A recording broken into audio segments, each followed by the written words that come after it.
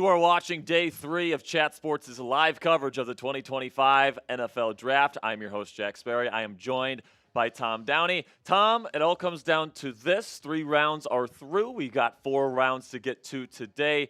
And this is really where I love the NFL Draft because you get some steals, you get opportunities to make your football team better. Obviously, night 1 is super exciting, and you get some good players last night as well. But this is really where drafts are won and lost here on Day 3, and I can't wait to break it all down with you today. This is for the nerds, baby. Yeah, this is for the football junkies. Positive way about it. I got bunch top 100 guys. We got a lot of picks, and we will discuss every single one of them. None of the nonsense about not discussing the actual picks and doing interviews of the first round picks that happened 2 days ago. No one cares about. Make sure you guys click that subscribe button, click that thumbs up icon to kick off today's show, and get down there in the comments section to shout out your city to kick off today's live program. I want to give some shout outs here to some people in the chat. So get down there, let us know where you're watching the show from. We got Chris Lewis, we got Schlegel, we got Pacific, we got Timon the Buckeye, Go Steelers Timon. We got W. Chan. We've got, of course, Timon's coming to us from Ohio. We've got Chris in the chat. We've got James Yoder. We've got Choa Lore. We got Seahawks Today by Chat Sports. We got Pacific 124. We've got a good crew of NFL fans ready to talk some NFL football today. And, I can't wait to see who goes at the top of round 4 today as well. Lots of very interesting picks at the top of round 2 yesterday, Tom. And then, of course, heading into round 3. And we still are talking about Shedeur Sanders here, where he has not been taken. And I think Albert Breer said it best in a tweet he put out earlier, Tom, where he said he didn't go in the first round because he's not a first-round caliber quarterback, but the reason why he's falling even further is because of the other stuff, the interview stuff, the fact that, he comes with a lot of baggage, and that's probably why he's falling as far as he is right now. But I think it would shock everybody even more if he doesn't get taken at the end of today. I think someone does. Yeah, I think somebody will, but it's just a matter of who. It is. Yeah, I think Breer made a very good point there. I had a second-round grade on him. I don't know how many people had first-round grades on him. Yeah. Because they did take him in the 3rd round because the value's too good. That point, because there are no first-round grades in the 3rd. Yeah. Don't let Bill Polian lie to you. No, he didn't have a first-round grade on Tom Brady. No, he didn't. Stop it, Bill. But it's the other stuff. It's look, get mad about anonymous sourcing that was right. Yeah. Clearly, it was right. I mean, it was a lot of people. I mean, a lot of different reputable reporters were saying multiple teams are telling us this guy's not interviewing well. And it seems like Shedeur kind of went into this process feeling like I'm for sure going to be a top 3 pick. And I don't really need to do the combine workouts. I don't have to, work out at Shrine Bowl, even though he said he was going to. And it just seems like he really turned a lot of people off during this process. Especially the Browns, who had multiple chances to take him and took Dillon Gabriel instead of him. Yeah, you can't convince me Dillon Gabriel's a better quarterback than prospect than Shedeur Sanders. You can't convince me. I'm lower on Shedeur, and I don't think that was a good pick by the Cleveland Browns, especially playing in the AFC North, a weak-armed quarterback playing in a division where all teams play outside and in the cold.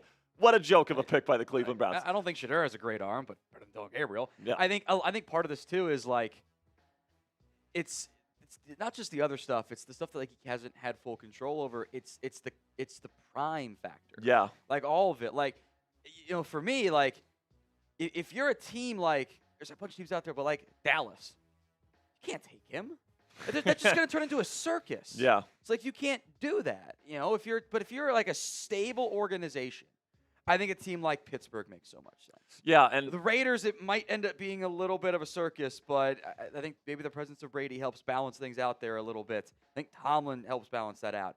If you're a team like Philadelphia, I think that's a Philly's good been thrown out there. Stable organization. Kansas City, San Francisco, where the potential circus element, I know maybe not everyone likes hearing that, but I think that's the reality of where we're at. I think that having that stable structure where it doesn't turn into a media frenzy and one interception and you're calling for your 4th or 5th round pick to come start. That's what you don't want as a team. Yeah, if I'm Shedeur, I would love to go to San Francisco. I would love to go to L.A., go to a place where I can learn behind a very established starter. No one's really calling for him to start because you have that established starter there. Plus, you get a really good offensive play caller to develop with. And if he does play, he gets to play with some really good weapons and a really good play caller call his plays. So if I'm him at this point, I just want to go to a good team with a good play caller. It sounds like the Pittsburgh Steelers still like him, and it sounds like they were considering him last night. It's just that Caleb Johnson fell to him, and he's like the perfect Arthur Smith running back in this class, and he just couldn't pass on him. So if 123 is when the Steelers pick today, we'll keep our eye on Shedeur Sanders throughout the course of today's show. I do think if the Steelers are going to take him, they're going to take him there. If they don't take him at 123, he doesn't get taken by Pittsburgh. Hey, can I throw the Jets at 110? The Jets? Jets at 110.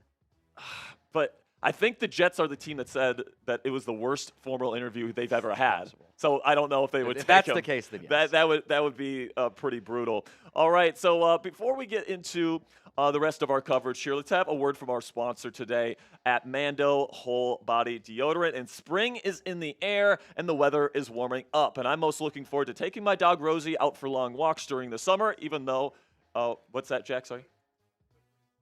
Oh, never mind. I am sorry there, Jack. As a special offer for our listeners, new customers get $5 off a starter pack with our exclusive code that equates to over 40% off your starter pack when you use code CHAT at shopmando.com. That's SHOPMANDO.com. Please support our show and tell them that we sent you. Smell fresher, stay drier, and boost your confidence from head to toe with Mbow Whole Body Deodorant today. And then our other presenting sponsor today is Chubby's. Whether you're getting dressed for your workday, a workout, or a weekend getaway, Chubby's has you covered. For a limited time only, Chubby's is giving our viewers 20% off your order with our code CHAT at chubbysshorts.com. That's code CHAT at chubbysshorts.com. Support our show and tell them that we sent you. Don't blend in with the crowd. Stand out with Chubby's. All right, so Tom, let's go over your best available here with your top 16 players. There's still some good players left on the board here, and number one's obvious. We already talked about him, but I think there's other good players that are still available. 5 like Mel did. Yeah, exactly. I'm high. Some of these guys I know I'm just higher on. Other guys I know there's questions. I'm just higher on Elic Ayomanor, but Stanford's quarterback play stunk. All I saw him do was make highlight reel catches with, because the ball's not out when it needs to be, and it's inaccurate. I love him. I think he's going to be a steal for somebody Good today. take. Yeah. Marcus Mbow, I think there's questions of what position he plays. Yeah. Because he's got the frame of a guard, but doesn't have the power of a guard, so you kind of get into that dangerous tweener territory. Might be a center, but he hasn't done really any center stuff in the past there. Jack Sawyer, I wonder if there's just athletic concerns more or less probably. For him, but this feels like the Sam Hubbard comp is too easy, but that's what you got there. I think I'm one of the highest people out there on Antwaun Powell-Ryland, but I saw double-digit sacks at Virginia Tech, and I saw him test super well. Yeah. And sometimes, let's not be stupid. Let's take the guy with the production and is a good athlete. I think that's all you need there. Like Jalen Royals a lot too. He might be kind of like a gadgety guy a little bit. I think Tennessee, top of round 4. I think that's a fantastic pick if they can take him.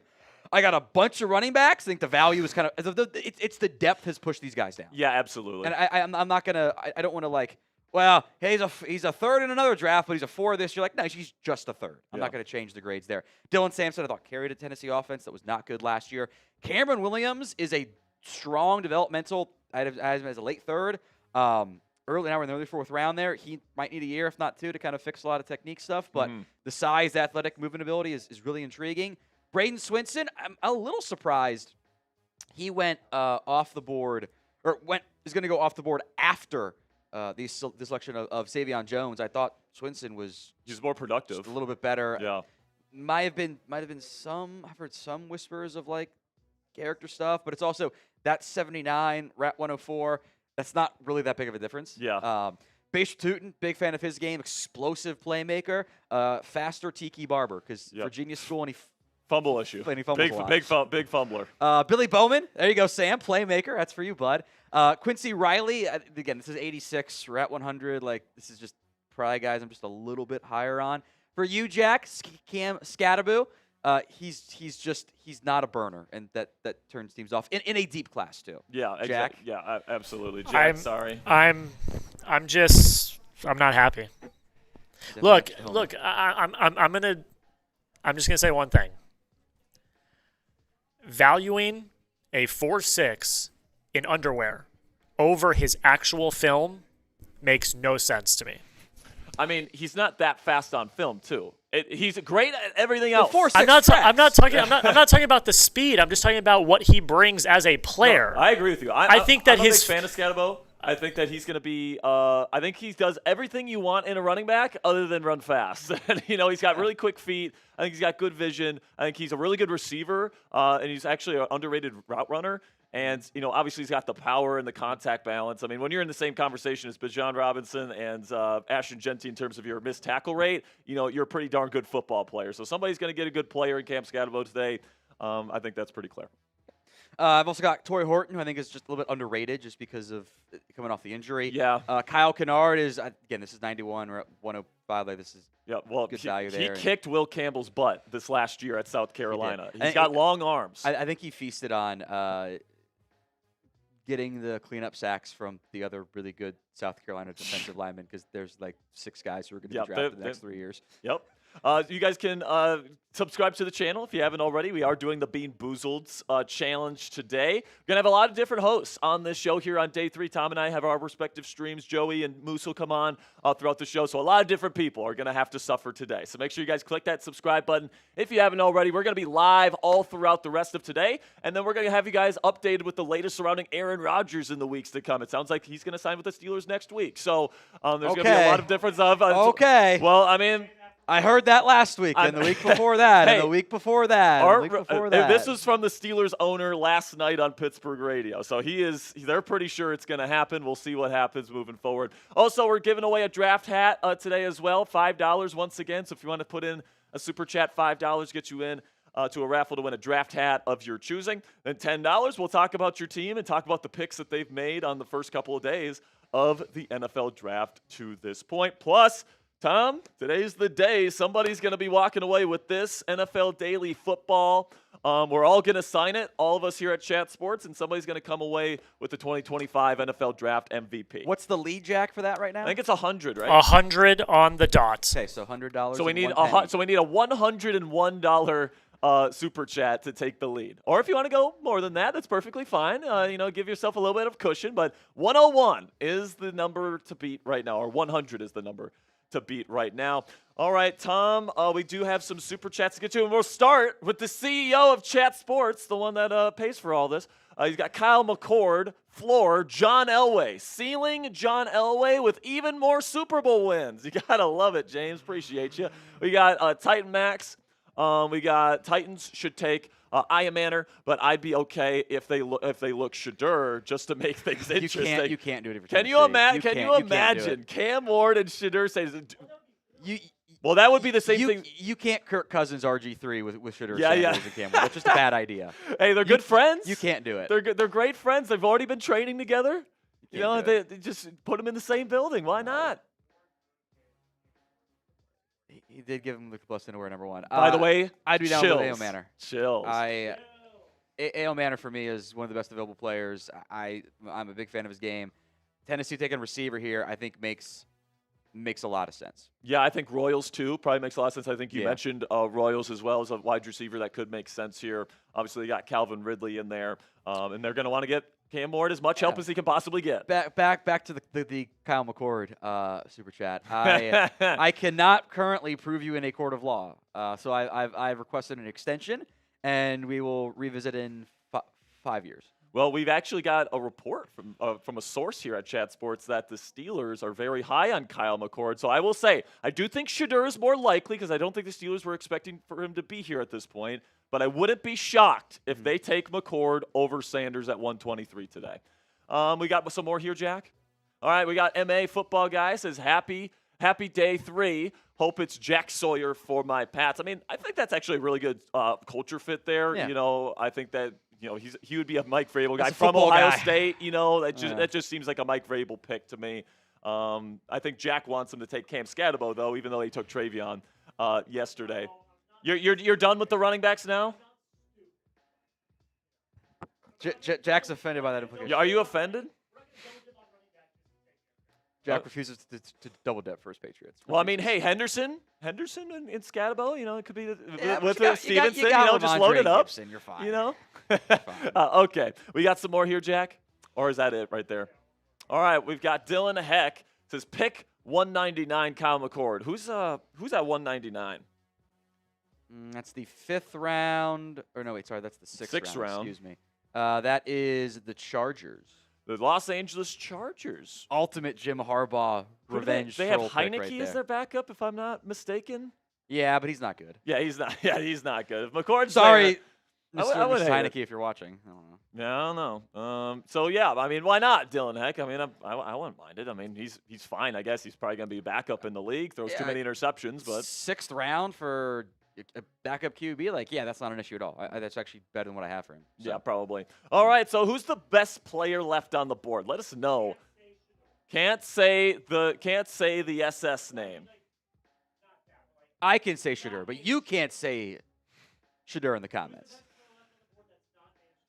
Who's the best player on the board that's not named Shedeur Sanders? And Can't say Shedeur. Let us know. We got Wayne in there. We got Pat's fan in there. We've got Choppy, James Yoder. He says McCord, 199, young Brady. I mean, who knows? I mean, Mel Kiper Jr. is comparing Shedeur Sanders to Joe Montana and Tom Brady on ESPN. So I guess anything's possible. Atticus is saying Malachi Moore from Alabama. I do like him.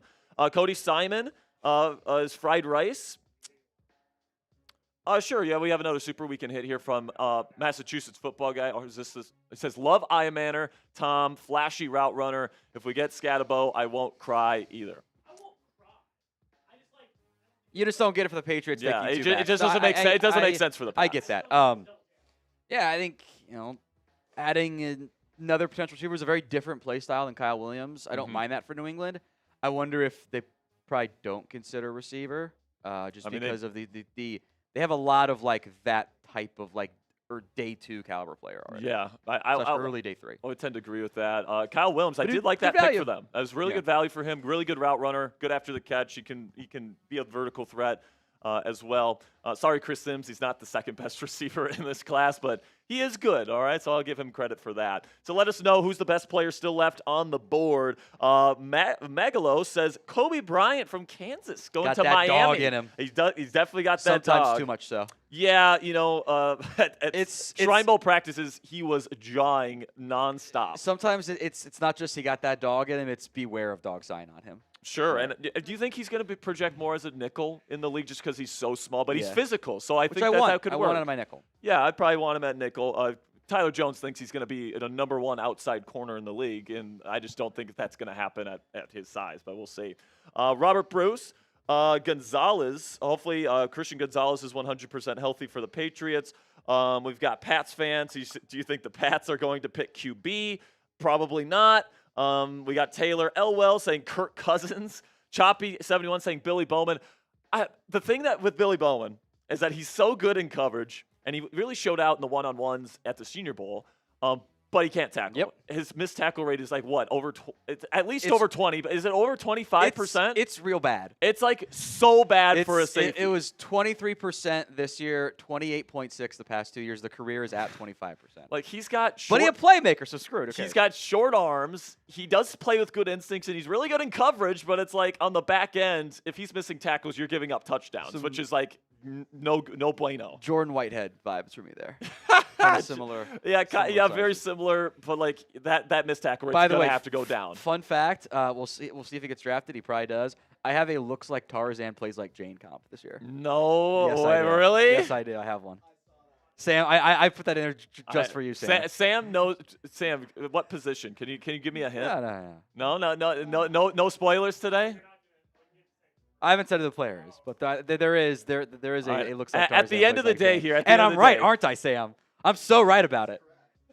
Let's see. Is there any more in here? Doomify says Jimmy Horn Jr. wants him to go to the Steelers. I love Jimmy Horn Jr. Tom, not the most productive because obviously you have Travis Hunter to compete with in the same offense, but I really like his route running ability.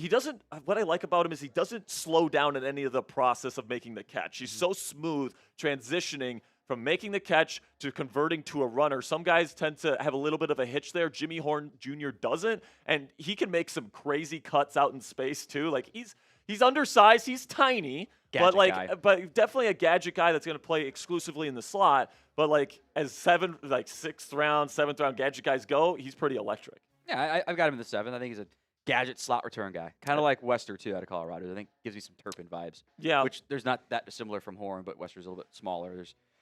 Wester was more productive, but like Horn's a little bit better traits, and they're both just 7-round grades. They might be back-to-back. There's reasons why they're going in day 3, but they're fun players. They're fun. If you guys want to click that thumbs up icon, we would greatly appreciate it. It helps out the YouTube algorithm, and it pushes this live stream out to more NFL fans like yourself. So if you're having fun here, you want to help us out, and you're feeling generous, make sure you guys click that thumbs up icon. It takes a half second of your time. Right now, we've got just 71 likes. Can we get up to 100 likes here? Every 100 likes, we're doing them, right? Every 100 subs? Yeah, but if we get to 100, I will do a Bean Boozled. Okay, and then I'll go second today. I don't know where the Bean Boozleds are. Yeah, where are the Bean Boozles, by the way, Sam? Did you guys put those back yesterday? Thanks, Sam. Yeah, thanks, Sam. Because we're 16 likes away. You got to hustle. Like Come the on, video. Baby. We're at 89 right now. Keep clicking that thumbs up icon. 200 Sperry should do one too. Yes, if we get to 200, I'll do one as well. By the way, if we get a $50 super chat, I will beer bong another Red Bull to get things going. And 101, 2 beer bongs. No? I will do a Red Bull and then a actual beer bong. Okay, and then if then you win the football, or at least you're in the lead for the football. All right, so if you put in a $101 super chat, we'll bang for you. Pause live on screen here, and and we'll give you the football if we don't get a bigger one. All right, pause. Make sure you guys click that thumbs up icon. We are over 100, so Tom will be doing pause does not make it better. It does make it worse. I completely agree. That's the point. So we are just over 30 minutes away from the start of day 3. Obviously today, Tom, it's a longer day with 4 rounds. It's only 5-minute picks, but it's a lot of picks. You know, it's good. We'll be here all day. And my guess is we're going to have pretty decent audience here for most of the day, at least until Shedeur goes. I guys should stick around and watch too. And, you know, I think that I really don't know where he's going to go. Like, if I had to guess, I'm going to say Steelers, but I don't know, man. Like, I know they like Kyle McCord a lot. And, like, do you really want to get Shedeur Sanders as a backup quarterback with all the hoopla that comes along with him? For the Steelers? Yeah. Brother, you're adding Aaron Rodgers. Yeah, exactly. That's my point. You're adding Aaron Rodgers, and you add on the circus of we're going to fire Tomlin to hire Deone. Like, I don't know. It just feels like you're already adding a lot of drama. I mean, I guess you can make the argument you're already going to have a drama-filled season, so and he's it can't hurt you. But 41, he's one bad twist away from another busted up knee, and then then he's done, and then you Mason Rudolph again. Well, the Steelers like Mason. Yeah, not as a starter, you know, but they like him as a spot starter and then, you know, a true backup, which is what he is, which is okay. He's a Steelers legend for life for what he did in 2023. Some people don't like inflicting pain upon themselves. That doesn't mean it's a good thing. All right, so we got a new pack here. Got a new pack of the Bean Boozleds that producer Sam brought in for us here. Thank you, Sam. Io1. And we're at 125 likes. If we get to 200, I will have one as well. Spins away. Spins away. What do you got? Burnt rubber? No, it's on the middle. It's between two of them. Well, pick between the two then. Which one would you rather have? I think it's closer to top banana / wet dog. I think it's closer to that one. Well, so I'll do that one. Top banana. It's bad. That's wet dog. Oh, my God. Well, Moose had one yesterday. I think he had the old bandage one yesterday. That's the worst one. And he literally couldn't finish, he goes against the rules. You have to finish it. But then Sam, who's been making fun of me for gagging all this time, comes out here and he gags. He spit it out immediately. Soft. Tom, the thing that I will say about Tom is that no matter how bad it is, he will finish it every time. Pause. You got to be built different. You got to be built different. He will finish every time. All right. Sperry's going to step off here, go get set up for the Steelers live stream. So if you're sub to Steelers Talk, stay tuned for that one. Sperry will see you again here in a little bit. Let's recap round 2 and probably round 3 as well. I'm not going to go in-depth on all the players. I'll mention one on each of these that I like. The trade up for Nick Emenwari was an aggressive move there by Seattle. Value for the player I thought was pretty solid. I think gives a really fun piece in the back end for Mike McDonald on defense. Next batch of picks here, Luther Burden. And I'm just going to be nice to Tyler Shuck today since I was pretty mean to him yesterday. Luther Burden out of Missouri. I was a little surprised the Bears added another premium wide receiver investment. They have DJ Moore. They drafted Roma Dunze last year. Now they add Luther Burden in that conversation. They also took Colston Loveland. Screw running backs. Let's go 3 receivers, 2 tight ends every play and see what happens passing game-wise for Caleb Williams. There's a lot of explosive ability now in that Bears offense. Next batch of picks here. I actually love the Donovan Ezeraku pick. I thought there was a real chance he was going to go in the first round. I thought the Bills might have traded up for him. They ended up taking TJ Sanders. I think Ezeraku is a Harold Landry type of player in the NFL. Next batch, Will Johnson went off the board, the cornerback from Michigan at number 47. The knee injury, a big factor in why he ended up falling to where he did. I think Arizona getting a top 10 player minus the injury stuff for me. Really good value there for the Cardinals. Pairs him with Walter Nolan with their first 2 picks. Next batch of names. I was very surprised to see Demetrius Knight go as early as he did to the Bengals. The linebacker class is not great. It's actually kind of mediocre. I had 2 guys, Knight was not one of them, in my top 87 players at linebacker. I got a bunch of guys in this like 3rd, 4th round range, from Stutsman to Mondin to Bassa Carter, Paul Jr., Kaiser, Kobe King even. Maybe mix in some Cody Simon. Little surprised to see him go so early. Benjamin Morrison, the Bucks have been one of my favorite drafters so far this year. The hip injury is a real concern for Morrison. If it wasn't for the hip, much like Savone Rebel, who we'll get to, and Will Johnson, I think those guys probably would have been first-round picks. And we'd say there was a great corner class with all this talent, but the medicals led to some problems there. Mike Green off the board at 59 to the Baltimore Ravens. The character stuff was very clearly a red flag for a lot of NFL teams. The talent is absolutely there. If the character you trusted and it's not going to be an issue, you got to steal there in Baltimore. Trey Amos to the Commanders at 61. You could have told me the Commanders just, took Amos at the back of the first round and we said, okay, yeah, it's probably about right. Get him at 61. Thought was really good value there for the Commanders. I know my boy Marshall Green was hyped because he's gotten 3 picks in a row, right, for the Giants. He's 3 for 3. He's hoping for Ollie Gordon in the 4th. Given the depth of the running back class, not sure he goes quite that early, but that's okay. Alexander is a good fit up front. That Giants defensive line, really good. They got a ton of talent on there. Also want to quickly shout out Harold Fannin, Browns. It's a good fit there. I was very surprised to see Isaac Slaw off the board out of Arkansas. He was number 201 for me in this class. See, I understand the athletic ability, the size. I do get a little bit worried when you're like a freak athlete and like you didn't produce. At least at the FBS level. He was good at Hillsdale before he transferred. That's very much an upside swing pick, kind of like Giovanni Manu for the Lions last year. Azarie Thomas and Savone Rebel bookend picks here.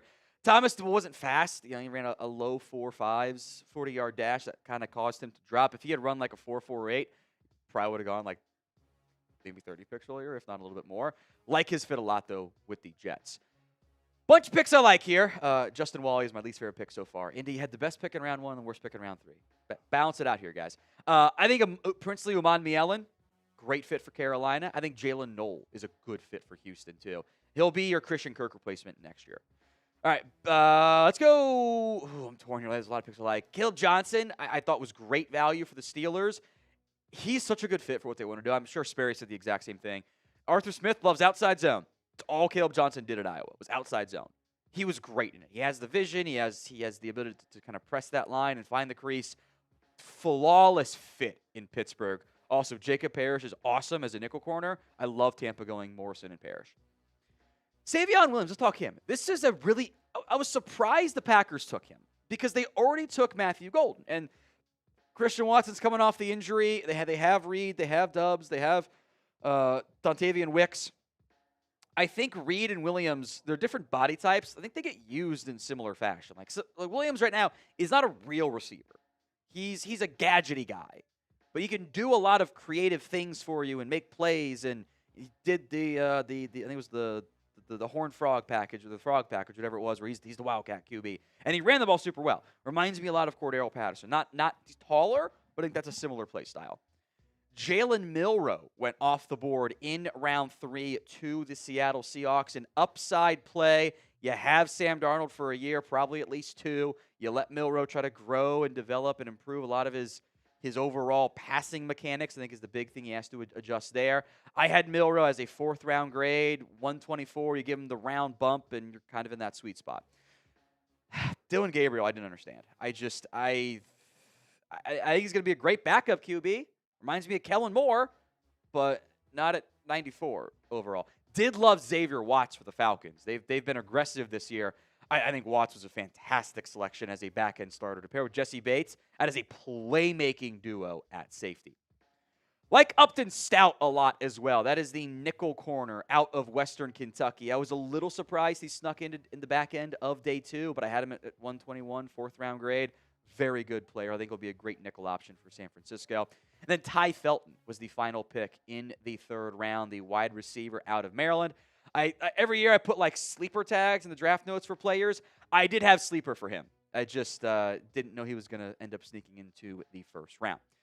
Now, today's show is made possible by Mando. Spring is in the air, which means I get to golf again. And I like to walk, not ride, because I got the dad bod and I got to work on that as it is, especially when we're doing 18 holes. Mando whole body deodorant helps keep me fresh from head to toe because, in the end, golf balls aren't the only types of balls that need to be kept clean. Mando is clinically proven to block odor all day and control odor for up to 72 hours. Mando's starter pack is perfect for new customers. It comes with a solid stick deodorant, cream tube deodorant, and 2 free products of your choice, such as the mini body wash and deodorant wipes, plus free shipping because it's 2025. No one wants to pay for shipping. As a special offer for listeners, new customers get $5 off the starter pack with our exclusive code. That equates to over 40% off your starter pack. Use code CHAT at shopmando.com. That's shopmando.com. Please support our show. Tell them we sent you. Smell fresher, stay drier, and boost your confidence from head to toe with Mando. Link is in the live chat. Is it in the comment section as well? Shopmando.com. The promo code is chat for $5 off your starter pack. Big thank you to Mando for sponsoring our NFL draft coverage here at Chat Sports. We'll get to some comments here. I want you guys to shout out your favorite NFL team. We got about, under a half hour until day 3 of the NFL draft gets going. So shout out your favorite NFL team for me in the comments section of today's show. And we'll give shout-outs back, excuse me. Browns from Sun Devils channel. Is that your 3rd burner over there, Jack? Got another one? Got another one? Birds, which I think is the Eagles, I think. Steelers, Panthers, Browns, Niners, Bengals, Patriots, Bears, Denver, Cowboys, Jets, but he doesn't want his name known, so that's fine. Bears, Bengals, Giants, Bucks, Raiders, Steelers, Bengals, Bear down, Raiders, Steelers, Denver, Raiders, Patriots, 49ers, Steelers, Patriots, Giants, Patriots, Panthers, Bengals, Titans, Niners, Steelers, Raiders, Saints, Patriots, Steelers. Not saying that one, Ocean America. Commanders, Packers again, Cardinals, Saints, Cowboys, Colts, Chargers, Patriots, Steelers, Cardinals, Denver, Commanders, Niners, Bengals, Steelers, Bengals, Niners, Cowboys, Packers, Bengals, Steelers, Patriots, Saints, Browns, and Panthers. It's a fun combination. Also, sorry. Bengals, Patriots, Ravens, Raiders, Steelers, Jags, Bengals, Eagles, Bucks, Patriots, Eagles, Steelers, Panthers, Bengals, Steelers, Bengals again, Seahawks, Dolphins, Giants, Patriots, Steelers, Commanders, Titans, Bengals, Commanders, Bills, Steelers, Eagles, Commanders, Saints, Patriots, Saints, Colts and Packers, Steelers, Europe. Thanks. Maybe they're shutting out their city and they're just really far behind. Saints, Steelers, Bengals, Eagles, the one Shedeur ends up being on. It's fun. Broncos, Dolphins, Steelers, Eagles, Patriots, Seahawks, Steelers, Patriots, and then someone who says chat sports. Appreciate that. All right, Mikey Montoya. Jack, is this? I don't know what this is. This RKG stuff upsets me. For real. Want to win with friendship. So who's RKG then? I don't know what that part is. He doesn't like someone wants to win with friendship, but I don't know, Mikey. I don't speak. How do you do, fellow kids? All right. Every 100 subs on today's show is a Beaned Boozled. Well, Jack, you got the tracker number on that one, right, for where we started today? How far away are we right now? 407 940 or 840 is the number to get to. 940. Started at 840, so gotta get to 940. Hashtag math. Every $5 super chat, you are entered into our NFL Draft Hat Raffle. $10, we will talk about your team. Whatever team that ends up looking like, we will discuss it. $50, and I will get to do a little Red Bull beer bong action here to get us going at 10:36 Central Time and have all the energy we need for, it was maybe 4 hours of sleep last night and right back at it this morning. Get those super chats in here on today's show. We will got about 20-ish minutes to go here until we'll get Jacksbury on here in a little bit as well, and I'll go start Cowboys. Let's talk the quarterbacks that have gone so far. Everyone loves QBs, right? Cam Ward, I think at the beginning of this process, Tennessee wanted to trade down. But they were going to go about their evaluations. They were going to consider everything, and I think they were really impressed with Cam Ward, the person. I think that they sent out flyers like, we will listen to calls. The Giants were among the teams that called them. I think the Browns had called them. And Tennessee was like, actually, no, we're going to keep this guy unless you blow us away with a trade offer. No one did that. There really wasn't a lot of buzz of giving up future ones. I think that was the main issue between Tennessee and New York. And Combine comes and goes, and the Titans go, we'll just stick and pick. And we will take what hopefully is their franchise QB. I actually don't mind the modern-day Air McNair comps for Cam Ward. I think there's some pre-massage Deshaun Watson in there, too. Jackson Dart, the pick by the Giants. That took you guys way too long to figure out that one. It's in my notes. Jackson Dart, I get a little concerned when, I think it was Jordan Schultz was out there, I think Schultz's line was, they liked him more once the helmet came off. And I'm like, wait a minute, no. You should like him a lot with the helmet on. You get 5 notes into the positives, and then you mention he's a good player. That concerns me. I think the coaches love his makeup. He's ultra competitive. This is not a Matt Corral, leadership issue here.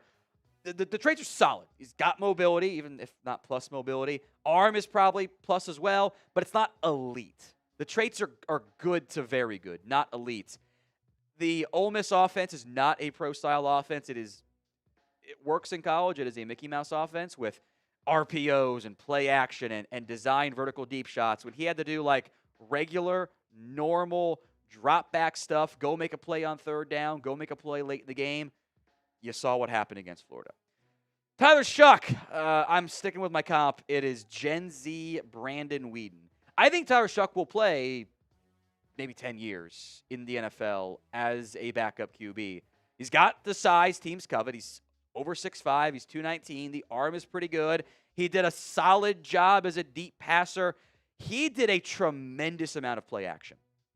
44% of his throws were not even so much RPOs, but just real play action dropbacks right there. There's big medical concerns. He broke his collarbone twice. He had a broken fibula. He is the pressure to sack rate king. He does not take sacks. He is also prone to just throwing the football up in the air. It did that multiple times. Just I'm about to go down, I'll throw it somewhere and see what happens. And he got lucky, it wasn't picked off. He turns 26 years old in September. He is older than Trevor Lawrence, which, day 2 isn't as big of a deal, but I think you take a QB in day 2, you want him to be your franchise guy.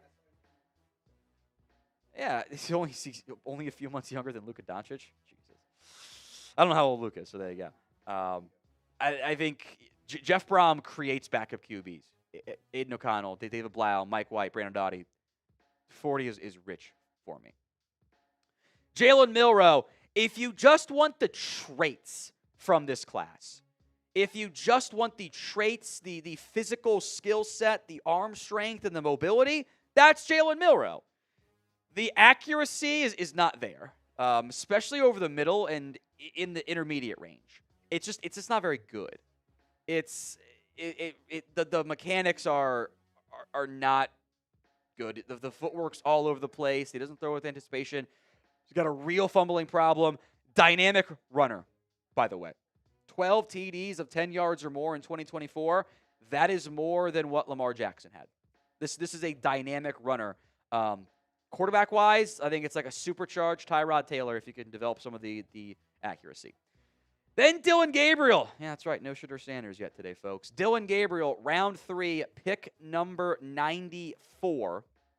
As Gabriel, I think this is an effective game manager backup type. The physical skill set is not good. He's under 6 foot. He barely got to 205 for testing and everything there. He fits in a West Coast offense. Fun fact, he's actually named after Corey Dillon, the Bengals running back. So funny he goes to the other Ohio team. I don't think the physical skill set is there. The experience is there. He's actually able to buy some time and do some good scramble drill stuff. He had a rough show against Ohio State. He was in hell with the pressure he was facing. High play action again. Oregon asked to be more of a game manager. He let to air it out more downfield. But my concern is this is too much of a Cody Kessler pick. That's my concern. Upcoming picks here in round 4. Tennessee, Jacksonville, the Giants, and the New England Patriots. As we welcome in our Steelers Talk Live audience here for our simulcast. Jack Sperry will be along here momentarily. Early 4th rounders here. We'll see if there's some value picks, if there are some surprise picks. I do think we're going to get some interesting ones. The rules are I have to drink if the player wasn't on the board. And if I didn't do them or deval them, and I think we will get some this year. I think we will get some of those in this year's draft class. So Jacksonville, Las Vegas, Chicago at 109, Jets at 110. Obviously, everyone wants to know when the Shedeur Sanders pick will happen, but we'll focus on the actual picks because that's what you guys are here for in the end. Jacksonville 107, Las Vegas 108, the Bears 109, the Jets 110 for the early round picks here. Eagles with a couple trades involving that pick at 111, Saints at 112, the Niners at 113, the Carolina Panthers. This was the Jonathan Mingo trade, by the way, from the Dallas Cowboys. So that's a 111, 112, 113, 114. Where we continue to go through the 4th round picks here on today's show. Jack Sperry will be coming in here in just a second. Then I will be stepping off, darting over to our Cowboys Report live stream and getting things set up on that front. So a lot of picks today, 4, 5, 6, and the 7th rounds. Lots of fun stuff to get into. Again, I am Tom Downey, and once again joining us is Jack Sperry. Jack, welcome back. Thank you so much, Tom. We're bringing in our Steelers Talk audience right now, and we're going to be here for about 30 minutes here, kick off round 4, and then we'll move back over to Steelers, where maybe Shedeur Sanders will become a Pittsburgh Steeler, which is kind of crazy to say. So, Tom, you're going to be going over to Cowboys. Have fun over there. Back in 15. And we'll be talking here about the best players available on Tom's big board. Of course, Shedeur Sanders is at the top of Tom's big board, number 40 overall. It's kind of funny that's exactly where Tyler Shuck ended up going in the draft this year. Elic Ayomanor, a wide receiver out of Stanford. Tom and I agree. Ayomanor's a really good player, man. He's big. He's got decent speed. He runs in the 4.4s. Really good ball skills, good route runner. You know, he's got some decent change of direction ability for his size, and he's physical. All right, so I actually thought he was going to go yesterday at some point. I thought there's a chance he could go in round 2, but he ends up falling here to round 4, and I expect him to go pretty early. He's one of the only wide receivers that I saw throughout Travis Hunter's entire college career where he really played well against them. That game he had against Colorado 2 seasons ago, It was one of the greatest performances from a wide receiver in Stanford history, man. It was absolutely unbelievable, the performance that he had. He pretty much put the team on his back in that game. Mbow out of Purdue. Some people, he's kind of a tweener. You know, he's got guard size, but not really like guard power, which is something that, you know, maybe not a lot of teams necessarily love in the National Football League. Could also play center. I think that could be a future home, but he hasn't really played there in his football journey to this point. Jack Sawyer, edge out of Ohio State. Keep your eye on the New England Patriots for Sawyer. They could probably take another edge rusher, and Sawyer is an Ohio State guy, good culture guy, just screams Mike Vrabel to me. Number 5, Antwaun Powell-Ryland, edge rusher out of Virginia Tech. Really productive and really athletic. So Tom's higher on him than most other draft analysts. But, I mean, I can't really disagree with his logic because he was very productive and he is very athletic. Jalen Royals, another wide receiver that could go early here out of Utah State. Going to be a slot weapon. Good player. Dylan Sampson, running back out of Tennessee. I think Dylan's, he's really young, all right? So he's like 20 years old. Super young player, and he's very explosive, all right? So I do think he's a little bit more of a projection because even though he was productive last year, I thought on film he left a lot of meat on the bone in terms of his vision. And, you know, there's a very thin line to toe as a running back between being too conservative and then, you know, not being patient enough. And, you know, I think Sampson is still trying to figure out how to toe that line. And once he does, you know, he could be an awesome running back. Like somebody could get an absolute steal in Dylan Sampson today, but also that vision could maybe never develop, and he ends up being a disappointment. Cameron Williams, developmental offensive tackle prospect out of Texas. He's going to probably need a couple years sitting behind a veteran before you can even think about starting him, in my opinion. Then you got Bradyn Swinson, a really productive edge rusher out of LSU that's going to be going at some point today. Bhayshul Tuten, out of Virginia Tech, a running back, really explosive. He's got incredible long speed for a running back. He's really good with wide zone. So if your team loves to run wide zone and you're a Shanahan or McVay offense, Tuten's going to be somebody that fits into your scheme. And then he does have a fumble issue, which is why he's falling this far. But he is a very explosive player, and if he cleans up the fumbles, he could be a really good player as well. Billy Bowman Jr., I'm lower on Bowman because he's got like a 25% missed tackle rate, which is unacceptable at the NFL level. Just can't have that. Quincy Riley, cornerback out of Louisville, as number 12. Cam Skattebo, number 13 out of Arizona State. Really like his profile. You know, I think he's a top 6 running back in this class. He's not fast, but there's a lot of running backs that are successful in this league that don't have top-end long speed. Look at James Conner from the Arizona Cardinals, and there's plenty others as well. And Skattebo's a really good receiver, really good route runner, really quick feet, fantastic vision. Like, Skattebo's got everything else you want in a starting running back except for long speed. So I think that he's got a really good chance to be a really good back in this league. Tory Horton out of Colorado State, another wide receiver, you know, lanky receiver, but can make some really phenomenal catches coming off an injury-filled 2024 season. Kyle Kennard, who kind of wiped the floor with Will Campbell at South Carolina last year when they went up against LSU. And then Gunnar Helm, a tight end out of Texas, rounds out the top 16 on Tom Downey's big board. Make sure you guys click that subscribe button if you haven't already. We're trying to get to 408,000 subscribers here. We're going to give you guys extensive coverage of the NFL draft all throughout today, and then we're going to have you guys covered with all the latest NFL news for the rest of the offseason heading into the 2025 NFL campaign. The latest trade rumors. It sounds like we're going to get a decision on Aaron Rodgers here relatively soon when it comes to the Pittsburgh Steelers. We'll probably be covering that on this channel as well. Jack, you have something you want to say? Well, also, remember, every 100 subs is a Bean Boozled. So we need to get to 940. 940. So 407,940, and Sperry does a Bean Boozled. And Sperry, if you guys are new here, Sperry does not like Bean Boozled at all. I tried to veto them this year, and these bully producers are forcing me to do them because people like it so much. Yeah, I guess it's what the people want. So, you know, I'll put my body on the line for Chat Sports, all right? So make sure you click that subscribe button if you haven't already. We're about 10 minutes away from the start of Day 3 of the 2025 NFL Draft here on Chat Sports. Going to be an interesting day. 4 rounds of picks for you guys to break down. It's going to be real interesting to see how the rest of this draft class shakes out. especially with some really good players on the board. We got some super chats from Steelers here. The Sports Dojo, $2, says your personal Caleb Johnson pro comparison. It's a good question. I would say the one I want to make is going to sound crazy. He's a shrunken version of Derrick Henry. He's not as big, but like the skill set is like exactly the same. Great vision, outside zone, pretty much dependent runner. He's got some size to him. If he gets to the second and third level, you're not bringing him down. He's got some good breakaway speed too.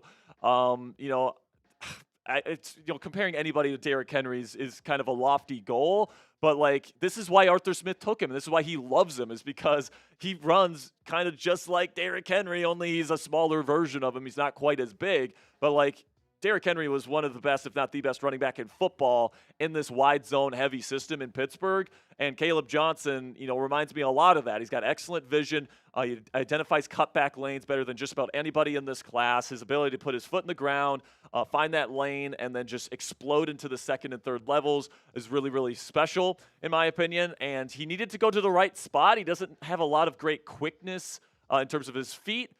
He's not the fastest, most shifty back in the world. He's not going to make you miss in that way, but he is somebody that's going to identify the right lane to run into, and then he just glides, man. He is just really, really bursty, really explosive, and that's something the Steelers' run game has been missing for many years because Najee Harris didn't have very good vision. So I think that Caleb Johnson's a big upgrade from Najee Harris. Kind of the similar type of idea, bigger running back that's going to wear down an opposing defense, only he actually has good vision and can run outside zone, whereas Najee Harris was not able to do that at a high level. All right, our Super Chat menu today, guys. Again, every 100 subscribers we get, I have to do a Bean Boozled on today's show. $5 draft hat raffle. $5 Super Chat gets you into a raffle today here on NFL Daily to win an NFL draft hat of your choosing. And then $10, we will talk about your team. We also had an interesting Slack come in, Sperry. Okay. Our boss, Brett Scott, said the first channel to get a $100 Super Chat, he will come in and do a full beer bat. Okay. On stream. So we have beer bats here. So you guys are probably familiar with our boots here at Chat Sports, but we got beer bats that we've got from Globe Life Park here in Arlington, Texas. Or it was from Globe Life Field. Excuse me. All right. Excuse me. But if we get a $100 Super Chat, by the way, right now the MVP number to beat here on NFL Daily is $100. So if somebody sends in a $101 Super Chat, all right, Brett Scott, our lead producer here and CFO here at Chat Sports, has to come in and do a beer boot or a beer bat here on NFL Daily. So if you guys want to send in that $100 or $101 Super Chat, we'd greatly appreciate you. And, of course, if you just want to go the $5 to get into the draft hat raffle or $10 to talk about your team, more than willing to take your questions on today's show as we get closer and closer to, Shedeur Watch here at the start of day 3 of the 2025 NFL Draft. Listen, man, there's a lot of people still connecting Shedeur Sanders to the Pittsburgh Steelers. And, you can see why, all right? There's been a lot of reporting from some of the bigger names that the Steelers, do like Shedeur Sanders. It's just Derek Harmon fell to them at 21, and he was one of the top guys on their board. And then Caleb Johnson, who we just talked about, is a perfect fit for the Steelers offense. He fell to them at 83. So could they be considering him here at 123? Yes. But would it shock me if the Steelers don't want to bring in, this much hoopla with what would be their backup quarterback? Art Rooney II, the team's owner, went on Pittsburgh radio yesterday saying that if they draft a quarterback in the draft, then they're going to be the backup. They're not going to be the starter, all right? Which definitely points to the team signing Aaron Rodgers in the coming days. But you look at Shedeur Sanders, he'd be your backup quarterback, but there'd be a lot of hoopla around him. Similar to how there was a lot of hoopla around Justin Fields last year as the team's backup quarterback. All right, there's a lot of different people advocating for Fields to start during the season, and I won't get into all that stuff that happened last year. Both of them are not on the football team right now, but do we really want to go through that again? Where if you get Shedeur Sanders, you are going to be splitting this fan base once again into Team Sanders and Team Rodgers, and it's like, I don't know, man. I would kind of just rather prefer somebody that's not going to, garner so much support from the fan base to start as a 4th-round draft selection. And by the way, there's a reason why he's going in round 4. All right.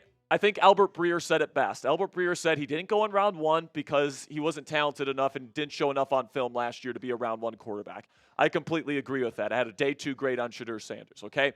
But the reason why he fell out of day 2 is because of the other stuff. It's the reports about the poor interviews. It's about the poor meetings and all this different stuff that we've heard from him all throughout the draft process, turning teams off with the way that he kind of went about the draft process. It kind of felt like, Shedeur was feeling like he was for sure going to go in the top 3 of the NFL draft this year. And, teams didn't really like that kind of attitude.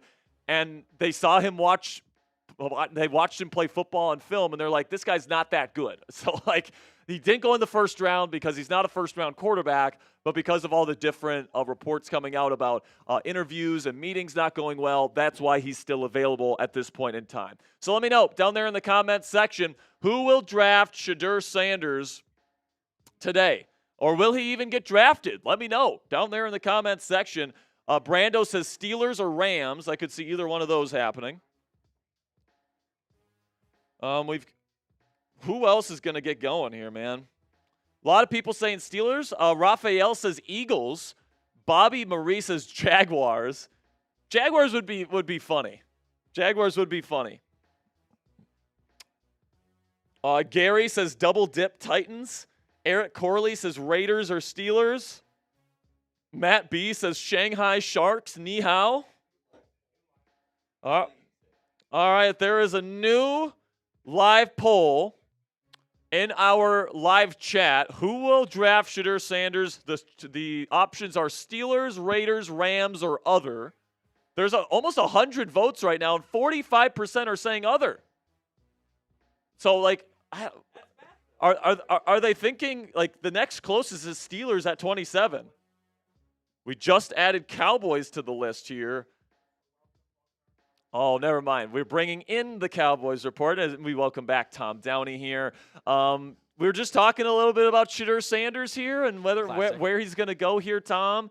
We talked about it a little bit earlier in the show, but honestly, it seems like the Steelers are the favorite to me, but if the Steelers don't take him at 123, I don't think they take him at all. I would probably agree with you on that front there. Jack's going to sign off here. He's going to head back over to Steelers with – you're going to be on Shedeur watch, frankly, for the 4th round there. So I got you covered for the early part of day 3. I'll be here for the 4th round. Keep the comments coming. Who you think ends up drafting Shedeur Sanders? There have been a couple Cowboys supers. We'll get to those here in a little bit as well. We got plenty of stuff to get through here for day 3 of the 2025 NFL Draft. Like I said on the Cowboys stream, it's a sickos day. It's only for the nerds, only for the diehards here. Only the psychos. A lot of other streams. Oh, we're not going to do day 3. We do day 3 because we care. We are locked in here for the entirety of the 2025 NFL Draft. I spend too much time to not be live for day 3. It just doesn't make any sense there. Vote in the pin poll for who will draft Shedeur Sanders. 31% voting Steelers, 19% Raiders, 9% Rams, 40% going on the others. We got 1 minute until day 3 of the 2025 NFL Draft gets started. If you are ready, if you are excited, spam go in the comment section of today's show. Let's see if we can break the chat rate highs on both the Chat Sports live stream and our simulcast live stream right now on the Cowboys Report. Spam go for me in the comment section right now. We got 700, almost 1,000 people watching on the Cowboys Report, almost 3,000 here on the Chat Sports live stream. Get those comments flowing for me. I see the super chats, guys. Don't worry, we will get to those here early on with the Titans about to go on the clock here. 20 seconds left. As a reminder, we get a $50 super chat.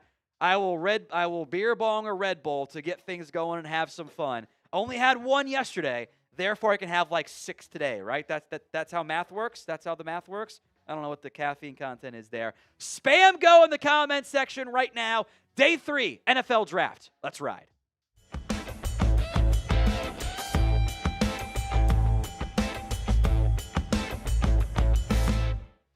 Welcome into day 3 of the 2025 NFL Draft. I am Tom Downey, Jack Lauderay, Sam Brown behind the scenes, plus the entire Chat Sports crew here. We're going to break down all of day 3. We have a special deal, by the way, available. $100 super chat will make producer Brett come in here and do a beer bat, which I think would be hilarious and super fun there. Titans are on the clock in a minute. They have not officially been put on the clock yet, I don't believe. To kick off in the 4th round. 103, the Titans. The Jags at 104. The Giants at 105. Patriots at 106. The Jags at 107. The Raiders at 108. Steelers talk. Looking over to Jack Sperry here for you guys. Patriots 106. I don't remember that one at all. Jags 107. Raiders 108. Bears 109. Jets 110. Eagles 111. Saints. Niners. Panthers, which came in via the Jonathan Mingo trade from the Dallas Cowboys. Best available players for me. We got Shedeur Sanders at 40. We will see when he goes. This will not be a Mel Kiper meltdown session. We talk about Shedeur Sanders every single pick. Elic Ayomanor at 54. Marcus Mbow at 56. Jack Sawyer. I am higher than most on Antwaun Powell-Ryland, but I am a fan of his game. Jalen Royals, Dylan Sampson, Cameron Williams, and then you've also got Bradyn Swinson, Bhayshul Tuten. A lot of running backs. I got 11 top 150 backs left on the board here. There could be a run on those guys in round 4 and in round 5. Tory Horton, Cam Skattebo, not in that order. Quincy Riley in there as well. Kyle Kennard, Gunnar Helm, all of those are available in this year's class. We'll see how long they end up waiting. If you haven't already hit that sub button, we are less than 90 subs away from 408,000 here on the Chat Sports YouTube channel. I owe a bean boozled, don't I, Jack? Not yet? Well, 940 is the number. Can we get there before the Titans make their selection? Hit that sub button right now. I mean, can we get to 408? That'd be even better. It's just, a little bit extra there. Free videos will be live all throughout day 3. We will have NBA coverage for you. We will have undrafted free agency updates for you guys tomorrow. We will have you covered with everything around the NFL draft. This is the spot for you. Hit that sub button, youtube.com/chatsportstv. There's the bean boozled for the first part there. Can we get to 408? Less than 50 away. This is either Stinky Socks or Tutti Frutti. 408, Sam says we're less than 50 away. We're less than 50 away. Let's go. Let's go. Let's go. Let's go. Tutti Frutti or Stinky Socks? Let's find out, ladies and gentlemen. I think this is the right one. Yeah. There is a band on the stage right now. The band is on the stage. The band is on the stage. I think that's Tutti Frutti. 41 away. 41 away. It's not great, though. It's not great. Tutti Frutti kind of stinks. This can't be Stinky Socks, though. Stinky Socks has to be worse. So, Roger Goodell is on screen, so that means it's time to boo. You know what that means, folks. Spam your boos in the comment section of today's show. Get those get those boos in the comment section. Let's go. We're 26 away. 26 away. You can't do whoa, that. Whoa, you whoa, can't whoa, do that. whoa. We're going to get flagged now, Whoa, Sam. we're going to get flagged on YouTube. 15-yard penalty. That's a 15-yard penalty. It's a water It's also 3 pumps. It's 2 15-yard penalties. 26 subs away. 26 subs away. Hit that sub button. We're 26 away from 408,000. Can we get there? Titans not yet on the clock. I don't think Jack's going to leave until we get there, I feel like. I feel like there's no chance he does it. What? To go away from this until we get to 408. No. We got 4,000 people watching. If you guys live. want us to talk ball, which we're going to do all day. Oh, Goodell's here for day 3? Fuck. We got to get to 408 first. There we go. It is. We're making Sam do a shot fun here in a minute as well. 408K on Chat Sports. Thank you all so much. I'd say go stand in Sperry's spot, but there's no way you'd be visible. Sam would be like this, up here. Prove me wrong. Go over there. Prove me wrong. Tell me my crop isn't spot on. Tell me it's not spot on. I'm not far off at all. Look at that. I was spot on, man. I was spot on. All right. We will make Sam do a shot fun here. Cold. It needs to be cold. Cold or it's going to be a disaster. It's got to be cold. He'll come back here in just a second. Got plenty of super chats to get to as well. We get a chance on the Cowboys and on the Chat Sports side. Tennessee is officially on the clock now to begin round 4. The Titans on the clock. We're fine. Titans on the clock, 4:08:036. Thank you all so much. Tennessee at 1:03.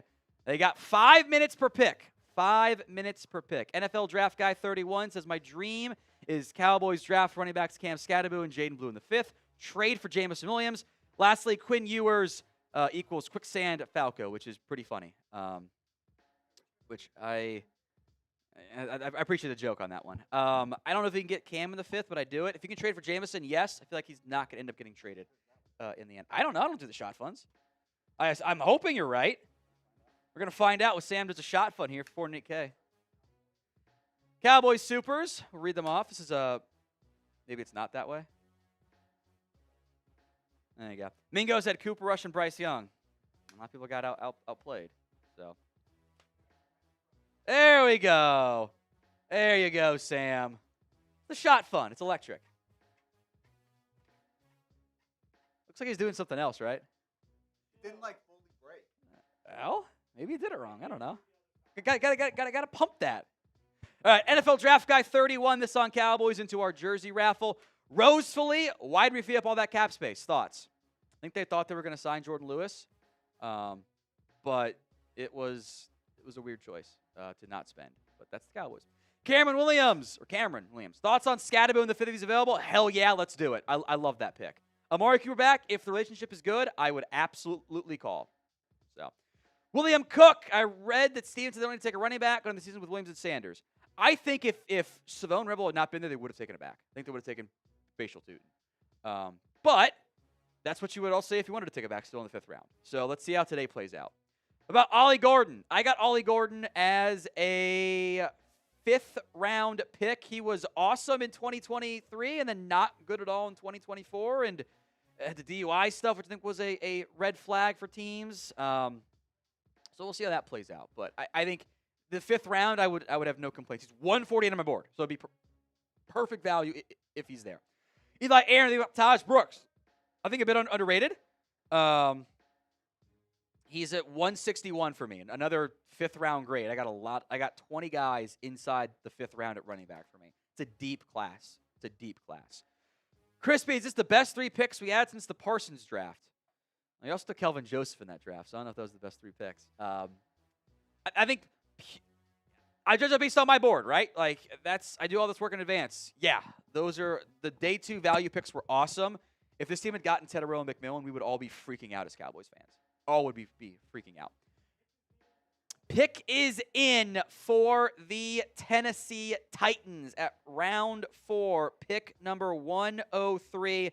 It is the very first pick of day 3 of the 2025 NFL Draft. Titans are currently on the clock. Shout out your favorite NFL team for me in the comments section of today's show. We got some supers coming in on Cowboys, but there's no rush on those, Jack. I know we got the pick coming in, hopefully in the not-too-distant future. Tennessee, round 4, pick 103. God, I cannot wait till Mitch tries to pronounce this name. That is going to be hilarious. That's also wrong.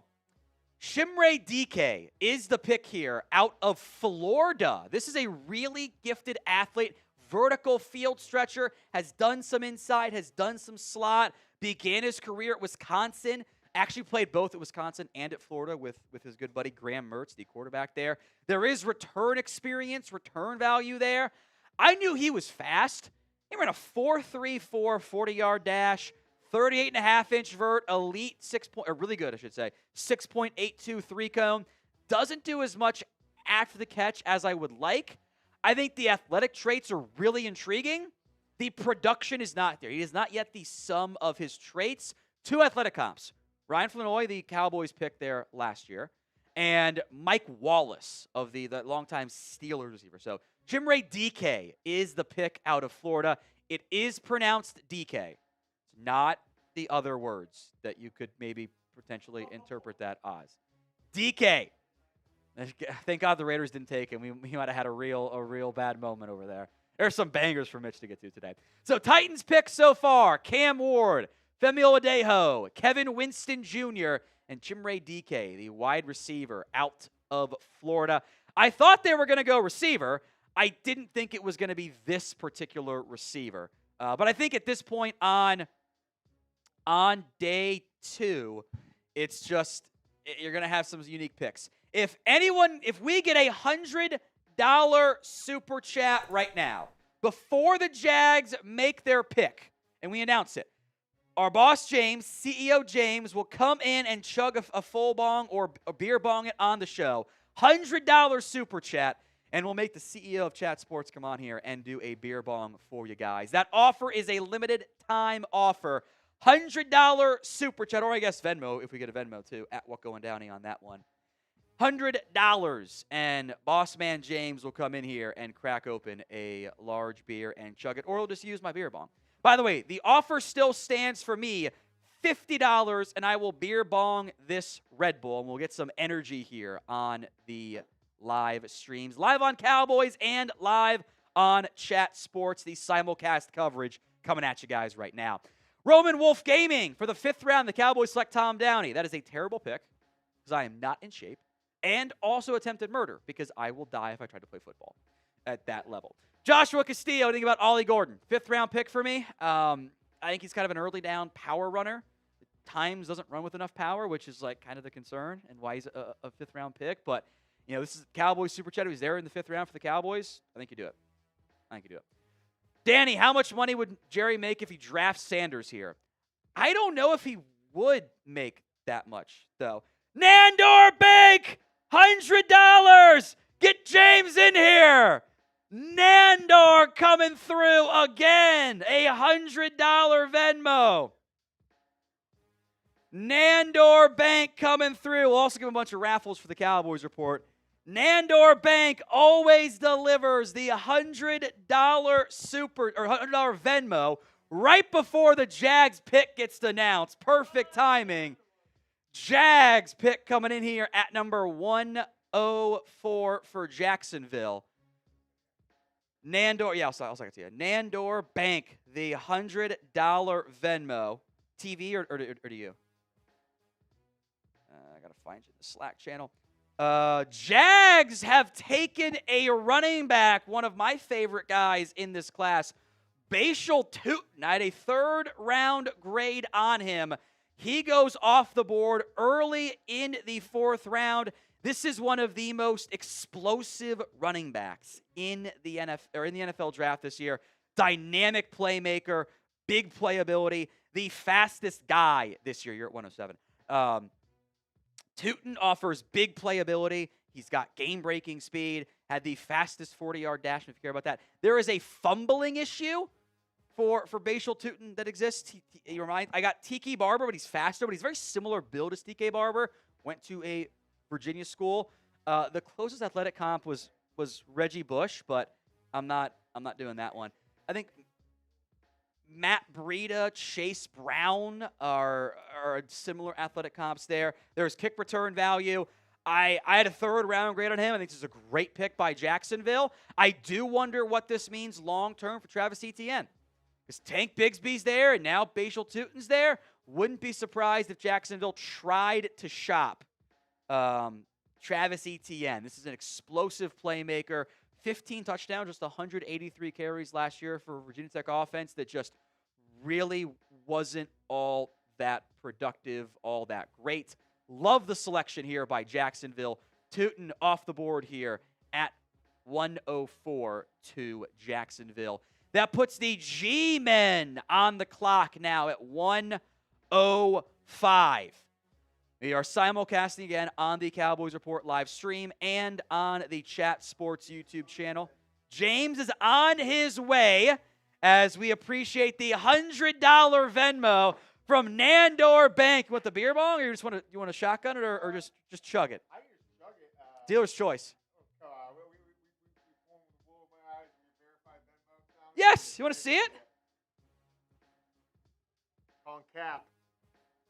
I'm doing a Red Bull beer bong too. All right. There it is. Accusations of cap. What are we doing out here? Okay. We got a 50 from Michael, so I'm doing a Red Bull beer bong too. Much like college football. Oh, you're wearing Eagles Only now? for the champs. Only for the champs. Jeez. For the champs. This is a betrayal. Win a title. Like Michigan, the Eagles, champs. Right, Jack? I hate the fact that you can just say champs. The slowest pour ever on my part. All right. Pick us in for the Giants. Let's pound this one real quick. Get the air bubble out of there. Shout out to the chat. Shout out to our guy with the what's his name? Nandor Bank. Nandor. Here we go. Thank you.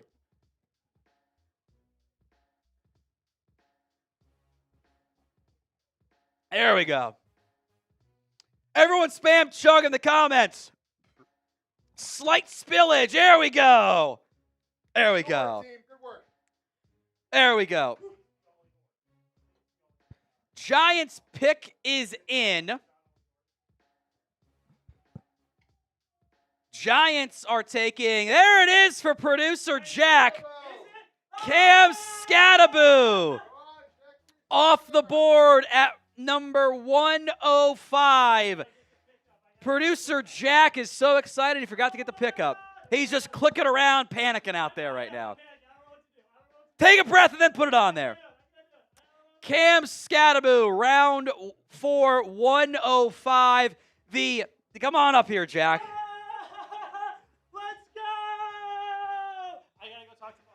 He's going to Marshall right now.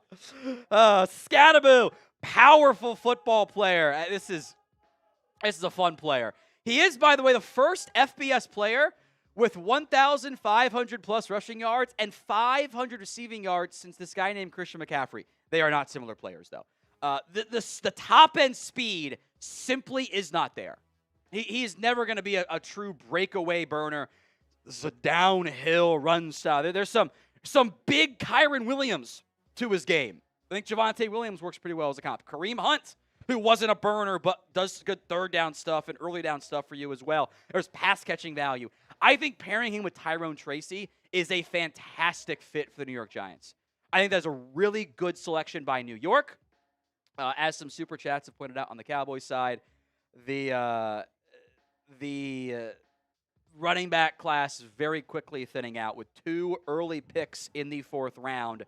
Next 3 will not be backs. It's the Patriots, Jags, and Raiders. They've all taken one already this year, but that class is thinning out rapid fire here. Abdul Carter, I'm not high on Jackson Dart. I think Darius Alexander, Cam Skattebo, good picks, though, by the New York Football Giants. Skattebo is a super fun fit in New York. Super fun fit. Like what the Giants are doing.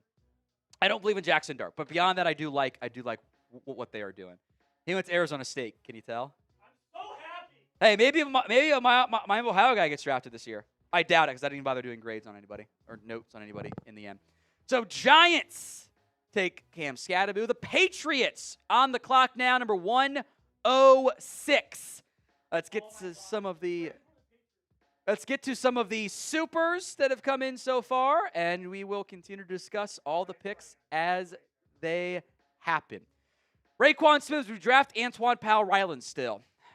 The Cowboys wouldn't because he has short arms, but I think someone should take him in the 4th round. Will they? He might go in the 5th. I'm just higher on him, but someone's going to get a good day 3 steal, as far as I'm concerned. Someone will get a damn good football player there. Thank you, Raekwon. Appreciate that. Sam Sanders to Miami. Maybe. I think outside chance Jacksonville does it, but seems unlikely. The Raiders at 108 lurk as an option here, but I wouldn't be bad at Shedeur to Miami. I think that given Tua's injury history, I think that's actually low-key a good idea, despite the drama it might cause. Matt Hurdy, what about Jimmy Horn? Any value? I got him in the 7th. My issue with Jimmy Horn, and this goes for LeJontay Wester out of Colorado too, That's a gadget player. It's a gadget slot return guy. The Cowboys have that already. For Dallas, you're kind of at the point where you don't need a receiver. You need a really good receiver. It's not, you don't need an A body. You need a top-end guy. I've got 3 guys I think could contribute in that mold still. And they might not be there when the Cowboys are on the clock. So, Michael Wold, this was the $50 super chat that came in earlier for the Red Bull Bong. I appreciate that, Michael. Thank you very much, my friend. We'll give you some jersey entries there as well. Sam, I know there's more running backs, Tom, but it's looking scary. Again, this is don't you wish you had a 4th-round pick. Don't you wish you had one of those. Cowboys don't, and we shall see what happens. That's fine.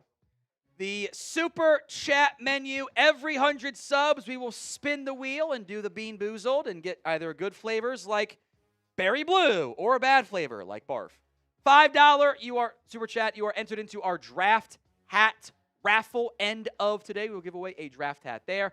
$10, we will talk about your team as we get some rapid-fire picks coming through here in the 4th round. I'm sure we'll get details on those. Jags, I think, did we just miss the Patriots pick at 106? 6? Okay. Jags are now back on the clock. The Patriots at 106. Who they? I don't know who they took. I didn't see. Oh, safety for the Patriots. Craig Woodson, the safety out of Cal. I'm a little surprised he goes this early. I did like him, though. I thought I was higher on him than most. I guess clearly not in the end. I have underrated sleeper tag for Craig Woodson. He's done free safety. He's done strong safety. He's done nickel. He's a good athlete. He's got great special teams value. He doesn't miss very many tackles. He's got a knee injury in 2021 that I think might have been a red flag for some teams. I don't think he plays as fast as he tested. I think he can sometimes kind of get sucked out by, getting baited by the vision, and smarter, headier QBs kind of trick him into stuff there. Just turned 24 back in February. A little early, but I had a sleeper tag on him. So I feel good when I got a sleeper tag on somebody and then they go earlier. It makes me think I had the right eval there to an extent. So Craig Woodson off the board here to the Patriots at 106. Jacksonville making their pick at 107. We got to Sam's already. We got to the running backs being light there. Crispy, next time they trade for trade a 4, please. Okay, BC Studios. Is Shedeur going undrafted realistic right now? Maybe, but I still doubt it in the end. Cardi 4, who you got the Steelers taking with their 4th-round pick? It's a good question. Quarterback wouldn't be a surprise to me. They need help there. They don't have a lot at the spot, especially with Aaron Rodgers still not yet signed. I don't think you can rule out like a wide receiver either, actually. Maybe you look at a corner again, but quarterback seems like an obvious fit there. Jacksonville has made their pick in round 4, their 2nd pick, I should say. I have a 4th-round grade on Jack Kaiser, the linebacker out of Notre Dame. Full-time starter, was kind of a part-time rotational 3-down linebacker substitution starter for this past year. Ironically, the athletic comp is Jack Sanborn, who played for Wisconsin. This is the production versus traits debate for me. The production was really good this year. 90 tackles, doesn't miss a lot of tackles in general. 6 sacks, 6 forced fumbles, 11 PBUs, 4 interceptions in his career. That's good stuff. Team captain, high football IQ guy. Testing was good for him. Not an elite athlete. He's undersized. The arm length isn't great. Doesn't have great power. Does offer immense special teams value. 975 special team snaps. So at minimum, Jack Kaiser will carve out, I think, a long NFL career as a backup linebacker who can help out and be the 4th linebacker and could probably play almost any spot you want him to at the off-ball linebacker position. So Jacksonville takes a guy I had a 4th-round grade on at 136. On my board, he goes 107. Proper value as far as I'm concerned. However, hit that sub button for me on today's show. The Raiders are on the clock now at number 108. 108 is the pick here for the Las Vegas Raiders. That pick is in. I will be boozled? Oh, okay, I guess I will be boozled them because he got to the 040. Spinning the wheel. Toasted marshmallow or stink bug. Screw me. Bad luck today.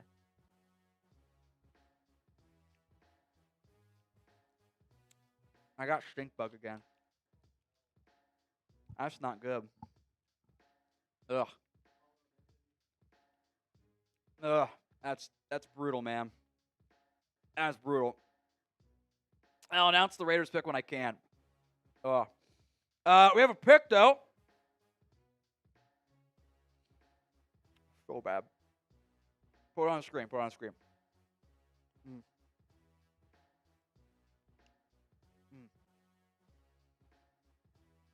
Can't even get it down at this point. All right. Al Davis made this pick, apparently. Dante Thornton, the wide receiver out of Tennessee. If you need a vertical threat, this can be your guy. A 4.3 40-yard dash at almost 6'5" at 205. Tall guy, run fast, normally ends up getting you drafted pretty early. It's all the other stuff that I have issues with. The production is not there. It's not. Now, Nico, I'm going to leave you for UCLA. It wasn't the most consistent quarterback this past year for Tennessee. The Tennessee offense is also like, they don't ask them to run real routes. It's like, comeback, sometimes some drags, go ball, slants, posts. Like it's not a real route tree necessarily. I think the Marquez Valdez-Scantling comp is about what you're looking for. He only had 2 drops this year, but when you have 26 catches, like that's actually a bad ratio. I think he's a little stiff. I think he's a straight line athlete there. It's height, weight, speed type of pick there. MVS is my player comp here. He's not going to be for everybody, but as a vertical burner, very unlike Jack Besh, Raiders have double dipped at wide receiver. We have a trade again between the Bears and the Bills. They have once again flipped this pick. I believe this pick originally belonged to the Buffalo Bills. I don't know if Jack has the details on how it ends up back with Chicago originally. But I believe this pick began with Buffalo. And yeah, it was this one. Part of the route 41-56 trade. The Bears got 109, and now they are sending 109 back to Buffalo in a trade. Details TBD on that one, but the Bills are on the clock right now. 132 and 169, everyone spam nice, are the picks here for the Bears to trade back with the Bills and give up this pick. So Buffalo on the clock now at number 109. Bills at 109, Jets at 110, Eagles at 111 here. You can always grade picks as they come in, by the way. Just simple A, B, C, D, or F. Bills on the clock here at 109. You know, there's been uncertainty about what's going to happen long-term with James Cook, so I'm very curious what this pick ends up being here. James M. has a $10 super chat. Says, boring Eagles draft. Excuse me. So far. Only 2 picks, right? I think that's a factor in why it's been a little boring for Buffalo now. Or boring for Philadelphia. But I think, you know, this is, they got 2 good players, so like that. Lance Dunbar's burner. I know this answer is neither, but which group are you more comfortable with going into camp if we don't draft amber tier players, receiver or running back? I guess receiver. I guess. Because I think I can sign a receiver more than I can sign a back right now. So that's kind of my mindset there. So MDZ at Dodo Super Chat. Thank you very much, my friend. The draft ended after the 5th round. What 2 spots did you draft between wide receiver, running back, DT, linebacker? given the guys I think will be there, I think I would prefer to go with running back and defensive tackle would be my guess. By the way, we have a defensive tackle off the board. Deone Walker, the defensive tackle out of Kentucky, is the pick here as part of the trade-up by the Buffalo Bills to deal with the Chicago Bears. I've used this line a lot. Deone Walker, I am scare-roused by. On one hand, he could just not be good. He could be, the back issue is a real red flag. He plays like he's 6'7.5". He plays super tall. The back injury was a factor there. He did not test as well as I thought he was going to. He's had some weight fluctuations in the past. He had a back fracture in 2024.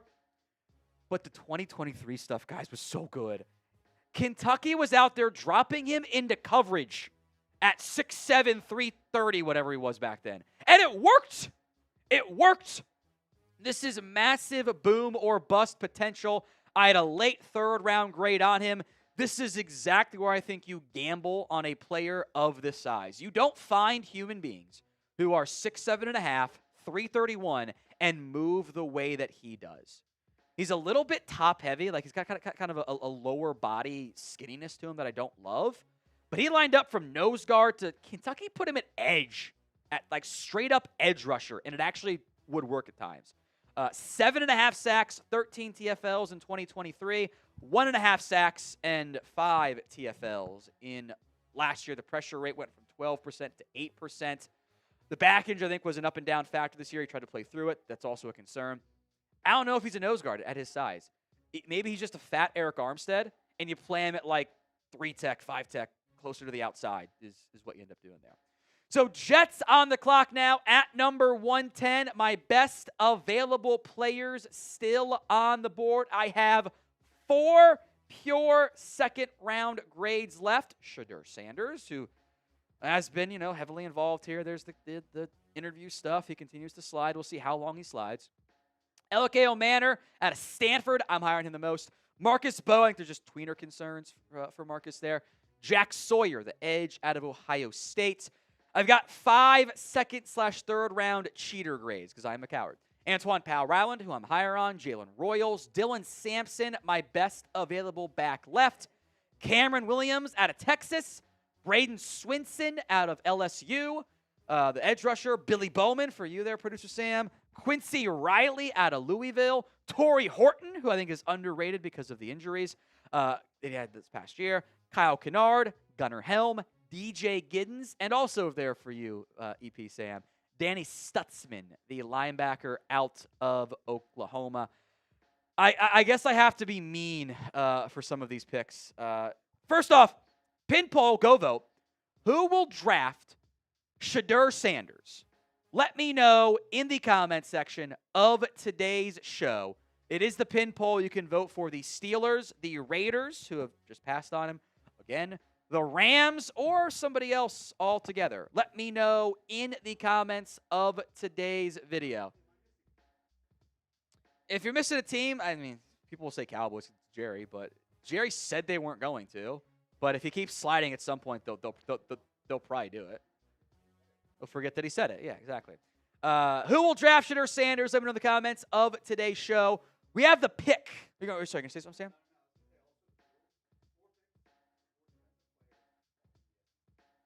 It's a good note, Sam. 4 players, all SEC defenders for the Bills so far.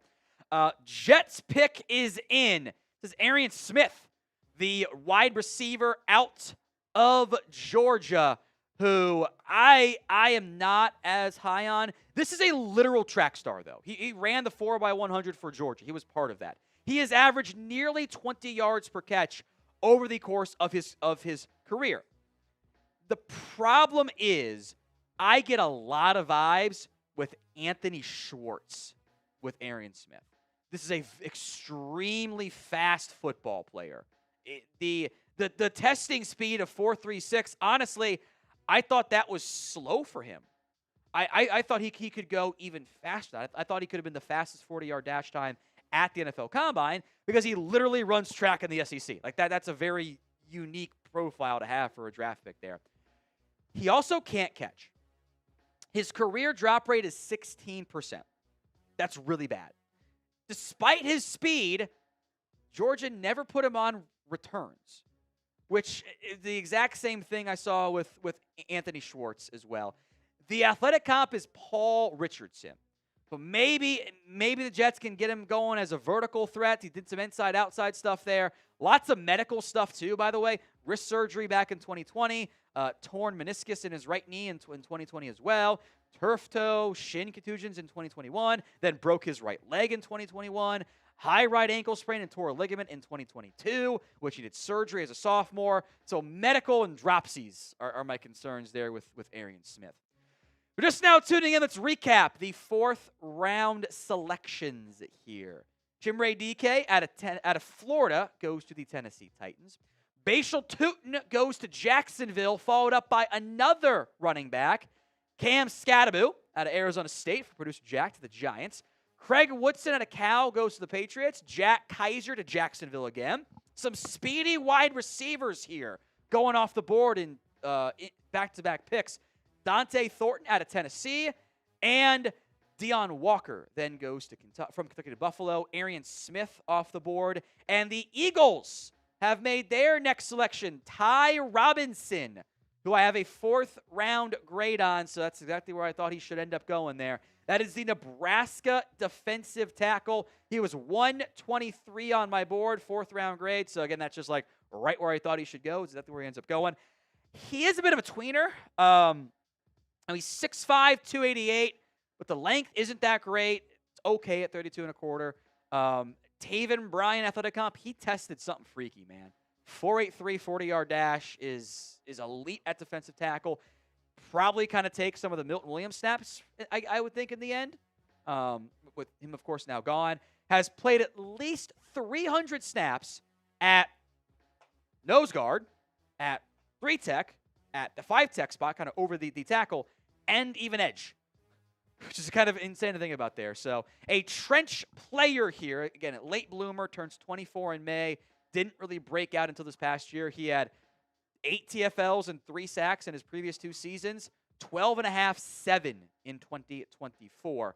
Some Jason Hatcher vibes, if you guys remember him all those years ago for the Cowboys and the Commanders. On the ground a bit more than what I would like. So Robinson, the pick here at number 111. We got James's super chat there earlier. The Saints on the clock now, pick number 112. WT Door, is there an academy player the Cowboys could draft in the 7th? They've never won a Super Bowl without one. Staubach and Harry on the team. I think I had one academy player. Let me double check this here. I think I had, maybe? Yeah, Rayon Lane, the safety out of Navy, is a draftable player for me. Yeah, support the troops, right? Durable player, I think, is going to be a special teamer in the NFL. Knack for takeaways, 6th/7th round grade for me. I had to remember which academy it was. But thank you, WT Door. So it is from Navy. Works out perfectly. How about that?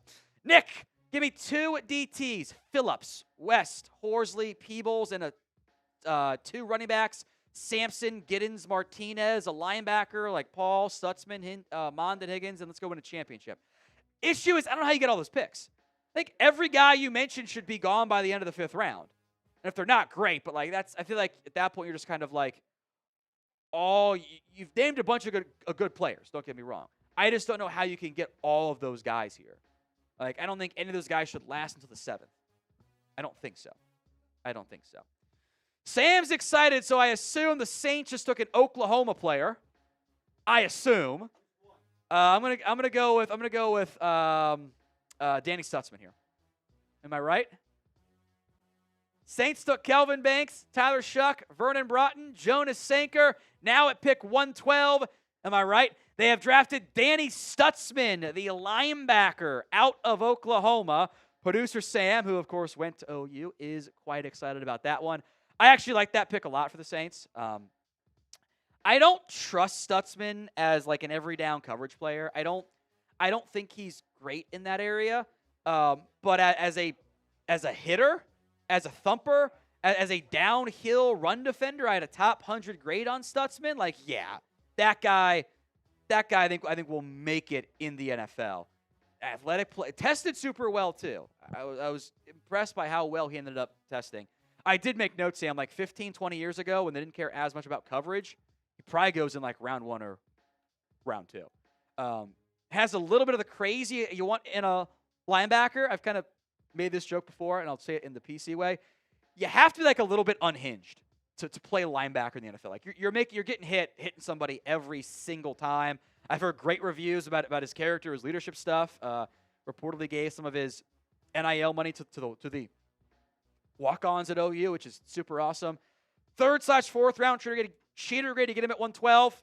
It's a good pick there by the Saints. I don't know about best pick of the draft, but it is a good pick.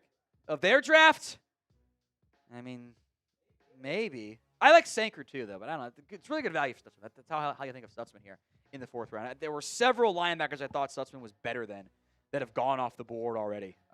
Kaiser and Martin in particular. Hit that sub button if you haven't already. YouTube.com/chatsportstv. We're going to go to sub-only chat to help handle some of the bots and everything in there. So bosses have said so. Helps with the bots and everything and the spammers and whatnot there, which isn't as bad. We don't have to deal with the games. The games get more bots in there. But if you've subbed, spam me in the comment section of today's show. Spam me if you have already subbed to us here at Chat Sports. We are simulcasting, so I'm going to make sure we're on sub-only chat on the Cowboys side as well. I don't know if we actually are or not.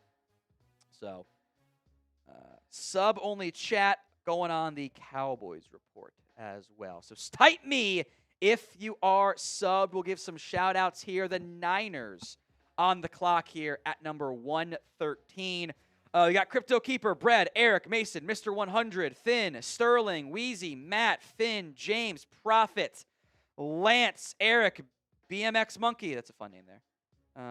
Let's see. Devin Hines, Lewis, Finn, Oceanic, Sean, NSPR, Caddy, Red, Rob, Castillo, Prophet, Sean again, God's Love, Furlix, if I pronounced that correctly. Different Eric this time. Seabass W, EDU, E&M, Marty McFly, Proffer, Cut the Fluff, Lance Dunbar's Burner, Anthony, Bill, Sergeant, Shiro, Wheezy, Lewis, Joe Dirt, KT, Garrett, We Dem Boys, Jay Elam, Brian, Keith, Chris, Eli, David, KT, Moochie, Apex, The Great Duke Bothers, Brian, The Outcast, Prophet, Marco, Jimmy, shouldn't do that one. Don't get me flagged. Almost got me there.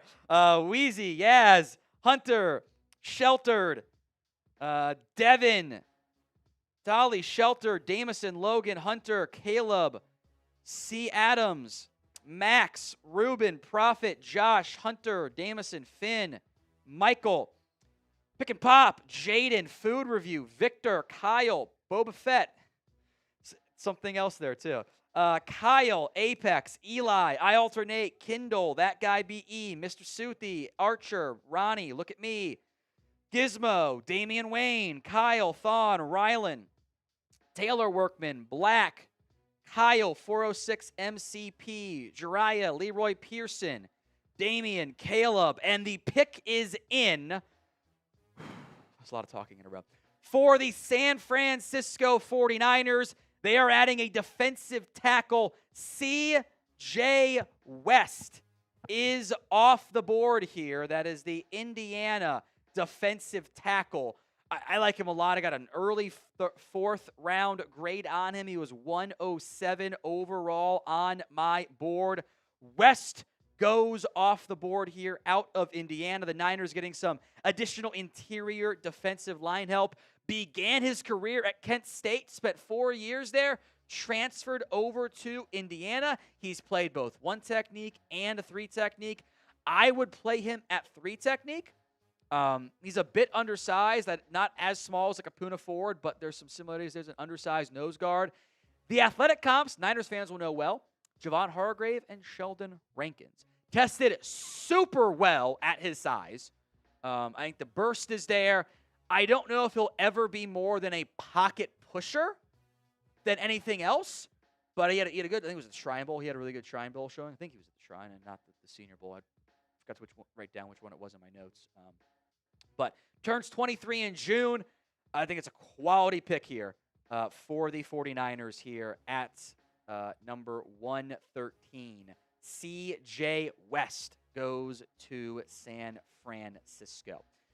Panthers coming up here. This pairs with Alfred Collins, by the way, so maybe you play West some more at the 3-tech spot, but this gives them another additional run stopper up front. I think that's what West is going to be best at. So Niners have a plan between Micah Williams, Alfred Collins, Nick Martin, and C.J. West. The strategy is let's be better at stopping the run, which I don't hate that one at all. Panthers pick is in. We'll break that down here in just a second. Obviously, Shedeur Sanders remains on the board. The picks will continue to flow in. Now, we've got a lot of picks to go here on day 3. Dolphins at 116, maybe a sneaky fit. Arizona, but then it's the Steelers at 123. I know a lot of people have their eye on him. We will see when Shedeur Sanders goes and to whom. You can get your votes at the pin poll for where he ends up going. The Panthers at 114, they have taken another running back. They signed Rico Dowdle this offseason. They drafted Jonathan Brooks last year. They paid Chuba Hubbard. Someone is not going to make this roster / is not going to be healthy enough. The brother of Travis Etienne is going to Carolina. He does not have the size-speed combination that his brother does. I had a 5th-round grade on him. I'm not surprised he went off the board here. You've got a bunch of guys that are in my top, 180. I had 20 guys in there, so 20 versus 10 is not really that big of a difference, but it does kind of start to add up a little bit with just the values and when they go and whatnot there.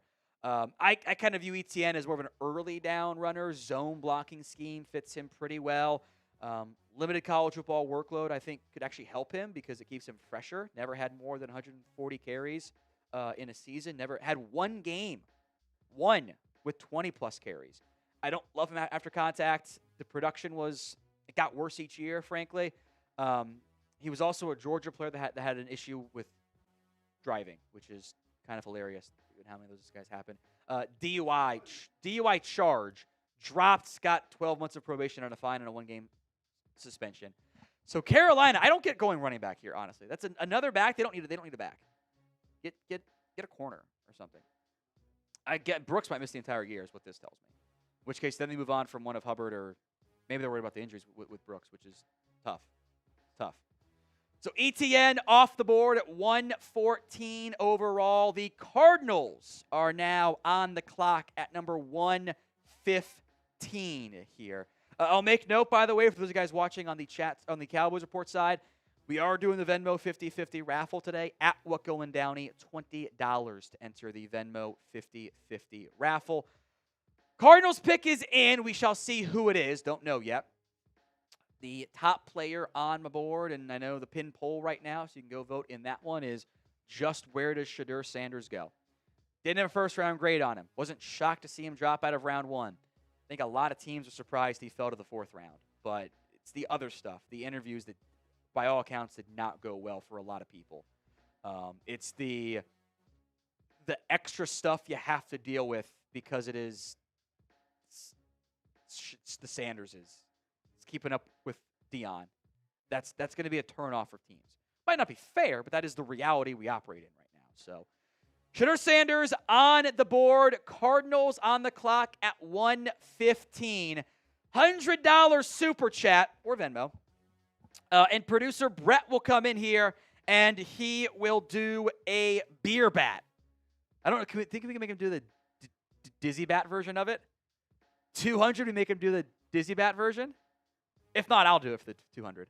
$100 super chat. We'll have producer Brett come in here and do one of the beer bat chugs for you guys. Every 100 subs is a Bean Boozle. $5 into our draft hat raffle.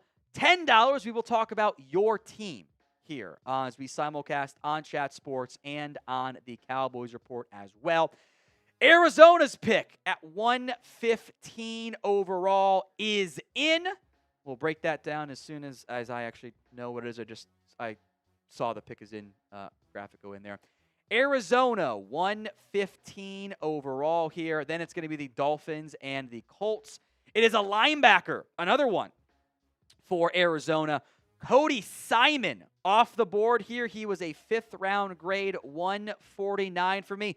Little bit of a later breakout player for Ohio State, but I think a lot of like the intangible stuff you're often searching for in a linebacker. Had a very productive season.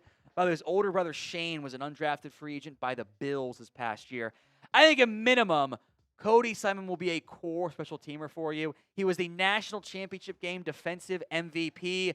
Elite character. His defensive coordinator, Jim Knowles, said he's going to be a future president, which is just like high praise for just the general leadership there. Team captain at Ohio State. Tested super well.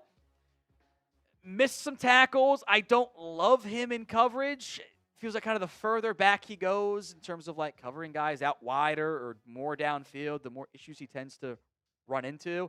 The length isn't necessarily ideal. It's not the worst. I got an earlier 5th-round grade on Cody Simon. 4th round, mid-4th round, worst case, I think you do have a full contract player because he helps out your special teams in a pretty significant way. So, Texans have moved up to pick 116. Wonder what they do here. They've been aggressive. They took Ariante Ursary. They took 2 receivers. They got to be defense, right? Got to go back to the defensive well, right? Has to be. Cardinals have only gone defense, by the way. Notice that a lot this year. A lot of all offense, all defense guys. So Dolphins have moved down from pick 116. Houston is now on the clock. Shedeur Sanders is there. I think Jack Sawyer could be a fit. I love Antwaun Powell-Ryland. I doubt he goes this early, but that's okay because I'm right. Just wait. Dylan Sampson. Maybe. Cameron Williams, if they want to take another offensive lineman. Bradyn Swinson is there. They already have enough safety/nickels. Quincy Riley's an outside player. They did take Jalen Smith already. Kyle Kennard is there, the edge rusher.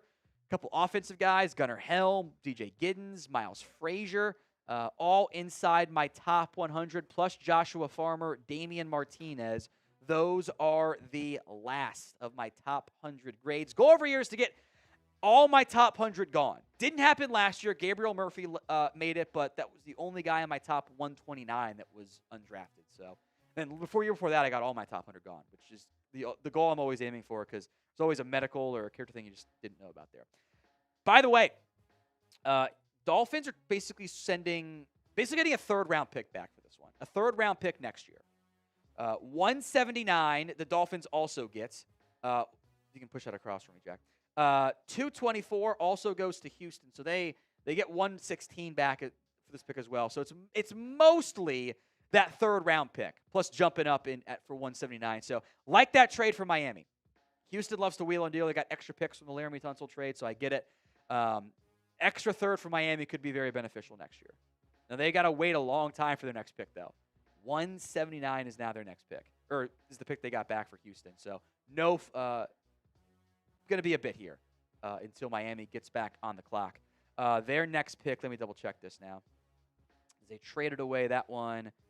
Their next pick is going to be in the 5th round, early 5th round for them. Pick is in. Houston did take a running back.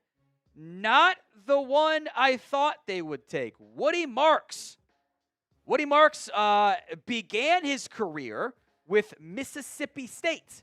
Transferred to USC after spending 4 years for Mississippi State. This is Joquavius Marks, is his actual name. Woody, because he was a big fan of Toy Story growing up, and he was Woody for 7 straight Halloweens, apparently. Shout out Dane Brugler for that note in his beast there. Shane Vereen comp here. This was, if you look at the stats this year, say he had 47 catches. That's not that many. Yeah, he had 83 back in 2021. He caught 214 passes at Mississippi State in that Mike Leach offense that was just check down, swing pass, the ball quickly there. 261 career catches is actually 8th in all of the FBS at any position in the last 5 years. Now, he's got more catches than a lot of the receivers do coming out of this year. 1 fumble in his career. The testing was a little bit disappointing. He's a former track guy. I thought he'd be a little bit better on that one. You have to trust his pass blocking because he doesn't have the length you normally want there. The pass blocking was inconsistent. If he can become a pass blocker, this can be a really good 3rd down back. I had a better 3rd down back on the board in LeQuint Allen, but if you trust the pass blocking ability, then you might be able to end up with some positivity here. Might be able to get some good stuff. The Colts on the clock at 1:17, but they have traded it. The Los Angeles Rams have jumped up the board here. The Rams have traded up. So let's see what they do here. 117 overall. The Rams now on the clock. They jump up several spots here. They move up significantly. I think they were at 127, right? So they jump up 10 spots out of the Browns, Chargers, Packers, Steelers, Panthers, Bucks, Titans, Bengals, and the Falcons. Look, if it's not Shedeur time, I have to say you can't say Shedeur anymore. But is it Shedeur time? Yes or no? Yes or no? I think. How about this? We will do it for this pick and the Steelers pick. Then we might have to ban it for a little bit. Can't say Shedeur no more. So 127 and 190 are what the Colts are getting back in this trade here with the Los Angeles Rams. The Rams are on the clock. They love adding offensive players too. But they have been a pretty light drafting team. They picked up that extra 1st-round pick last year. They took Terrence Ferguson, which was part of a trade with the Falcons when they moved down. Josiah Stewart. Pick is in. I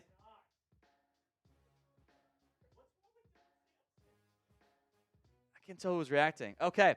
It is not Shedeur. That was the Texans drafting. That's why I was so confused there. The Rams have taken a running back, which I don't know if they needed one.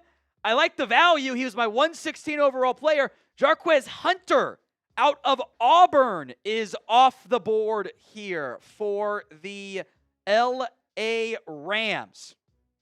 Jarquez Hunter is the pick. This guy broke Marcus Dupree's Oklahoma high school touchdown record, by the way. He's his cousin, too, distant cousin, which is kind of funny.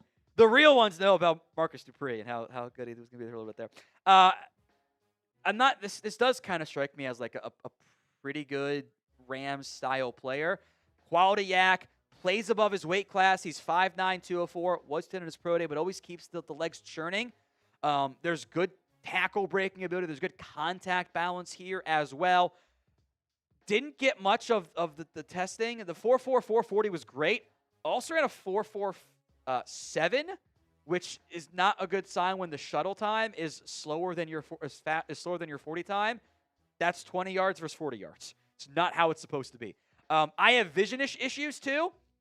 Sometimes he just kind of runs right into guys. But 4th-round pick. It is a deep back class, and this is an underrated player here that is off the board into the 4th round for the L.A. Rams. That selection has been made here. By L.A., the Falcons pick is in as well. I think might be a little bit behind on some of the supers on the Cowboys report side, too. 118. Producer Sam is extremely excited. I don't really know why the Falcons took 2 safeties, but they took 2 really good ones. Billy Bowman out of Oklahoma is the selection here, unless do they want to play him at nickel? He's not a good tackler, but he's done a little bit of it. I think he has the coverage ability. So maybe he does play nickel for Atlanta. I agree. It definitely has the football IQ. When you have 4.42 speed and you got good instincts, that's normally a pretty darn good combo there. He's just a bad tackler, and I worry about that in run support as a nickel. But maybe he's your dime corner. type of deal. Only on obvious third downs is he out there. But he's got kick return ability, 4 defensive TDs, 11 interceptions in 3 years, coverage ability, playmaking ability in the secondary for the Oklahoma, now Falcons safety. He is the pick at 118. So another top 100 player for me off the board here. What's up, Sam? I'm trying to slow down because I'm talking a lot. Just bad tackling is the main concern here. He's not a reliable tackler. So Falcons pick is in at 118. The Bengals on the clock at pick 119. Let's give it to the Steelers pick until we do this, Jack. Let's give it to them. Yeah, we'll hit a few supers. Bengals on the clock now at number 119 overall. Bengals, they've only got 6 picks today. What's up, Jack? Sweet. We'll do that. We'll get to the supers here in just a second, but April is here, and this ain't time for fooling. Let the thighs breathe. Whether you're playing around a golf like I like to do, or hitting up the beer garden, or to an actual garden to make your significant other happy, Chubby's has you covered for all the good vibes that warm weather brings. You want bright polos like me that demand attention? They got you covered. Killer shorts to show off the beautiful thighs? Got you covered. Hitting up the pool or the beach? Their classic lined swim collection has your new favorite trunk for those sunny days. And for everything non-water related, the original shorts provide that classic look with a fresh vibe and a modern fit. You get the original stretch shorts. The performance polos are fantastic, soft, stretchy, and breathable as a fabric. And the lined swim collection is, of course, fantastic for those days at the pool, the beach, or wherever there is water. Whether you're getting dressed for your workday, a workout, or a weekend getaway, Chubby's has you covered. For a limited time, they're giving you guys 20% off with our code CHAT at chubbysshorts.com/chat. That's code CHAT, C-H-A-T, at chubbysshorts.com/chat. Support our show. Tell them we sent you. Don't blend in with the crowd. Instead, stand out with our friends over at Chubby's. Appreciate them sponsoring us here on NFL Daily and the Cowboys Report. Rob, fact or fiction, Sanders falls to undrafted free agency. I will go with fiction, but it is not impossible. It's not impossible. Any of the guys that are here in outside of pick 120, like it's not impossible at that time. It is a potential outcome that I don't think should be dismissed altogether. Some Cowboys Report Super Chats here as well. We will break down Bengals pick here coming up here in just a minute.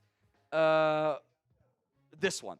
Gizmo 2703 into the jersey raffle on Cowboys, by the way. Working nights, sleeping days, haven't watched the draft. How the Cowboys doing? Letter rating. Tyler Booker round 1. Didn't love it. Wasn't terrible. It's not my favorite. Board didn't really fall their way. Love their day 2 picks. Donovan Ezaraku and Savone Revel. There's I think the pin poll sums it up pretty well. 49% say B. 37% say A. If I could do B plus as an option, I bet the majority would vote B plus. Thank you, Gizmo, for that $10 super chat. Jotman, thoughts on the reports the Cowboys working the phones right now with McClay, quote-unquote, being animated. Trade up for a player. I haven't seen any of the stuff in there. I'd bet they try to move up. I don't know if they can. It's a little tough with their picks. They're kind of getting in that range. And did the guy they want end up getting sniped? There are some backs left on the board I've got high grades on. Sampson, Giddens, Martinez are all in my top 100, but that's going quickly here. Bengals have picked Barrett Carter, another linebacker for Cincinnati. We'll break that down in a second here. And also the Titans pick, too, I believe. KK's, if Sanders is there at 490, be mental to pass. But would you be? Would you be? Do you want that circus? That's a circus in Dallas. It's already a circus in Dallas. I don't know if you want that. Cromero, 4. I think this offseason would have been A+ if the Cowboys made one big signing, then traded back, and then drafted O-line. There were no good offers to trade up. That's the issue. The Texans were not offering nearly the right value. So you're right. Would have been great if they'd signed an impact receiver and then just traded down, taking the line. We all would have been pretty pleased. Had a 4th round pick and take a running back. Boom. We did it. We fixed it. But not how it goes so far. Sam, the running backs are going. Yes, they are. Sampson, Giddens, Martinez, James, Brashard Smith, Devin Neal, Jaden Blue, Ollie Gordon, LeQuint Allen, Taj Brooks. Top 180 for me. Or I guess at that point, top 161. Jose Ruiz, $10. You are into the jersey raffle. Thank you, Jose. See any players worth trading up for? If so, I think they trade up with. You probably want to go get a running back, but your picks, you package your fives, and you can get into the mid-late part of the fourth. Chris Ayers, can Shedeur go back to college? You could sue, but I don't know if they would do that. I don't think it's about the money for Shedeur. His dad's got plenty of money. Family has plenty of money. I don't think that's how it works. So, by the way, the Titans have taken Gunnar Helm, the tight end, out of Tennessee. What was that last name? That was Chris. I want to get him tracked in for the jersey raffle. Oh, Chris. Oh, that one's on Maine. Okay, sweet. No, you're good. Cardi 4, I think Steelers won the right choice for their first pick. If not, who should they have gone? If they weren't going to go QB, then yeah, I think Derek Carman was the correct pick. Perfect Steelers fit. I like that one a lot. That one was not a huge surprise to me. Some picks to break down as they have come in here. Cincinnati has taken linebacker Barrett Carter. So they have taken 2 linebackers. 2.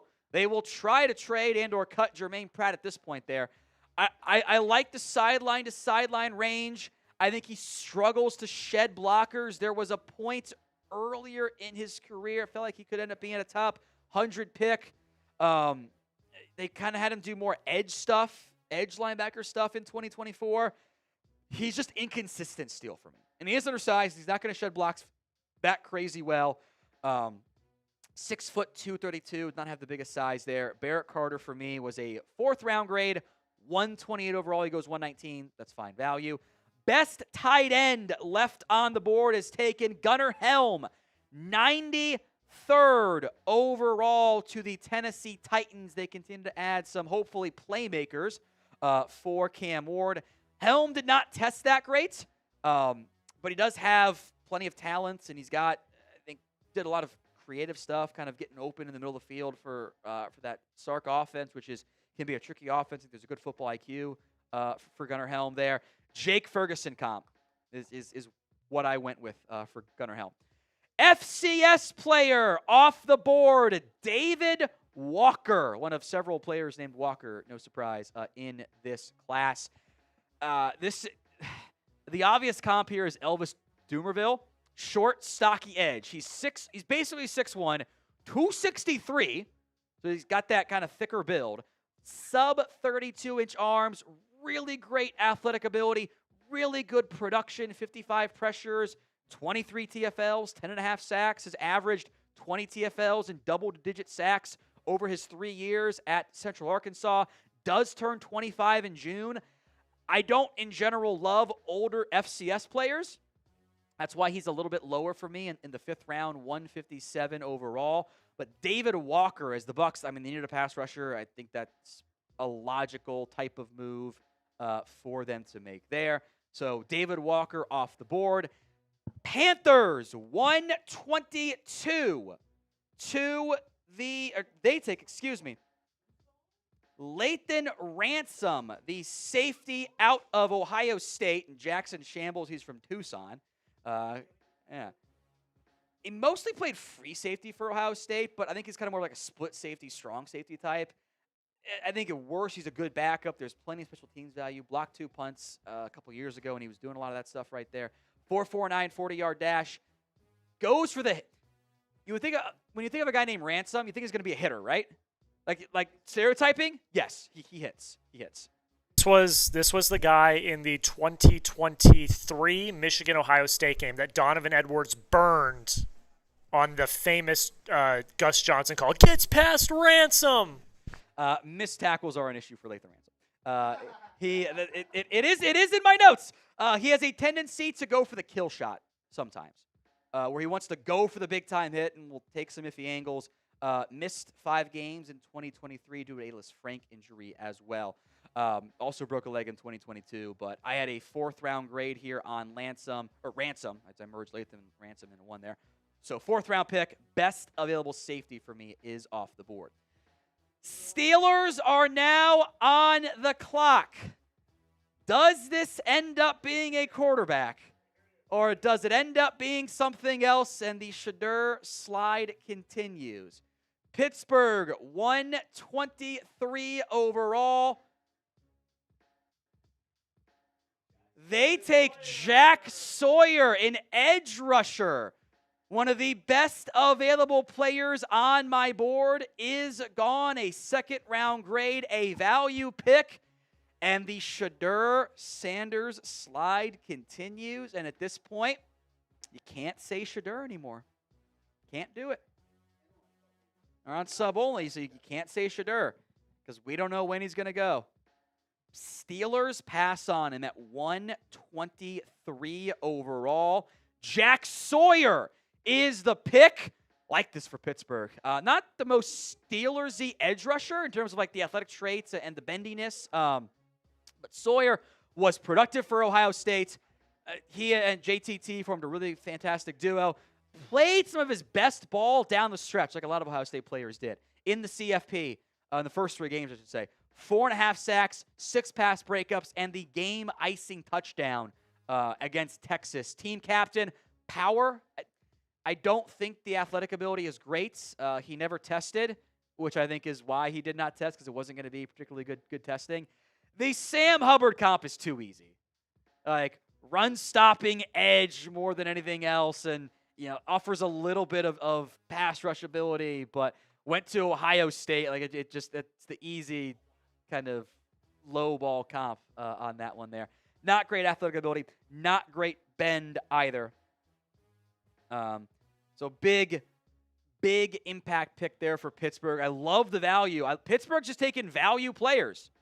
Wouldn't be shocked if they had Sawyer above everybody else left on their board. I mean, he was a couple spots behind for me, so it would certainly make some sense. Pittsburgh didn't do it, guys. Bosses said you can't say Shedeur anymore. Can't do it. Can no longer say Shedeur. We are with the Packers on the clock now, round 4, pick number 124. So Green Bay is on the clock. Maybe they take a receiver again. If they don't need one, but if they take Marcus Mbow, that's such a good fit for them. They just take all the receivers. They take 3 more and then trade 2 of them this offseason, right? Quincy Riley I think is a fun fit for Green Bay at corner. I think that's a fun fit. One of my best available. Dorian Strong. I know Roley loves him. He wanted him. So Green Bay, the Chargers, and the Browns. The next 3 picks here as we are right in the heart of the 4th round here. No, I think he wants to be drafted. I don't think that's the case. I think doing that would be stupid, frankly. Because then they're not going to want to sign you either. If you say that. You say, don't draft me, why would they sign with you? Why would they sign you? It's a dangerous game. Goodell is out for the pick, so spam boo in the comments. Spam boo in the comments here. It is a little bit of a surprise, too. With the hat and like the fully buttoned up long sleeve polo just looks so stupid. I hate long sleeve polos are stupid.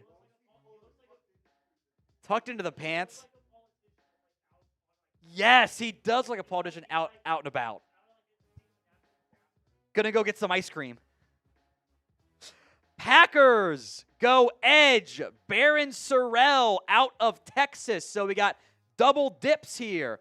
Or I should say back-to-back picks. At the edge rusher position, Sorrell also had a pretty nice little college football playoff run to kind of boost his draft stock this year. I got throwback. Oh, he's there? Didn't know Barron Sorrell was there. He's actually at the draft this year. Maybe he wanted to go and chill. That is electric. I love that.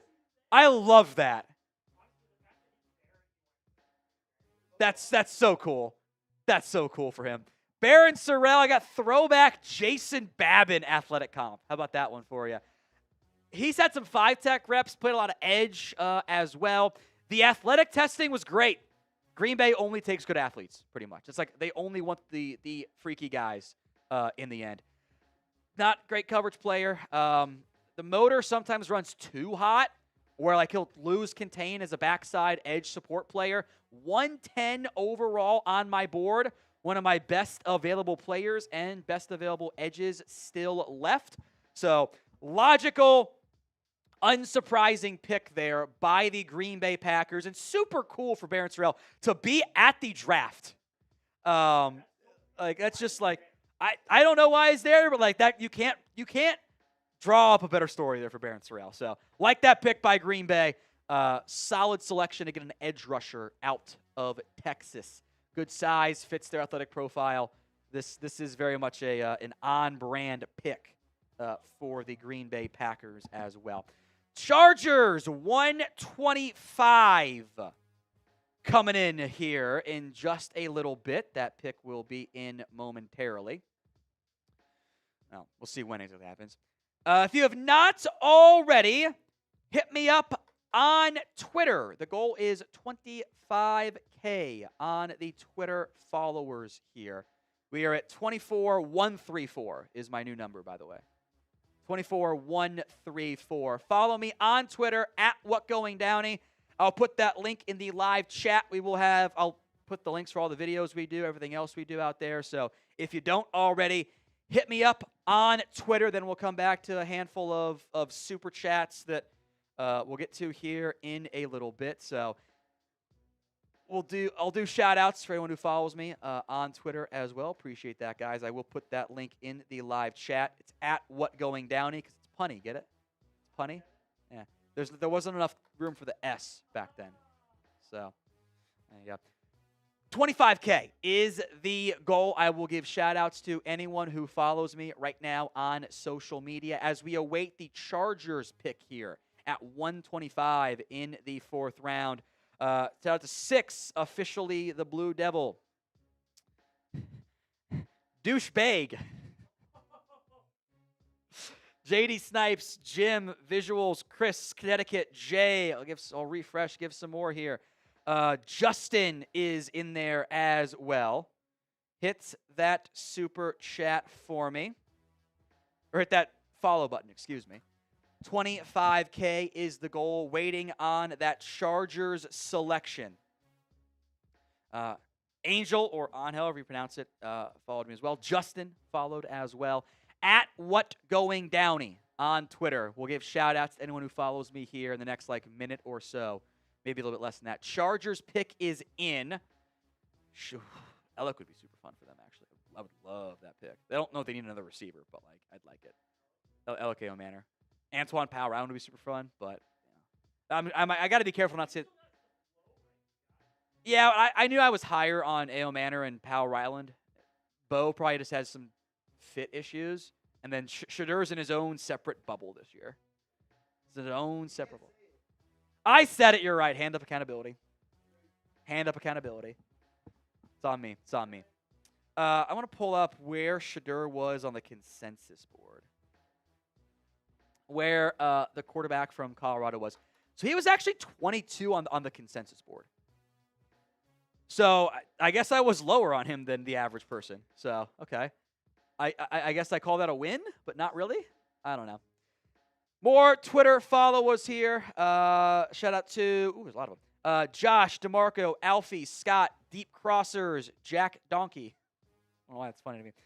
Jake, another Jake, Patrick, Scott, Cameron, Purdue, Jameers, Brian, Foxy, Jackie, Zuje, however you pronounce that. Appreciate everyone who followed me on Twitter at WhatGoingDowney.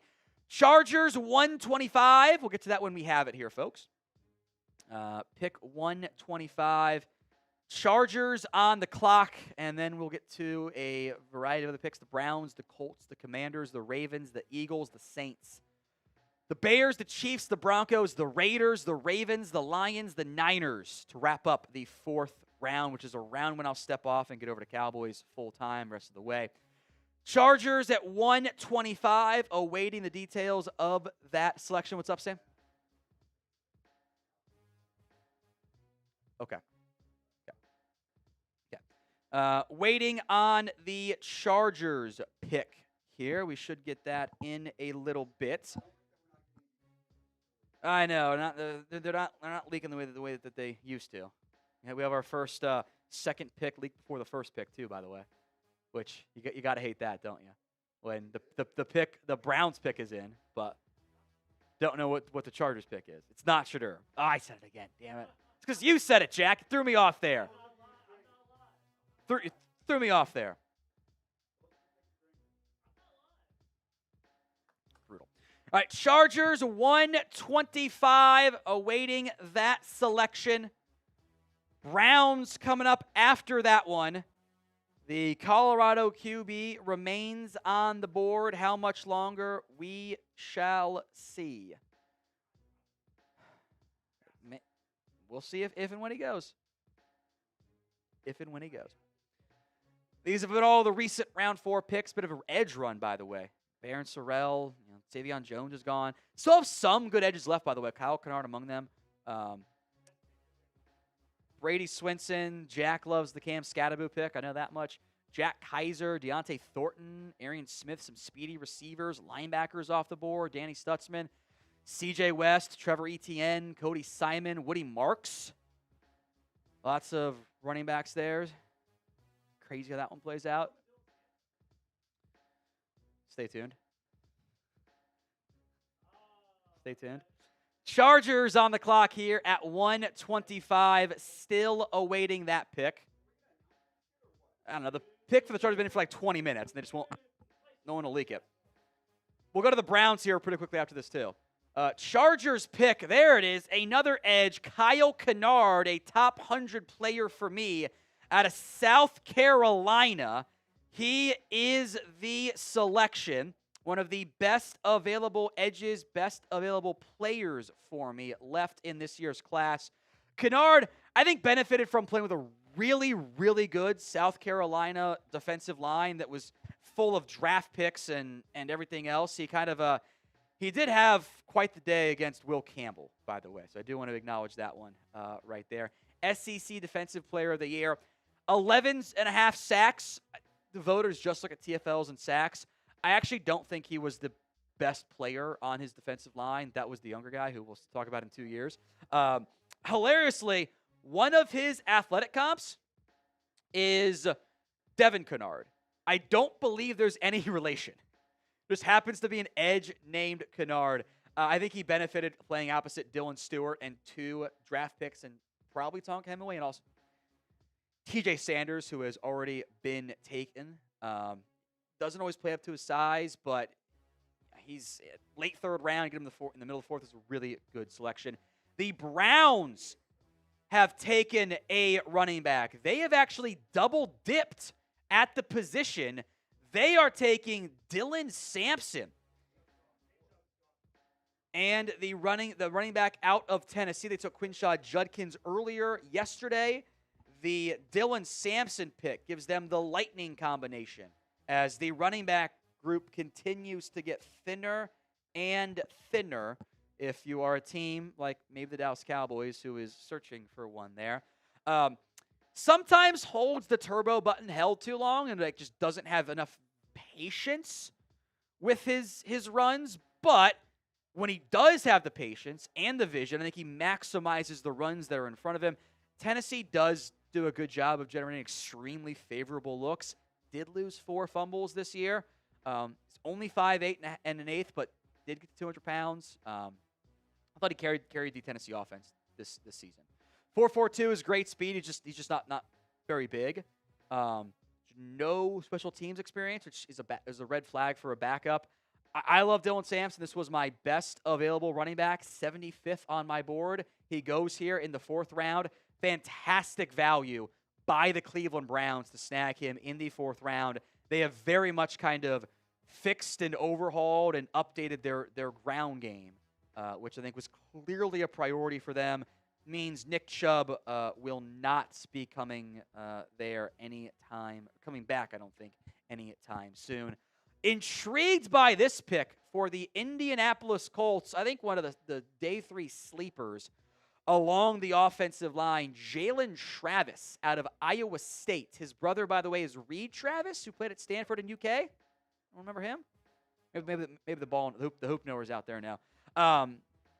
He was an AAU teammate of Jalen Suggs and Chet Holmgren, by the way. He was a basketball player growing up. Really great athletic ability, 6'7", almost 6'8", 339 pounds, nearly 35-inch arms, has played left tackle, has played right tackle. I think you have to give him a year to fix some footwork and hand. He just kind of gets all over the place. He's just not balanced and dialed and technically sound as he should be. Great athlete overall.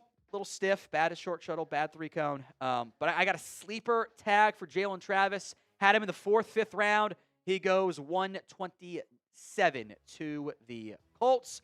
And the Commanders take a wide receiver, Jalen Lane, out of Virginia Tech. I had him 126 on my board. So that is, it's always nice when I get almost the exact same right player pick fit in the end. Jalen Lane out of Virginia Tech has been taken. The production was not great. He had 466 yards this past season. I think he's worth drafting due to his return value alone. I think there is a lot of upside ability, too, with some untapped potential in his receiving ability. Has shown some after-catch stuff. He is a gifted athlete. 4.34 40-yard dash, a 4.12 shuttle, a 6.75 3-cone, 40-inch vert, 11.00 broad. He was an outside receiver at Middle Tennessee, transferred to Virginia Tech, was a slot receiver there. The athletic comps here are like Marquise Goodwin, John Ross, Tyreek Hill, but I've heard good things about his leadership, his coaching stuff, or his coachability stuff in there. Did a lot of short area passes, kind of boosted the yak there. 4th round grade, quality pick there by the Commanders. All right, so we are at 129. 129. The Ravens are now on the clock. Hit that sub button if you haven't already. We are on sub-only chat right now. So hit that sub button if you haven't already done so. YouTube.com/chatsportstv. Of course, we are also simulcasting here on the Cowboys Report. By the way, a trade alert. The Jets have traded up with Philadelphia at 130. 130. The Jets are coming up. The Ravens are taking at 129 linebacker Teddy Buchanan out of Cal. So a bit of a day 3 run here on linebackers as the Ravens are taking the Cal linebacker who began his career at UC Davis. So we'll break that pick down here in a little bit, break down the trade as well. The Jets are now on the clock at number 130. Ravens just took Teddy Buchanan. Hit that sub button if you haven't already done so as I update all the board stuff. Iowa Bean Boozled. Been 0 for 3 today on these. No, they're not. It's 50-50 every time. Going back to Tutti Frutti Sneaky Socks again. Is this one it? That's it. I can't taste the Tutti Frutti Sneaky Socks difference. I think this is Sneaky Socks, but I it's not that bad. I can't tell. I don't know. All right. I'll chew here. There we go. All right. Hit that sub button. Ravens have taken Teddy Buchanan, linebacker, out of Cal. I'm intrigued by him. I had a sleeper tag on him. The run instincts are not there yet. You're going to have to be patient, I think, to kind of let things develop and grow there. 3-time captain, including after transferring to Cal. Athletic upside comps are DeMario Davis and Chance Campbell. It's kind of high-end, low-end, I think, on the comps there. Special teams value. The coverage is intriguing to me. The tackle numbers are high, but he had a ton of, wasn't the first guy there, helped finish it off. Tackles. Not a great Shedeur. I wanted to play with more power. It was I think it's a fine pick for Baltimore. I'm curious if you can develop him. I think development is needed. doesn't turn 23 until October, but hopefully he can fix the run instincts. And then you've got a potential 3-down player, given his coverage ability. He's a great athlete, tested as a great athlete. 9.42 RAS if you value that at all. So Buchanan, the pick here by the Baltimore Ravens at 129. 130 pick is in. This was part of the Eagles trading down. The Jets have moved up. They are taking Malachi Moore, the safety / maybe he's a nickel corner, some TBD for what his role is in the NFL, out of Alabama. Duron Harmon athletic comp. You remember him, Jack? The Patriots all those years ago? Remember Duron Harmon? Yeah. Fun enough, Quentin Rollins, who, the only can stay healthy, a guy from Miami. There's a ton of experience here. 3,000+ defensive snaps. He played all over the secondary outside corner, so both safety spots, nickel. He was a better tackler this year, 2-time team captain, good football IQ. Testing was average to above average. He's not very big. He's kind of like this weird, nickel corner, free safety tweener. At 5'11", 196, do you trust him as a box safety? I don't know if you do. The 4.57 isn't great top-end speed, but the instincts help that out there. He's a tweener to me. But, multi-time captain, experience, special teams value galore. So I'd have taken him the 5th. Jets take him the 4th. A round difference on day 3 is not that big of a deal. Did throw the unacceptable tantrum late. If you remember that against Vanderbilt, the guy who lost his mind and kicked the football and was throwing his mouth guard mid-play. Yeah, that was Malachi Moore. He apologized afterward, but he lost his mind there. Trade details on this one, by the way.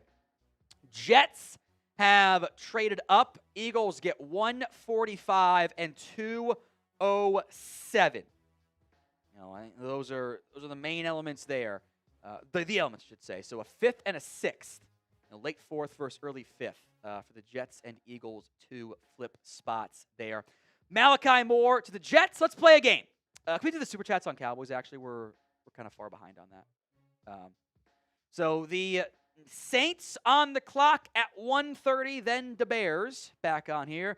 Couple Super Chats we'll get through here. Might even be one on... Oh, we're caught up on Maine, Cowboys. Jorge says take Ayomanor. I would do it. We got 27 picks, whatever it is, the Cowboys on the clock here. Mark, Houston offered us a 2025 second rounder. Dallas wanted an additional 3rd. To me, I'd pick Henderson, and 2026 second is much greater than Booker. I actually disagree. To take a 1 and a 2 is not worth going from 12 to 24. You needed more than that in the end. You just needed more there. Dallas do the usual quantity over quality. Use the 2 5s and ensure a good back in round 4. Nab a free agent receiver. We have Jack on offense. I would like to trade up. I think someone had said that they tried to move up. Didn't happen, so I judge the results there. But I get it, Mark. Thank you very much for your Super Chats, by the way. More from Mark. Never been a fan of Dak. He's solid but way overpaid and over whatever. But we're treating him like Rodgers. Give him Jack to work with. I do think you can't really trot out CeeDee Lamb and Jalen Tolbert and Cavani Turner and be like, yeah, we're good to go, baby. This is the team we need. I do think you need more on offense. I think in the end, this is a failure of the free agency process, not the draft. Draft picks have been solid, but you had needs. So you didn't fill your needs by what you had claimed. Mark again. QB's most important spot. Want to draft a great corner with serious medical issues. Why not get Shedeur since Dak always injured? Shedeur is going to be if you draft Shedeur, that is a circus. It is a circus. It is every time the receiver drops a pass, it's Dak's fault still, and people are calling for Shedeur Sanders. I don't even know if Deone and Shedeur want that. I don't think that's where they want to go. I think this turns into a circus. You could take him in the 7th round, and it's going to be a circus. Mark, are D end and guard examples of poor pass drafting? If the guards and D ends we have are so great, as JJ says, why pick them with so many holes on this team? It's a value pick for Ezeraku. You have spent 3 second-rounders, though, at defensive end in 4 years. That's a lot. It's a lot to spend. I totally get you there. Maybe they can trade Sam Williams. J-Buzz, all I on is what it else. Go Pokes. I'll mention my top available backs. DJ Giddens, Damien Martinez, Jordan James, Rashard Smith, all top 130. Devin Neal, Jaden Blue, top 140. Ollie Gordon, top 150. LaQuint Allen, Taj Brooks, top 165. I would take Ollie Gordon the fifth. He's 140 on my board. Perfect value. I've got a bunch of backs still there, but a lot of picks to go still for the Dallas Cowboys. So we shall see how that one plays out as we move forward. Mark, we don't have a decent true starter at wide receiver 2 or back. Dak needs help. Bass and Hoffman aren't great, but are okay. Got 11 Sam, Fowler, Nealon, so we get a guard and a defensive end. Get it. I think the values of the last 2 picks were great. If only T-Mac had been there in round 1, I think we'd all be feeling pretty happy right now. Hopefully a back is there in the 5th, but we played that game last year. We know exactly how it went. What stats do you think are a reflection of how good Bradyn is as head coach? I've always thought penalties and second performances. Adjustments show how good of a coach it is. Thoughts? I think those are good ones. Results are always the one I look pretty close at. I also think, like, how you start. You know, if you consistently come out flat, that's probably a you thing for your in-week type of stuff. All right. Do we have a giveaway today?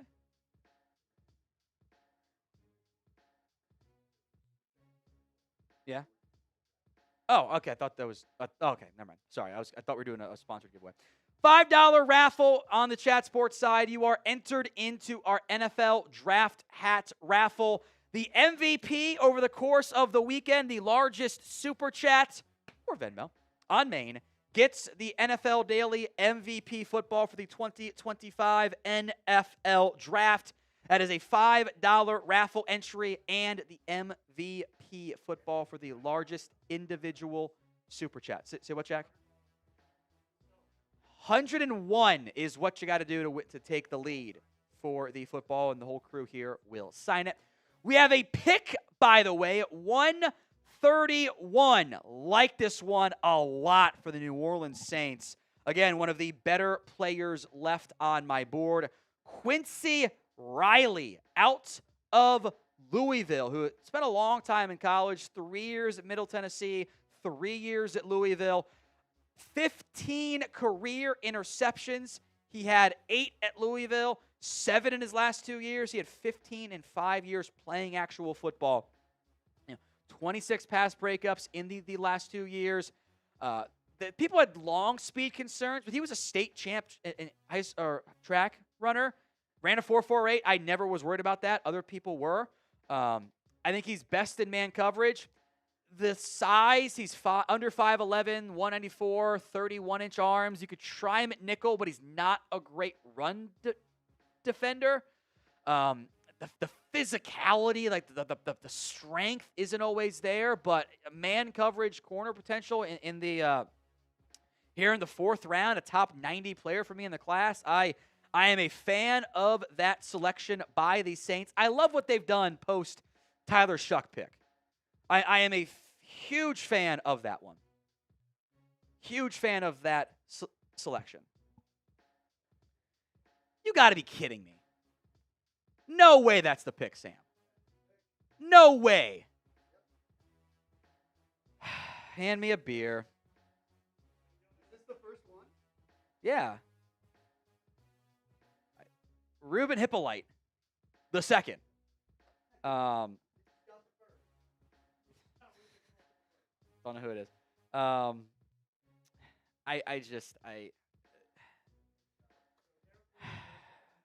We have nothing. To put it in perspective, Dane Brugler didn't do a scouting report on him either. This was Dane's 35th ranked linebacker. He's 5'11", 5'8", 236. Did run a 4.42 40-yard dash. Played at Maryland. And I watched some Maryland games. I didn't think it was crazy productive. I got a drink, guys. I got a drink. These are. Can I get a cold one, actually, Sam? I don't want to do a warm one. First player we didn't do any notes for. Tell Ryan Poles to F off for me, Sam. Ruben Hippolyte II. Out of Maryland. 5'11", 5'11 and 5'8", 236. Oh, why is it the Bears? Why is it the Bears? What are we doing? Can I get a happy dad? I'm going to be needy, Sam. I wasn't paying attention.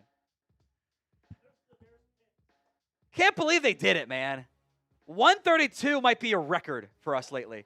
That might be a record for first player I didn't do notes on to be drafted. We got to go back and check. I think that might be a record. It's brutal for me. It's a brutal L.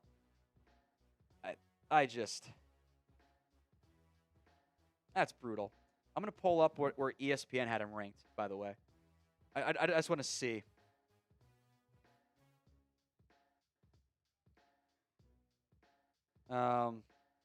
He wasn't in their top 350 either. I got to dig for this one here, guys. Hold on. Thank you. Let me go. I'm trying to find where ESPN had Ruben Hippolyte graded. I got nothing here. They don't have anything on him. He was unranked by them. 66 tackles this past year for Maryland. Undersized player. Played well against Penn State. 11 tackles there, but maybe he did a lot on special teams? Yeah, I agree. He wasn't ranked on ESPN. Got a part-time starter, too, at Maryland. Some special team stuff. I don't get it, man. I don't get it. That one. You stumped me, Chicago. He's in the database. The database is unlimited. You'll never stump the database, but that's you, Sam.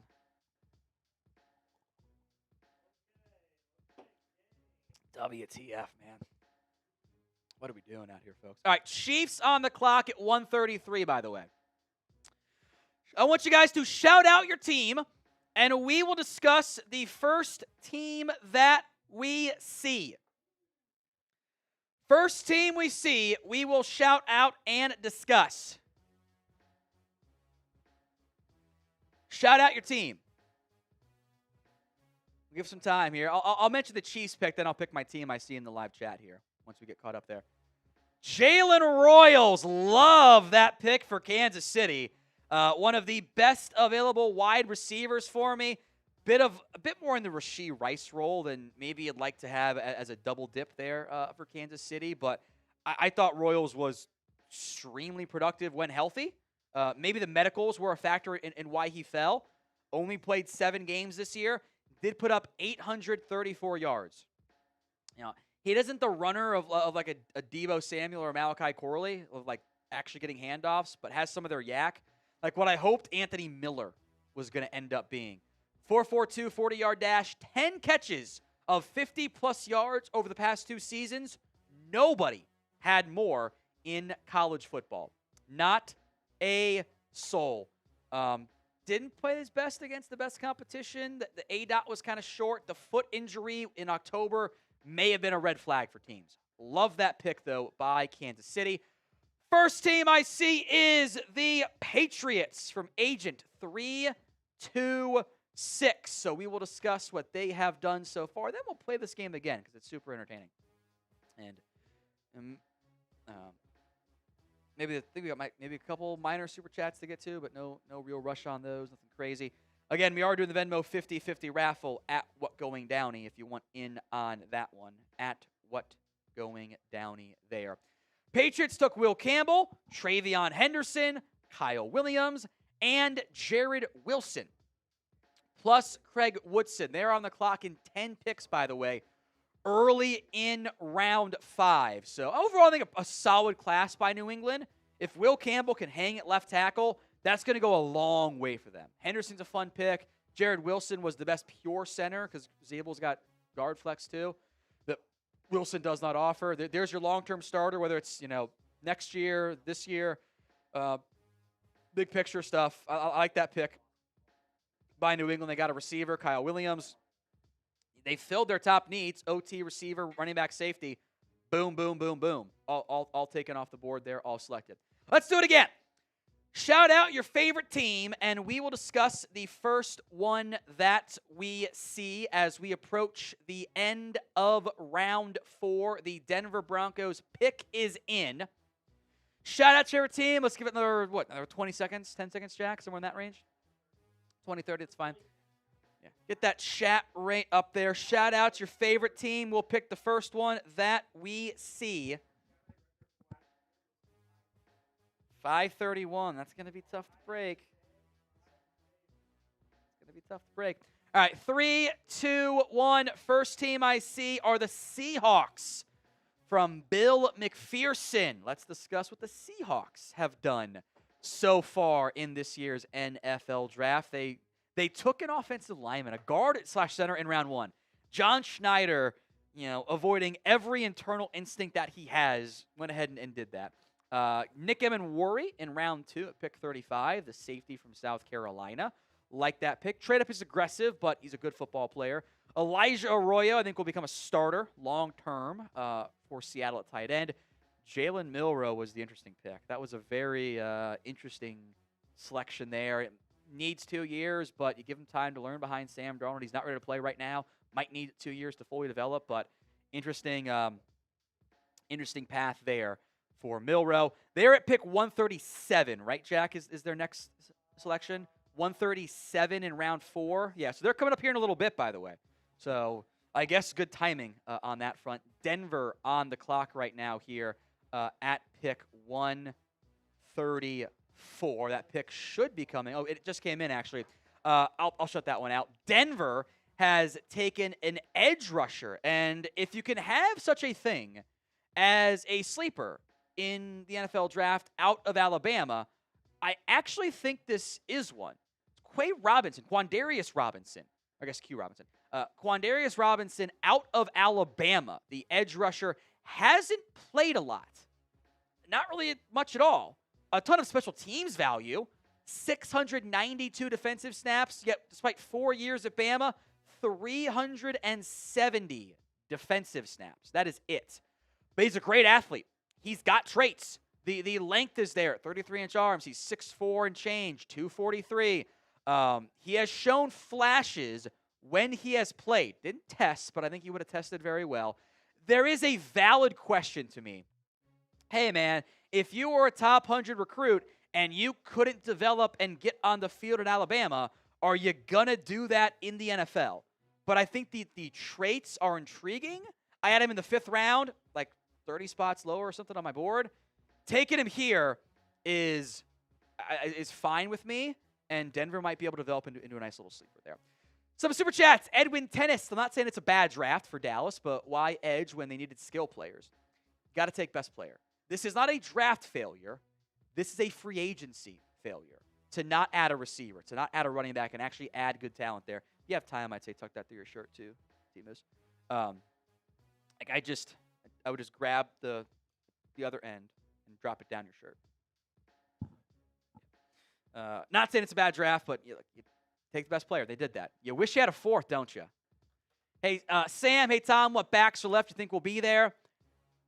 I would be shocked if DJ Giddens fails, but I did that in a heartbeat. Avian Martinez, Jordan James could slide. I wasn't as high on Jordan James. I think I'm in a heartbeat in the 5th. Rashard Smith, Devin Neal, Jaden Blue, Ollie Gordon, LaQuint Allen, Taj Brooks. I got like 8 guys in my top 161 that would be in range for me in the 5th round. Mark, more is needed than just a 2026 number 2. So I agree there. You agree that Henderson and a 2 are greater than Booker, especially looking at what we have at guard versus back. If I'd gotten more, I would have traded down. Absolutely. But it kind of becomes just kind of a non-starter when you don't get enough, right? That's the way I look at it. But I totally get what you're saying, Mark. Greg, no question, just love the draft coverage. Tom is the best. Thank you very much. MA Football, guys, is just supporting my guy at What Going Downey. You're getting me through the workday. Thank you, MA Football. Appreciate every single person who is tuned in and who is subscribed. Hit that sub button right now. YouTube.com @ChatSportsTV for more free NFL YouTube videos. We have another trade, by the way. The Ravens have moved up to 136. The Raiders have made their selection as well, so stay tuned for all of that. We will break it down here in just a little bit. Hit that sub button here on Chat Sports. Titans have, I think the Titans got the pick, right? Or the Ravens got the pick. No. You sure? Titans coming up? Okay, Titans are. Sorry, you're right. Sorry, you're right. You were ahead of the networks. That's on me. That's on me, bud. That's on me. That's on me. Titans on the clock now at pick number 136. Ravens trading down. We don't yet know what those details are. We'll bring on my boy Trace Mustakis here in just a second, and we'll break down the Raiders pick here as well momentarily. I'll shout that out, and then we'll go more in depth on it. Tonka Hemingway, elite name alert, is the pick by the Raiders. Welcome in, Trace. You can take over hosting duties, my friend. Oh, it's great to be with you, Mr. Downey. I am so happy to be with you guys. Day 3 of the NFL draft. Running on very little sleep, but that doesn't mean the analysis stops for any single pick. And that's why you guys tune in to Chat Sports, because we are breaking down every single pick. Unlike some other guys that just kind of lump things together, we're going to give you expert analysis every single pick of the NFL draft. How you doing today, Mr. Downey? Doing good. Doing good. We'll break down that Tonka pick here. I'm curious what Tennessee does, but say what? Okay. Tonka Hemingway is the pick here by the Las Vegas Raiders. I think this is a reach. I see an awkward tweener at defensive tackle / defensive end at his size. He tested really well as a defensive tackle, like elite level athlete, but he's also 6'3", 284. I don't know if he has the power and the anchor to hold up full-time at defensive tackle. I am worried about the tweener abilities here. That's where I mostly get concerned. His brother, by the way, is Junior Hemingway, the former Michigan wide receiver who was a late-round pick by the Chiefs back in the 2012 NFL draft. I just see like a situational pass rusher defensive tackle is kind of what I'm thinking this one might end up being for the Las Vegas Raiders there.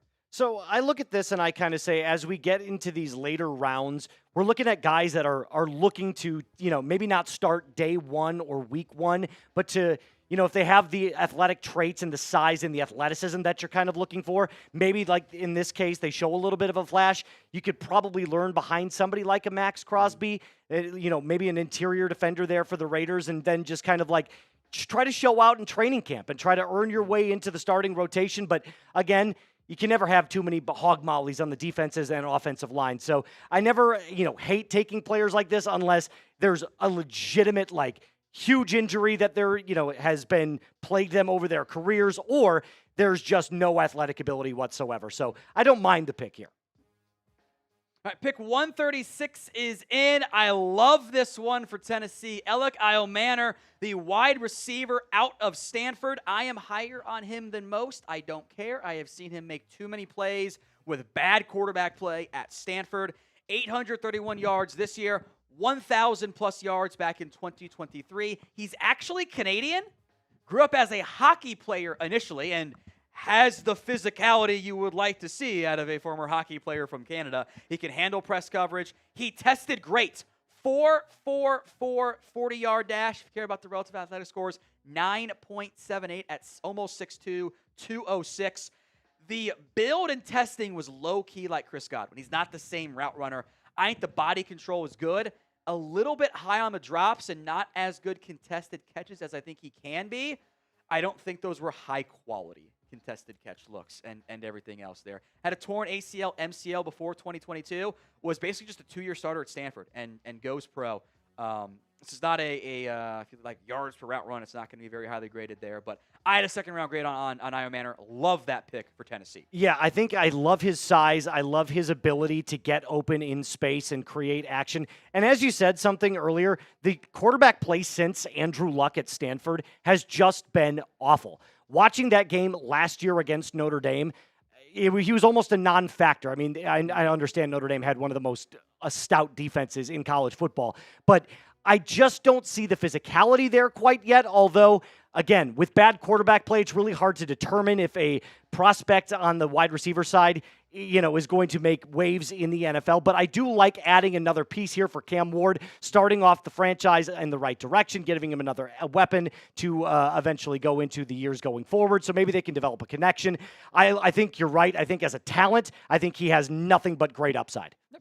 Break down the trade. Take over the hosting duties here for me, team. All right, here we go. So the Patriots are trading, and they get that 2025 fourth-round pick at 137. They're trading with the Seahawks. So the Seahawks receive 144 and a seventh-round pick at 238. So now the Patriots are on the clock, and we are going to just take a quick look here at our friends from Mando. Our friends at Mando. Listen, guys, if you are smelling really, really stinky, and your sweats and your body odor is affecting you, trust me when I say this, Mando comes in handy. I love their products. I actually have a stick right now of their whole body deodorant at my house, and when I go work out, I use this before I go work out, and I am odor-free for 72 hours. So what is it? It is that full body deodorant that you could use on your pits, your undercarriage, your thigh folds, your belly button. It was created by a doctor who saw firsthand how normal BO was being misdiagnosed and mistreated. Clinically proven for up to 72 hours of odor protection. I love all of their scents, but I'm a big fan of the bourbon leather one. That's the one I go with every single time. But they have other ones like Clover Woods, Mount Fuji, and Pro Sport. If you want to try America's #1 whole body deodorant right now, all you have to do is go to any retail store like Walmart or Target, or go to shopmando.com/chat. Mando's starter pack is perfect for new customers. It comes with a solid stick deodorant, cream tube deodorant, 2 free products of your choice, and free shipping. As a special offer for listeners, new customers get $5 off a starter pack with our exclusive code CHAT. That equates to up to 40%, off your starter pack. Use code CHAT at shopmando.com for $5 off. And please tell them that we sent you here at NFL Daily. Smell fresher, stay drier, and boost your confidence from head to toe with Mando. Whew, and I love that Mando scent. It is really, really good. I'm actually wearing some right now, believe it or not. It helps when the studios can get a little hot and sweaty. You're absolutely correct about that. And I'll tell you what, I spent the night in a hotel last night as I was, not trying to drive all the way home. And those sheets, you never know what they smell like in those hotels. So using Mando was big help here. All right, draft needs right now for the Patriots. Obviously, offensive line seems to be a big area of need. Pretty much knocked them out so far with their picks. Yeah, they have, but maybe adding another weapon here. I know they added Kyle Williams yesterday on day 2. They added Travion Henderson at that running back position. So, Mr. Downey, what do you think? Well, actually, the pick is in. Joshua Farmer here, the defensive tackle out of Florida State. 305 pounds at 6'3". Tell us a little bit about the prospect out of FSU. Just cracked my top 100. He was number 99 overall, had a 3rd, 4th round cheater grade. There's a lot to like about the upside here with Joshua Farmer. He's got 35-inch arms. He's got a massive frame. He's, like you mentioned, 6'3", 6'3" and a half at his pro day, by the way. If that helps at all. 305 on the pound side. Big hands, 7.25-inch hands there. The athletic ability is pretty darn good. 5'11", 40-yard dash, a lot of good stuff overall. I think good, not great athlete is what we see. The length is great. He's got a high motor. He shows flashes as a pass rusher. 10.7% on that front, but he plays too tall. He's not as good of a run stopper as he should be at his size. Mm-hmm. I think this is like some Keanu Benton where you got to develop him a little bit and he can come along there. Absolutely. But in the late 4th, quality pick here by the New England Patriots. I completely agree with you. And one of the things that I love about the New England Patriots, it's very clear right now that when Mike Vrabel stepped in, they are trying to reset the foundation of those offensive line. Back when he was coaching Tennessee, he really valued the run game with Derrick Henry. Ryan Tannehill was more of a serviceable quarterback. Don't make any mistakes. Get the ball out quickly to your playmakers and let Derrick Henry be the focal point of that offense. I don't necessarily know that what he's trying to do in New England, considering you have such a talent like Drake May, but taking a Travion Henderson in round 2 and now adding to the offensive line and with Joshua Farmer here at the defensive line, I really like what Vrabel's building, and I think the Patriots could be a dark horse for a above 500 team this year. Drake May keeps taking step forwards. They're going to be in a really good spot. Very good spot. That's the main thing, and I like him a lot, so I think that will happen. Maybe not this year, but I think we'll see progress here. Hold on. Who did? Jed York? What does that mean? Oh, Why okay. were you so excited about I that? thought that was going to be Shedeur Sanders. Sam was all excited that Jed York tweeted something out. Okay, whatever. That's whatever. I don't know. So these day 3 picks so far right now: Craig Woodson, the safety out of California, and Joshua Farmer, defensive tackle out of Florida State. Like I said, if everything progresses the right way, and as Tom said, the Patriots could be in a very, very good spot. The next pick is officially in. Jordan Watkins, the wide receiver out of Ole Miss, going to the San Francisco 49ers to add another weapon for Brock Purdy. I'm not going to lie, this pick I'm not super high on. I don't love his measurables. The tape didn't say that much. Again, adding a weapon for a guy, who likes to distribute the ball as quickly as Brock Purdy does, get the ball in the hands of the playmakers. Again, it's not bad in Kyle Shanahan's offense. Anybody can succeed in. But Mr. Downey, what do you have about Jordan Watkins? Yeah, wasn't as high on Jordan Watkins as the Niners are. You can tell that by the grade there. If you want to feel good about the pick, go watch the Arkansas game. He had 8 catches for 254 yards and 5 touchdowns. Now, the issue is he had 49 for 906 and 9 TDs the entire season. So you had kind of the one outlier game, and then you throw in Duke. He went for 180 and 2, and now he got 7 TDs in 2 of his 12 games. And I'm like, okay, now wait, that's kind of an outlier production there. Andre Roberts, kind of the fun comp, probably ends up playing more in the slot. There's some return value here as well. Did run a 4.37 40-yard dash, which is certainly valuable. I didn't see sub 4.4 speed, but I was like, 4.47, which isn't necessarily a bad thing. I had a 6th-round grade on Jordan Watkins. So we're at the end of the 4th. A round reach is not the end of the world in day 3. It's day 3. It's okay. Well, they lose Debo Samuel. Brandon Ayuk coming off a really bad injury. George Kittle, even older. Receivers. I mean, I just feel like this is one of the picks and one of the positions that they probably needed to address. And in free agency, they lost a bunch of players. Are we getting a $100 super chat here? Oh, it's on Cowboys. I get him to a beer. Hey! OJC! With the $100 super chat. Bang! Love that. The Jones boys' only success is at running their mouth. They can't run an There's organization. a bit of Red Bull at the bottom too. Still, it was left over. From Wow, Red Bull does this draft help the offense? It doesn't help the offense enough. But it's a free agency failing. The draft is good. The free agency was bad again. You couldn't fill all your needs. You couldn't do it. You were going to not take the best player on your board to fill a need. That's not how you want to draft. This is the free agency failing. Round one, I can tell you. Yeah, I can tell you round one when I said that Tyler Booker was one of my sleeper picks to go into the top 15. Everybody laughed at me and then went to the Cowboys there at number 12. So I felt a little vindicated, but I know that a lot of Cowboys fans were very, very upset with that first round pick with the Cowboys. But again, that's your team. That's America's team. I'm just here to offer what I think is going to happen. Get some OJCs into the jersey raffle on that front there. Thank you, my friend. Thank you, OJC. Appreciate it, brother. Appreciate it. Woo! Vikings pick is in. They are on the clock, though, and it just came in at 1:39. Sweet. I'll Sweet. go rapid fire on these. Oh, no! Classic. Oh, the first man. one was, is Shedeur going to be available at 149? Probably. Is that a possibility for the Cowboys today? It's Jerry. You can never say no. If they had not traded for Joe Milton, I think they would have done it. Yeah, honestly, it's not a bad backup. It's a circus, though. It is a circus. It's a circus. Yeah. I mean, hey. You could sign him as an undrafted free agent, and it's going to be a circus. But, hey, isn't that, kind of what the Cowboys' MO is right now, is just all that's flash? why I don't want it. All flash, baby. All right, Phantom of many topics. Thank you so much. Look out for Elic A, maybe Bashard Smith, my guess. Bashard Smith, I'd be down with. There's still some backs there. We're getting real close to the Cowboys' picks. I got backs on the board. There's a lot of really good backs left. I'm a big guy on Devin Neal from Kansas. I think he's going to be a really good player. I wanted R.J. Harvey. Obviously he went to the Denver Broncos, which I'm super happy about. But here we go. We got one from Mark. And he said, to me, not having a stud running back with no wide receivers other than CD, I'd take less in a trade running back. Well, much higher upgrade than G. I get it, Mark. I know I do. That's why I wish you would have just, if you had brought back Rico Dowdle, I think we'd all be okay right now.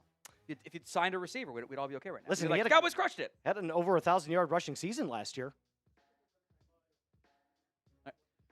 Massive Matt. Damn it, Dallas. Should have traded up for Sampson. Would have liked it.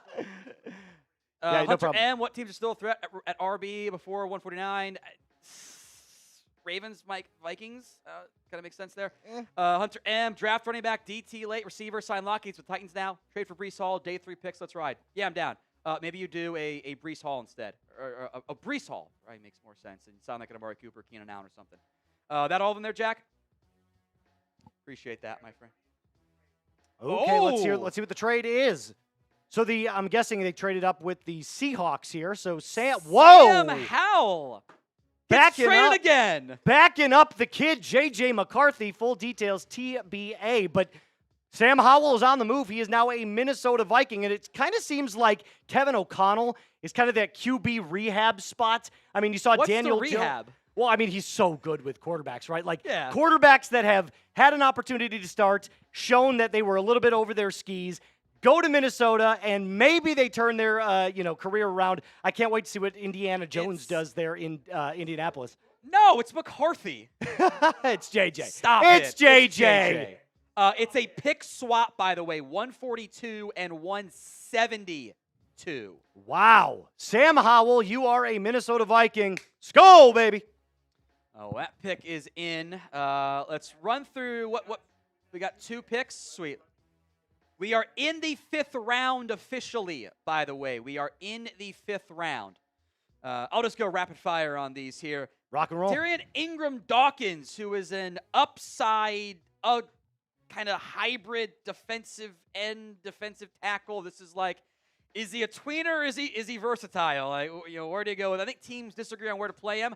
I think 5 technique, which I think you can do some stuff with Minnesota and Brian Flores. So I actually do like that fit. I had a 5th, 6th round grade for him, on him. Great athlete, but again, he's kind of a tweener there.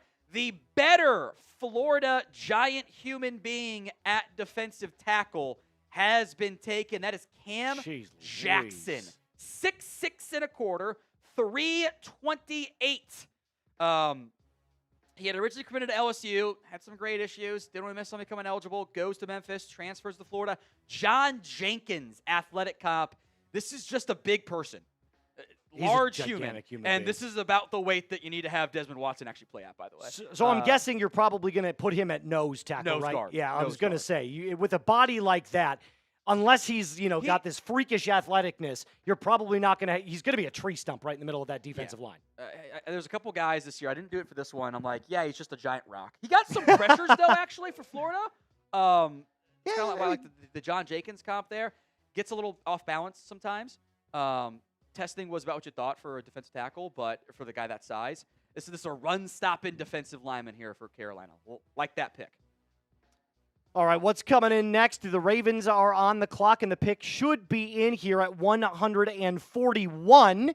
So we'll just take a look here in just a second as we get that pick coming in. Let's take a look at the last couple of picks here that came in. Actually, this was earlier in round 4, excuse me. Well, yeah, that's fine. Yeah. Totally go for it. I love the Cam Skattebo pick, by the way, Jack. Saw that come in, and I heard you go absolutely ballistic. He did. The New York football Giants are crushing the 2025 NFL draft. They are having an unbelievable 2025. Maybe Joe Shane's trying to save his job. Not shave his job, but save his job. Honestly, I thought there were some really good value picks coming up here in round 4. Jack Sawyer he just feels like a Pittsburgh Steeler, doesn't he? Dylan Sampson to the Cleveland Browns, I love as well. They're loading up in their running back room after taking Quinshon Judkins. Jalen Lane, really good wide receiver out of Virginia Tech, going to the Commanders. The Denver Broncos adding Q Robinson, another edge rusher to complement that already amazing pass rush in Denver. 67 sacks last year, led the NFL in sacks. And, so Elic Ayomanor, going to Tennessee and adding another weapon there for Cam Ward. Some of these value picks, we had guys that were, valued to go in the round 2 or round 3, and they're falling all the way to 4, so teams are getting some steals here coming into round 5. Ravens pick is officially in. We'll get that here in just one moment. Have some fun with these 5th-round picks. ESPN, by the way, is just now announcing the Sam Howell trade. So to put that in perspective. Jeez Louise, there, yeah. So that's why you sub, right? That's why you subscribe. On the trade details? Yeah, it was just a pick swap, right? Yeah. Yeah, there we go. Sam Howell in a that's fifth nothing. round at 172 for pick 142, Sixth-ish round value in those. which that pick is that's in kind of all. as well. All right, so the Baltimore Ravens. I think that pick is in. Yeah, it is in. It Graphically? has been in for. Sweet. Beautiful. Seattle on the clock then at 142 following the Sam Howell trade, too, after this one. And here comes the pick. Carson Vinson, the offensive tackle out of Alabama A&M.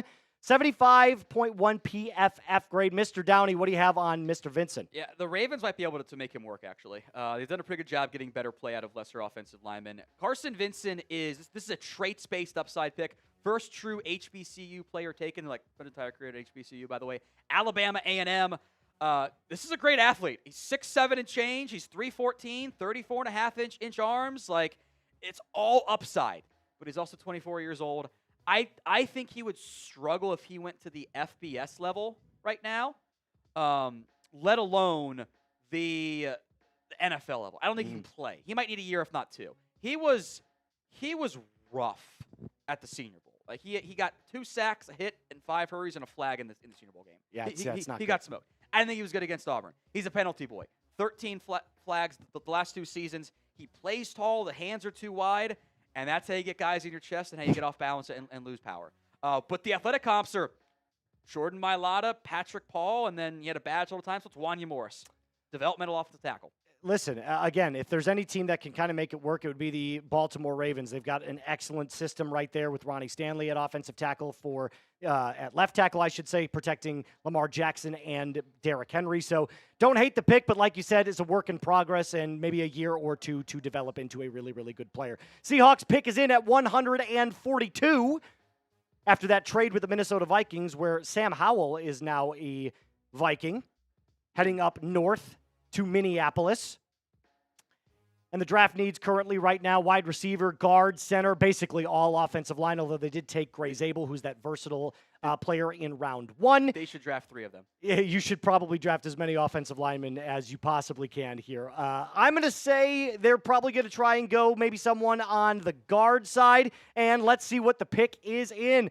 Riley Mills, the defensive tackle out of Notre Dame.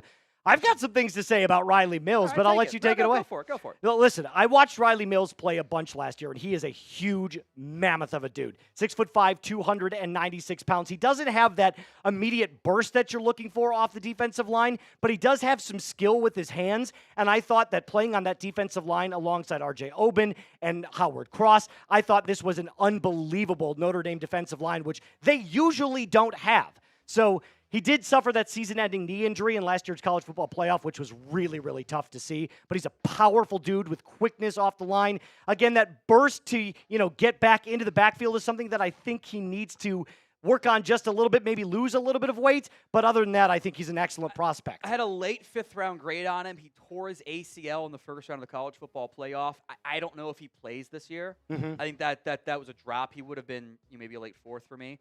So like the pure value wise here, I think is good. If trust the medical coming back off of the ACL tear. Absolutely, and that injury, going back to what we said against Indiana, was just disgusting. So heartbreaking. But at the same time, what he did throughout the season, I was very, very impressed with. So I think they're getting a guy that, like you said, maybe in a year or two could actually take the next step into a really, really good starting player on that defensive line. It's great against the run. He can get back into the backfield, make the pressure happen. I love Riley Mills as a prospect, and he's also a really, really good kid. Listen to a bunch of interviews about him, and he loves Notre Dame, and he loves football. 2-time All-American this year, too. So.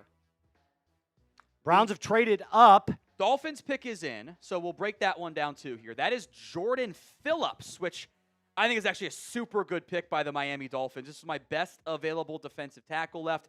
Had a very strong showing at the Senior Bowl. So, Browns are now on the clock at 144, by the way. You have to turn your mic up, dude. Okay. Browns now on the clock at 144. Jordan Phillips at 143. I think there's untapped potential here. The stat sheet does not pop off the screen for you. He had a fantastic Shrine Week. I think really helped boost his draft stock there. 1 TFL, 0 sacks. That's not very good. I think he can do one technique more stuff for you. This is another run stopper, I think, at his best. Dolphins needed that. So I do like that pick a lot for the Miami Dolphins there at 143 overall. Well, they lost Calais Campbell as well, so making sure that they get more guys on that defensive line. Again, all upside for this dude.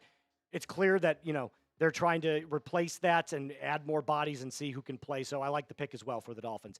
Here's the trade and what it looks like. The Browns receive pick number 144, so they are officially on the clock with the pick being in. The details will be announced. Is it Shedeur Sanders? I don't think so. You don't think so? No, I don't think so. Last year we saw the doubling of quarterbacks from the Patriots, Drake May and then Joe Milton in round 6. So is it possible that Dillon Gabriel in round 3 and then Shedeur Sanders in round 5? Who knows? I'd like to think so. I think it would be excellent for not only the channel, but just can we get him off the board, please, so we can stop talking about it? We can't say it. Let's do it as a time for Shedeur. Is it Shedevland time? That sounds terrible. It sounds awful. I just came up with that in my head. Sandersland? I said it out loud, and it just didn't sound good. Shedurland. Shedurland? Yeah. I think Shedevland sounds it's like you don't say Cleveland, right? Tack the man back onto it. All right, is it Shedeur time? Let us know in the comment section below. Let us know. Start spamming it down. Is he going to be a Brownie? Is Shedeur going to end up in the Great Lakes area? Spam it. Spam it down below. We're getting a lot of no's here. And a lot of emphatic no's as well. Capital no's. Who knows from Joey Watkins? Let's get to it because the chat will leak it. All right, we won't want to leak it. So, oh my God! He's off the board! Shedeur Sanders is a Cleveland Brown! That's what it says. Holy Moses! Ladies and gentlemen, the man who just a couple of weeks ago, months ago, was slated as a potential number 1 overall pick, slides all the way to round 5 at pick number 144. Okay, that's on. Shedeur Sanders is a Cleveland Brown.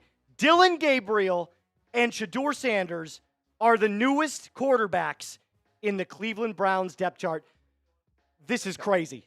Tom, go ahead. Take it away. Way better pick than Dillon Gabriel. I guess Shedeur's chance to win the job. Honestly, I think he does. I think he does.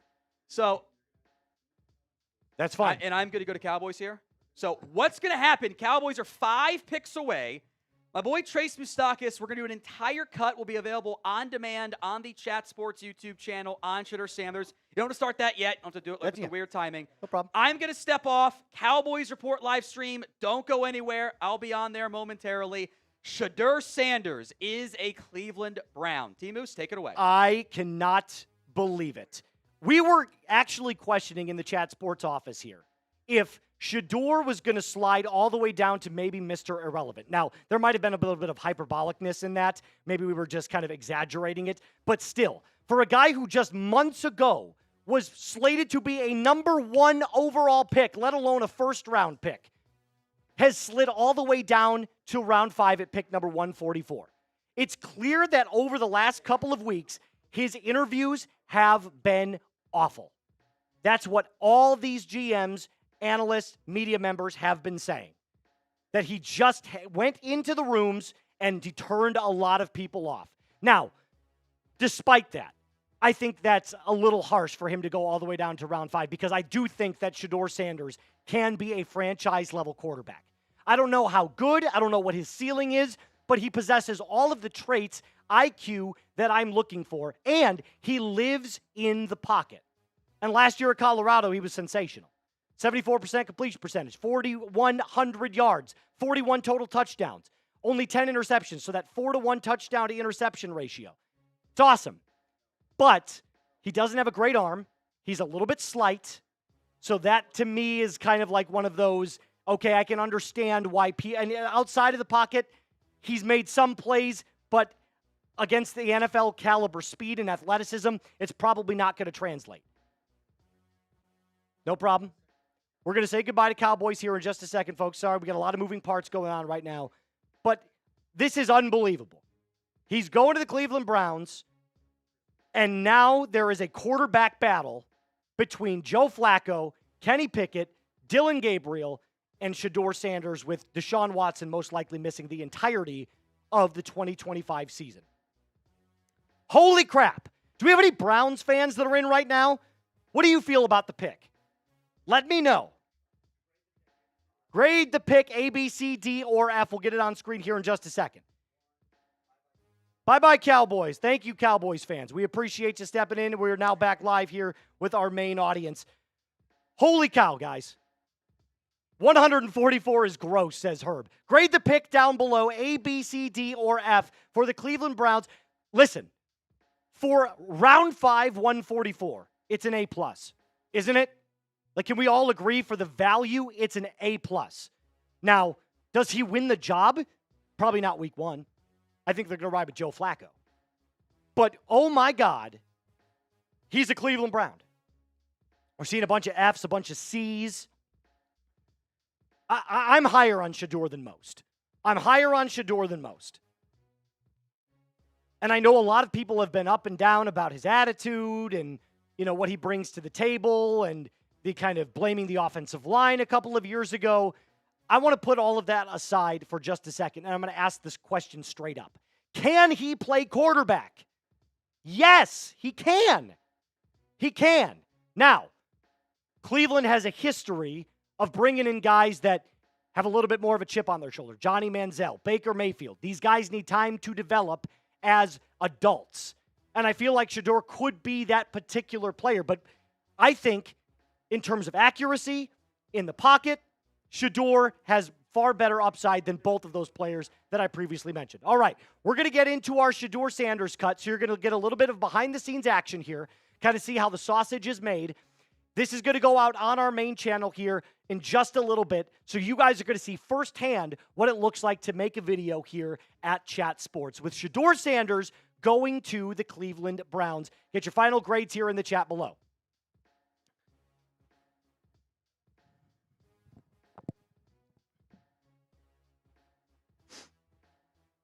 Holy moly. It's got to be an A+.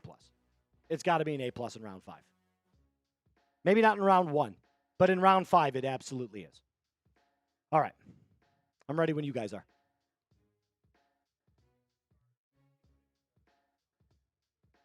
Cool. Sweet.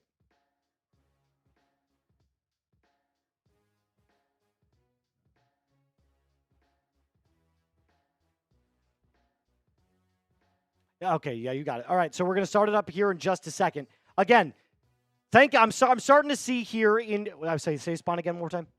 Chubby's. Okay, Chubby's going to be spawn. I'm going to pull that up real quick. I've got them all. One second, guys. Sorry about this. 1 second. 1 second.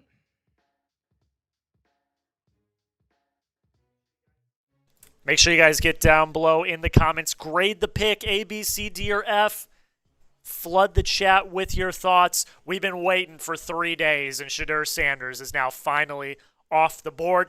We're about to get into a cut, tell you everything you need to know about Shedeur Sanders finally being drafted with the 144th overall pick in the NFL draft. Okay. You ready, Moose? I'm ready to rock and roll. Let's do it.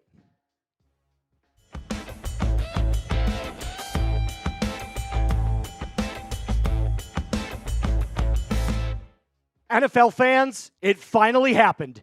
Shedeur Sanders is a Cleveland Brown. In the 5th round at pick 144, Shedeur Sanders has been selected to compete with Dillon Gabriel, Joe Flacco, and Kenny Pickett as the quarterback 1 for the Cleveland Browns. And right off the bat, I'm going to jump in and ask you to grade the pick for me, because here's what I'm saying.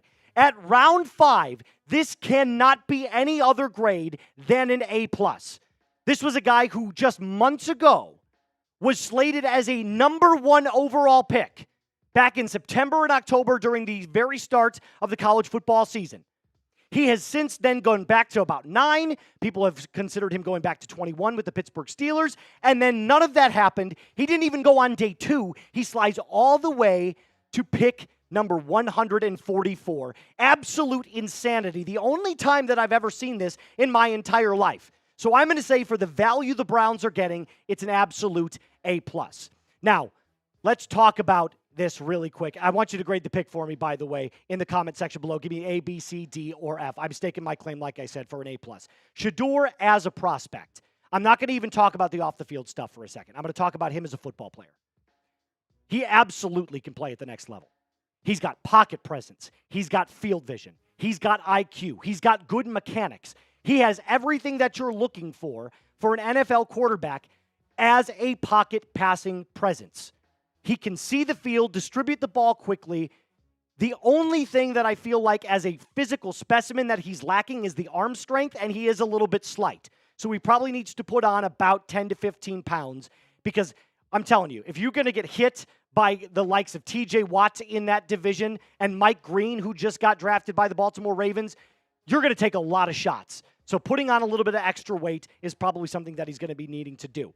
Now, I don't necessarily know why, in terms of specifics, he fell as far as he did, but I can kind of speculate from what we've been hearing around the media. The truth is that Shedeur Sanders has gone into rooms with GMs, scouts, and other NFL personnel members, and they have said not only is he a bad interview, but one anonymous GM said it was the worst interview he has ever had in his entire experience in the NFL. Now think about that. There's a huge difference between it was a bad interview and the worst interview I have ever seen. So there's clearly something there. In fact, rumors had just come out that Brian Daboll was testing him. This came from Barstool, by the way, that he was testing him at the chalkboard, and Shedeur Sanders wasn't prepared, and Daboll kind of called him out, and Shedeur fired back at him. As in, you haven't even played a down in the NFL yet. And if that's true, that's a clear red flag. But again, as a player, Shedeur Sanders can absolutely do it. He has the football production at Colorado. He's got the pocket awareness. He's got the presence to know how to get rid of the ball quickly and distribute it to his playmakers. So for the grade, again, for the 5th round, I'm giving it an A. I don't understand the hate as a football player. I can understand maybe somebody having some issues with the off-the-field stuff, but as a football player, you cannot hate on what Shedeur Sanders brings to the table. Now, before I get more onto this pick, because it has been a crazy, crazy day, I want to give a massive shout-out to today's sponsor, and that is Chubby's. Fellas, April is here, but this ain't the time for no fooling. It's the time to let those thighs breathe. Whether you're playing around a golf with your boys, hitting up the beer garden, or visiting an actual garden, Chubby's has you covered for all the good vibes warm weather brings. Experience unmatched comfort and style with Chubby's iconic original stretch shorts. Depending on how much thigh you're looking to show, Chubby's makes them in 4, 5.5, and 7-inch seams. These shorts have the stretchiest fabric for ultimate movability and flexibility while maintaining a perfect tailored fit. I personally love their golf collection. I actually have a Chubby shirt that I wear frequently when I'm going out golfing with my friends, but it's not just for those leisure activities. You can wear stuff like this anywhere you go. So whether you're getting dressed for your workday, a workout, or a weekend getaway, Chubby's has you covered. For a limited time, Chubby's is giving our viewers 20% off your order with code CHAT. So go to chubbyshorts.com/chat. That's code CHAT at chubbyshorts.com. Support our show and tell them that we sent you. Thank you, Chubby's, for sponsoring today's video. Back to Shedeur. Last year, I thought he balled out. 2023, I wasn't necessarily sure. He had a couple of decent games, but in 2024, I really saw the leap. I saw someone that was able to take over an NFL franchise. His connection with Travis Hunter was outstanding. It was amazing. And again, playing for his dad has learned how to coach his boys. And it's clear that he wasn't taking it easy on Shedeur. He didn't baby Shedeur. He didn't give him special treatment. He treated him like he's getting him ready for the NFL. Now, being Deion Sanders' son probably comes with a little bit of a disadvantage. There's that air, that like, I'm football pedigree, right? I was born for this. I was made for this. I am the blessing that comes to your NFL franchise, and I think that rubbed a lot of people the wrong way. But again, as I keep circling back to, the Cleveland Browns are getting a round 1 talent in round 5. So I have a legitimate belief that he is going to be the quarterback 2 come week 1 with Joe Flacco starting. And if he can take this experience and learn how to, I don't want to say humble himself, but if he could take this, internalize it, and use it on the football field, there should be no reason that come week 6 or week 7, Shedeur Sanders isn't starting for the Cleveland Browns. And this, again, is why you subscribe. Because we cover every single pick here at the NFL Draft. And when crazy news like this happens, we are the first ones that are going to be on your YouTube screens. So make sure you lock us in, hit that subscribe button, and make sure that you like the video as well, because we're going to be pumping out all NFL content for you like this. So let's just go over the Cleveland Browns selections so far. I've loved their draft. Top 3 in this year's draft class. Mason Graham, they traded back down from 2 to get at 5. Carson Swisinger, the linebacker out of UCLA, an excellent pick in round 2. Quinshad Judkins, I thought, was an excellent pick in round 2 as well. Harold Fannin, one of those tight ends that has so much upside and had crazy production in 2024. Then we also thought that taking a quarterback like Dillon Gabriel was kind of a slap in the face to what the whole Shedeur narrative was. And I didn't like the pick necessarily there, but then Dylan Sampson comes in, another great running back from Tennessee, and Shedeur at pick number 144. Are we not positive that the Cleveland Browns don't believe that they have a super team brewing? Now, I'm not saying they're going to win the AFC North next year, but with the amount of picks that they've accumulated in this year's draft and the value that they're getting some of these guys at, I love the direction the Cleveland Browns are going back to. And I would be not shocked if I saw them make a playoff run here in 2025. Kevin Stefanski is a great coach. I love what they've done. Shedeur Sanders could compete for that quarterback 1 spot maybe later on halfway through the year. And their draft needs, I feel like they've addressed almost every single one of them. They went and got a weapon. They got their defensive tackle. They got their quarterbacks. Maybe another offensive lineman here in round 6 and 7. But outside of that, they've knocked it out of the park. So if you're a Cleveland Browns fan, you should be elated today. If you're a Shedeur Sanders fan, you should be elated today. Super excited. Love the pick. Welcome to the Brownies and the Dog Pound to Shedeur Sanders. Gotta say, I love it. So will Shedeur Sanders become a starting NFL quarterback? Yes or no? I'm saying yes, not right away. Not week 1. But halfway through the 2025 season, I'm not shocked at all if I see his name pop up as the starting quarterback for the Cleveland Browns. So pencil it in down below, take out your red pen, and let me know yes or no. It's been pure pandemonium. Pure pandemonium here. And as I wrap this video up, I just have to say this. I wish the best for this guy. I never, ever want to wish a player's career to go south, ever. But I also think he didn't handle himself in the best way in this process. And that's just the truth. He's got a lot of maturing left to do. I hope it happens, and I really, really hope that the Cleveland Browns can mold him into their quarterback of the future. My name is Trace Mustakis for NFL Daily. Until next time, be cool.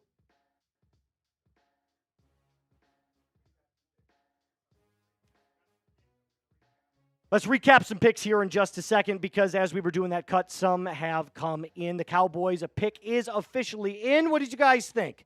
How'd I do? How do you feel the sausage was made? Good, bad, awful?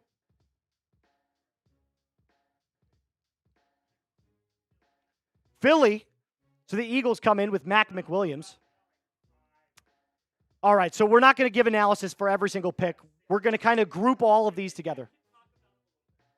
All right, cool. All right, never mind. I apologize. Sure. Awesome, sweet. All right, Mac McWilliams. Let's talk about him for a little bit. The quarterback out of UCF. One of the players that I have seen actually mocked in some third-round picks, so Mac McWilliams does have a little bit of upside. And his scouting report, when I watched the tape on him, I thought there was something a little bit there. But at 5'10", 191 pounds, he definitely has to put on a little bit more size, because his speed is not necessarily that I feel like is something that he'll use to his advantage. But with how good that Philadelphia Eagles backfield is, that defensive backfield, I think it's an underrated pick, and I think that they can mold him into a rotational starter. Bradyn Swinson coming in at round 5, pick 1, number 46. Bradyn Swinson, I'm sorry, I apologize. Edge out of LSU going to the New England Patriots, adding to that already pretty good defensive line, which they addressed in free agency. Then Jordan James, the running back out of Oregon, going to the San Francisco 49ers. Maybe a Jordan Mason replacement right there, as he saw his way going to the Minnesota Vikings. Christian McCaffrey, Jordan James, I feel like they play similar styles of football. He's got very, very good hands. And then Ty Hamilton coming in at 148 to Ohio State. Ty Hamilton was one of those players that I thought could go in round 2. I love this pick for the Los Angeles Rams. He's got a big body. He's got great run-stopping capabilities. Not the best development as a pass rusher quite yet, but I do feel like there is some upside, and if he can learn to develop those pass rushing skills, he's going to be an excellent player going forward to a very young and inexpensive Rams defensive front. They traded with the Bears. Look at that. That's how they got to 148. So they got 148. The Bears got 195 and a 2026 fourth-round pick. So the Bears are obviously, content with getting more draft capital, not only in this round, later rounds like in in round 7, but in next year's round as well. Finally, the Dallas Cowboys address running back. This is one of the things that we've been talking about basically since day one. Who is their running attack going to consist of? And he's a Texas guy. Jaden Blue, staying in the great Lone Star State. Now, I heard that there were some question marks about his ability to hold on to the football. Does have a bit of a fumbling problem, but his rushing yards per average were good. He found the end zone, enough. 730 yards in college is not that great, but he only carried the ball 134 times. So it's clear that the offense last year ran through Quinn Ewers. So, again, a player that I feel like can rotate with Javonte Williams, who they picked up in free agency. So, not going to be your running back 1, but now you feel like there's a little bit more, depth at that running back position and more of a running back by committee there in Dallas. So I think Dallas actually, their first couple of rounds, believe it or not, I didn't like their picks, but I feel like they're actually getting back to a better spot with these later round picks. I love the Savon Revel pick. I think he's going to be excellent on the outside of Trayvon Diggs. So again, a solid pick. I'll give it a good C+, B-. I don't see a ton of upside for Jaden Blue. I don't think he's going to be an RB1 ever in this league, but maybe a, career journeyman running back that can provide solid reps when he needs to get into the game. I'm going to take a breath here for just a second. That's the crazy thing about these later rounds. The picks come in so fast, and we had to get into that Shedeur cut right away. So, all right, round 5, pick 150. Jason Marshall Jr., the cornerback out of Florida. Now, a little bit about Jason Marshall Jr. Tom Downey has him listed as, maybe a little bit of a reach here at pick 150. But at 6 foot, 194 pounds, you're getting the length that you want. So he's ranked 253 overall by Downey's scouting report. Now, again, the cornerback class, not that great. He's a former 5-star, and it's clear that his career has just kind of gone down since he went to college. But again, that length that you're looking for is probably why the Dolphins decided to take him here. Now, Jalen Ramsey's on one side. Storm Duck is your other cornerback 2 in Miami. So you need someone that can go in and compete for that cornerback 2 position. I just don't know if it's him day one. He only played in 7 games last year, and these numbers are, I'm not going to lie to you, they're not great. But other than, his length, he's mainly an outside corner. So he's not going to be a nickel corner. He's got some of the physical traits that you're looking for to play man coverage. But as the NFL switches to more of a zone coverage, those zone coverage skills, I feel like, are severely lacking. So there's a little bit of a project here. Great length, good in press coverage. I think that's kind of what you're taking him. And maybe he can be taken under the wing of a Jalen Ramsey, who he plays very similarly to. So not a bad pick if you're looking to develop as a cornerback too. DJ Giddens, running back out of Kansas State. I'm not going to lie to you. I feel like Jonathan Taylor has needed someone kind of like this as his running back too, because Taylor is your stereotypical workhorse back. And Giddens actually offers a little bit more in the passing game than Jonathan Taylor does. I don't love Jonathan Taylor's hands nearly as much as everybody else in at Chat Sports, But here's what I will say about DJ Giddens. He's an early down runner who needs work on third downs. So that's where the problem comes in for the Colts. But he did run a gap zone scheme in the KSU offense. So finding holes and that patience to find his hole is something that he can do at a very, very good level. Third, fourth kind of round, he's got a Tevin Coleman kind of comp. And again, I feel like this is a nice compliment to a Jonathan Taylor. So DJ Giddens, welcome to Indianapolis. We do have a trade alert. The Cowboys are now back on the clock after getting pick number 152 overall. They traded with the Cardinals, so the full details here are going to be announced in just a second. Shamar James is the pick, the linebacker out of Florida. We'll get that up here in just a second.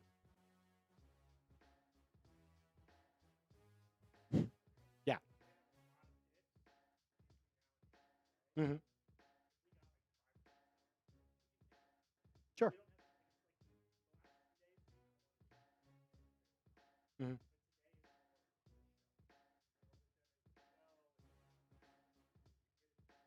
Gotcha. Right. Absolutely. Absolutely. All right. So we'll get the pick here in just a second for Shamar James, the linebacker out of Florida, who's very young, by the way. 20 years old, turns 21 in June, so he'll only be 21 when the season starts. He's got very low instincts, okay? I'm not going to lie to you.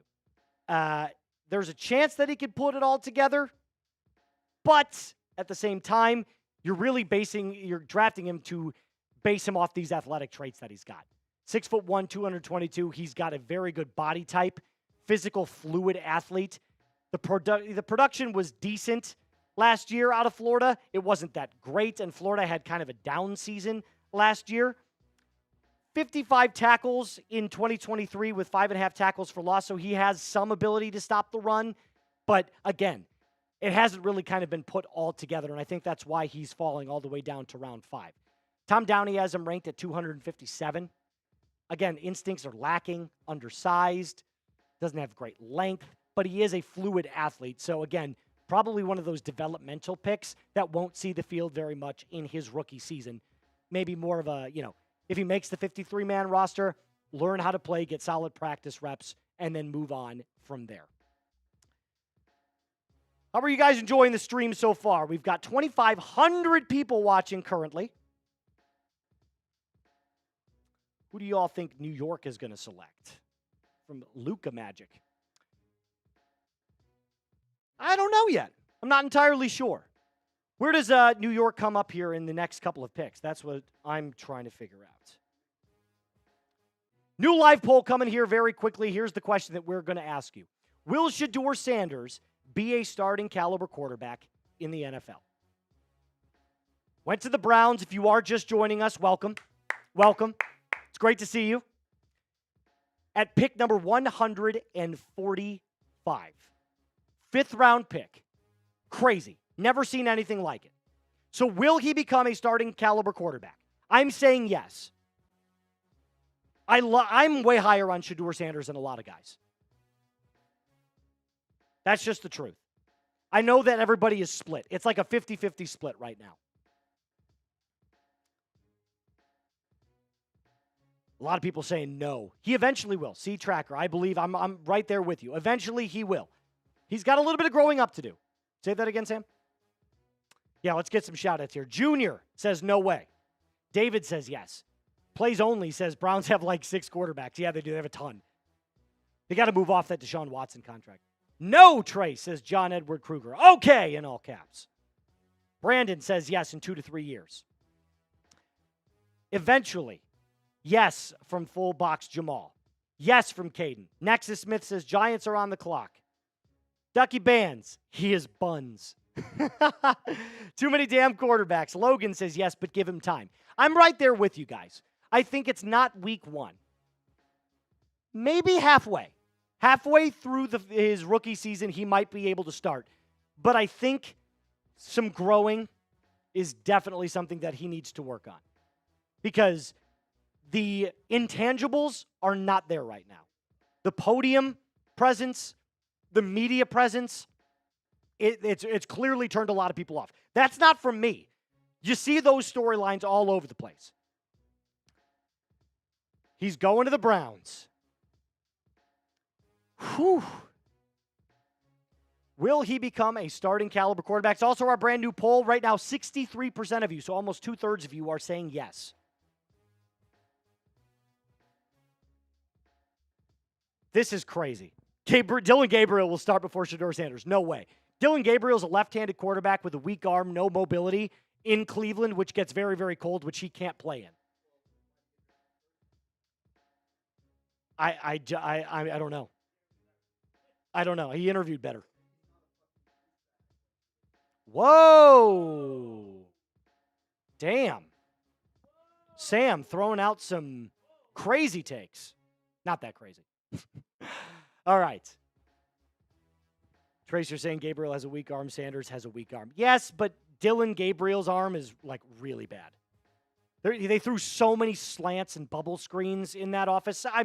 Same with Shedeur at Colorado. But I feel like Dylan Gabriel had such a much better offensive line. Like his offensive line was far and away light years better than what Shedeur was dealing with. He's also talking in all caps. So he's like yelling at me. We did get 2 picks in. All right, next pick in for the Cincinnati Bengals, Jalen Rivers, the guard out of Miami. And one of the things that I'll say here, we've always been clamoring since Joe Burrow has been drafted, is to protect him. And they just haven't done it, right? And I have not liked the Cincinnati Bengals draft at all. I thought they reached for a lot of players like Demetrius Knight Jr. I thought Shamar Stewart was not a great pick at number 17. But I'll tell you what, anytime you can take offensive linemen to potentially protect Joe Burrow is something that I can't knock you for. He's super heavy-footed, so he doesn't have that quickness that you like as a guard. But he's got good length and power. So if there's one position that you're going to be able to do that with and not be the fastest, most agile, it's at guard. That down the hill, north to south blocking is something that a guard really needs to be good at, especially when opening up holes in the run game. And I've always been a big proponent of a good run game equals a great vertical passing attack. And we know that the receivers quarterback combination in Cincinnati is deadly. So I like the pick. I don't know what grade I'm going to give it because, again, at 153, how many of these guys can you really give an A-plus grade with? Tom Downey has him ranked at 143 overall, and you got him at 150. So right around where he's supposed to go. Probably a developmental player, rotational guard at best. Not bad, though, for protecting Joe Burrow.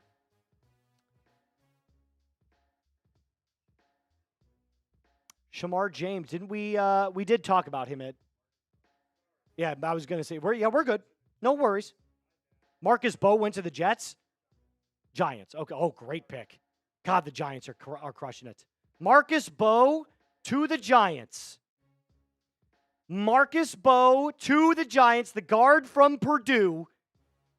Tom Downey's been very, very high on this guy. 6'4", 302 pounds. And watching Purdue play a couple of games last year, I'm big into some Indiana school football. He was like the only player on offense that could do anything for Purdue. Not even going to lie to you. He's got great football IQ. He's great with his hands, and he's quick. This is one of the most underrated guards in the draft. Marcus Mbow going to the Giants feels like an excellent A pick. He's actually the 4th rated guard, according to Tom Downey, and number 56 overall. So the fact that he falls all the way down to 52, great value. Now, his length isn't great. He might do better at center than he would at guard. But with Brian Daboll's offensive mind and what he was able to do for Josh Allen when he was in Buffalo, can't be beat. I think the problem with Daboll's Giants is that you were dealing with Daniel Jones, your offensive line was bad, and it's clear now that they're crushing this draft. Abdul Carter, Jackson Darts for their future, signed Russell Wilson. The Giants are making waves. The Giants might be around a 500 team next year. I love this pick. I think it's an A-plus here pick for Marcus Mbow going to the Giants. Dante Trader Jr., safety out of Maryland, going to the Miami Dolphins. safety in this draft, I'm not going to lie to you, has been kind of weak outside of like Xavier Watts, who went yesterday. And I had a high second-round grade for him, and he fell all the way to the very back of round 3. So, again, feels like a reach here for Dante Trader Jr. But he is a former All-American lacrosse player and made a jump to focusing on football. So he doesn't have a ton of time as a football player, but it's clear that he's an awesome athlete. So his versatility across both safety spots at free safety and strong safety, he can also kind of double as a nickel. So that limited, kind of impact and limited time as a football player probably hurts his draft stock here. So it's obvious this is a developmental piece for the Miami Dolphins. But with these athletes, you never know who's going to be a hit or miss pick. It's like a 50-50 shot. So if you're drafting him based on the athletic traits alone, that's a great pick. If you're drafting him because you think he's a great skill player, I don't know what you're thinking.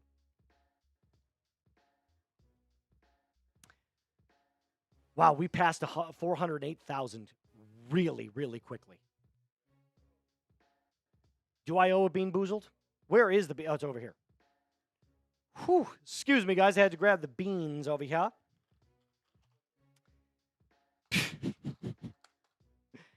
Oh, Samuel. All right, which one should I do, guys? Give me a color. Just give me a random color. I'll do it right now. I'll pick the black one. Is this black licorice? I really hope not. That would be like the good flavor, right? All right, licorice or burnt rubber. So this is going to suck either way. Yay me. It's burnt rubber. Rubber. Have you ever chewed on like a rubber cord? Oh my God, that's awful. That might be the worst thing I've ever put in my mouth. No Diddy. Full Diddy. Family show. Family show. That's awful. Trash can. It's over there. I'm going to put it right. I'm going to put it over here. We're fine. All right. As I try to wash that taste out of my mouth, please hit that subscribe button. We'll do a what? I'll do one with you. How about this? Hit that subscribe button. Sam and I are going to shotgun together once we hit 408,500. So smash that subscribe button right now. It's absolutely free, unlike ESPN Plus, which costs $120 a year. And we are going to bring you every single pick here of the 2025 NFL Draft. By the way, my very first draft as well here at Chat Sports. So if you're not going to click sub for the coverage, can you click sub for me, please? And thank you. I've been told I'm doing an okay job. Today's hard. I'm not going to lie. I was told that today was going to be the most rough day. It's rough. It's tough.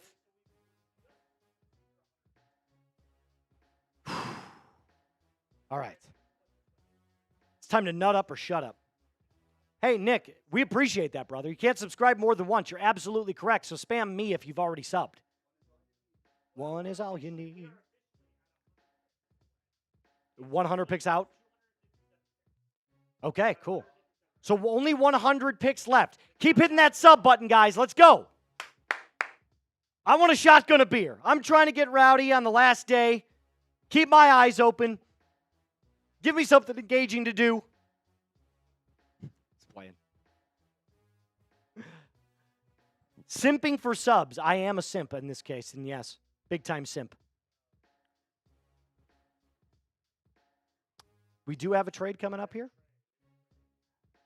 There was a trade. Okay, so the trade already happened. The Chiefs received pick number 156, and the Steelers go back to 164 and a 7th round 226.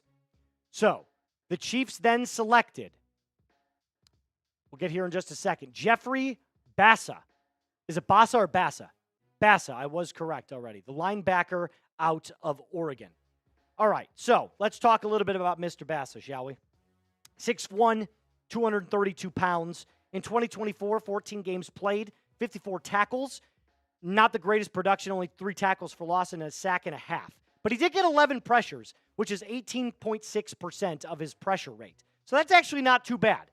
He did play some middle linebacker at Oregon, but I'd probably move him outside to a wing back because of his size. He's a little bit undersized to play middle linebacker. Middle linebacker, you're going to try to get up to about 250. So this is probably an outside linebacker. Again, he's 23, so still kind of young. There's not much to talk about him other than, he's got that that outside linebacker look. Compact, short, not the greatest length. So maybe he comes off with a little bit more quickness off the edge. But in round 5, not a bad pick here for the Kansas City Chiefs. Yeah, I like the big board. I love the big board. I'm not gonna lie to you. My biggest sleeper in this draft has been Tory Horton. I've been all over this guy. I think, here's a hot take for you. Ready? I think he's going to be a starting wide receiver 2 on any team that he goes to, minus the Cincinnati Bengals. I think he's that good. I think he, at Colorado State, I was blown away from what he done. I watched his highlight tape, and again, highlight tapes don't capture the whole picture. But from what he was able to produce, and now he did come off a really bad injury in 2024, but in 2023 and 2022, he was sensational.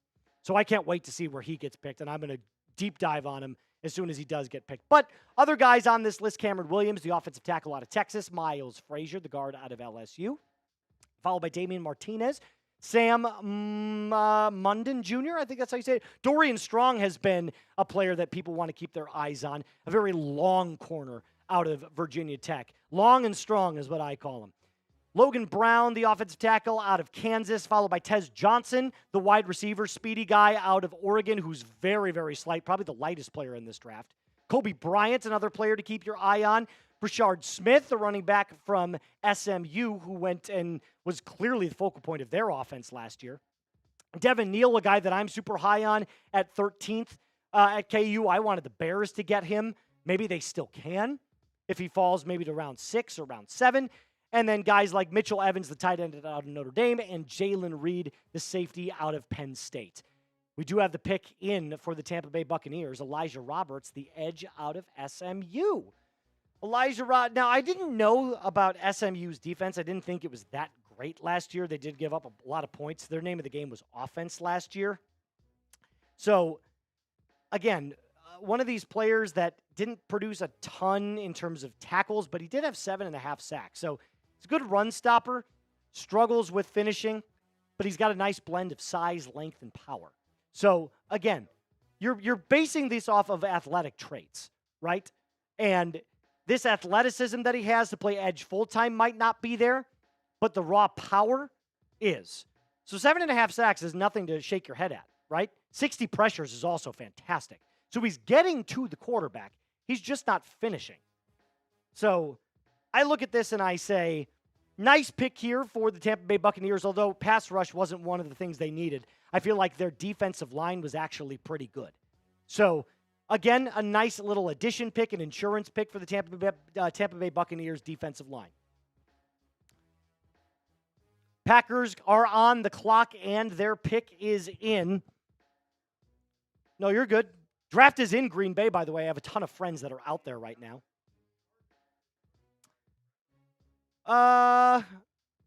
Yes, you are correct on that. Chargers pick is in. Kendre Lambert-Smith, the wide receiver out of Auburn. Kendre Lambert-Smith. Keandre Lambert-Smith. Keandre Lambert-Smith, the wide receiver out of Auburn. Let's talk about him for a second, shall we? 50 receptions for 981 yards with 8 touchdowns.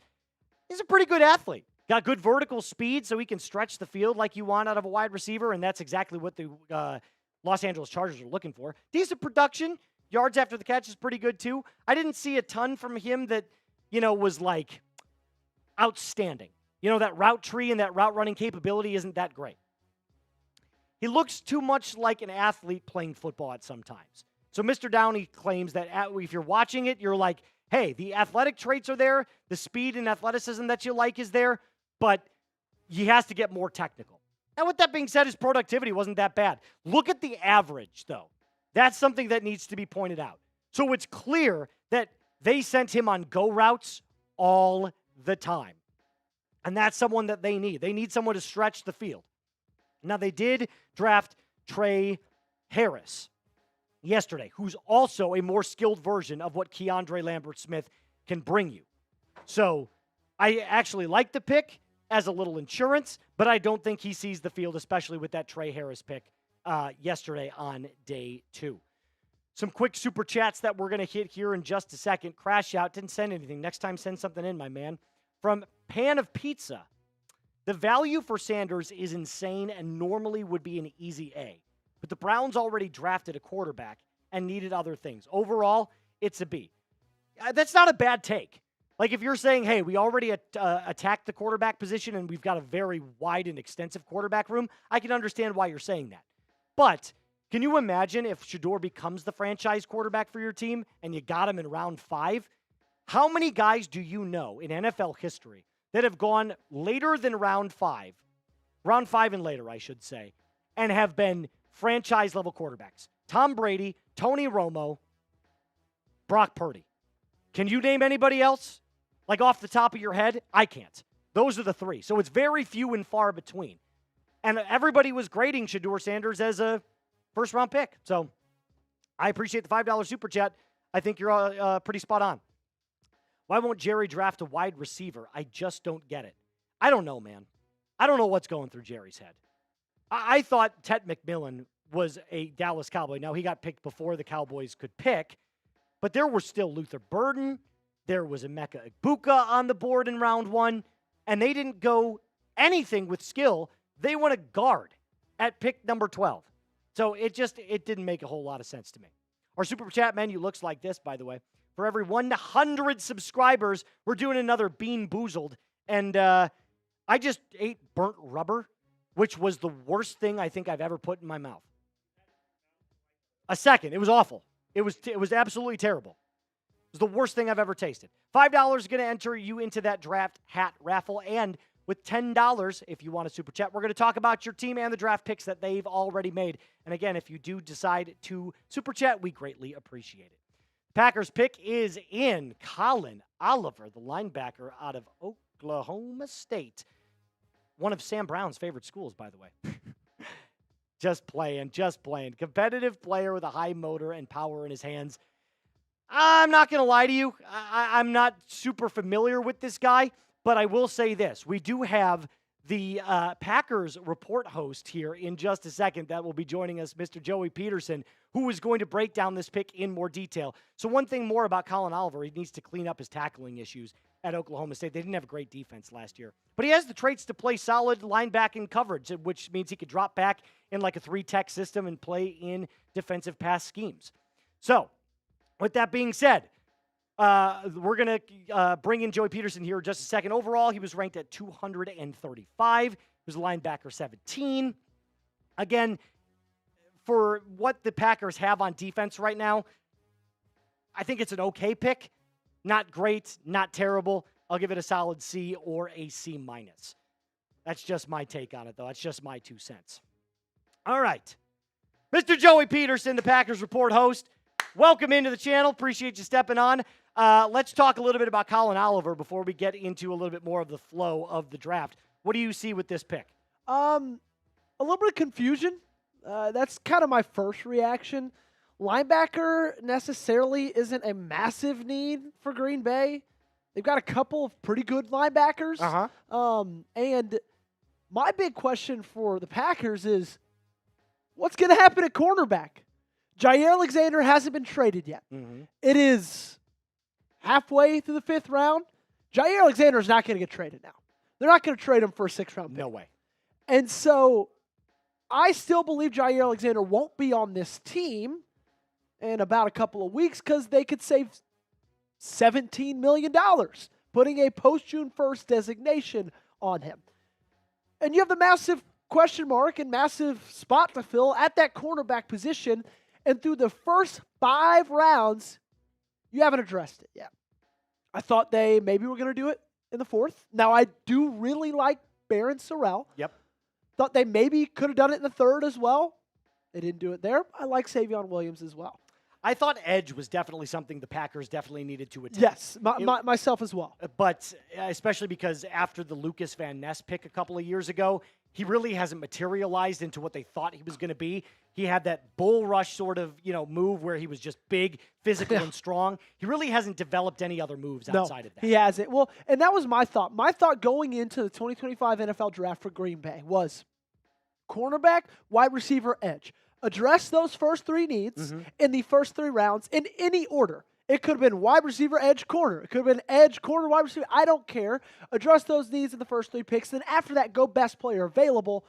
They've addressed wide receiver twice in the first 3 rounds. I'm not mad about it. I like both guys. I think both guys are going to be really good players. It's just kind of been a confusing draft so far. I couldn't agree more with you, and I think that's something to keep an eye on, especially with trade rumors buzzing after the draft is going to happen. Maybe a post-June 1st trade for Jair Alexander. We'll have to keep an eye on it. The next pick is in at 160, Marquise Seigel. Am I saying that correctly? Our resident pronunciation guy. Let me get a check for you. I don't want to butcher his name. It is Marquise. It is Marquise Seigel. Seagull. Seagull. Marquise Seagull. Like the bird. Okay, got it. Seagull. Fluid athlete, plays well above his weight and class. Now, one of the things that I will mention about the San Francisco 49ers, as I mentioned earlier, they lost so many players in free agency. They lost Talanoa Hufanga. He's now on the Denver Broncos. So adding another player to replace him. Now, I know Hufanga has been dealing with injuries the last couple of years, but it's clear that the San Francisco 49ers are trying to beef up that defense because last year it was probably their biggest area of need outside of lacking a Christian McCaffrey on offense. Yeah, and they just got a guy who's kind of an athletic freak, 9.64 relative athletic score at the scouting combine. He misses a lot of tackles, missed 13 this past season, 16.7%. And then the year prior to that, 13 for 14.3%. Major jump, not in the right way, but when it comes down to it, he misses some, but he's still a willing tackler. It's not that he's just missing them because he's doing the old Deion Sanders, giving it the nice little college try. He just isn't a great one. Obviously, you go to San Francisco, now with Robert Saleh, a really physical defensive coordinator. Who has been there before. I think he's going to take a step in the right direction when it comes to tackling. Speaking of tackling, a linebacker off the board at pick number 161 to the Philadelphia Eagles. Moose, they can't help but see that block G and say, you know what? I need that guy in Philadelphia. It's now considered North Athens. I think that's what you have to start calling Philadelphia because it feels like every player that they have on their defense, whether it be a starter or a rotational player, is all from Georgia. Another elite athlete, and it feels like Howie Roseman just keeps getting away with highway robbery. He's getting these unbelievable athletic players that they learn how to develop. So whether they lack skill or not to do it at the highest level, it's clear that a lot of guys that go to Philadelphia are taught the right way. And Vic Fangio is one of the best defensive coordinators in the NFL. So if anybody can teach this guy how to be a great player at the next level, it's going to be Vic Fangio, another very solid pick here for the Philadelphia Eagles. I will say there are some injury concerns when it comes to Smile Munden. Only played 4 games in 2024 with a foot injury. And then he had a left foot injury in 2023 that ended his season after surgery. He tore his labrum in 2022. Didn't miss any games then. But still also had meniscus surgery his senior year of high school. This guy is one of those guys who just kind of hasn't been able to stay on the field. But when he's on the field, he's really productive. Regardless, I think he fits very well in Philadelphia. Let's keep talking about linebackers, shall we? Francisco Moigoa. That's a good try. Mauigoa? It is Mauingoa. Mauingoa. Or like Iamaliava. Francisco Mauingoa. The 6'2", 233-pound linebacker from Miami who had a very, very productive 2024. 96 tackles, and he's a thumper back who's going to fit the run game very, very well. He doesn't have the pass rush skills, doesn't have the hands, doesn't have the speed off the edge that you want to get after the quarterback. But he was a team captain, by the way. So a leader, high energy, productive, 96 tackles in 2024. I feel like the Jets adding another player like this, especially after that disaster with Robert Saleh, who built up that defense only for it to be kind of torn down. Now they have Aaron Glenn, who is a defensive-minded head coach. I think this is a solid pick here. Not bad at all for the New York Football Jets here at 162. Yeah, the funny thing about him, he was actually a quarterback in high school, got some offers to play QB, got better offers to play linebacker, And what I really like about him is 0 career missed games. You want that out of your green dot. You want that out of your Mike linebacker, a guy who's not only physical, tough, athletic, but almost more importantly than anything, you want a guy who's durable. And the Jets just got that with Francisco. Go ahead, get down in the comment section for us and shout out your city. We are in sub-only mode, so you can't get in the chat unless you hit the subscribe button. Yeah, you got to hit subscribe if you want to shout out your city. We're going to start giving shout-outs here in just about 30 seconds. We're going to let it load up here just a little bit. But shout out your city. Where are you watching day 3 of the 2025 NFL Draft from? Jordan Clements, my brother-in-law, is in the chat saying Raleigh, North Carolina. We got Harrisburg, PA. Jennifer's in Dallas, D-Town, stand up. Andrew's watching from London. Oh, good International. day. Good day. Oh, wait, that's Australian. What's going on, bruv? What's going on, bruv? I'm dead. Kennedy, my wife, is here. She's in Santa Rosa Beach right now. I know, doesn't it? Doesn't it? I know. Very, very jealous. She got some sun, some sunshine.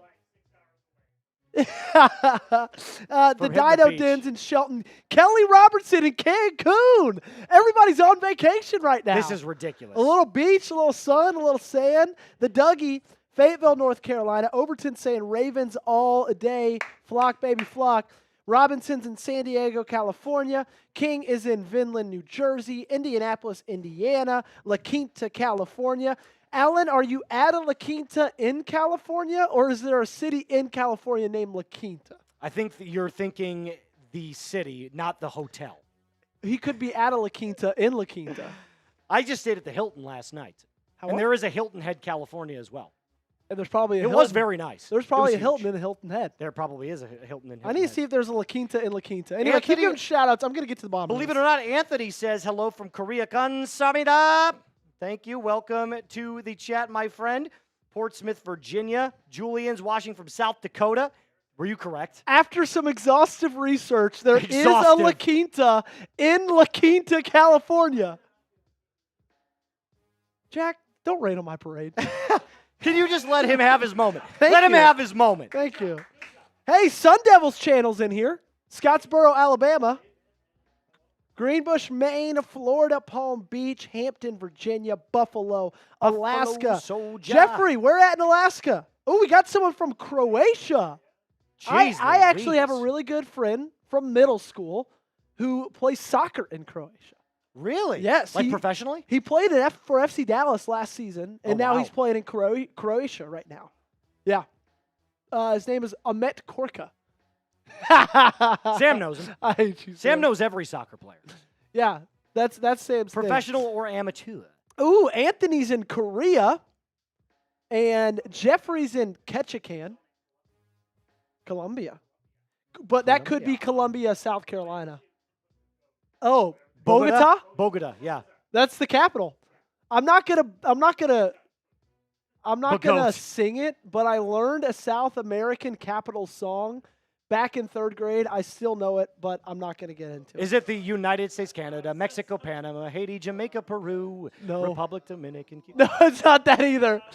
It's Bogota, Colombia, Quito. I'm not going to go there. But, hey, just trust me on that. Have you guys not seen the Countries of the World, the song by Yakko Warner? Do you remember that back in the 90s, that cartoon? Well, maybe you guys I wasn't alive in the 90s, Moose. I'm sorry. All right, never mind. I feel so old. I memorized the first, quarter of that song. Jordan's in Lima, Peru. And we're going to go to pick number 163. Mitchell Evans, tight end out of Notre Dame. Yeah, baby! Take it away, Mr. Moose. Okay. One of the things I will say about Mitchell Evans, I feel really, really bad for Mitchell Evans because last year he had Riley Leonard as quarterback. And as much as I loved his production, Riley Leonard I'm talking about, he's not a middle-of-the-field passing quarterback. He was almost allergic to throwing post routes. And Mitchell Evans finds comfort over the middle of the field. It's where he's most comfortable. So you get a player like Riley who throws the ball at the line of scrimmage. That's not Evans' game. He's not a slot corner. He's more of a line him up in play action over the middle of the field and let him do his work with his big body and big frame. He's got great ball skills over the middle, like I said, but he lacks a little bit of shiftiness. So lighting him up in a slot, not his game. With that being said, Bryce Young can't see over the middle of the field. So I kind of question this pick because you've got a 5'9" quarterback and a tight end that you just drafted who likes to play over the middle of the field. So unless Bryce Young has, kind of learned how to maneuver outside of the pocket, I don't see this as a great pick, although I love the player, not the fit. Yeah, I think that he's a good player, and there's a reason Tom Downey has him as the number 137 overall prospect. Fantastic value, getting him at number 163, almost a full round ahead of where Tom thinks he should have gone. The fit is a little bit of a question mark, but if you're being honest, there's a lot of question marks that are in Carolina. Well, right Notre now. Dame is known for two things: tight ends and offensive linemen. So every single tight end that has gone to the NFL out of Notre Dame, they've had some success in the NFL. I like the pick. Not the fit, but I like Mitchell Evans, the player. Yaya Black. Is that how you say it? Pittsburgh continues to go with Is this defensive East-West Bowl? line. Is this East-West Bowl? Yaya Black, And Duke University. he's going to be wearing some black and gold with the Pittsburgh Steelers. 6'5" and 3/4, 336 pounds, 34 tackles in 2024. He's a space eater, massive wingspan. He's a really good run stopper. What I have kind of noticed about the Pittsburgh Steelers is it's very Mike Tomlin for them to hit trenches, especially on the defensive side of the ball. Mm-hmm. But do you think the Derrick Henry effect in Baltimore has anything to do with some of their draft selections? Oh, 100%. When you get a player as strong and as fast as Derrick Henry is, you have to do everything that you can to try and plug up those A gaps, B gaps, and C gaps. And Derrick Henry is one of those players that he just seems to kind of defy age, right? Yeah. Like last year, we all thought maybe he takes a slight step back because Lamar Jackson loves to run the football too. Nope.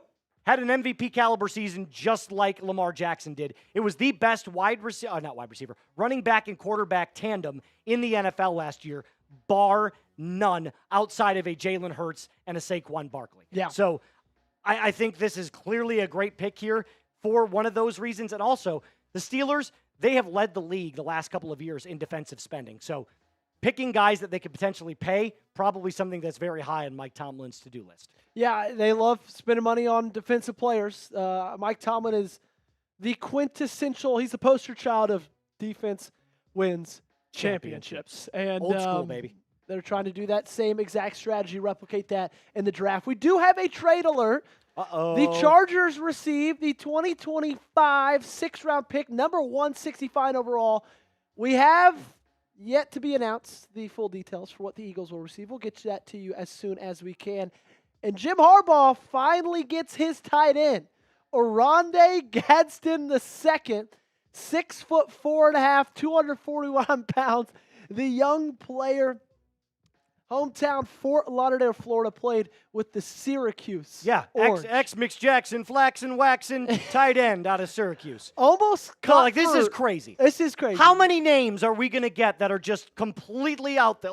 This is not. This feels like you're reading the back of a mouthwash bottle. And you're like, what are the ingredients? Oh, well, Rondé Gadsden. That's actually pretty nice. It's pretty wild. I'm not going to lie. Was it like this before I got in here? No. I brought the, okay, no, as I soon brought- as you maybe you caused the craziness. Regardless. Because, look, we had Mitchell Evans, and then it goes Yaya Black and Rondé Gadsden. Regardless, almost 1,000 yards catching passes from Kyle McCord in 2024. 7 times he found pay dirt. 39 yards was his longest catch.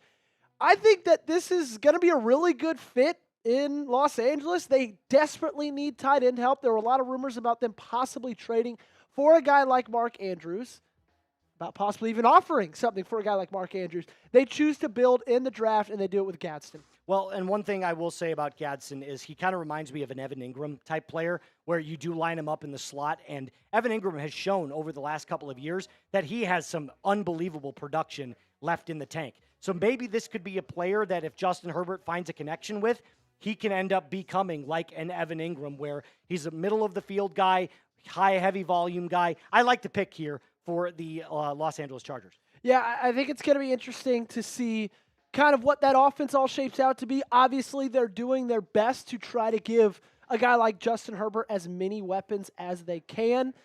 Obviously, they went running back very early in the draft with Marion Hampton, and they add him another weapon, this time at tight end. And now we go over to wide receiver Tory Horton, who I believe, and Moose, based on your reaction, I believe you think that as well. He's going to be one of the steals of this draft when it's all said and done. The biggest steal in the 2025 NFL draft. That's not an exaggeration. I'm not saying that hyperbolically. This dude is unbelievable. He's got vertical speed with also a great route tree. Now, again, his route running isn't elite, but he understands concepts like that. So he is coming off a pretty nasty knee injury in 2024, which is why he has slid so far. A lot of guys are like, well, he played at Colorado State, got a really bad injury. Is that going to translate to the next level? Yes, it will. He's ranked number 89 overall. He played center field in high school, and so he understands how to flip his hips on a dime and change direction immediately. He's fast. He's got a nose for the football. I love him as a prospect, and adding him to a wide receiver room where you can learn under the guise of Cooper Kupp and now Elijah Arroyo, who they brought in, Jackson Smith and Jigba.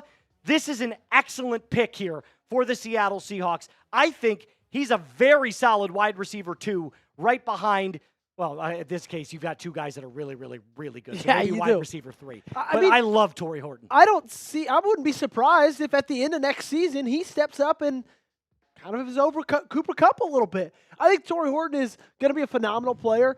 He had 1 drop last year, and he had 4 the year before that. He does not drop the football. He's a willing and able blocker. We all know that Mike McDonald, being a defensive coach, is a naturally physical coach, likes his wide receivers to be able to block. Tory Horton brings that to Seattle. Yes, sir. Jackson Slater, the center out of Sacramento State, is off the board to Tennessee.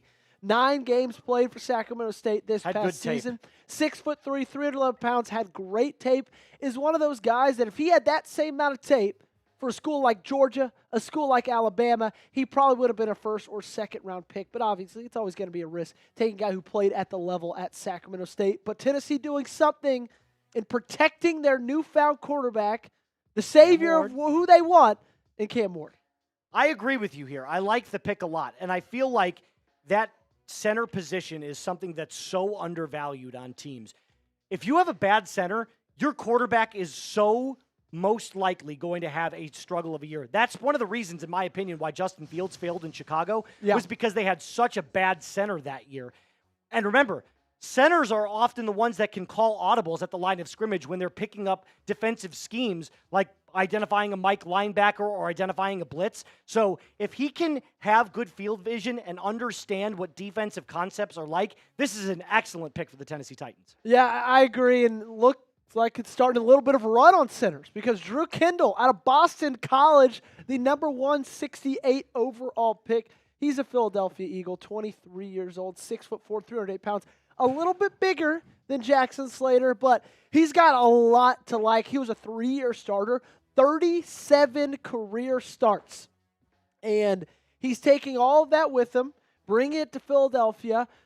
And that's a team who, when you look at their run to the Super Bowl, they won that Super Bowl in the trenches. Yes. They did lose a couple pieces on each side, Yep, and now Mekhi Drew Kendall Becton's can gone, be there. Josh Sweat gone. Yep. So you're right. But one of the things that I will say, and I've said it, this is probably the 6th time I'm going to say it, 3 things in life for certain. Death, taxes, Eagles having a good offensive line. Yep. They just know how to develop it. So if this is your 3rd center off the board, which is not a great center class, I think the Eagles can clearly teach this guy to maybe become the next potential Jason Kelce. I wouldn't go that far because he's a Hall of Famer, one of the greatest we've ever seen, but I like the pick nonetheless. Moving on to the Chicago Bears, Zay Frazier, is the selection. I really like Zay Frazier. Now, he is a 6-year senior. He is a little bit older, 24 years old. But I think he showed incredible stuff this last year for the UTSA Roadrunners, had 6 interceptions. The one kind of caveat I have on him is that he kind of was a one-year wonder. Didn't have a ton of great years prior to this past season, but he was phenomenal, right? 15 pass breakups, 6 interceptions, only let up 18 receptions, 1 touchdown. I think he could be a really, really good player in this Bears defense. Well, so right now, the cornerbacks in Chicago are Tyreek Stevenson and Jalen Johnson. And Jalen Johnson's a Pro Bowler, but let's focus on Stevenson for just a second. He's a very aggressive corner. He likes to jump routes very frequently, and that's what leads to his, incredible picks sometimes. But with that being said, it leaves him open to busted coverage every so often. So I think Frazier is one of those players that they're going to bring in. Zay Frazier, that they're going to bring in order to, if you needed to switch out Tyreek Stevenson and play a little bit more zone coverage in a scheme, he'd be the type of player that comes in and does it because he's got such great skills in zone coverage. Hey, if you guys are having a good time, let us know by getting down there near the comment section and hitting that thumbs up button. We're 26 likes away from 1,000 likes. We got 1,700 people in here. All I need 26 diehard NFL fans, diehard NFL draft fans. If you love football, if you love what we're doing right here at Chat Sports, getting you updated on every single thing you need to know regarding pick by pick of the NFL draft, then go ahead, hit that thumbs up button. We're only 25 away now. Who's going to push us over? I just want to say for the record right now, Say it for the we've record. got the competitor, ESPN, on the TV. Yep. Yes, we do. They are just showing picks on an L3. Yeah. While they're interviewing some guy on Zoom. I have no idea who he is. He's the Jags general manager. Okay, but he's the still. Jags general manager. Whatever. And they're just throwing picks on an L3, not doing any analysis. We've been doing analysis on every single pick. Yep. Doesn't matter who it is. Correct. Doesn't matter where they're going. Full scouting reports. Full scouting reports. We got full graphics. Like the video if you love the NFL draft, because I think we're doing it better than them. I think I so agree. too. Now, let me ask you this. Do you have the analytics up that could tell us where we were on likes last year on day 3? Last year's likes was 1,248. Wow, we could beat that. We're going to beat that. We're going to beat that. Yeah, we're going to beat that. We're 2 likes away from getting 1,000. 1,683 There it is. people We got watching, it. and we got 1,000 likes. Thank you so much, everybody, for everybody who is tuning in, having a good time, hitting that thumbs up button. All those little free things that you guys do helps us out a ton. So we're incredibly appreciative for everything that you guys do to help support us. Appreciative? Did I say appreciative?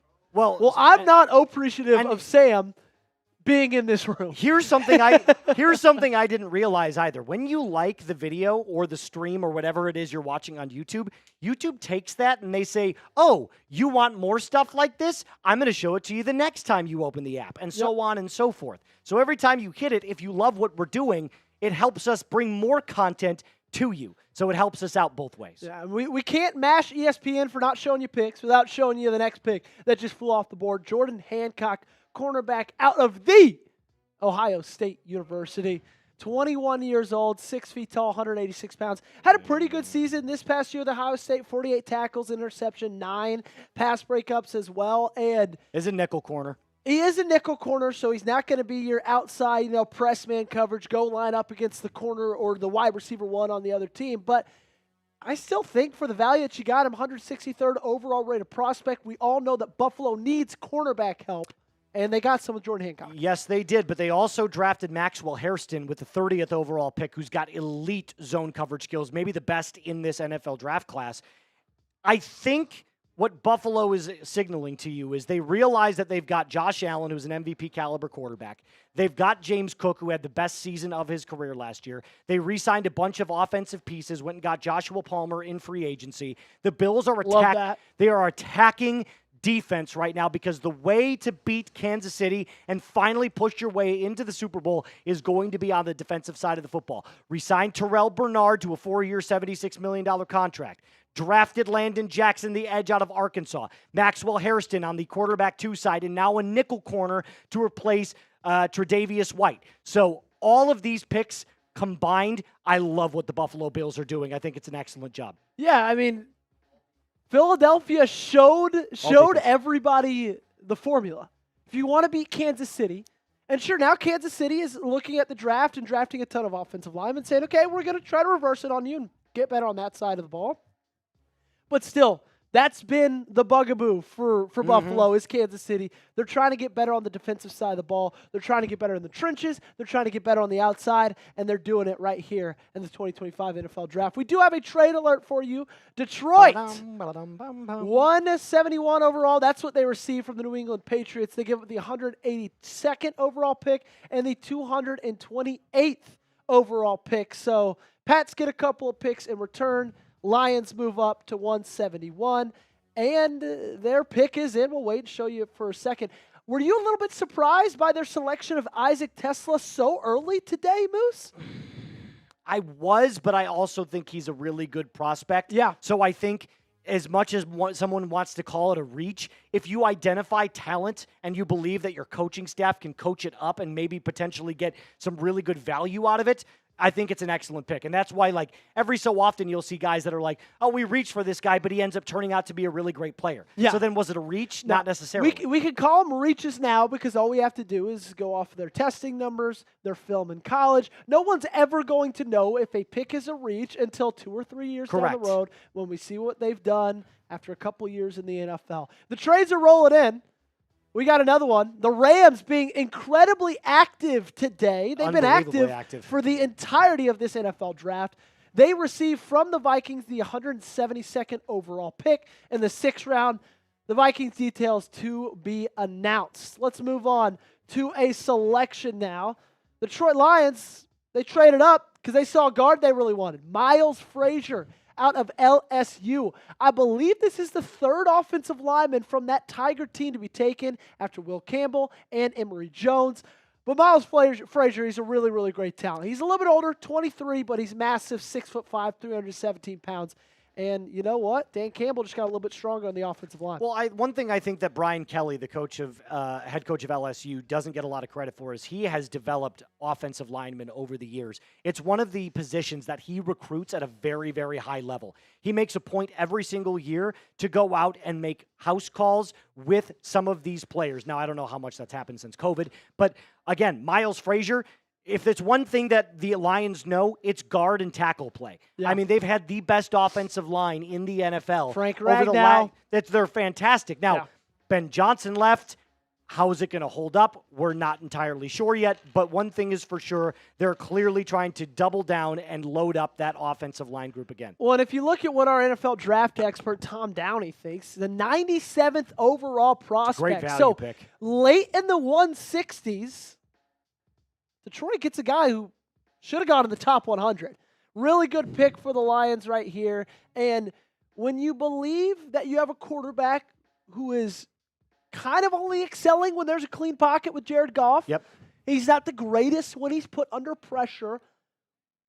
All your life on offense is about letting him feel comfortable in that pocket. And that's all. I mean, he's got stone for feet, right? Like, it's Yes. just, he does not have any mobility outside of the pocket. But what he does very well, he does at some of the best levels in the NFL.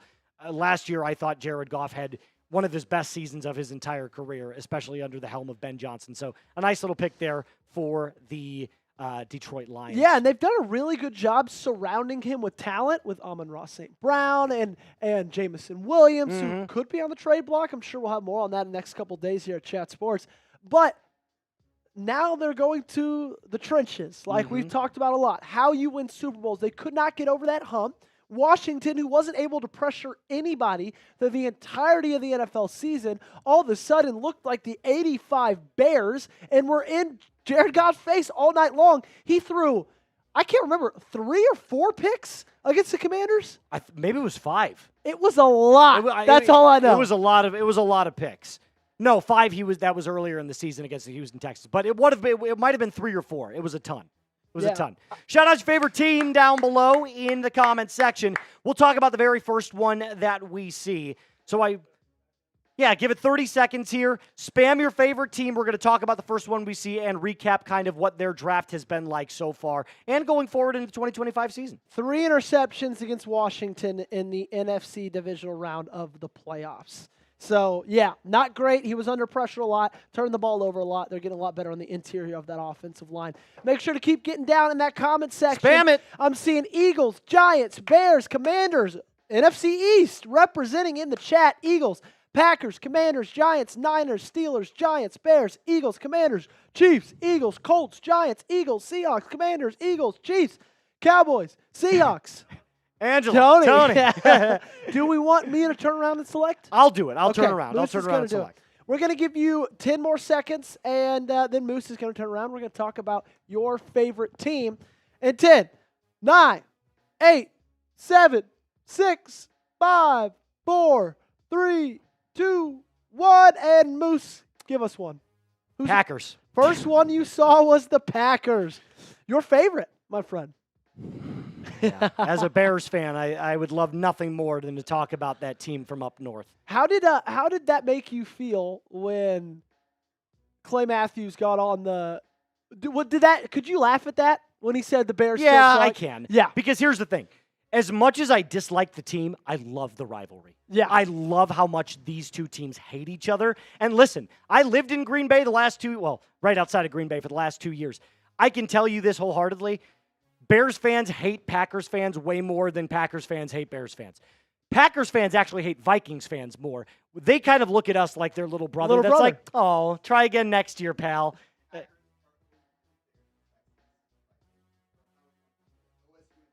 Yep. Yes. Correct. Yes. Correct. So OSU were the 100%. Bears in this case, and that's funny because they both have orange. Yeah, it's the Little brother. But no, we talked about it a little bit when I first got on here because I came in at pick 159 when the Green Bay Packers selected Colin Oliver, linebacker out of OSU, Oklahoma State. It's been a really interesting draft for Green Bay. It has been one that I could not predict. I've done about 10 mock drafts. I've selected a decent bit of these players before, but not in this succession. Yeah. If you would have told me they drafted 2 wide receivers in the first 3 rounds, I would have said you're lying, especially the fact that they drafted a wide receiver in the first rounds for the first time, Moose. Could you guess when? I'm going to guess since 2012. 2002. Ooh, Jesus. It had been 23 years since they drafted a wide receiver in the first round of the NFL draft. But I do like doing that because you're doing something you failed to do for your last franchise quarterback, is give them a franchise wide receiver. Well, let's talk about the wide receiver room currently in Green Bay. It's the only one in the entire NFL where I can actually say it's a wide receiver by committee. They don't have a true number one. They don't. I mean, Christian Watson, vertical threat, always injured, can't stay on the field. Yep. Romeo Doubs, solid 3. Jaden Reed Drops the ball. drops the ball a lot. Jaden Reed, another player that, for value, was an amazing find. Yep. But he's But not also a true number 1 pick. Drops the ball. Also drops the ball. And then you have guys like Dontavian Wicks, Bo Melton that also kind of rotate in there. So solidifying with a Matthew Golden who can play primarily out of the slot, I feel like is something that Jordan Love is probably going to be valuing so much higher. And then Savion Williams, I think he's Diet Cordell Patterson light. I think he's amazing. Yeah. I think he's going to add a little bit thinner. He's going to add an excellent element to this Packers offense. No, I couldn't agree. He gives Jordan Love that big deep threat, right? Who's blazing fast, but you could also kind of use him as a chess piece, put him in the backfield even if you want to at running back. And then you got Matthew Golden, who's your burner, who has solid hands, catches a lot above his height, you would think. Plays has bigger. A massive catch radius, and I think he's going to be a really fun selection. As we know, he absolutely burnt up the 40-yard dash. We're going to do one more of these. Get in the comment section down below. Tell us your favorite team, and we will talk about them.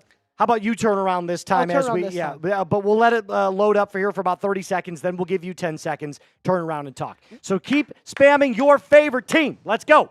Niners, Seahawks. Seahawks, they are on the clock as we speak. Bryson Torres is a Cowboys fan. Unique Jones, Giants. We got the Niners in there. Keep getting the comment section down below. Let us know who your favorite team is. Matt is a Colts fan. Seahawks, Giants, Lions, Niners, Eagles, Giants, Niners, Eagles, Seahawks. Steelers. The Steel Tony, City. Angela, Tony. Eagles, Steelers, Seahawks, Eagles. All righty, I think we're good at 10 seconds. All right, here we go. Chargers and Turn around. Keep spamming it real quick. Let's go. 10, 9, 8, 7, 6, 5, 4, 3, 2, 1. Go I'm doing ahead. close eyes and point. It was the Steelers. The Pittsburgh Steelers. All right, so let's talk about, I'll start with quarterback and then kind of work my way out here. So clearly the question mark right now remains, is Aaron Rodgers going to end up a Pittsburgh Steeler? Because the Steelers have not addressed quarterback in this draft at all. So Yeah. who are they riding with week 1? Right now it's Mason Rudolph. I would love that. Which Sam Brown says Kirk Cousins, but I don't think the Steelers want that either after, especially coming off the Achilles tear and that nasty shoulder injury last year with the Falcons. But you've got to think that Aaron Rodgers is going to end up a Steeler next year. And then this they've kind of built around the defense, but also added Caleb Johnson to pair with T.J. Warren, who I think is a great running back out of Iowa. An excellent addition there in the 3rd round, who a lot of players had, or analysts had, going in round 2. I think the biggest question mark right now is still, what is Aaron Rodgers doing? Is he going to make the announcement after the draft, or is he going to retire? Because there's not another NFL team that is vying for his services. Yeah. There was a report that came out right after the first round of the draft started. I believe it was Justina Anderson. Was it, Jack? We don't know. I'll continue. So apparently in this report, said reporter said, oh, it was Rossini. That's not the one I was talking about, but we'll go with this one. This was recent. Said Diana Rossini said the Steelers and Aaron Rodgers are continuing to maintain dialogue as the team waits on the future Hall of Famers free agency decision. A source tells me no timetable has been set by either side. I think that's debunking the false report from the day prior, which claimed that the Steelers gave him 48 hours before the draft to tell him. They heard nothing, but I don't think that one's true. They're going to have to figure out that quarterback position. If they don't land Aaron Rodgers, look to them to trade for Derek Carr, possibly trade for Kirk Cousins, and get a guy in there that can run Arthur Smith's offense, which if you're a quarterback is not that hard to run, and that can just be reliable distributing the football and not turn the ball over. I think Derek Carr's probably the selection there if they had to trade for anybody. Interesting. He's been faking a shoulder injury, or he's hurt with his shoulder. According to our Saints host.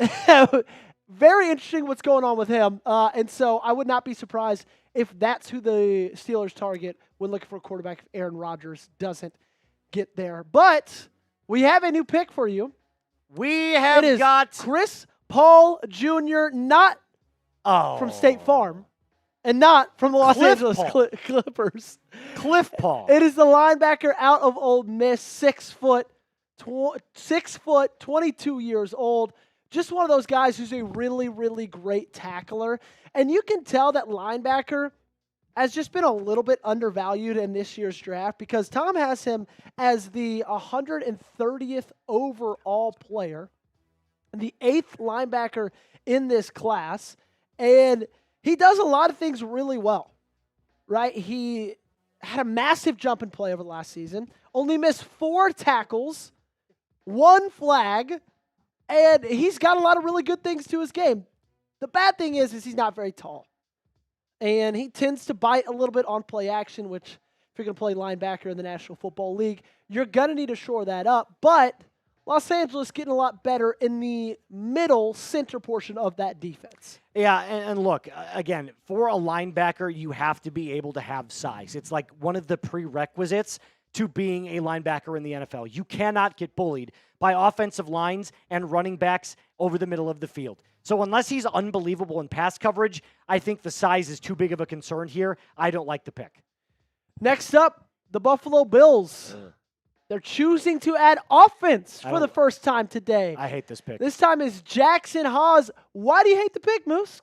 Okay, first of all, Dalton Kincaid and Dawson Knox are 2 very capable tight ends. They kind of equal one really good tight end. Could not agree more. But this guy had no productivity. Arguably? All right, well. I mean, he's got literally no production, though. Like, he's not a receiving tight end. But that's a good point. Listen, our lead producer, Sam, said he's one of the best blocking tight ends in the draft class. So if that's specifically what you're, drafting him to do, then fine. It's an okay pick. But I don't think they needed to go tight end here. They could have gone another receiver. They could have gone a running back to back up James Cook, who's coming up on a contract year. I just didn't see the need here for a tight end, especially one that doesn't run routes like this. Yeah, well, especially at this point in the draft. I feel like it's a little bit of a reach. I feel like he's a guy who, like Sam said, and like we've been talking about, very specialty. Does one thing really well, that's block. That guy's going to fall further than in the 170s, I feel like. So you could have waited, probably snagged him a little bit later, but obviously Sean McDermott sees something that he likes.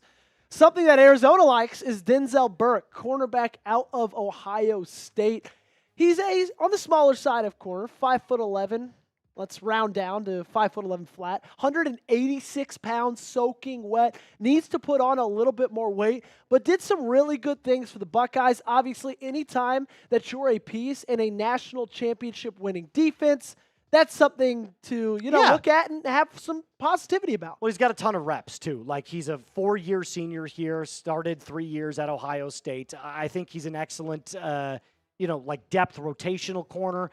Again, probably not NFL ready day one, but again, Arizona's corners, you need all the help that you can get. So adding guys that can come in and get those extra reps, learn the defensive scheme that Jonathan Gannon wants to run, nothing wrong with the pick at all. I will say, when it was bad for Burke, it was really bad for Burke. He got picked on time and time and time again by pretty much everybody. Yeah. And so, good run defender, but yeah.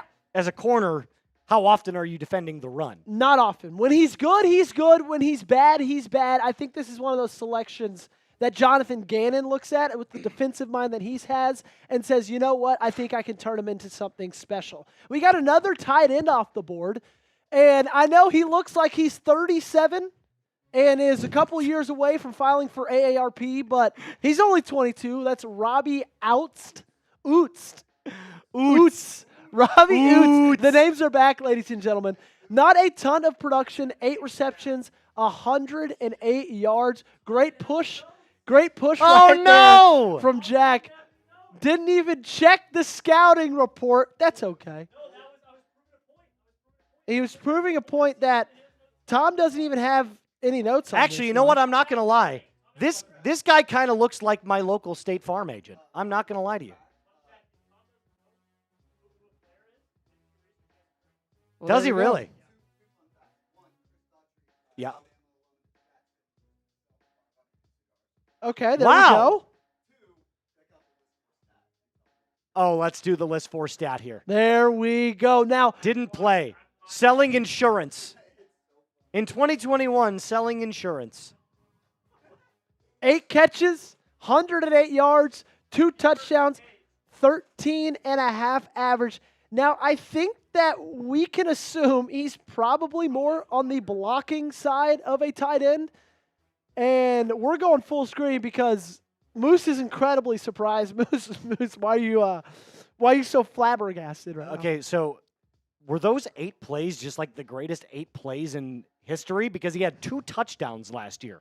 So, Yeah. he caught these, I'm assuming he's a goal line tight end. Yeah. He's got to be a red zone threat, but probably not going to see the field much. 8 catches? I could get 8 catches. And you want to know what's something hilarious? You know what's something hilarious? 4 catches. That was a career high in Whoa! both catches and receiving yards. Legend. Probably touchdowns too. The cigar salesman Oots. Let's talk about somebody that I actually am very familiar with. He's going to the Baltimore Ravens. That is edge rusher Tyler Barron out of Miami. Talk about formerly with the Tennessee Volunteers, transferred to the U. This guy is big. This guy is athletic. But he's kind of always, in my opinion, one step behind. Mm-hmm. And not speed-wise, but you're always sitting there kind of thinking, where is Tyler Barron? Yeah. I haven't Disappears. seen Tyler Barron in a while. And so hopefully that can get fixed at the next level. What I do really like about Barron and what he showed a lot at Miami and in his final year at Tennessee before he did transfer is that he is a phenomenal run blocker. And Baltimore already in this draft addressed their need of edge rusher with Mike Green in the second round. Now they go on another edge in Tyler Barron, but I have a feeling this is a guy they feel could be more solid in a run-stopping role out the outside. Yeah, and again, like you said, one of those players that kind of like just disappears on the field. Like, where did he go? And I felt like that a lot watching some Aggie football last year. There were a couple players on that defense, like Shamar Turner, where I was like, did you even play today? And it's like, oh, he played 57 snaps, and he didn't record a single tackle or anything like that. But, Joey, before we get on to our next pick, how about you tell us about our sponsor today, and that's Mbow. Let's do it, guys. It is the best time of the year because spring is finally here, which means warmer weather, but it also, unfortunately, means sweat. So to stay fresh during the warmer months, I trust Mbow whole body deodorant to keep me fresh, whether I'm taking my dog Applesauce out for a walk or taking in a baseball game with my wife or my buddies. Mbow is safe to use anywhere on your body and is clinically proven to block odor all day and control odor for up to 72 hours. Also, Mbow's entire line of products are baking soda free, paraben free, and you can choose from a variety of fresh scents like bourbon leather, clover woods, Mount Fuji, or Pro Sport. You can find all of their products in major retailers such as Walmart and Target, but for the best deals, go to shopmando.com. Guys, I love Mbow. My favorite scent is their Mount Fuji. I use it every single morning. I use it all day long because let me tell you something about me. I tend to sweat. And that's the great thing about Mbow is they've got me covered all day long. It smells great. It doesn't stick to you. It doesn't get on your clothes. They've got it all figured out at Mbow. So Mbow Starter Pack is perfect for new customers. It comes with a solid stick of deodorant, cream tube deodorant, 2 free products of your choice, like mini body wash and deodorant wipes, and free shipping. As a special offer for listeners, new customers get $5 off a starter pack with our exclusive code. That equates to over 40% off your starter pack. Use code chat at shopmando.com. That's shopmando.com. Please support our show and tell them that we sent you. Smell fresher, stay drier, and boost your confidence from head to toe with our great friends over at Mbow. Okay. This is a pick that I can get behind. Me too. I love this guy. Dorian Strong going to the Buffalo Bills. Now, I didn't quite understand the last pick the Bills made, although I was kind of put in my place, as a good blocking tight end once said. But I'll say this. Dorian Strong doesn't have the zone coverage skills to be an elite corner at the next level. But what he does offer you is great press coverage skills. He is long and strong, no pun intended. Lots of experience and decent production. He's not a great block shedder, but he is very, very capable when it comes to beating or pressing that wide receiver off the line of scrimmage. I think this is an excellent pick here. If he can get into rotation, he offers some serious upside on locking down opposing wide receivers. I think he's great. I think he's an excellent late-round pick, someone that, again, you're not going to start him day one, so get that out of your mind. But someone that could come in a pinch and make plays, that's him. Yeah, well, Buffalo goes back to defense, and it's because they saw a guy that they really liked. I had a 4th-round grade on Dorian Strong. I really did. Yeah. He's a guy that I knew Baltimore coming into this draft, and even Green Bay coming into this draft. Both those teams needed cornerback, and Dorian Strong was a guy I was looking at for both of those guys to select. And now he falls to 177. He's in Buffalo. And no, like you said, he's not going to be the starter this year. But I would be shocked if he's not at least competing for the spot going into the 2026 NFL season. His athletic testing was fine enough, an 8.22 relative athletic score. What I love about him is he's just smooth as butter, but also does pretty well when he's asked to jam a wide receiver. And a lot, and I mean a lot, of quarterbacks aren't really able to do both. And another part of his game is he's a really good tackler too. Only 2 missed tackles, 5% missed tackle rate this past year, 3 the year prior, and 9.7 overall for his career. And when you're a corner and you're just a little bit over 6 foot, 185 pounds, that's something that's really impressive to me. Yeah, absolutely. And I think, like I said, as you learn behind a Christian Benford and a Maxwell Hairston on how to get your feet a little bit better, how to drop back in zone coverage, understand field vision a little bit better. That's something, though, those skills can be developed. You cannot teach physical strength and aggression. You either have it or you don't. Yeah, and he's the guy that has it. And like we said, Buffalo going back to defense. They frayed a little bit going to offense. They're back trying to get better at the line of scrimmage and trying to get better in the secondary. We got a ton of Downey's best available prospects still on the board. Let's keep talking Virginia Tech. A guy I like a ton, and Antwaun Powell-Ryland. Jack has produced pretty much half my videos over the last 3 months. He's heard me say Antwaun Powell-Ryland's name maybe 175 times. 16 sacks this last year at Virginia Tech. He's a little bit old, but the athleticism's there. The production is there, and I can't believe he's still not picked off the board yet. Interesting. He's number 64 overall as well. So he's a very high-touted prospect, according to Tom Downey. I can't believe he hasn't gone either. So what's the reason he's falling? I think maybe the age. He'll be 24 this year. That's a little old, yeah. It's a little bit old. Other than that, I don't know if I have quite the answer for you. You look at who's next. Cameron Williams, offensive tackle at Texas, had a really good year, but man, the rep that everybody's going to remember is that rep against Jack Sawyer at the goal line against Ohio State in the semifinal of the national championship game, where he didn't lay a finger on Sawyer. Sawyer got to Ewers, forced the strip sack, got the ball, game over. Ohio State went on to the national championship. Yeah, that was not a good moment for Texas fans, and not a good moment for Michigan fans either. Devin Neal is another guy that I kind of want to highlight here at number 8, and I think the Bears should be going after him. I can't believe he hasn't gone yet. I think he's one of those players that you can find tremendous value if you have him in a good running back committee room, because he can't be your your running back 1, but with a DeAndre Swift, who's a lot better as a pass catcher, I think this is like a good thunder and lightning combo for Devin Neal to go to the Chicago Bears, but I don't know if they're going to pick him up. I'm kind of surprised he's still on the board. I thought he'd be a guy that would probably be gone by early in the 5th round. He's still there. Kobe Bryant, the cornerback out of Kansas. I really like him. He's still there as well. And let's talk about the next quarterback that Tom Downey has on his best available. That is Will Howard out of Ohio State. Of course, Jack has something to say. It's actually not bad. There's a note here.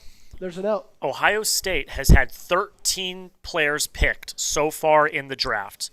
The record for most players picked in a draft by a college was Georgia with 15 in 2022. Okay, so they're 3 picks away. So they're knocking on the door of the record. They are 3 picks away from breaking the record of most players taken in an NFL draft. I mean, just what a producer note right there. That is a producer note. You do your job well. I can't actually take credit for it. Oh. Who was it? It was true Ohio State hater James Yoder. Of course. I should have guessed. I knew he would know that. Ohio State close to breaking the record. I will say in Georgia's defense, like of those 15 selections back in the 2022 NFL draft, probably 2/3 of them were in the first couple rounds. But, hey, still, Ohio State, a lot of talent. Will Howard still on the board. Do you think he's the next quarterback taken off Moose? No, I would take Kyle McCord before I took Will Howard. And I think Jack's going to like this. Out of the national championship game that I watched every snap for last year, I thought Will Howard might have been the worst player on Ohio State's team. They were so loaded with talent all over the place.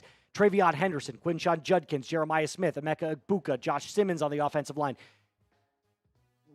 He was just kind of like the distributor. Yeah. You know what I mean? And he had a decent season, but like, I'm not that high on Will Howard. I think Kyle McCord is a far better quarterback prospect. I mean, there's a reason that they had 13 draft picks this year, and the guy of their entire team who would have gone the highest, Jeremiah Smith, he's not draft eligible. He's not even draft eligible this next year. Yeah. And so they were just loaded with talent at every single position. 2 running backs, like you said, going in the first 4 rounds. Ton of offensive linemen being taken already. Really good on the defensive side as well. He showed some flashes in some games this past year. Had a really rough pro day and combine, which I think probably hurt his stock just a little bit. But regardless, he's still on the board. A couple good quarterbacks still left as, possible competition depth pieces for some teams looking for that. Let's move back to the selections. Pick number 178 overall, Bilal Cone, I believe. Cornerback out of Western Michigan. Back to the names, baby. And this is the first time. Oh, it's Kone. Okay. Bilal Cone. There we go. This is the first time that Baltimore is addressing the cornerback position. I would have liked them to address it earlier because you say goodbye to Brandon Stevens over the offseason, who I felt that was a necessary move to do so. You say goodbye to him. You bring in Chidobe Awuzie, and right now you have Cheeto and you have TJ Tampa, your 5th-round pick from last year. They're going to be competing for a spot to start on this team.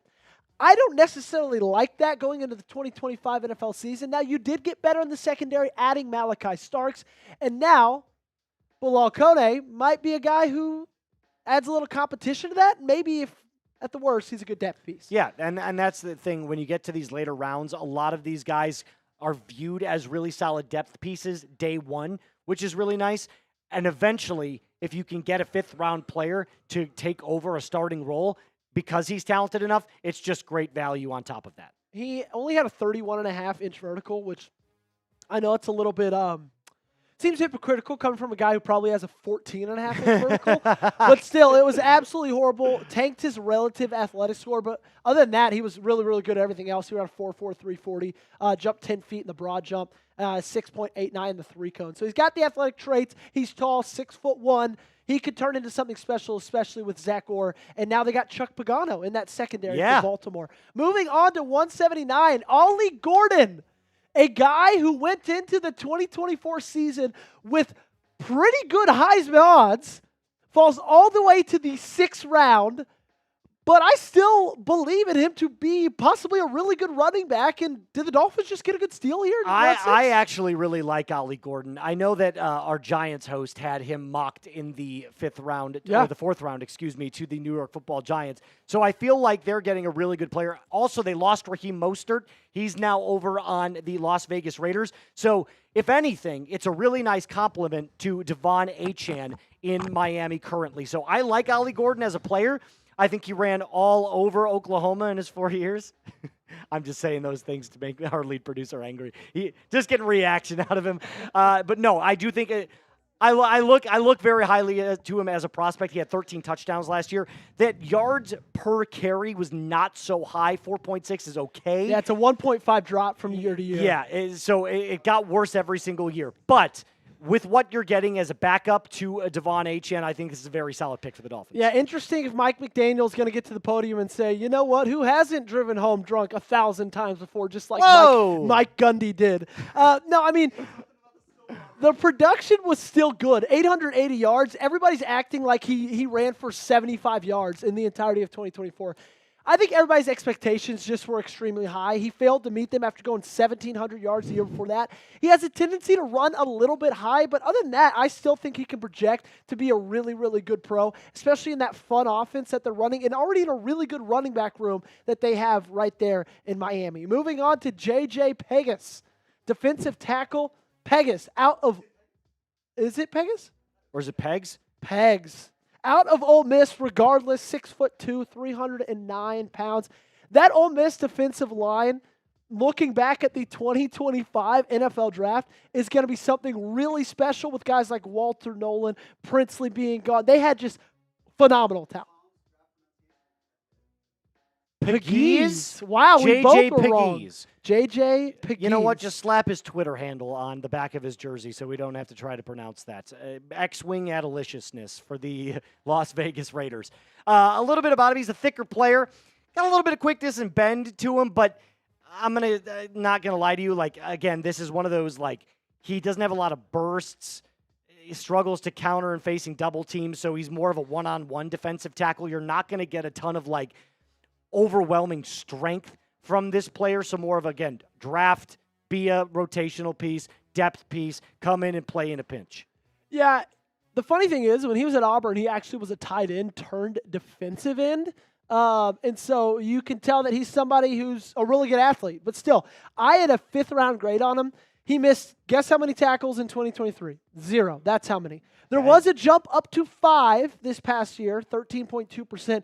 You kind of want to see that obviously trend in the opposite direction than it is. But still, regardless, I think for this late of a pick, round 6, for a team in Las Vegas that just kind of needs help at almost every position on the field, it feels like, J.J. Pegues is going to be a really good selection, has a chance to be really good in Las Vegas.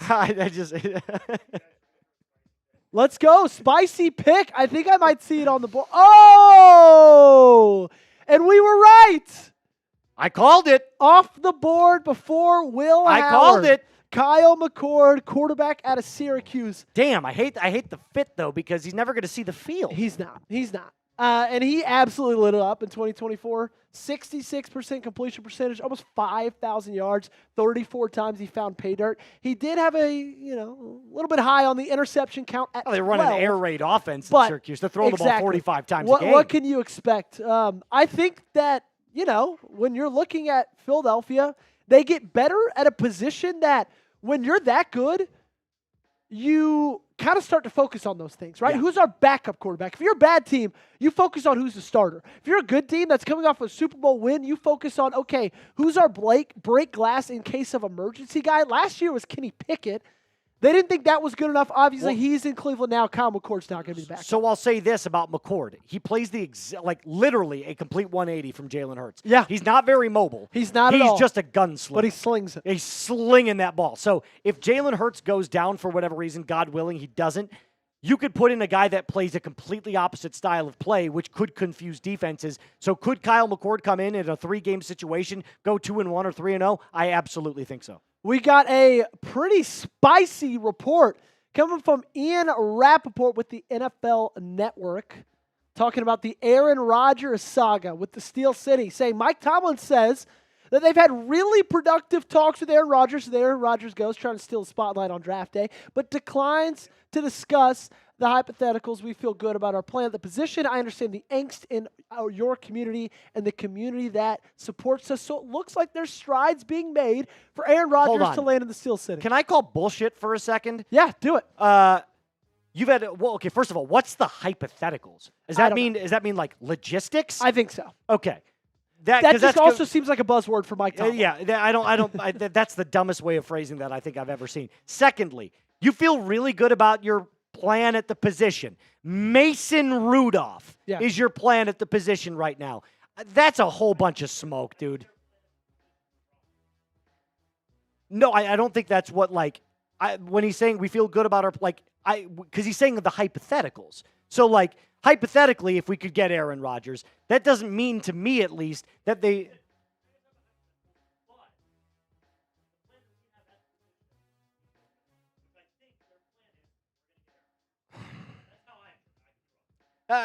listen, I could be misinterpreting it, but this is just this is a whole non-story. Either sign or don't sign. Are you surprised, though? This is a guy who wants to. I know you're not. You're not. I know. And remember when Jack Sperry told me that there was a 95% chance he signed at the event 2 weeks ago?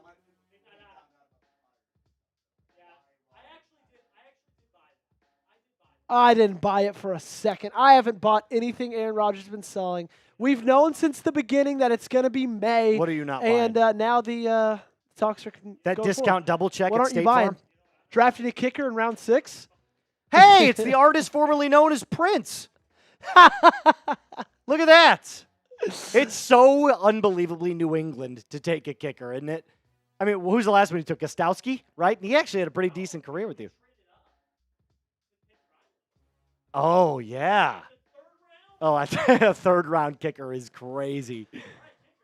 Andres Borregales, the number 1 kicker. Let's Tom break down Downey's the draft kicker ranking. here. Yeah, I played kicker all through high school, so let me take this one. Wait, did you really? No, I didn't. I'm awful. I'm so uncoordinated with my feet. But he is incredibly accurate, 6 for 8 from 50-plus yards over the last 2 seasons. He doesn't have a Brandon Aubrey leg. He's not going to be able to make it from 66 yards plus. But if you're settling in from 55 and under, he's a guy you can have a lot of confidence in. But Mike Vrabel making a statement in round 6. Andres Borregales, say goodbye to the warm weather in Miami. Say hello to cold winters in Foxborough. You are a New England Patriot. Can we start up a podcast here at Chat Sports that just kickers only? Can we just talk all kickers? Yeah, all we'd the have time? 7 viewers a year. That's so funny. God, that's hilarious. Let's get past the kicker, shall we? Yeah, let's Mr. move on from Mr. Let's move on from Lateral. Prince. Marcus Harris, cornerback out of Cal.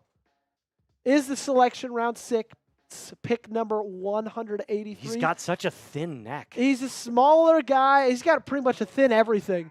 He's 188 pounds. He's still a really good athlete, and at that size, tackles a lot better than you would think. But when you're backing up in coverage, can be a little bit late to flip the hips. And when you're going against wide receivers, like a Jamar Chase, like the best in the league, they're going to kill you on that. Yeah, well, and last year, the Titans had a very good run defense. Their pass defense was a lot to be desired. It's part of the reason why they lost so many games, other than the Will Levis experiment gone wrong. So, very nice. We have a really cool pick coming in here.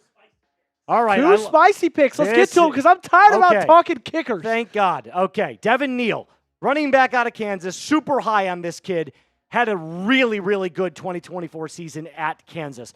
Going to the New Orleans Saints. Now, he's not a game breaker, like I said, but behind an Alvin Kamara, who's a really good pass catcher, you could be looking at thunder and lightning right here. Kendre Miller did not do anything last year for the New Orleans Saints. He's got great vision and pacing, but also can get a little bit of, of a threat in the passing game.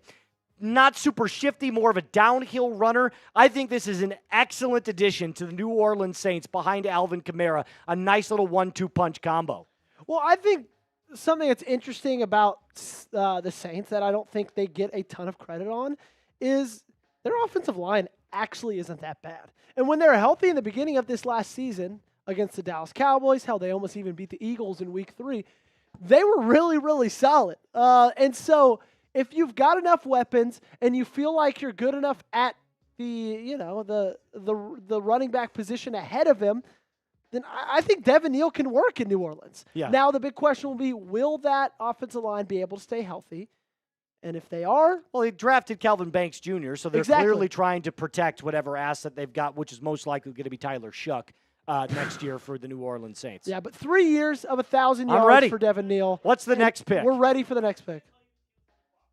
I know it is. I saw it, but Moose. I don't think Moose has. Is it the steal? Will Howard, out of Ohio State University. I knew they weren't talking about Aaron Rodgers in that tweet. Yeah. It's Will Howard. This is the plan. This is the hypothetical. Right here. It's legit. All right, Will Howard. It's real. No longer hypothetical. Okay. Again, not high on Will Howard. He doesn't have any physicality, no physically dominating traits. He's got an okay arm. I just don't know that I love him. He doesn't do anything terrible, but he doesn't do anything great. Does that make sense? He's kind of a product of the talent around him. Mid. Thank you. He's a product of the talent around him. He's a traditional point guard, or at least he was last year, at quarterback for Ohio State. I just didn't love it. I didn't love anything that he had a really good season in terms of productivity. But again, when you had a team as loaded as Ohio State did last year, kind of hard not to. I think one thing to worry about the fit with Pittsburgh and Will Howard, and I get it, you're not drafting him here to, start in week 1.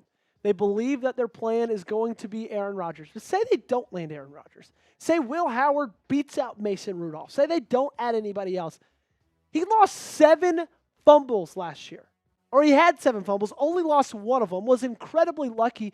But Pittsburgh, in my opinion, has one of the worst offensive lines in football. They lost a really bad left tackle who went and got a lot of money, and they didn't really replace him. And now they're going to put a quarterback in there that's incredibly turnover prone, a 3.1% turnover-worthy play percentage in 2024. And now you're not going to give him much protection. So it's kind of a bit of a head-scratcher. But again, they feel confident about their ability to land Aaron Rodgers. And Will Howard might be the guy that they sit behind him and say, hey, you might be the future after a couple years after Aaron Rodgers eventually retires. I think it's a one and done for Aaron Rodgers if he goes to Pittsburgh. You don't think it's 2? You think it's 1? I think he'll play 1 season and then retire. I think that's kind of what's on his mind. He wants to go out the way that he wants to go out, going out for a team that is most likely going to make the playoffs, where he doesn't have to be the old Aaron Rodgers that he once was and just distribute the football. So I think if he does play, Pittsburgh makes the most sense, but it's a one and done year. You guys let us know in the comment section down below. We've mentioned it a couple of minutes ago, but if you're joining us brand new, Ohio State has 14 draft picks. Georgia's record in 2022 was 15 draft picks. The Buckeyes are 2 draft picks away from breaking that record. Will it happen? Give me a yes. Give me a no in the comment section down below. What say you? Say it again. Oh, thank you. It will also be the pin poll, so you can vote on it there. So get your Ys, get your Ns in the comment section down below. Also vote on the pin poll. If you had a guess, Trace, you think they break it? Because I'm kind of leaning towards yes. Yeah, they will. I think they will because, look, you've got 2 rounds left, and all you need to do is go and get 2 more draft picks from Ohio State. I'm sure somebody is going to reach and take it. So let us know in the comment section below. We're going to give some shout-outs to people that answer the question. I see Logan. He says yes. Peyton says yes. Dante says Howard is better than Tyler Shucks. Ooh. Aw, shucks. I don't know if I agree there, but also, like, I'm the product of being a coworker with Jack Sperry. So I think my Tyler Shuck opinions are a little bit, higher influenced by that than they are just my own. I'll tell you what, it was one of the most cringy throws I've ever seen at the NFL Combine when he tried to do that little dude. He tried to throw that little sidearm thing to make it look like he's got that arm angle, and he completely whiffed. He looked like an actor playing a quarterback in a high school football movie. Yeah. That, like, you watch, it's like a Disney Channel movie. Not my name, quarterback. Nice catch, Cheer. Peyton's in there saying yes. Logan's saying yes. Christopher Young is saying yes. Veer Creffield Fishine saying yes. Deshaun86, what's up, Deshaun? Saying EDC needs to be fired. He hasn't had a great day 3. He had a really good day 1, a phenomenal day 2. Day 3, there's been a little bit of head scratchers, but I've still got a little bit of positivity for who's coming into Baltimore. Panda of Pizza saying yes. Max McCarthy saying yes. Jordan Clements saying yes. We got a lot of people agreeing that they think Ohio State's going to break the record. Sun Devils channel says Will Howard is a bust. Sun Devils channel probably knows ball. Yeah, they probably. I mean, they're a Sun Devils fan. They have to. Drekavak 69, Drekavik, says, as a Steelers fan, I love the pick. I've wanted him since the beginning. Let him sit behind Rodgers and trust. I think Will Howard's ceiling is like a high-end backup. I see no world where he is a productive 100%. quarterback in the National Football All right, here's League. a question from Marcelo really quick. Tez Johnson and the Ravens, if it were to happen, let me ask you this. At 154 pounds, are you drafting a Tez Johnson out of Oregon? Tez Johnson's undraftable, in my opinion. Whoa! That's crazy. Like, he didn't do anything in college. He weighs 15 pounds. He had a great year last year. He had a fine year. It's like he was always expected to be more than he was. He was this big deal when he transferred to Oregon. It's like, I'm not interested, especially at 157 pounds. Yeah, he's super light. You need to be bigger than that playing high school football. I weigh 185, just for reference. I'm 30 pounds heavier than him. I know. I weigh 170.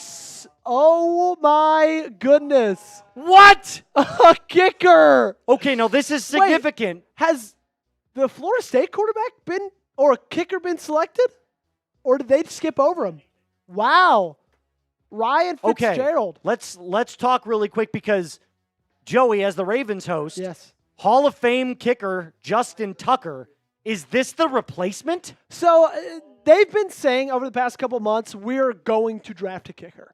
Like John Harbaugh told the media a couple weeks ago, we're very open and we're very much looking at drafting a kicker. And so this isn't anything unexpected. This isn't anything that leads me to believe, oh my gosh, like they found something on Justin Tucker. This is the beginning of the end. Obviously, that investigation is still going on. The allegations are still there. But I just think they're looking at Tyler Loop as a backup plan.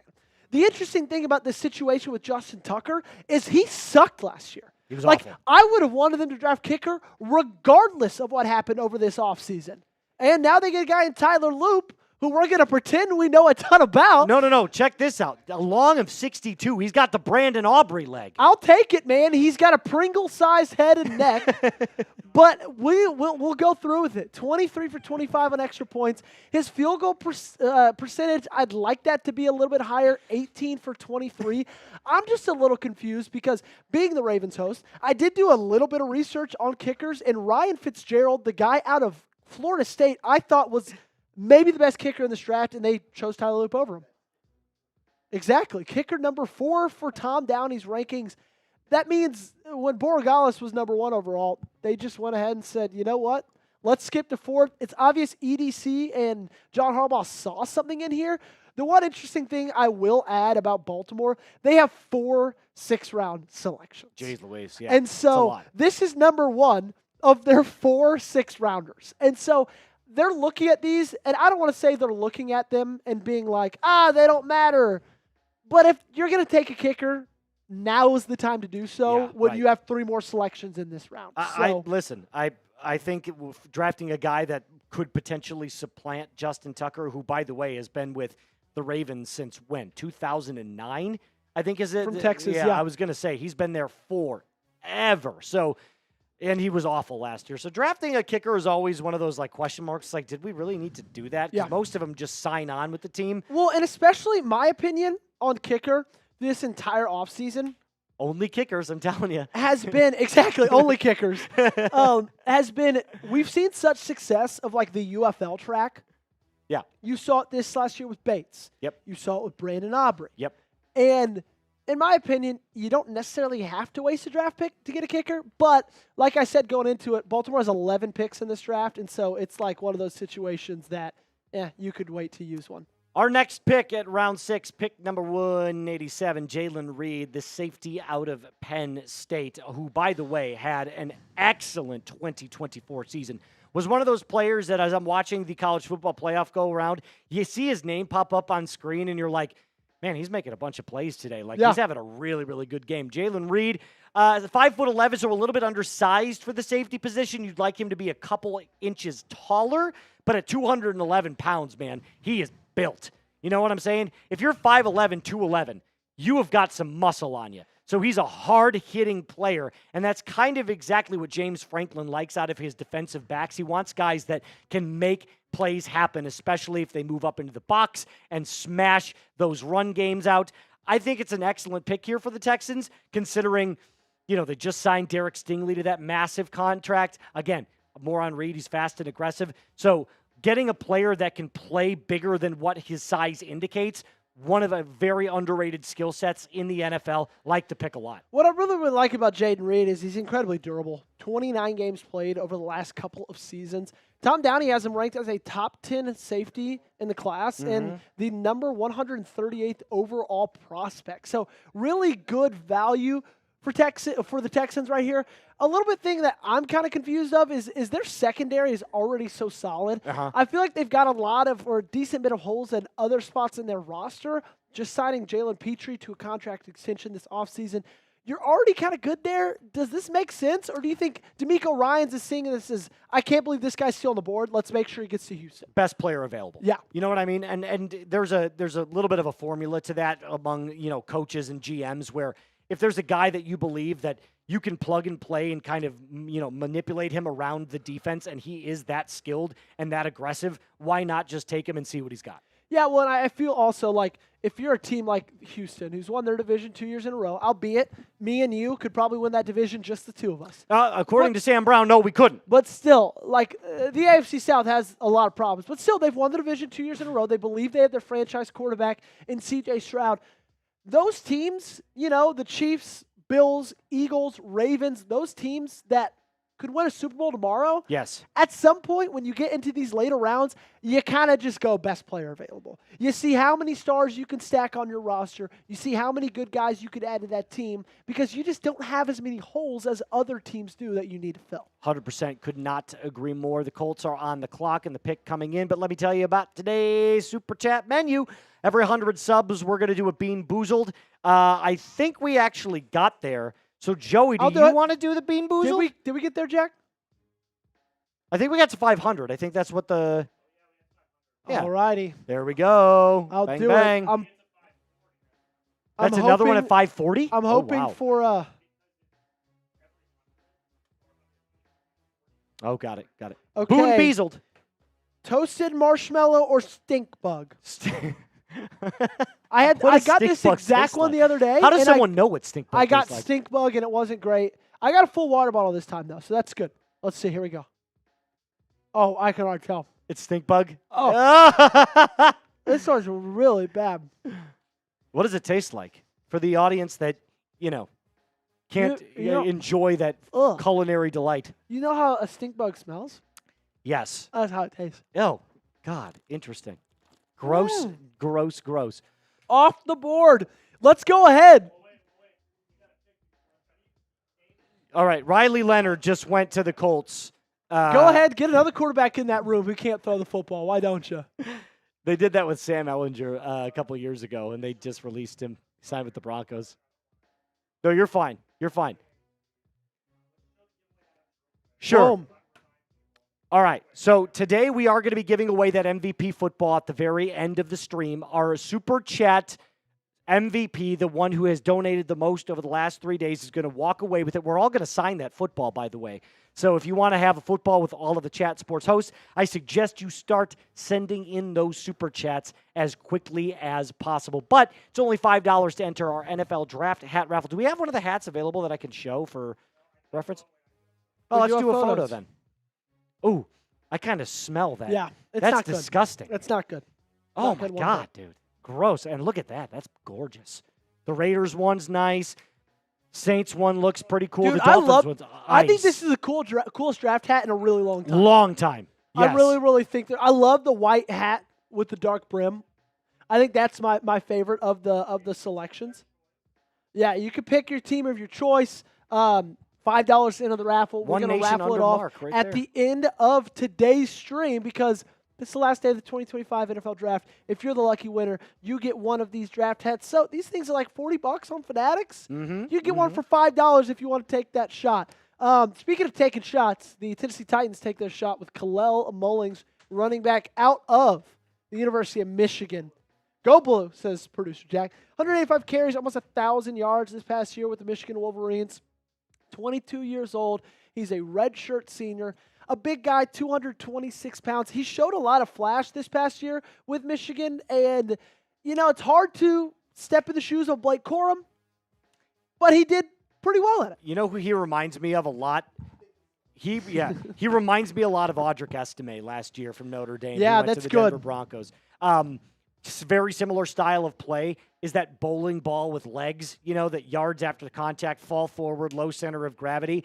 I think this is an interesting pick here considering they do have Tajay Spears, who's a little bit smaller, a little bit lighter on his feet. So not a bad pick at all here by the Tennessee Titans, but I refuse to say go blue in the context of me actually wanting it to happen. Nope. Yeah, Michigan's season just in general was really interesting. Kalel Mullings was one of the only bright spots in that offense that didn't have a ton of bright spots. And now Tennessee just gets another weapon for Cam Ward. Let's talk about the quarterback now, though. Riley Leonard. Go Irish. Heading to Indianapolis. All right. This dude's a leader. He's a gamer. But let's call a spade. Can't throw. He can't throw football. Can't throw the football. As John Gruden would say, if you're a quarterback, throw the damn football. Yeah. Yeah, he can't do it. Now, what he did last year at Notre Dame was play this ridiculous power running style. In fact, he led the FBS last year in offensive rushing touchdowns for a quarterback. I think he had 20 or 25. It was insane. A little bit of goal line merchant, but that's okay. Right. But and I'll tell you this. His accuracy is not the issue. He can complete line of scrimmage passes, the easy screens, the easy slants. He's allergic to throwing the ball over the middle of the field. He's like a mental block. He's got the yips. He cannot do it. His deep ball sucks. He's just not an accurate passer, excuse me. He's not a developed passer. So this is one of those Taysom Hill style plays. But here's the thing I can't stand. Anthony Richardson can't throw the ball. Daniel Jones can't throw the ball. Riley Leonard can't throw the ball. Who's passing there in Indianapolis? Well, and the funny thing is they have a bunch of quarterbacks who have good arm talent strengths, but they all have each other. One strength is another's weakness. And then one, if you combine them all to be one It's passer, a quarterback. It's a quarterback. Yeah. But all by themselves, they're not a quarterback. It doesn't make a ton of sense to me.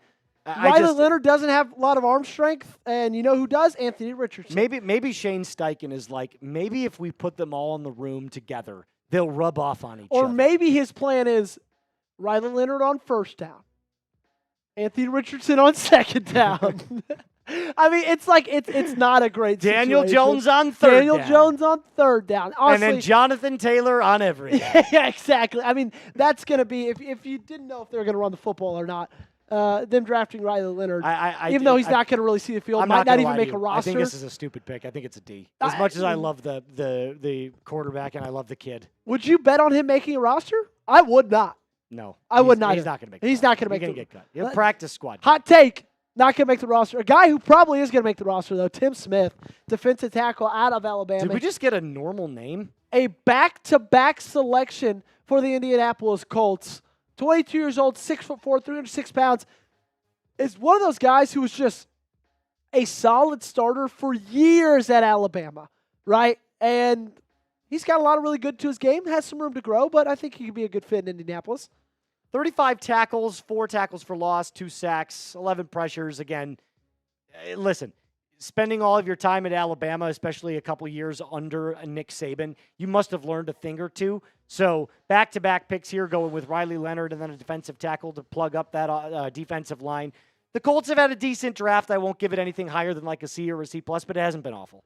What I like about Tim Smith, he's got a little bit of versatility on that defensive line. Can play some 3-tech, can play some 5-tech. You know, Bama gave him some edge reps this past year. He was fine at those, but he does the dirty work, and he does it really well. And every team needs a guy like that. That's exactly what Tim Smith has been for Alabama. That's exactly what Tim Smith can be for the Indianapolis Colts. And now Indy gets another really good piece, or decent piece, on the defensive side of the football. Let's go to the offensive side. Is this guy 45? Offensive tackle Miles Hinton. He's just like Oots. He looks 77 years old, but he's 23, younger than both Moose and myself. But he's a big old boy, 6'6" and 3/4. We'll round up 6'7", 325 pounds. Played 10 games in 2024, only allowed 1 sack for the Michigan Wolverines.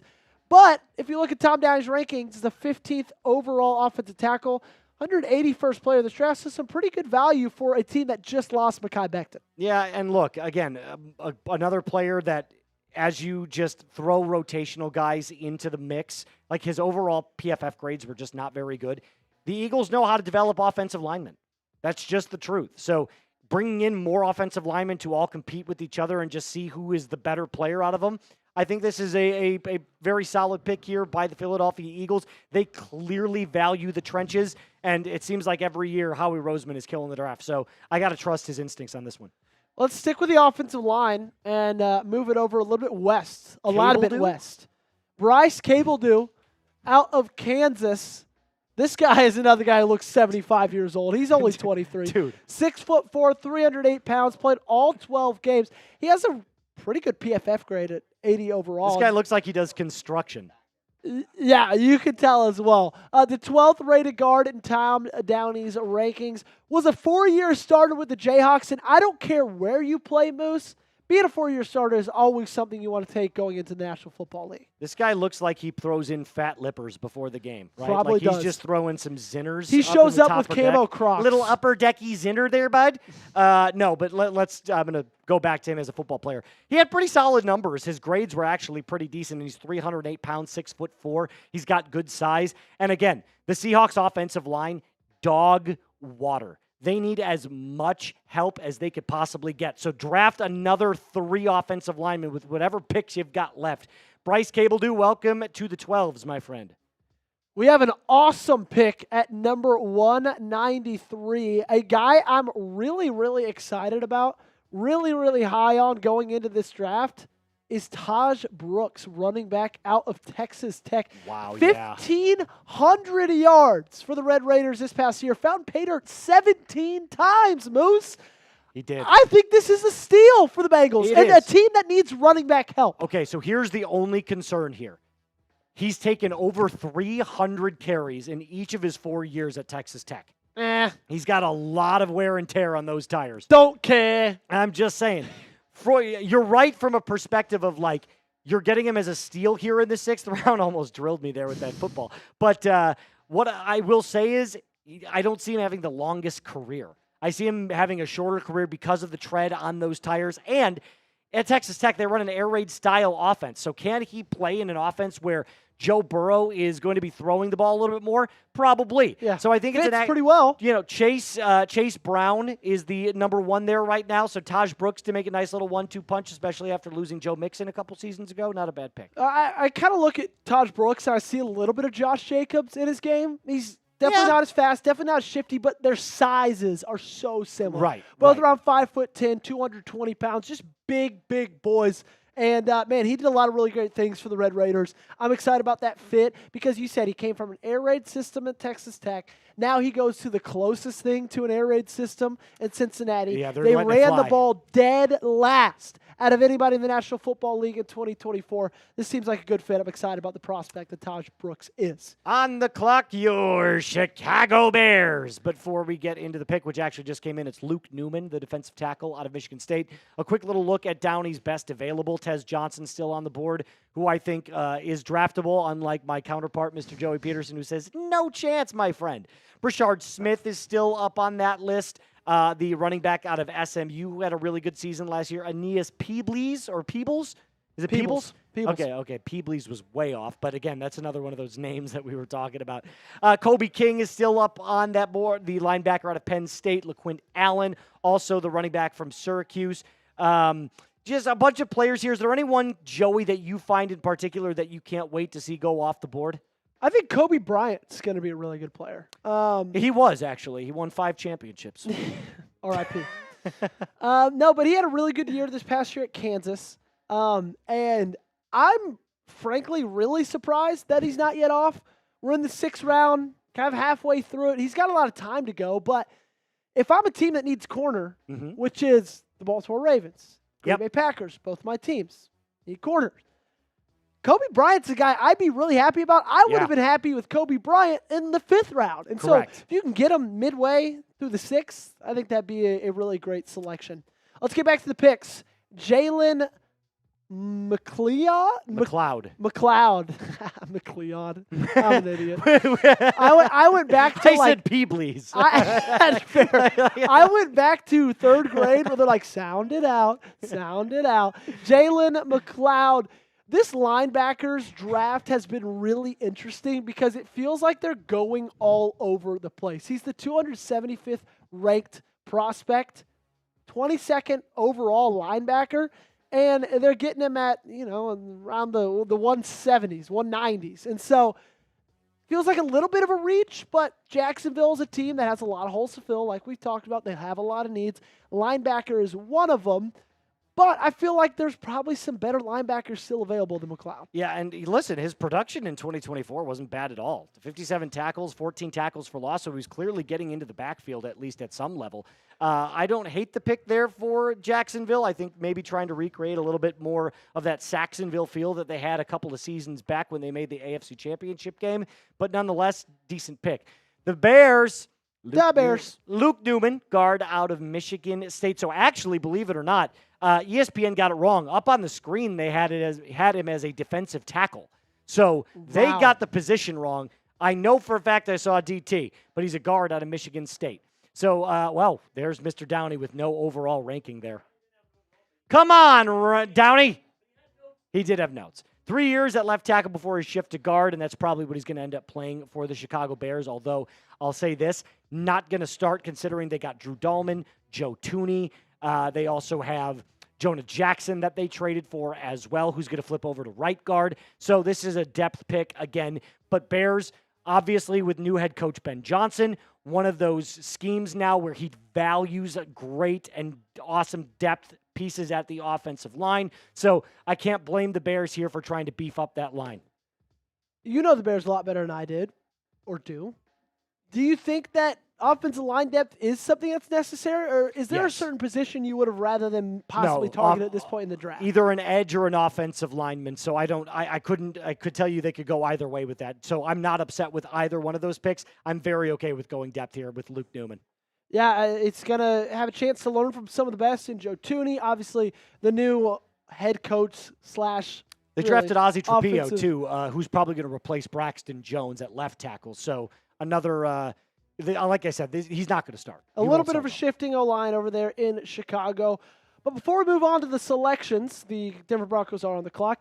Let us know if you are subbed. Are you subbed? Spam If me. so, spam those me's in the comment section. We'll be giving shout-outs to every single person who is subscribed. We've been gaining a ton of followers and subscribers over the last couple of days, and we're so thankful to every single one of you guys who have hit that sub button. If you guys are looking for free coverage on the National Football League, the NFL Draft, the NBA, you've got it right here at Chat Sports. Over 400,000 people have already joined us, and we're looking for just a few more. So if you guys want to be those people, hit that subscribe button and let me know in the comment section down below by typing those me's. We have over 408,523 subscribers and counting. So if we could try to get up to 408,550, that would be absolutely huge. So if you haven't hit it already, lock us in. Finn Farragon is subscribed. Sun Devils channel is subscribed. Christopher Young, Junior Estrada. We got Z Lone Wolf, Peyton Koopman, Cosmic Thunder, E&M Fantasy Football saying we still here, boys. We done boys. Logan Kawach, Max McCarthy, Jordan Clements. I saw him earlier. Amanda says, hey, I'm supposed to be the draft because the Cowboys invited me and couldn't go. Next best thing right here. Thank you, Amanda. Glad you are tuning in with us. Dastardly Dog 87 is not typing me. He's typing you. Jacques Vandermeer is typing me. Our resident French speaker. Jacques Vandermeer. Well, is it That Jacques? Vandermeer. Jacques. Jack. I like saying Jacques. Jacques. Justin Jacques says, Cluzet. subscribed last night. What's up, Justin? Welcome to the show. Dastardly Dog says, only sub till after the draft. Dastardly, what the heck, man? Whoa, we got way more content. We got We're way gonna more break content down after picks. exactly. We're going to break down everything, and we got you covered all off season long. And also, guess what? Doesn't cost you a dime. No, it's true. It's So free. stay subscribed. Keep hanging out with us. Last name is pronounced with a V sound. Oh, there. Kovac. It's right above the latest Chat Sports Mies. Kovac, yeah. Kovac. I think he's talking about his name. Oh, I thought he was talking about Jacques. Jacques Okay, Logan Cluzet. Kovac. Okay, gotcha. I would like to buy a hamburger. I would like a hamburger. Sun Devils channel says, what do y'all think of Quinn Ewers to the Chargers backing up Justin Herbert? I think that'd be a fine fit. I feel like Jim Harbaugh. Well, they and- lost Easton Stick. Yes, they did. Yeah, he's And gone. Where is he Jim- now? Isn't he in? Is he in Cincinnati? Oh, we're talking about backup quarterbacks here. Atlanta. Okay, There so we go. I was gonna say I knew it was somewhere around the United States. Yeah, and I feel like Jim Harbaugh is a pretty good fit, like offensive mind or just head coach for a guy like Quinn Ewers. We got a trade alert for you. Texans, Nick Caserio. What has gotten into him? He's been Did he trading all just over the snort place. 7 lines of cocaine before every single round of this draft? Because he is trading like a madman. Trade up, no trade down. No, trade trade back up. Trade up. Trade down. 6th-round pick. That's what they get. 197th overall. The Broncos, in return, receive a 6th and a 7th at 216 and 241. We got some wows. Oh, wow is right. What? Wow. Wait a minute. Is this the kid from Florida. Oh my God. Mr. Heismer. Ew. That's what they were calling him. Graham Mertz, quarterback out of Florida. Almost 6 Over foot Quinn 4, Ewers? 212 pounds, 76.6 completion percentage, 791 yards, 6 touchdowns, 2 interceptions. The thing I can see The dude with this didn't even selection, play. Give me a second. The thing I can see with this selection is he didn't play because he got injured. And he got injured the year before that. And so at this point, if you're drafting a guy like Quinn Ewers, let's be honest, he's not a starting quarterback.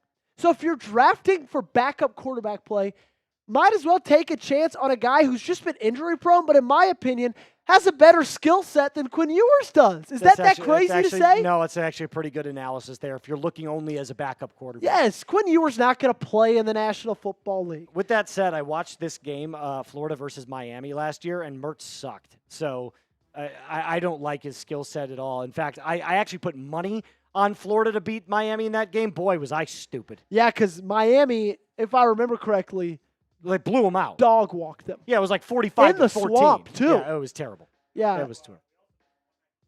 Oh, we missed 196. Ahmad Hassanine. Edge rush out of Boise State. I actually really like I this think it's prospect. insane. Asinine. I think it's Hussein. Let's see. Yeah, true. That is asinine. Let's I think it's see. Hussein. Oh, no, it's Hassanin. Oh, it's Hassanin. Hassanin. Okay. He's from Egypt. Ahmad Hassanin. He played this last year with Boise State, who led the NCAA in sacks. He had 9.5 of his own this past year in 2024. I actually really like this prospect, and I really like this pick for Detroit. He had a hell of a year. He did have a really good year. They had a really good year just like in general on their defensive line. What I love most about Ahmed is he just has unreal motor. Like, Yeah. he doesn't High quit. energy player. He plays through the whistle. You can look at him in the fourth quarter. He's going to look just the same as he did in the first. That's Tom Downey's first scouting report. Hard worker, high motor, lots of snaps over the last 2 seasons. Really great in run defense. Can also give you a little bit in the pass rush as well. He's raw there, but if he lands in the right place, which I believe he's there in Detroit, surrounded by guys like, Aiden Hutchinson. Yep. He could really develop into something that's pretty good for Detroit. Absolutely. Could not agree more with you. I don't know much about the prospect, but I do know this. Watching him in the college football playoff last year, I did see that high motor like you're talking about. It was the only one game that I saw. Unfortunately, it didn't go Boise State's way. But I think, again, adding edge to, maybe complement an Aiden Hutchinson, who, by the way, had a really nasty, gruesome leg injury last year. So you can take all the pass rushing help you can get. We got a $10 super chat from Jack Laterret. Yeah, What's up, Jack? don't give this guy a hat. Thanks so much for the super chat. Honestly, let me tell you something. The guy that sent in the super chat, does he even wear hats? Does he seem like a big hat guy? He's not a hat guy. I don't know why think he he's was a hat guy. Thank you for a $10 super chat. Actually, this is great because we've got a deal cooking up for the rest of the draft. Okay. We're at pick number 197. We're almost at pick 200. Yep. 60 picks away from it being over. 2 times your entries until the end of the draft, which means for his 10, would have been 2 draft hat raffle entries.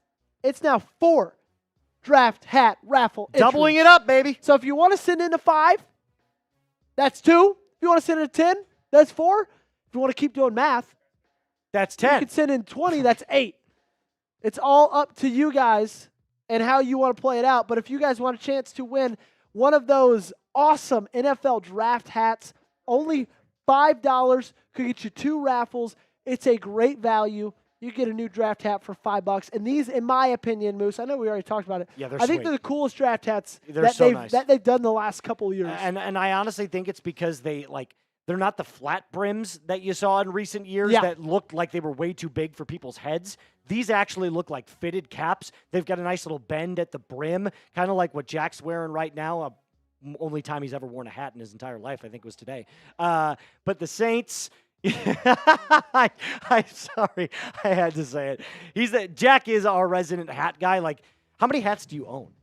I was gonna say, it's a lot. The of great hats. thing about these is if you're less of like a high and trucker hat style, they've got just the regular adjustable ball cap. They have the fitted ball cap as well, so they got The all Dallas one is different tight. types of hats. I like that one I a really lot. do like the Dallas one as well. I mean, they're all really, really cool. Great design this past year. Packers are on the clock, So my friend. for $5, you get 2 draft hat raffles, and you also cross us over $100. Yeah, we're $5 away from 100. So you Somebody's get 2 gotta raffles, do it. and you're the person that pushed us over $100. Shout out to everybody who has donated so far. And if you want this hat, you Let us have the know. chance to get it. Here's the quarterback selected. It went Cam Ward, Jackson Dart, Tyler Shuck, Jalen Milroe, Dylan Gabriel. That was insane. Who could have even picked that? Then Shedeur Sanders, Kyle McCord, Will Howard, Ryan right. Leonard, Graham So- Mertz. Who's still left at Quinn quarterback? Ewers. Quinn Ewers, you're right. And wouldn't this have made more sense to go the Carson Beck route and just play another year of college football? Quinn, Yeah. especially Not at with Texas. how much he was making. Yeah, like He would have gotten would've a lot started. of money. he could have improved his draft stock. I was a big proponent of him going back to college. The thing is I don't think he could have improved his draft stock. I think his draft stock wouldn't have changed. But you know what you do? You go, you get another extra $2.5 million. You live life on another college campus. Yep. You don't go to class. Yep. You play football for a living, And you and make you're going to money. make more money than he's going to go undrafted. So Oh, Packers pick is in. The defensive tackle out of Georgia, Warren Brinson. Brinson. Who? That's kind of what I'm thinking as well. I mean, they need, like we talked about a lot, defensive tackle help. Warren Brinson. Say it again. Is who there? He's. I feel like they would have showed him. I think I had a math class with that guy.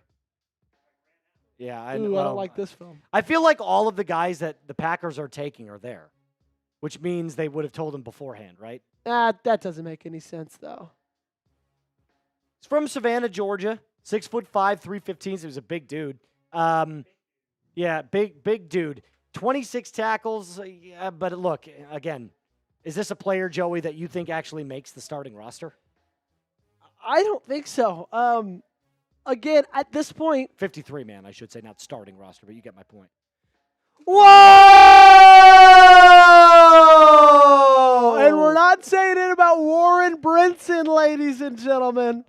We got a $100 super chat from Chris Lotteray! Bang!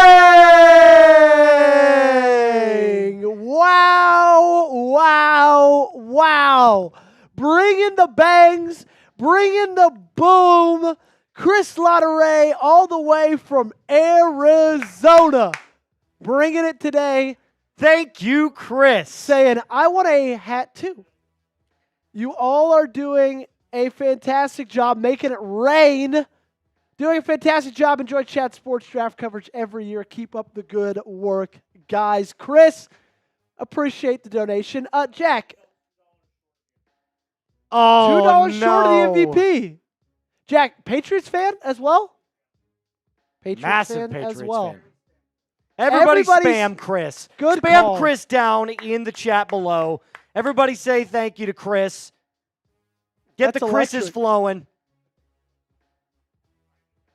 Eat. That's awesome. Chris, appreciate it. W. Chris Chris, saying, thank you, go E&M. Pats.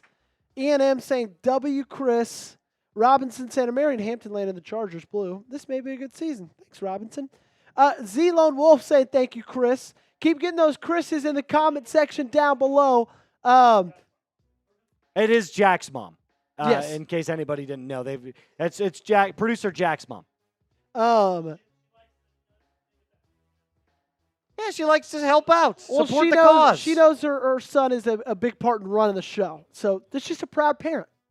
That's all that is. is a proud parent right there. And she wants a hat. Also, by the way, for everybody watching, Mr. Lotteray just celebrated his 4-year anniversary today, right?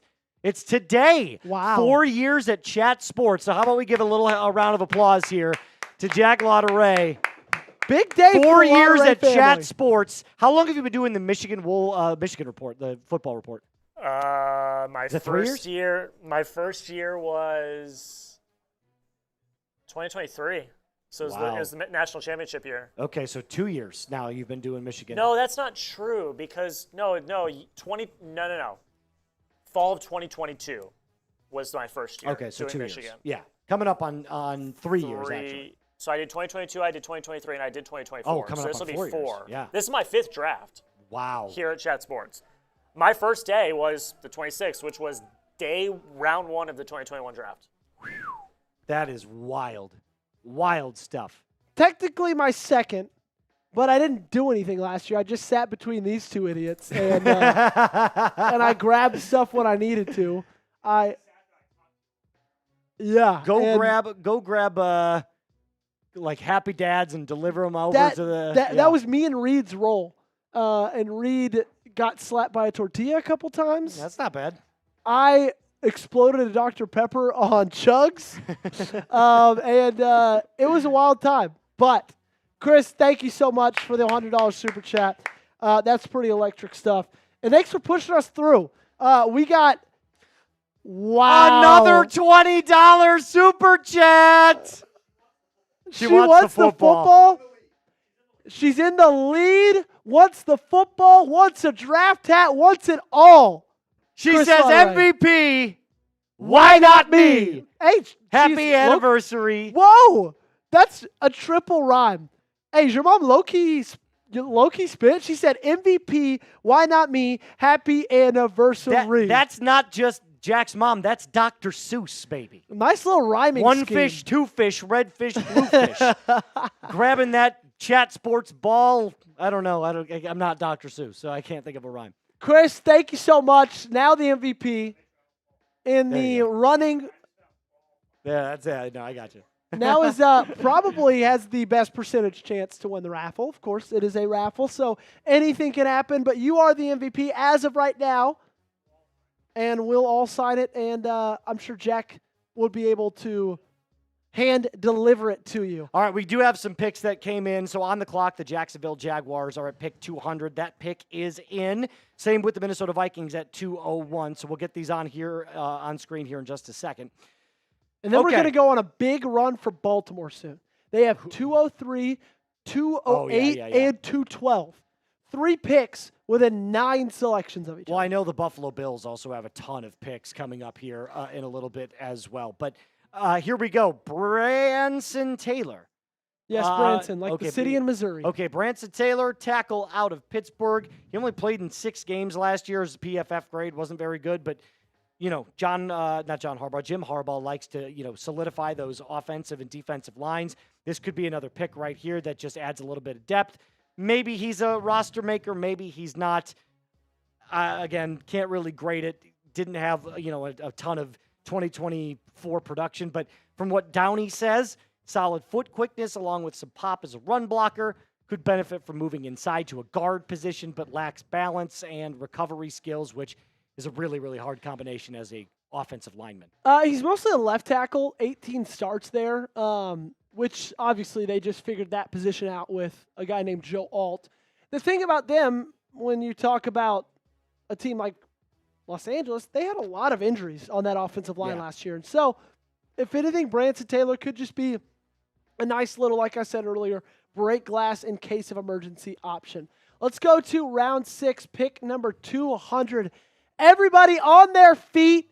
Let's give a nice little salute to Ryan Lane III, safety out of the Naval Academy. This midshipman, yeah, USA, USA, USA. Listen, as somebody who is a fan of the team that beats up on the United States military teams, I can tell you this. I didn't see anything from this guy that warranted getting drafted. And doesn't he also have to... Boo! No, I can't help it that Notre Dame beats up on Army and Navy every year. Terrorist! Listen, we beat down on them every single year. Call us China the way we beat down on the troops. You can't backdoor this one with a Trump impression. All right. I'll take it over from here. Okay, that's fair. It's pronounced Rayon. Rayon Lane III.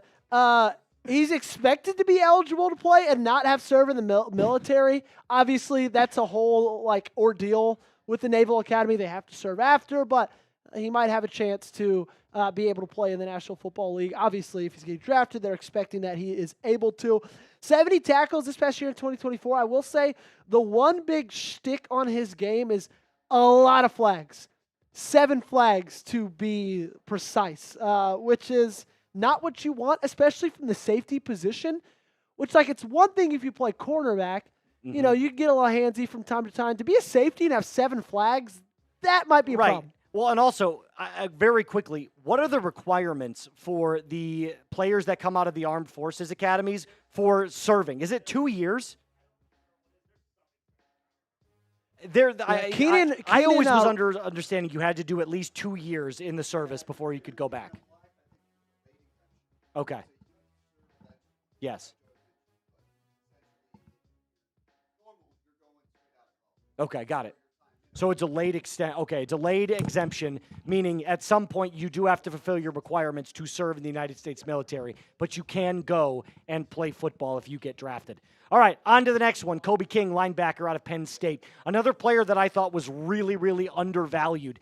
Another really solid player in the college football playoff last year. had some really great plays over the middle of the field, showed flashes as a stunt pass rusher. So on some all-out dog blitzes, he can make plays happen, but he doesn't have a lot of feel for the position quite yet. So I feel like he's just more of one of those players that just kind of like roams around and just tries to make a play where he can. So if he can learn technique and learn positioning on the field, again, can find some really good value here as a backup player. Yeah, I really value. like Kobe King, and he's going to join a really, really good defensive staff, obviously, over there in Minnesota. They got a phenomenal staff just in general.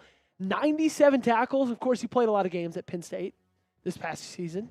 16 total, but still 9 tackles for loss, 3 sacks, a forced fumble. He's not great in coverage, but he's athletic. He's willing to throw his body around. He was a team captain. And for getting a guy like Kobe King in the 6th round, I think that is a phenomenal selection by Minnesota. And they back it up with the guy from Bridgerton, with the Gavin Bartholomew. tight end out of Pittsburgh. Not a ton of production, 322 yards, 4 touchdowns, though, 38 catches, 6'4 and a half. Will round up to 6'5", 246 pounds. You know, Minnesota, they're just trying to, I think, surround J.J. McCarthy with as many pieces, opportunities to be successful. And also, like, every good young quarterback needs that safety blanket, and a lot of them recently have found it in tight ends. And Kevin Bartholomew has a chance to at least compete to be that for J.J. McCarthy. Well, and remember, T.J. Hawkinson has also been injured. Yeah, a ton. So maybe this is just one of those, players that's like an insurance pick again in case T.J. Hawkinson goes down, where he can maybe grab a couple of stuff, be a red zone threat. But again, at the same time, he's not going to compete for targets, on the Minnesota Vikings with how loaded they are at weapons. Let's go to the Baltimore Ravens. LeJonte Wester, wide receiver out of Colorado. He's more of a slot wideout. Improved his drop issues in 2024, which is great because Baltimore had some drop issues themselves in 2024. However, incredibly skinny. Only 163 pounds. He's 5'9". 5'9". So he's primarily playing out of the slot. He's like Tez Johnson if Tez Johnson went to Colorado. I probably see this guy as more of a return specialist. I don't know how much I love the fit in Baltimore.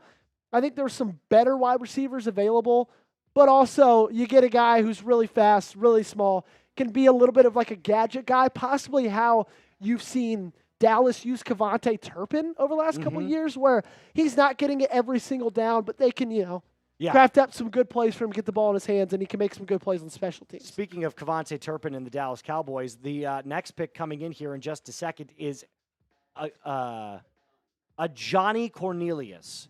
Back to the East-West Bowl names. 14 games played, 73.9 PFF grade, only 3 sacks allowed. Another offensive lineman here to try to beef up what Dallas had last year, which statistically was one of their worst offensive lines in recent years. Dak Prescott clearly getting the bag has affected their ability to pay all of their tackles. Look, again, if you can add players that are cheap and can eventually come in and play as a rotational piece, why not?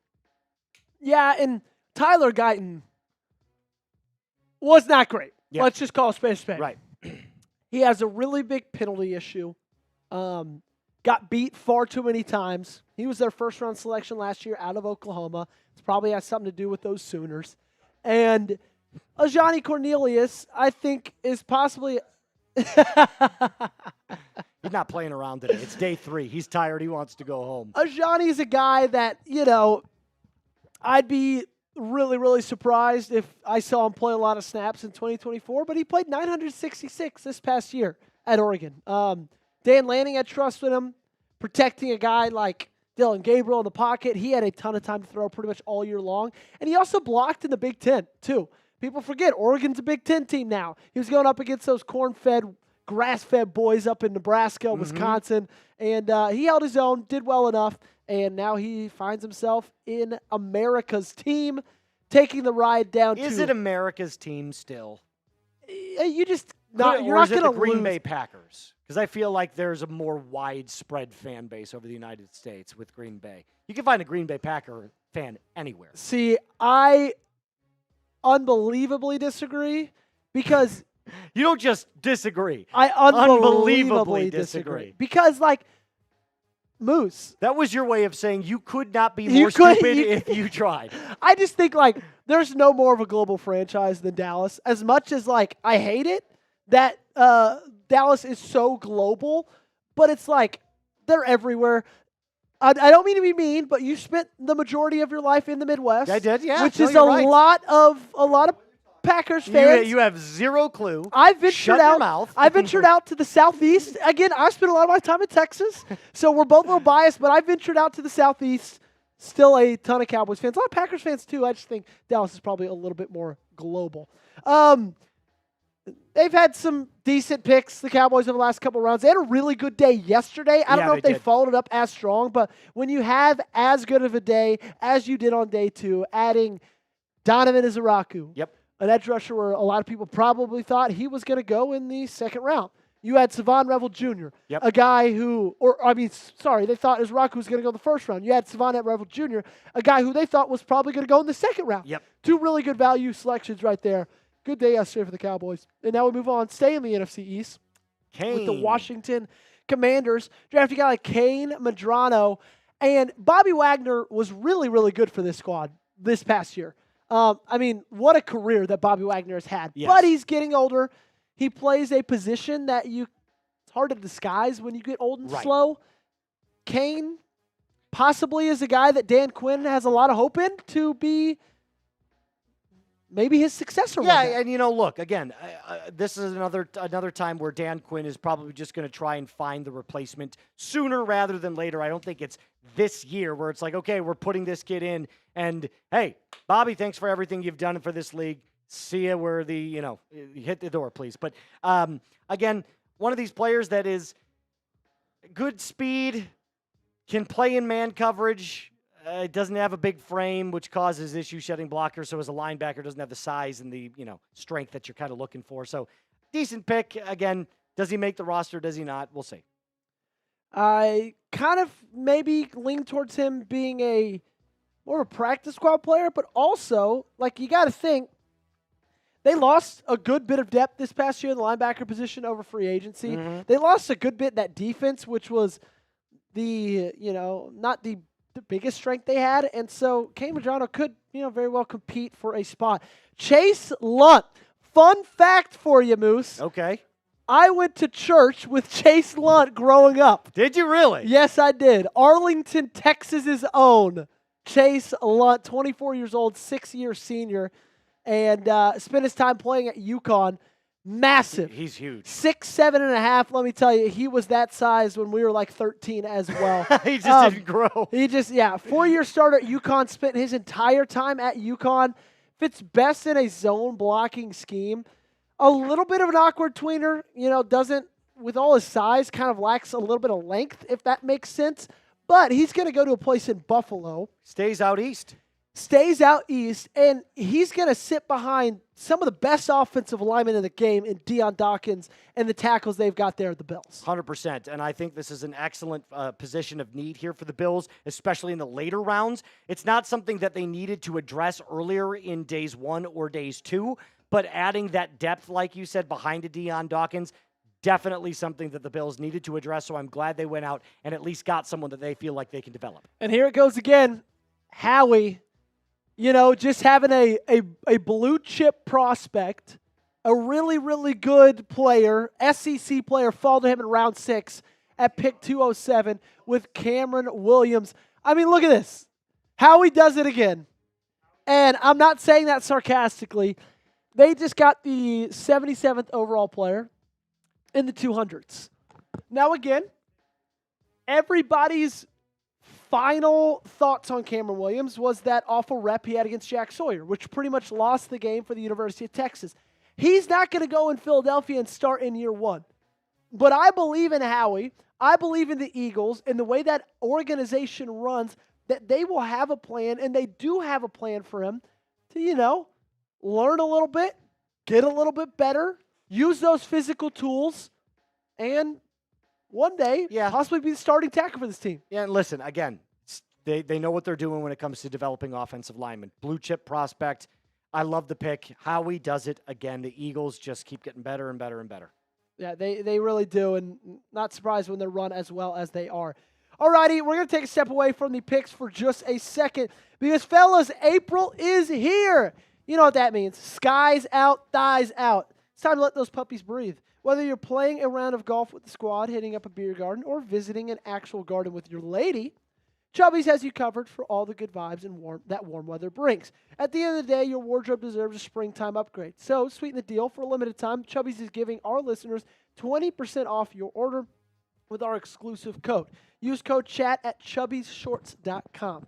Experience unmatched comfort and style with Chubby's iconic original stretch shorts, depending on how much thigh you're looking to show. Chubby's makes them in 4-inch, 5.5-inch, and 7-inch inseams.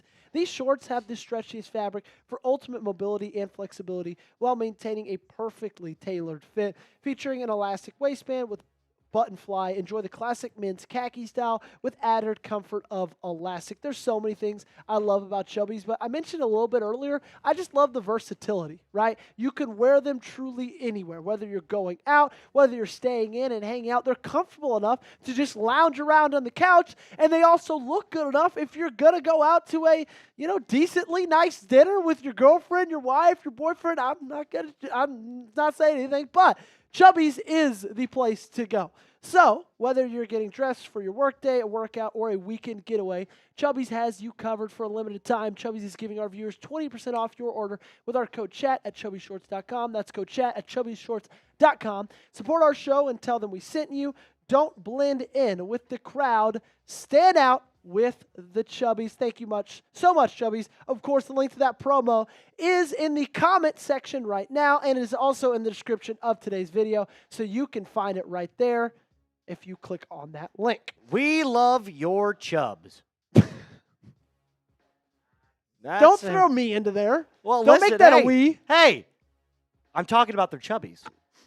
Sure you are. I know better, Moose. Oh! Alrighty, MA football guy. That was a dagger. Saying the Pats are America's team. What? I mean, maybe New England's team. Yeah. I think for the longest time they were the country's most hated team. Yeah. I agree. What happened? No way. Sam, do you Who is ever, and I'm curious on how you feel about this as well, Moose. Y'all think in the next couple of years they're going to do a 4-day draft at some point? You don't think so? Interesting. Moose, thoughts? Ooh. I would just, and I think you honestly, you could probably get rid of the 7th round, right? Like, can we all agree with that? Like, most of the time you can get, outside of a Brock Purdy, so I don't think it's important to have a 7th round. But that's just me, considering most 7th round players don't end up doing anything. Oh, freaking the Eagles! Again! They make me so mad! Antwaun Powell-Ryland, another phenomenal player, falls to them in the 6th round. And I'm going to give them credit. They're the ones selecting them. But why the hell are they dropping that far? And why are the Eagles the first ones choosing them? Antwaun Powell-Ryland, one of my favorite sleeper targets in the NFL draft. If one of my teams I cover would have picked them in the 5th round, I would have been okay with that selection. Listen, I don't know why they feel like every single year they're playing chess while everybody else is playing checkers. I don't get it either. How are they? What are these other NFL GMs not seeing? What are they not looking at? Because the Eagles are finding these incredible talents for literally dirt cheap. So I just don't get it. I don't get it. He's a pass rush specialist, but you know who they just lost? Josh Sweat. And you know what Josh Sweat was? Pretty much just a pass rush specialist. He's not great in run defense, but he can get to the passer with the best of them. 16 sacks his best season. I can't. 19 tackles lost, 48 pressures in 12 games. If you look at just sacks per game, he was like 2nd in the NCAA. Yeah, this kid has got some... And he's athletic, too. He's got insane talent, and I don't know how he fell that fall. Go ahead, Moose. Back-to-back Hokies, too. All I'm saying is with Antwaun, Powell-Ryland, Tom has down grade second or third, maybe a straight second if I'm not a coward. I'm a coward. Coming up next for the Baltimore Ravens, Fruity Pebbles. Aeneas Peebles, the defensive tackle. I do like this selection. Virginia Tech. Now, you are the Ravens guy, so let's talk a little bit about the Ravens' defensive line needs. I know the Ravens were really, really good last year in terms of getting to the quarterback, but what about run stopping? Is this one of these players that can potentially fill a hole here that the Ravens could use to just plug up those gaps? So they were already really good at run stopping last year. It was really just, and they were like fourth in the NFL in sacks. It was just consistently getting pressure on the quarterback. So Peoples is going to help with that, but also like they lost Michael Pierce due to retirement. Mm-hmm.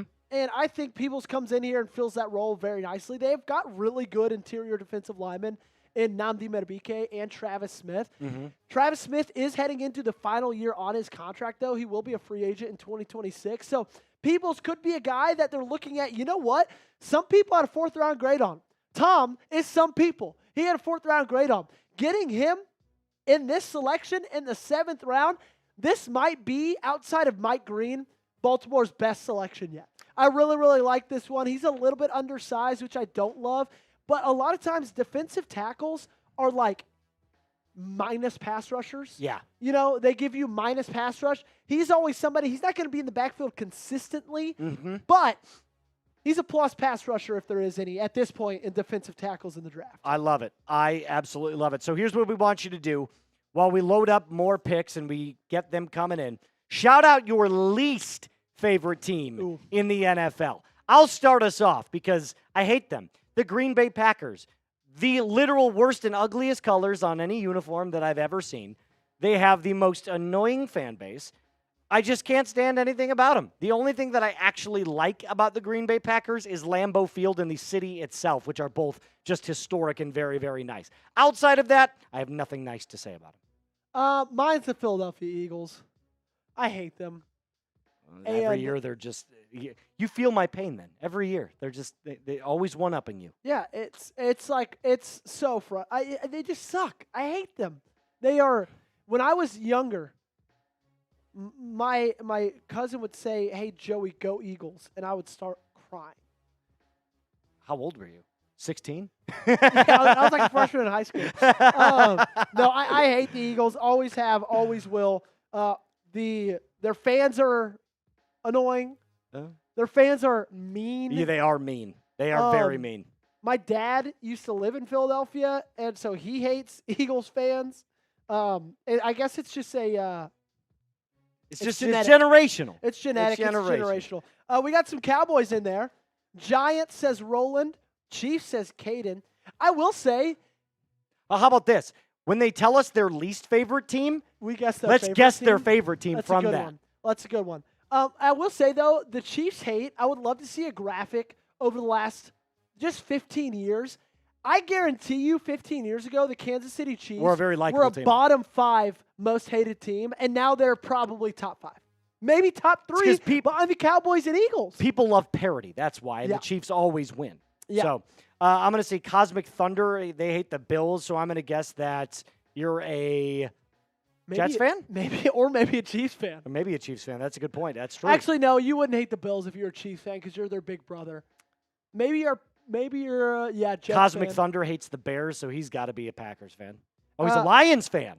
Oh, there we go. Roland Israel says Saints. Maybe he's a Falcons fan. Falcons, for sure. King Eli says Cowboys. He could be an any team fan, but I'm going to guess Eagles. He could be an any team fan. Any team in the entire NFL. MA Football Guy says Giants or Jets, which means he's a Bills fan. Yep. Or, I mean, he's MA Football Guy. It means he could be a Patriots fan, too. Oh, true. Oh, it's He probably could be one. Patriots. Oh, yeah, it's Massachusetts, yeah. Yes, you are King correct. Eli says Gilbert. Yes, called it. Jarrett Good says Raiders. Raiders. Is he a Chiefs fan? Broncos fan. Gotta be. Chiefs or Broncos, probably. There's no Chargers fans in the country, so. Sun Devils channel hates the Pats. Dolphins? No. Jets? Giants? Maybe they wouldn't hate the Pats. They own the Pats. Yeah, well, that's true. That's very, very true. Jordan says Broncos. He's a Chiefs fan. Mr. Southie says Jags suck. Who hates the Jaguars other than their own fans? Mr. Southie does. I know, seriously. Austin Baker hates the Dolphins, so that means he's probably like a Pats fan or something like that. Sun Devil says, I'm a Browns fan, and he said he hated the Pats. Oh. Some of these are hard to call. Hey, that is kind of hard to call. Dastardly Dog hates the Titans. Dastardly Dog, I am with you there. I hate the Titans. Why? Dude, I went to school, obviously, you know. I am a University of Tennessee alum, so I spent 4 years in Knoxville, and a lot of my friends were Titans fans. Talk about the most irrelevant team maybe in any sport that, like, thinks they deserve to be relevant. I mean, dude, genuinely, after my 4 years of college, the Titans entered, like, my top 3 most hated football teams. Yes. Yes. I wanted them to lose every game they played. Wow. I know. I'm probably the only Tennessee Titan hater.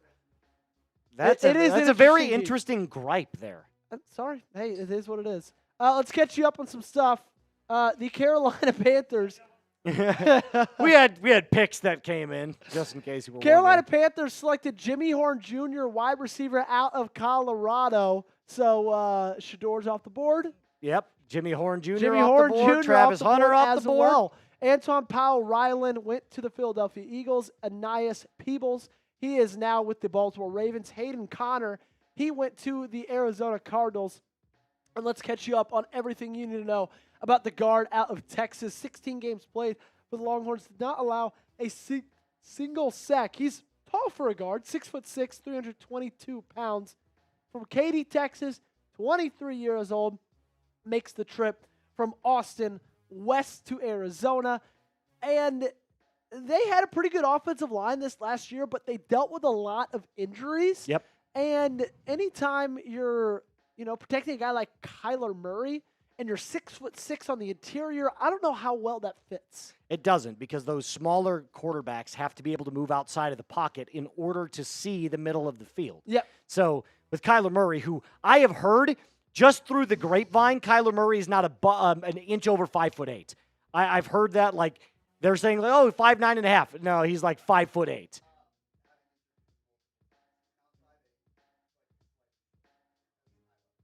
So he's And like, how my tall height? are you? Okay, so he's, let's just say 5'9.5". Fake news. Oh, yeah. Terrorist. Yeah, so we get the terrorist chants going in the chat. He's short. Regardless, he's short. He is 5'9". Now he has an interior guard who's 6'6". Huge, and he's a great pass blocker, Almost a too. foot taller. His run blocking grade is awful. For a guard, that's kind of concerning, considering that you're probably going to be trying to push and pull your way to create space for your running back for James Conner. But, again, not a bad pick. Let's talk Ravens. Their fourth and final selection in the 6th round. Robert These aren't real Longerbeam people. out of Alexandria, Virginia. 5'11", 175 pounds. Had a pretty decent year this past year at Rutgers. And I think this is a pretty good value pick as well. Tom's got him as his 186th ranked prospect, his 21st corner. At this point, all that Baltimore's trying to do is just get as many cornerbacks as they can in the room. And I think their goal is to have one big competition to see who can be that cornerback too, or wait until Green Bay most likely releases Jair Alexander And then go after him. and possibly go Yeah. after him. There's the ties with Louisville, with Lamar Yeah. Jackson. Yeah. They played together in college. They're good friends. If they release him, that is Green Bay, you wouldn't have to pay that massive contract. No, I think you're right. I think there's a little bit of truth there, especially with the trade rumors that are going to start going absolutely ballistic here after the draft is over, considering where teams took what positions. So there's a lot of players that have current spots on their roster that might be looking to start contacting their agents and saying, "Hey, I'm looking to take my talents elsewhere." Robert Longerbeam is now in Baltimore. That sounds like by the way, it sounds like a character out of a Harry Potter novel. Yeah, it does. Professor Longerbeam. It does. Robert Longerbeam. Robert Longerbeam. He teaches spells and potions. Defense of the Dark Arts. We actually got a $5 super chat. $5. The great thing is, Jordan, is you are cashing in because now until the end of today's show, super chats are 2 times the raffle entries. So for that $5, Jordy, you got 2 entries into the raffle. He says, love the draft coverage. Let's go Chiefs. If you guys don't know now, Jordan Clements is my brother-in-law. Jordan, I love you, buddy. Thanks for the support. Thanks for the love. He actually won our Chubby's giveaway. Did he really? So is he ordering a Kansas City Chiefs shirt? Kansas City Chiefs swim trunks. Oh, whoa. Yeah. And got to get stylish for the summer. And the funny thing is I didn't pick it. James picked it back in his office, and he had no clue it was my brother-in-law, and then Jack announces it, and I was like, wait. Oh, so you rigged it. I got to know him.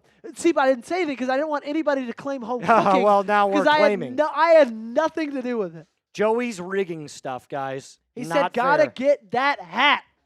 What would we guess? You know how they have like the little things on them?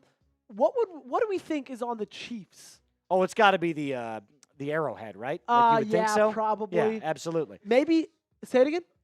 Maybe some barbecue sauce. Oh. Yeah, it's electronic. Jordy, here's your super chat. $5. Love the draft coverage. Let's go Chiefs. Jordan's been locked in with us. Every single time I text the family group message, hey guys, I'm about to go live. Jordan's there in half a second. Appreciate you. Love you. Miss you, buddy.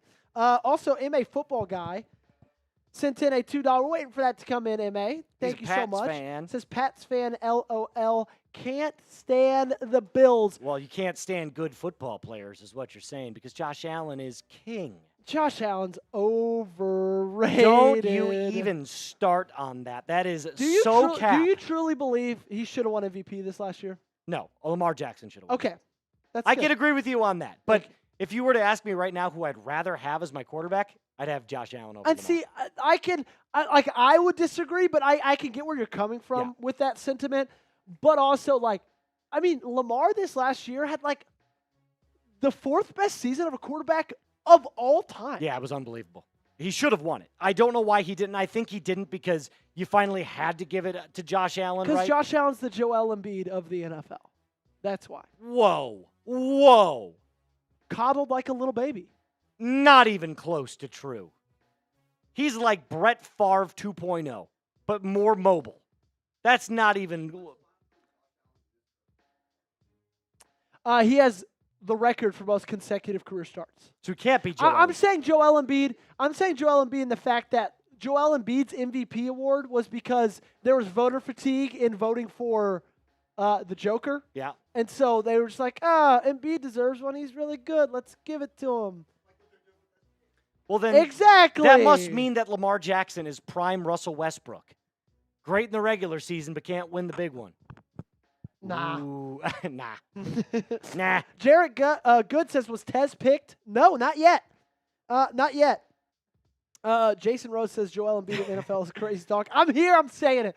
If you guys want to keep sending in super chats, from now until the end of the draft, which we've got 40 picks left, we are 2-timesing every single one of those. So if you send in a $5, that's 2 raffle hat entries. Jack, how many names do we have in the raffle? We got a bunch. So now if you want to get in, it is a good time to get it. A bunch.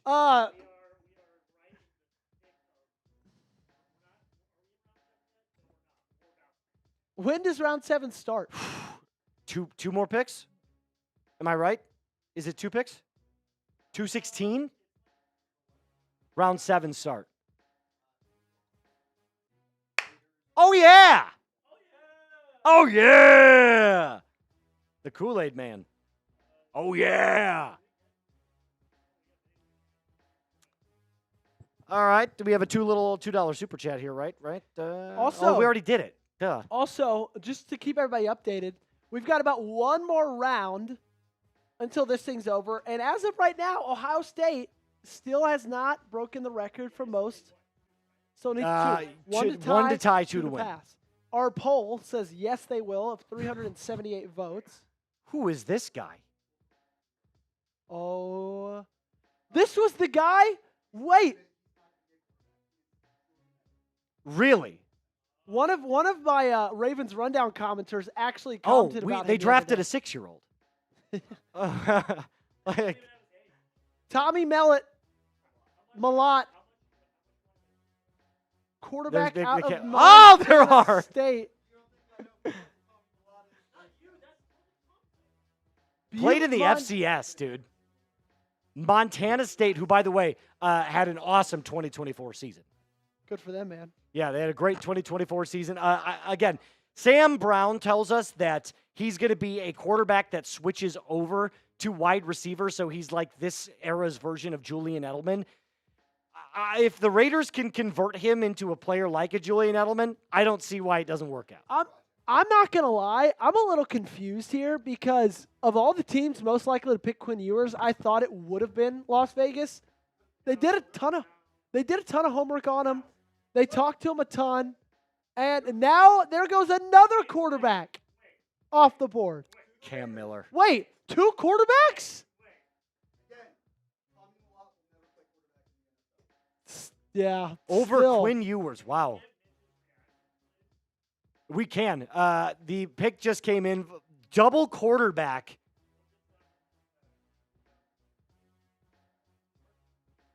The Chargers, R.J. R.J. Mickens. Mickens, I think it's a really, really good selection. At 214, he had a pretty good senior year this past season at Clemson.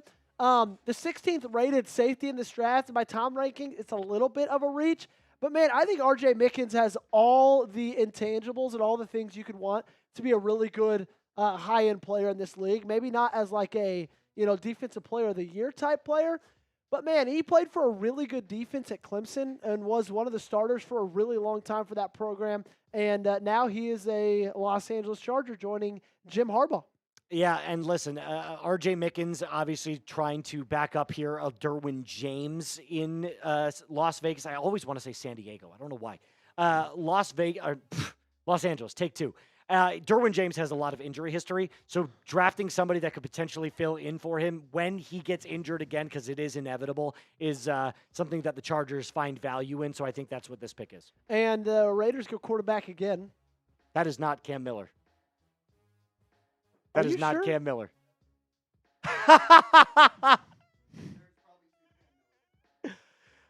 That was not Cam Miller. Hold on. I was going to say, I've had a beer with Cam Miller. That ain't Cam Miller. Fun fact, Cam Miller just got drafted by the Raiders. Right after Trey Lance left, I was still in Fargo, North Dakota. I went to a bar one night after work, terribly hard day of talking on the radio. My voice was strained. Poor baby. Poor baby.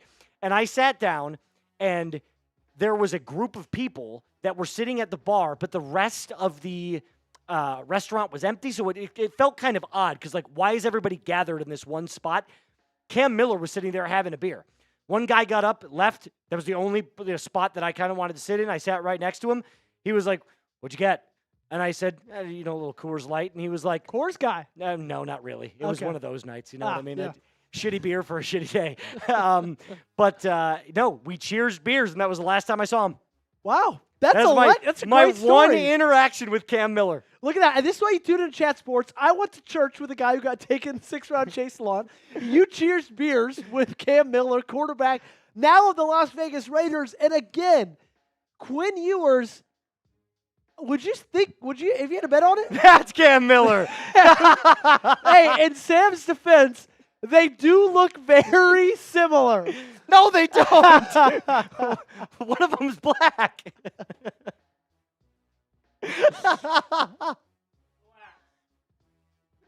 3,251 yards as we go on.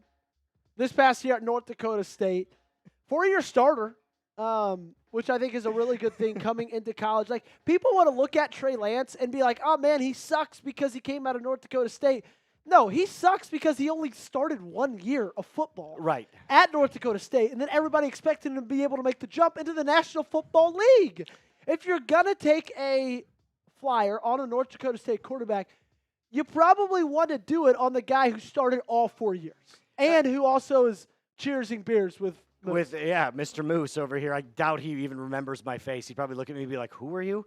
But at the same time, I watched Cam Miller play a little bit. He's not a starting quarterback in the NFL. He's going to be a career backup. He does have decent athleticism, which I'll give him credit for. Like, he can move his way around the football field. But outside of that, the passing skills are definitely lacking. Can you pull up for me, Jack, the best quarterbacks available? Wow, that was so fast. 3 NANA. I feel bad for Seth. There's not even so. Wow. Damn. And Seth Hennigan. I feel bad for Seth.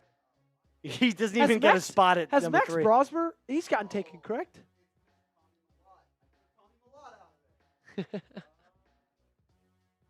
Crazy work. Who's this in sync?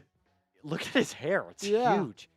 Damien Broncos Martinez pick? still available. Best player available in terms of Tom Downey's rankings. Logan Brown, the tackle out of Kansas. Why does he need to go? There we go. Wow. Disappointed in it? Disgruntled? Logan Brown, the tackle out of Kansas. A punter? A punter? The Broncos drafted a punter. Now, the Bears drafted a punter in the 4th round last year. Yeah. Tory Taylor. He was unbelievable. Yeah, he's unbelievable. He got the bionic leg. Yeah, Hey, he's but got the remember when bionic Caleb leg. said we won't be using you that much? LOL. Hey. Yeah, I kind of clowned him for that, too. That was it was a bad take, Caleb. I'm sorry. Jeremy Crawshaw, the punter out of Florida. He only averaged 46.4 as a net average, which is terrible. But he did have 0 punts blocked. So Yeah, and that's a punter stat right there. 190 punts for the Florida Gators. oh my God. Interesting pick. He can grow some good facial hair. Moose, how do you feel like he fits in with Denver's special teams unit? He's a punter. He kicks a ball for a living. Like, we got no. Wow. Strong hang time. Yeah, He was an Aussie. Apparently, listen, I'm going to be completely transparent with you. I don't know what a good hang time is. I know that the higher the better. But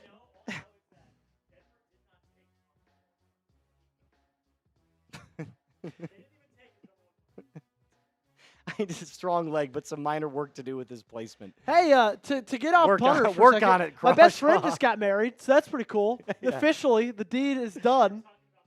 Yeah. Kickers and punters only. I don't think anybody wants to hear us talk about that. Congrats to Ben and now Avery Broadus, the new happy couple, getting married in Florida today. Just left the ceremony, now headed to the reception.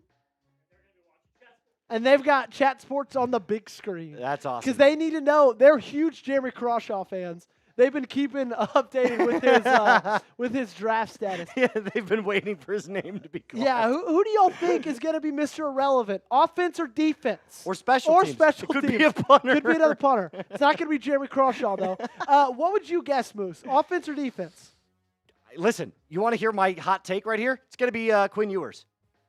Just like Brock Purdy last year, Quinn Ewers is going to be Mr. Irrelevant. He's going to sit behind a starting NFL caliber quarterback, come in, and then take over as the starter. I'm kidding about the second part, but I think it'll be Quinn Ewers. Who is the last pick in this draft? The Kansas City Chiefs. It could be Quinn Ewers. Could be Quinn Ewers. Carson Wentz was their backup last year. Yeah, that's a good call. Also, this could be it. This would be electric for the state of Texas. This would be huge. So let us know O or D. Okay. So Yeah. I think we can assume at this point he's probably fallen. And I think that's a risk that Dallas is willing to take. I thought Dallas was going to pick Shedeur. I thought they were going to pull the trigger. I heard that a couple of times this morning, and I was like, it just, to me, it doesn't make a lot of sense. Like, why would you want that circus? It's Jerry. He is the circus. I know, but A circus isn't weird to a clown. you're already wow. Put that on my gravestone a little bit later when I die.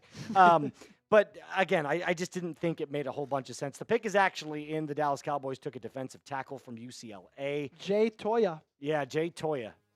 Do you know Jay Toya? I do. He's best friends with Jeremy Crawshaw. Defensive tackle. It's actually Toia. Jay Toia is a selection to the Dallas Cowboys. I do think, though, they've got 2 more picks after this. I do think that Quinn Ewers might be one of them. Obviously, he played his high school ball at South Lake Carroll. Then he went on to Ohio State for 1 year, went back to Texas. Yeah. He's a guy that I just think Jerry would, He'd pull the trigger. gravitate towards. He'd pull the trigger on. Listen. They have 3 total 7th-round selections. Would not surprise me one bit if Quinn Ewers is one of them. Jerry would be the type of owner to draft Quinn Ewers, knowing he's not going to play a single snap, and still get him a billboard advertisement. Yep. And be like, welcome home. And Quinn Ewers, Cowboys jerseys, guess what? They would sell. They would sell. They absolutely would sell, especially if you're a Longhorns fan. That would be huge. Yeah. And so There's Jay. there's Jay, a guy who probably isn't going to sell a ton of jerseys. But regardless, good value for the pick. Tom has him as his 192nd overall prospect. A really wide frame, kind of one of those Vita Vea types. Obviously, take that with a grain of salt because Vita Vea is probably the best interior defensive lineman in the game. But similar builds, similar size, similar role on the football field. Just kind of go out there, eat up space, stop the run, and, pressure the quarterback if you need to, which is something that now that DeMarcus Lawrence is a Seattle Seahawk, Dallas will be looking to add, anybody on the defensive line that can help and add some pressure to the quarterback. I cannot believe this. In round 3, and I'm going to go to what Jack just kind of, muttered. Round 3 was faster than round 7 is now. Like, why? It's crazy. It's crazy. Jack Nelson, offensive tackle out of Wisconsin. Oh, I like Jack Nelson. Oh, really? No, I Did you go to church with him too? I did not, unfortunately. Chase was the only offensive lineman that I went with. No, he's one of those guys who can kind of play a good bit of spots on the offensive line. He played some left tackle, played some right guard. And I feel like anytime you're going to take a risk on an offensive lineman, doing it on a guy from Wisconsin isn't a bad idea. He played a lot of snaps, 752 this year, 908 the year before, 700 the year before that. Let up a few bit of hurries, but doesn't have a lot of flags, only 4 in the past 3 years. Jack Nelson's a guy who I think at this point, at this pick, really, really great value, as you can see, 175th overall prospect. He's also from a very, very small town of Stoughton, which I actually got gas in Stoughton last year before I moved here. So I know exactly where he's from, believe it or not. It's about a town of 1,000 people. So very, very tiny. Doesn't even have its own school district. But they make those corn-fed Wisconsin boys very, very well. It's actually cheese-fed, but you get my drift. Probably going to plug up, a nice little hole there if he ever gets the opportunity to play. Yeah, he's doesn't have incredible power, but he kind of makes up for his lack of power with some pretty good footwork. Let's stay in the Middle West, shall we? How about Thomas Fedone, the second tight end from Nebraska? He is heading to the Big Apple. He's a New York Football Giant. Tight end out of Nebraska, not a good 2024 season. Didn't find the end zone a single time, but he's a huge dude and could probably learn to block a little bit better. So Dallas Cowboys are celebrating some picks, so maybe it is Quinn Ewers. A little bit more on Thomas. These numbers aren't going to stand out to you in any way. I guess this is just like when Jackson Dart decides to get in for Russell Wilson for year 1, put another blocker on there and just have him do his part. He tore his ACL twice in 2021 and 2022. Yikes. That's something to kind of note. He's a fine blocker. He's not a plus blocker. He did force 8 missed tackles, which I think is kind of something surprising. 1 drop as well, 2.7%, and also 53.8% contested catch rate. So there's some things there to like. But at this point, a guy going to New York, round 7, pick number 2. Is he going to make the roster? We don't know.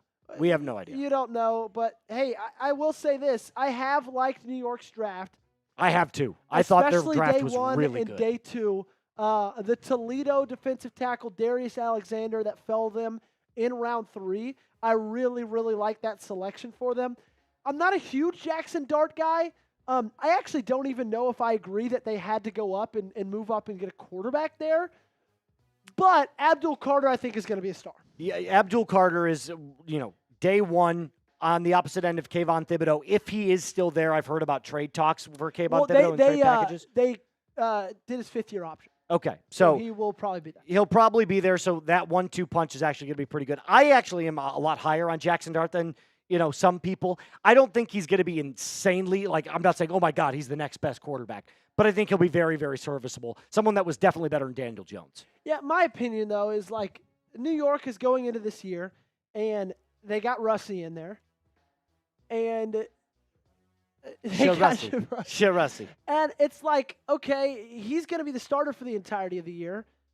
If that goes poorly, Dable's probably going to be fired. Mm-hmm. Get the new regime in there and go draft a quarterback with that new regime. Right. I just I don't see the need, especially to trade back into round 1 to get one. Yeah. When you saw a bunch of, this quarterback class just It's not good. It's not worth trading up for. No, God Is no. basically what I'm trying to God say. no. They were a little bit more desperate than I thought they should have been to grab a guy like Jackson Dart. Who But they could have always drafted Shedeur. They could have drafted Shedeur today. Yeah, I know. So I saw a comment said, "Will Shiloh be Mr. Irrelevant?" no, he's not draftable. He was not good. If his last name was Mustakas, I don't even think he would have. I wouldn't have even drafted. He wouldn't even be in our database. No, if his name absolutely. was Shiloh Mustakas. Correct. He wouldn't have even they would have been like, who? That's just some random Joe Schmo on the street. 100%. You're not wrong. Mel Kiper, talking a little bit about Jack Nelson. Mel Kiper, probably the greatest day of his life was when Shedeur ended up getting drafted. I know. Did you see all the tweets that he put out about the Shedeur Sanders slander? It was like, Mel, you know better than anybody how bad of an interview this guy was.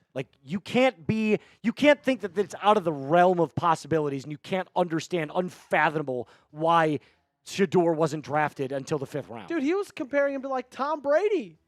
Yes, Jack, you have your hand raised.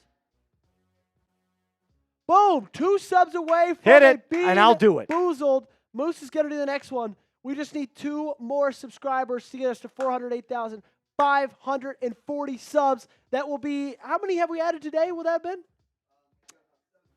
That's pretty good. 700 subs today That's on pretty day good. 3 is phenomenal.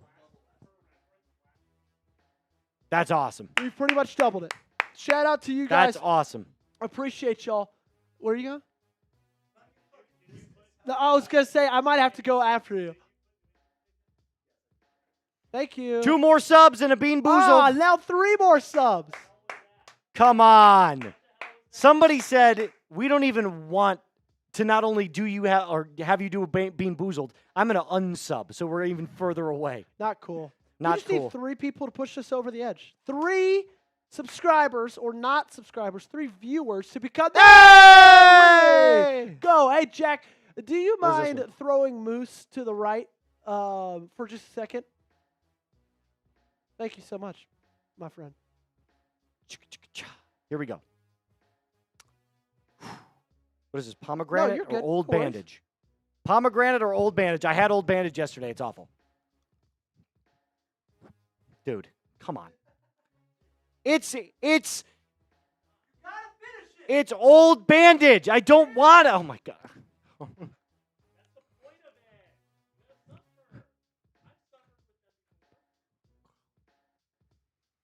trying to think of my favorite food right now.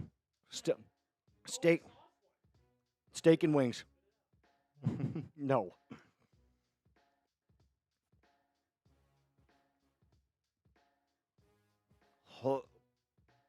Okay. I'm sorry. Yeah. That was awful. It's not as bad as burnt rubber, but it's still terrible. Awful. All right, next pick coming in. Marcus Bryant, offensive tackle out of Missouri, going to the New England Patriots, still trying to fortify that offensive line to protect Drake May. From Round Rock, Texas, at 6'7", 320 pounds. He's a big boy. Played in 13 games last season at a pretty decent PFF grade, but he did allow 5 sacks. That's terrible. So there's clearly something wrong with his game where he's allowing defenders to just sneak right by him. Again, probably a player that's just going to end up being practice squad player. Maybe gets cut. You know, it's so hard in round 7, guys, to give actual pick analysis unless they're a guy that was projected to go in like round 4 or round 5, and then they ended up sliding all the way down. A lot of these guys are players that might not make the roster, so you'll never hear their name again. That's just the truth. And I hate saying that because, like, you never want to poo-poo on a guy that gets drafted. It's a really awesome achievement to be drafted to the NFL. But some of these guys won't even make it to, like, August. They'll get cut before then. So, again, we're going to put this on screen here for you. Mr. Irrelevant coming up at the end of round 7, last pick in the draft. Who is it going to be, offense or defense? Type O for offense, type D for defense. I said it's going to be Quinn Ewers. I think it'd be hilarious. I think it would be hilarious. One spot later, UDFA Quinn Ewers. That would suck.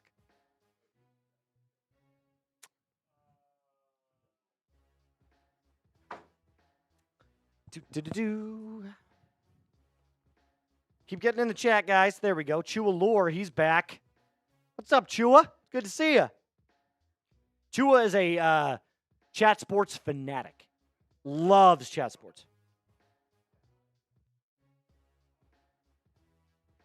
Una Namaya? Huma Huma Nuka Nuka Apple. Name that musical. Wow, look at Joey. It is High School Musical, too. A Makahiki Malahini Who. The worst one. Yeah, it sucks. There we go. Some people think it's the best. My wife being one of them. It sucks. 3 is the best. Say it again. That's 2. That's 2. No, it is not. no. Get out of here. I did watch 3 in theaters. Dude, 3 is. Hey! Tom's big board. We did it. Tom Downey. Hey, how was the bandage? It was awful. Did you? He made me finish it. Good. Good. We don't Good. start things and not finish them here. It's a jelly bean. Sweet. Let's just rifle through them. Oh, I like Jonah Monheim a lot. Go ahead. He is a center out of USC. The thing I really like about him is he's got a lot of positional versatility. He has played pretty much every single position. Left guard, right tackle, left tackle, also center at USC. And it's going to be interesting because Patrick McCarry now is a Jacksonville Jaguar after leaving the Ravens in free agency. And he is the same exact thing as Jonah Monheim. So might as well one unicorn learn from another unicorn and try to, maximize his talents and see where Jacksonville can find a spot for him on the offensive line. Cody Lindenberg, linebacker out of Minnesota. Oh, yeah. 23 years old, 236 pounds, 6'2", 94 tackles for the Golden Gophers this past year. So not a bad little pickup for a team that needs some linebacker help. Yeah, absolutely. And, PJ Fleck does a great job of, mentoring all of his players to get them NFL ready, the ones that actually do go out. So I think this is actually a pretty solid pick here for the Raiders. I saw an athlete, not the best in coverage, but at this point, all the really good linebackers that excel in coverage are probably off the board. Yeah. Good tackler. He, spent a lot of time at Minnesota. Had a lot of really good production, like you said, 94 tackles this past year. And let's face it, Las Vegas desperately needs some linebacker help. Damien Martinez, the running back out of Miami. Who also completes the Downey 100. He does. What a great selection for Seattle. Apparently, Harrison sent it in our Slack channel that the reason he was falling so high is because his interviews didn't go very well. So people think, he could use a little bit of an uptick in maturity. But at 223, Seattle's kind of thinking, you know what, why not take a shot? We still think he's a really good football player, and that he is. Well, Zach Charbonnet and Kenneth Walker don't seem to be going anywhere anytime soon, so getting playing time is probably going to be something that, he struggles to get. But, again, for a guy that you get as a talent, it's not bad. Yeah, he is. I mean, he like, for his size, he's so much quicker you would think. He's just one of those every down backs. Yes. Really, really good stuff this last year at Miami. And where was he before Miami? He transferred to Damien Martinez. Jack, where did he play before Miami? He played at it was out west. Was it Washington? No. Washington? No. Was it Oregon State? He played. We're getting it for you guys. Don't worry. Don't worry. Yeah, I was going to say. I knew it was out west. Good call. Well, when I was thinking about it, and I just said to myself, I was like, God, it just feels like Oregon State, but I could have been wrong. From Oregon State to Miami, now back out west to the Seattle Seahawks. Keontae Hamilton, defensive tackle out of Rutgers, is now a Houston Texan. The 224 selection, 305 pounds, from Maryland, 22 years old, senior. Rutgers now has seen two guys go with longer beam and also with Keontae Hamilton. Is that a sleeping giant up there in the Northeast? Well, look, hey, 305 pounds. Listen, he's a big boy, got some big mass, 6'3". I mean, look, hey, the Houston Texans, they're obviously trying to beef up that defensive line as well. So I think they could use all the help they can get there. Maybe it is a sleeping giant. Who knows? I doubt it. I don't think they ever will be. Hey, thoughts on the draft? Thoughts on the trade? Yeah? Pretty cool. Sam Howell, now in AOC camp? There we go. Who doesn't love that? It's good for the channel. Longer beam? Really? Dog. Good. Okay. Sweet. Thank you. I've done the last two. I'll do Passing it Mando. on. I will do Mando. All right, gentlemen, spring is here. Heat is here in Dallas as well. And if you stink, you got to use Mando. Their whole body deodorant is safe to use anywhere on your body. I have one currently in my house. I like to go to the gym. And trust me, as a hairy guy who gets 5 o'clock shadow on his back, I can tell you right now, Mando comes in handy. It's created by a doctor who saw firsthand how normal BO was being misdiagnosed and mistreated.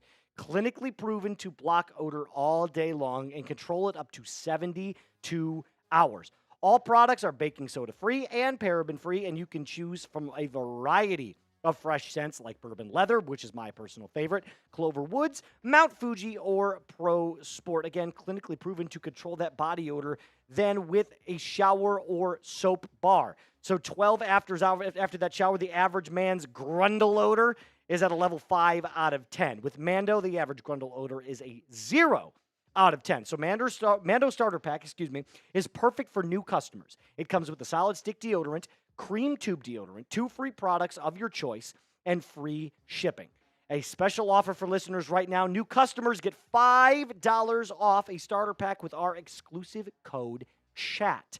That equates to over 40% of your starter pack off with code CHAT at shopmando.com. SHOPMANDO.com. Please support our show and tell them that we sent you. Smell fresher, stay drier, and boost your confidence from head to toe with Mando. Let us know down there in the comment section, is Ohio State going to beat Georgia's draft record? If you're just now filing in, Ohio State has had 14 selections. Yep. The record is 15, set by the Georgia Bulldogs, not this past year, but 2 years before the 2022 NFL Draft. They need 2 more picks to beat it, 1 more to tie it. Moose, with 30 picks left, will they do it? Yeah, they're going to tie it. You think so? I said originally they were going to beat it. I think they'll tie it. I think they'll get 1 more player in there. Who is left from Ohio State that can still be drafted?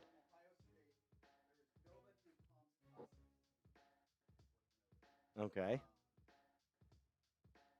Nobody in the top 16 worth noting left on the big board.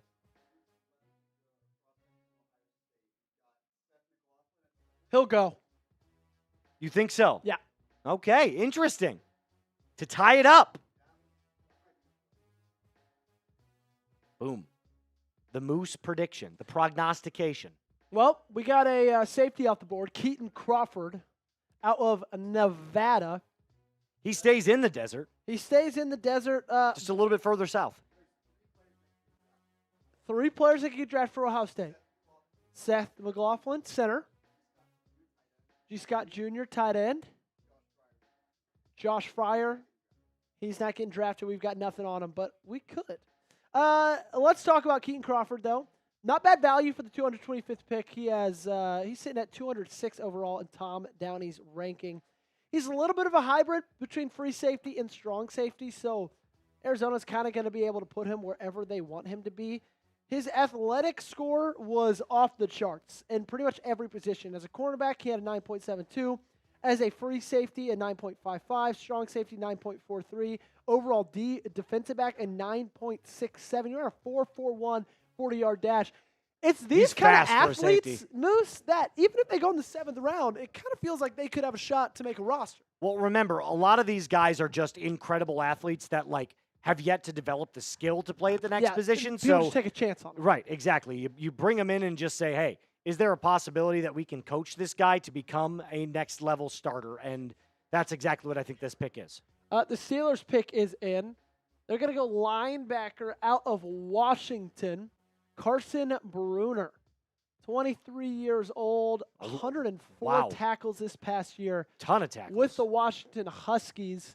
And you know Going what? to be a special teams player. He'll be a special teamer. Kind of reminds me a little bit of Jake Hummel, who now is with the Baltimore Ravens, formerly was with the Los Angeles Rams, of a linebacker who, you know, kind of is going to be a depth piece, but mainly his main purpose on the roster is going to be a special teams player. Yeah, no, and I completely agree with you. I think a lot of these guys you could see actually shift over to special teams, especially some of these athletes that we're talking about, maybe become a gunner on kickoffs and punt returns, someone that can just get down there and make a tackle when necessary. So why not make Carson Brunner a nice little special And teams? a little bit of a Nepo baby. His dad is a scout for the Pittsburgh Steelers. Oh, see, there you go. And so that definitely helps. Yeah, that definitely. Having your dad in the war room. Yep. Now it's going to be up to him. Can he make the roster? How cool would it be if his dad called him to tell him he was getting drafted? Probably did. Probably That's a little awesome. Deuce Vaughn That'd action be so right cool. there. That'd be we'll so get- cool. The thing is he doesn't quite have the name value that Deuce Vaughn had a few years ago, but still, it's going to be a cool little shot right there. We've got another quarterback Another quarterback is off the board. off the board, not named Quinn Ewers. Curtis Rourke. Curtis Rourke out of Indiana, the Hoosier, who in his career passed for over 10,000 yards, 79 touchdowns, 21 interceptions. And, this past year, Curtis Rourke really flashed on the scene. 29 tuds, 5 interceptions, 3,000 yards.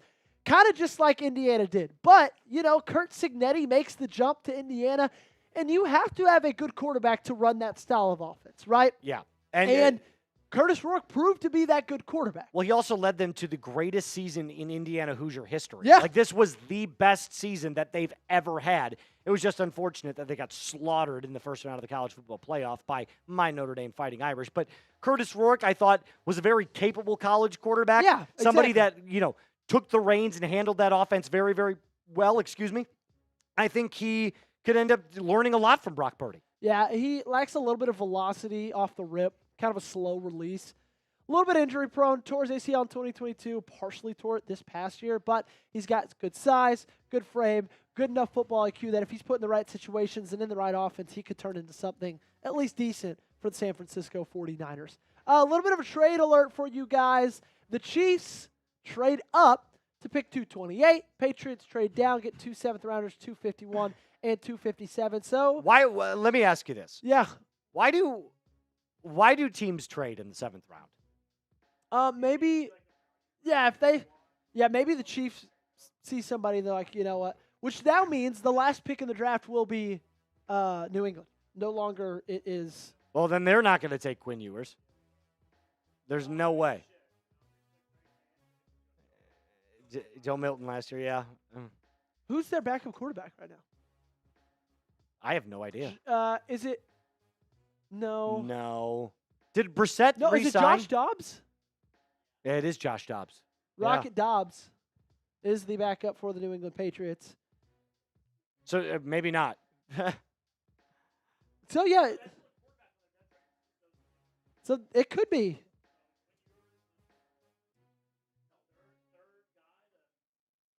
Complete the quarterback room in New England?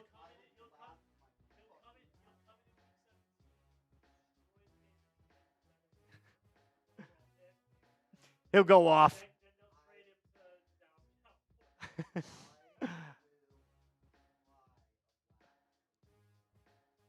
I think he actually could be. I'm not even joking. I think he could be Mr. Irrelevant. See, I'm surprised Jake Majors hasn't been picked, if I'm being honest. I really like Jake Majors. I'm not surprised Tez Johnson hasn't been picked. Tez Johnson won't be picked. Too small. But Logan Brown, wouldn't be surprised if he gets drafted as well. Quinn Ewers is going to be a hot UDFA name, I think, just because of the name value of it. Very hot. And so that'll be interesting kind of to keep an eye on that.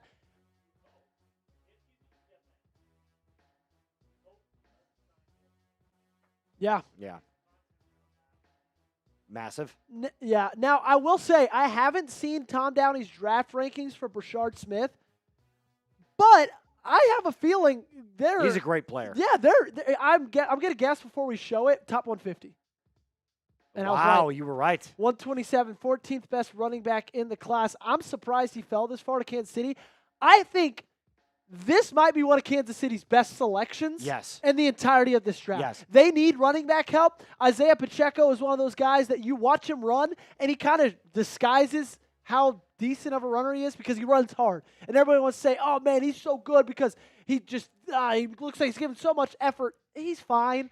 Brashard Smith is a really, really good back. Well, and I think also Isaiah Pacheco has faced some injuries the last couple of seasons, so having a player that can kind of do it what Pacheco also does at a very good level, Brashard Smith is one of those players that I feel like you said, this is an excellent value pick for the Kansas City Chiefs. How about us having a big cam for a 7th rounder? That's great. With less than 30 selections left, we got a big cam for him. I love that. Dante Kent, cornerback out of Central Michigan.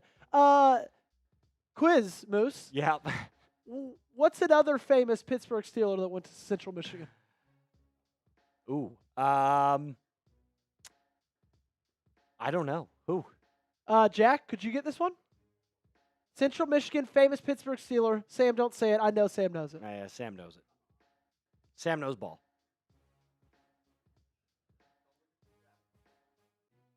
Oh, my God. It's so easy. It's Antonio Brown. It is. I'm so dumb. No, I did not. Did somebody say it? Yes, someone did say it. Oh, Logan did. The Steelers have had a very heavy defensive draft, which is not very surprising given who their head coach is. Selecting only pretty much defense the entirety of it. Will Howard and Caleb Johnson. Will Howard, Caleb Johnson, the only two offensive selections. Other than that, everybody's been a defensive tackle, edge rusher, cornerback, or linebacker. Classic Mike Tomlin, trying to get better on the defensive side of the ball, and he thinks he could have something with Dante Kent here. I will say that after Joey Porter Jr. got hurt this last year for Pittsburgh, they really struggled in coverage. Cam Sutton was not good after he came back from suspension, and I think Dante Kent has an outside chance to make a roster and possibly be a depth piece for the Pittsburgh Steelers, but we'll see. Indeed we will. Up next for the Detroit Lions, Dan Jackson. Kind of reminds me of Dan Campbell a little bit there. They both got the red, brownish hair. They're both named Dan, safety out of Georgia. 194 pounds, 64 tackles, 2 interceptions, 5 pass breakups. Former walk-on who gained plenty of praise, from coaches and teammates. So this is one of those like chip on the shoulder type players. He's got something to prove, but obviously lacks the talent to play it at the next level, so got way too many missed tackles. This is probably just like a, let's see what you got, kid pick. Could you guess how many missed tackles he had in 2025? I'm going to say 16. 4? Very close. He missed 15 tackles in 2024. That's terrible. That is like, could you guess his missed tackle percentage? 32%. Ooh, that's too high. 19.5%, which is still ridiculously high. Yeah, that's bad. That's really bad. Yeah, he's mainly a free safety, but also like, he wasn't He's not good. Yeah. He's just, let's call a spade. A spade. Although I will say his special teams ability might earn him a spot on a roster.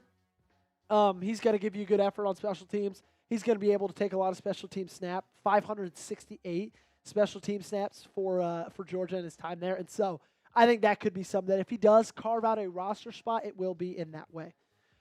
Keep hitting that subscriber button. 408,000 of you have done so, and I am really, really thankful for all of you guys that have joined us so far. What did we start on Thursday night with?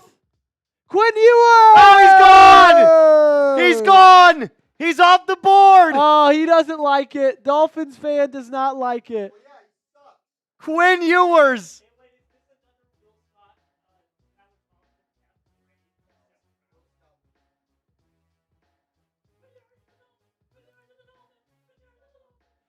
Lose it in a good way?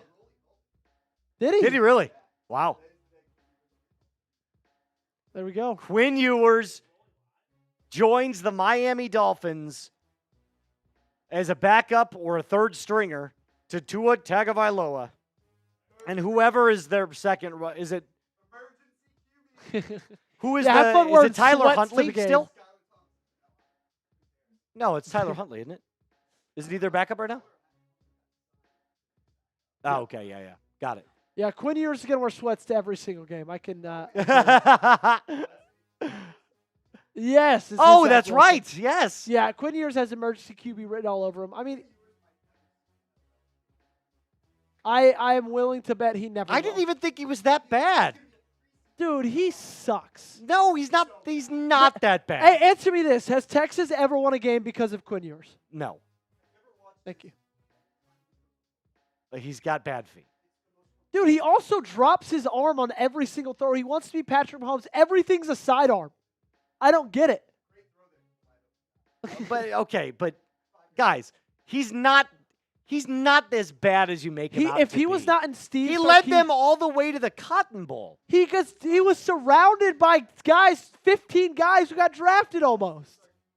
And he played in Steve Sarkisian's offense. I like. But hey, Ewers. okay, talk about him then.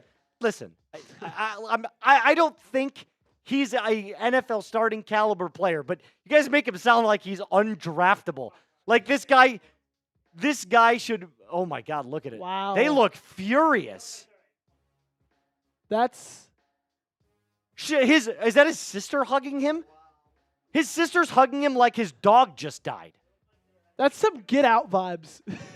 This dude got drafted.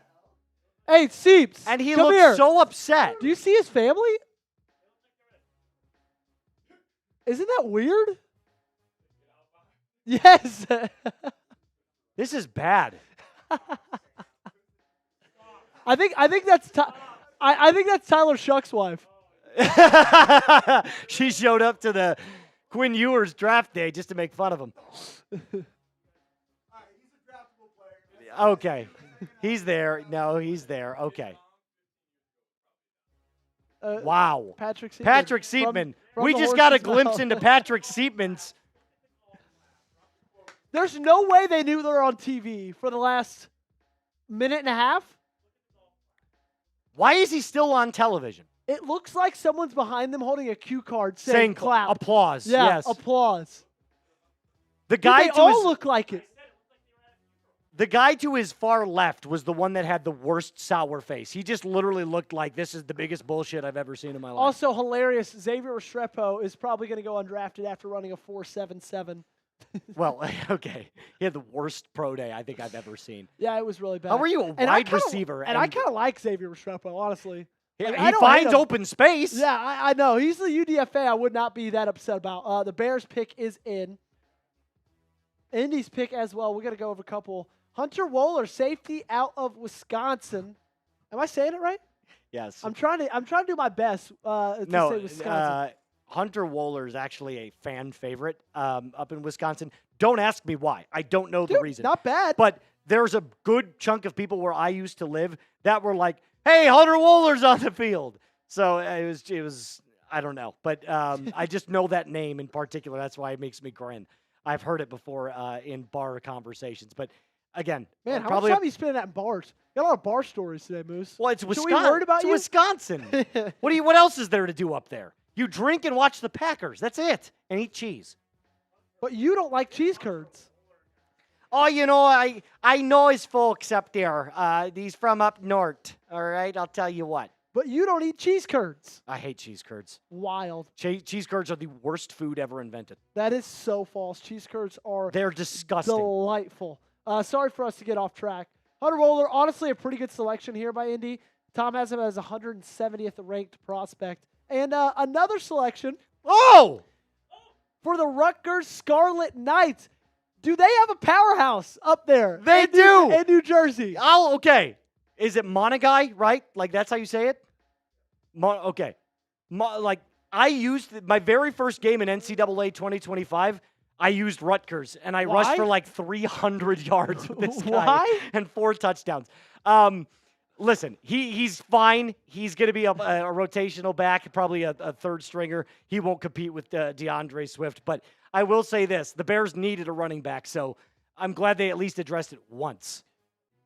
Yeah, he's a small guy, 5'8". Yeah, he's tiny.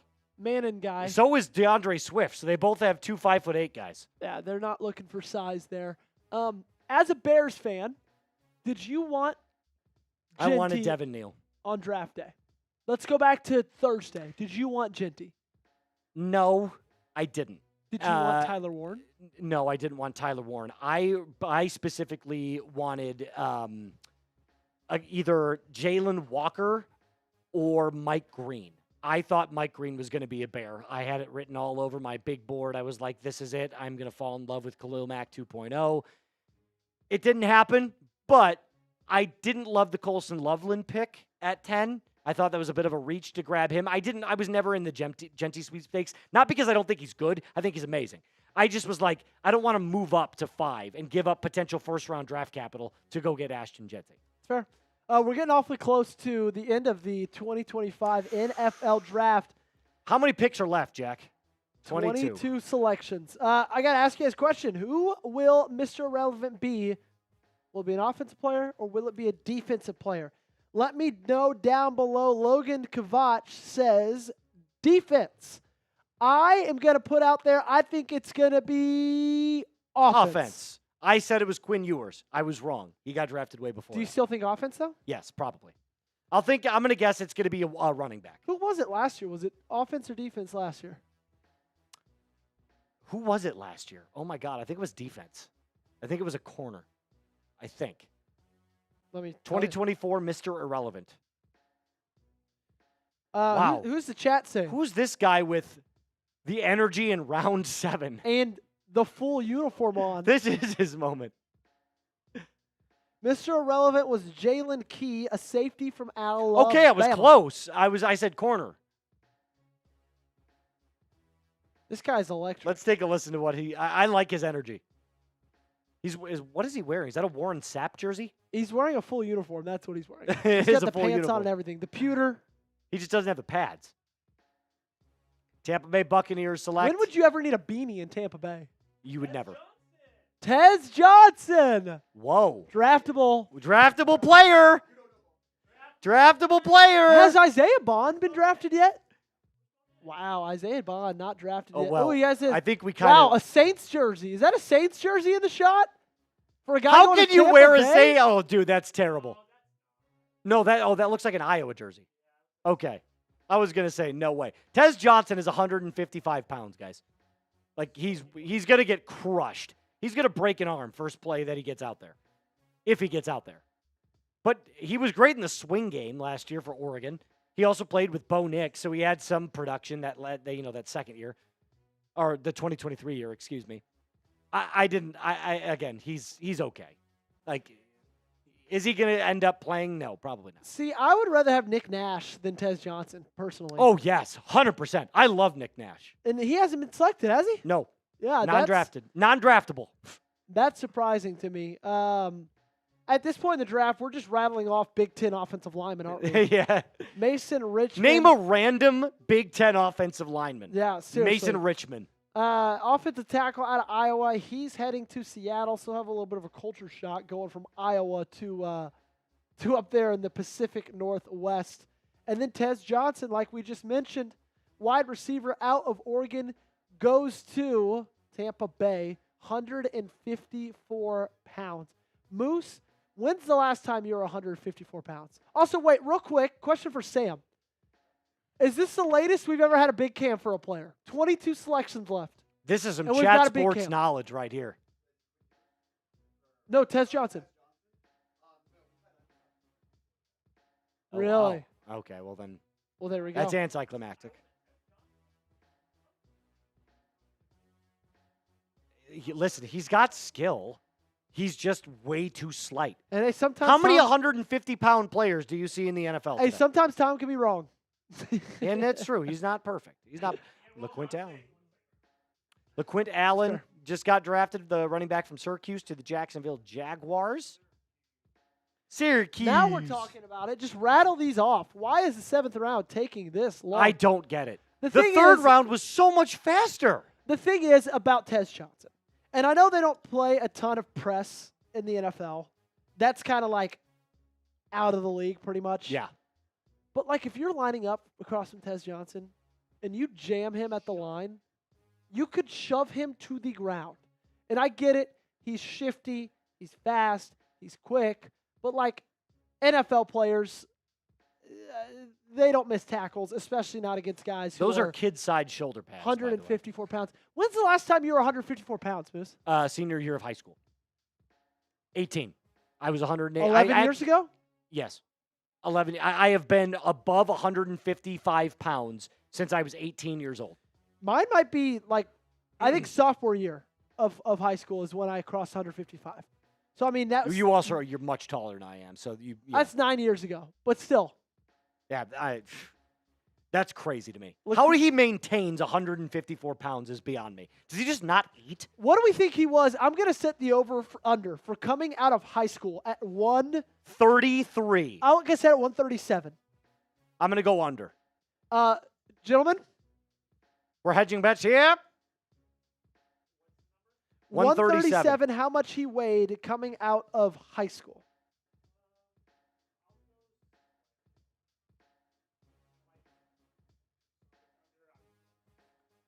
Sam? We're going 137 pounds for his weight coming out Tez of high Johnson's. school. You're going under. 133. So his 24/7 profile is showing 154 pounds. But I feel So like he that hasn't was moved I a feel like single that's, pound? That's been updated. Because it says NFL Scouting Combine on it. I have no idea. We're going to need to get our research team on this one. Shock Universe says, bro, all of us could bench press him. Genuinely. And I'm not very strong. My max right now is about 185. So I definitely could. So his high school athletic background in his 24/7 profile says 5'10", 150-pound wide receiver from Pittston, So he only gained Alabama. 4 pounds. He did get it right. He said the over. All right, let's go to LaQuint Allen. Running back out of Syracuse. 228 carries, over 1,000 yards, 16 touchdowns. Found the end zone quite a bit. This is a very similar season to what James Cook had with the Buffalo Bills. Just barely over 1,000 yards, but found the end zone a bunch. He's a former wide receiver. Got a great pass. He's a great pass blocker. Decent athlete, but again, if you're changing that, from wide receiver to running back, you probably lack a little bit of explosiveness and strength. Guys, I found it. 138 pounds. The line was almost perfect. I thought you said 150. I said 137. That was the line. Yeah, Jack nails it. 138 pounds coming out of high school. Tez Johnson. Let's talk about the cornerback from Tulane, Micah Robinson, Atlanta, Georgia native, 34 tackles in 2024, 2 interceptions, 8 pass breakups. And, Tulane's got some pretty decent production out of some pretty decent players. Green Bay addressing the cornerback needs, but in my opinion, they're in my opinion, they're addressing him a little too late. If you had to guess right now, Moose, what would you say happens with Jair Alexander? I think they'd look to trade him post June 1st. I don't know what the salary cap savings would be on that if they do decide to trade him. Post $17 million. Is it really? Okay, so then there you go. They're going to trade him. He's not going to get traded before then. Well, I don't think he's going to get traded at all. I think he will. I think they're tired of him. Oh, I think they're just going to release him. They've been trying to trade him. Wait a minute. Exactly, but like they would have, if they were going to trade him, they would have traded him before the draft because. No, I'm talking about a trade post June 1st. What the cap saving is? What's if they just cut him? Is it 17? 17 million. Oh wow. Okay, so then they'll just cut him. Yeah, I think they're just going to end up cutting him. Ricky White to Seattle. I actually really like Ricky White. Ricky White the third. The third. 2,524 receiving yards in the last 2 seasons, second most in the FBS. And I mean, this is a guy who if he ends up like landing in a really good spot, which could be in Seattle if their offensive line shows up a little bit. Like he could be something. He's somebody I would bet to make a roster in August. Oh yeah. Especially, I mean, look, he had a really good 2024 season. And he's doing it at UNLV too. Yeah, but he won't ever find the starting rotation except maybe in like a 5-wide package. But I could absolutely see him making a roster. Yeah, he's 188th overall prospect in Tom Downey's ranking, 19th overall wide receiver. He's worth drafting because of the special teams ability alone. He's a really, really great addition to the roster in that sense of the word. He's a good route runner, but also, like, it's not just the route running that gets him open. He can find ways to get open in other ways, whether it's just taking advantage of the zones, knowing where to be, and just kind of knowing where to run your routes. Not necessarily he's going to shake guys off. He's not necessarily going to just burn people off. It's more of just like, hey, I'm a really smart football player. I know where to go, and I know where the quarterback's going to find me, and he takes advantage of that, and, you know, he's had some really, really good production. Coming in 239, Phil Maffa, running back from Clemson. 1,015 yards, 8 touchdowns, 216 carries. Did you watch a lot of Clemson football last year, Joey? I didn't really. Remind me, who was the first running back selection? Yes, Jaden Blue. They've added a ton of running backs over the offseason. And Phil Maffa is a guy who I probably wouldn't bet on making a roster because of all the additions. I don't see it happening. But, I mean, he's a tough player. He's got a really good frame. He's built a lot like a good running back, like a solid running back. Like a 1999 running back. Exactly. But, like, if you're going to bet on either one of the two guys to make a roster who Dallas drafted today, I'm going to bet on Jaden Blue 10 times. Even with the fumble problems that Blue had the last season, I would absolutely say as a talent, it's definitely Blue. The Buffalo Bills made a selection, Moose. Caden Prather, the wide receiver out of Maryland. This was a player that I have seen being mocked to a bunch of different teams in like the 5th and the 6th. So the fact that he slid all the way to 7 as far as he did. Oh, listen, I'm a little bit higher on Prather than most. I actually did watch a little bit of tape on this guy. That's a fun fact for you. But again, a player that is probably not going to see his way into any starting rotations anytime soon. Could probably come in a pinch for you if you needed someone to, if you were really depleted. But I don't hate the selection. Yeah, Buffalo is they've got an interesting wide receiver core. They obviously their number one right, Neil, is Khalil Shakir. Yeah, and they just extended him. And I got to ask you this. Do you think he's the number one? No. He's not. I don't either. He's not a number one. I think they're a little bit similar to the Packers, where they have a lot of wide receiver 2s or 3s. Well, but here's the thing. I think they drafted Keon Coleman to take that next step to being a number 1 wide receiver. He just hasn't done it yet. Last year, kind of a tough rookie season for Coleman, but I feel like with his attitude that he displays, because he's got a great one, going into next season, I think you're going to see a big uptick in his targets and production. Do you think he could make that jump? Yes. Okay. Now, let me be clear. I don't think he's going to go to 100 receptions, but 65 receptions, 800 or 900 yards, 5 or 6 touchdowns, could absolutely see it. What was he sitting at this past year? 45 receptions, 600 yards, 3 touchdowns, I think, 2 touchdowns, something like that. So mid, but, I think he'll take that next step. I don't think he'll ever be a true, solidified big-time wide receiver in the NFL. He's just not as skilled. We got about 17 selections to go. And from now until the end of today's show, for all 660 people still hanging out with us, any Super Chat, it's 2 times the raffle entries, all right? So you could Super Chat in $5. You'll get 2 raffle tickets. We are raffling off the NFL draft hats. The winner gets to pick a hat of their choosing, all righty? You can pick any team you want, whether you're a fan of the team, whether you hate the team, you just want to get it to burn it. I don't care. It's your pick. Do whatever you want. And now is the best time to enter that raffle because for every $5, it'll be 2 times the raffle entry. So $10 gets you 4 entries. 20 gets you 8. 40, what does that get you, Move? 16. 16. So welcome to Send Math. in Welcome to a Math super Sports. chat. We haven't had a Math sports. we haven't had a super chat since MA Football Guy, but we got to remember the MVP, Miss Chris Lotteray. That's true. And right now, she's going home with that football right there, which you could win. If you are our Super Chat MVP, we're going to sign that football and ship it right on out to you. Hand delivered by Jack Lotteray. No. If whoever it is, it will be hand delivered by Jack Lotteray. It will be hand delivered. This is how you know. It's a Greyhound.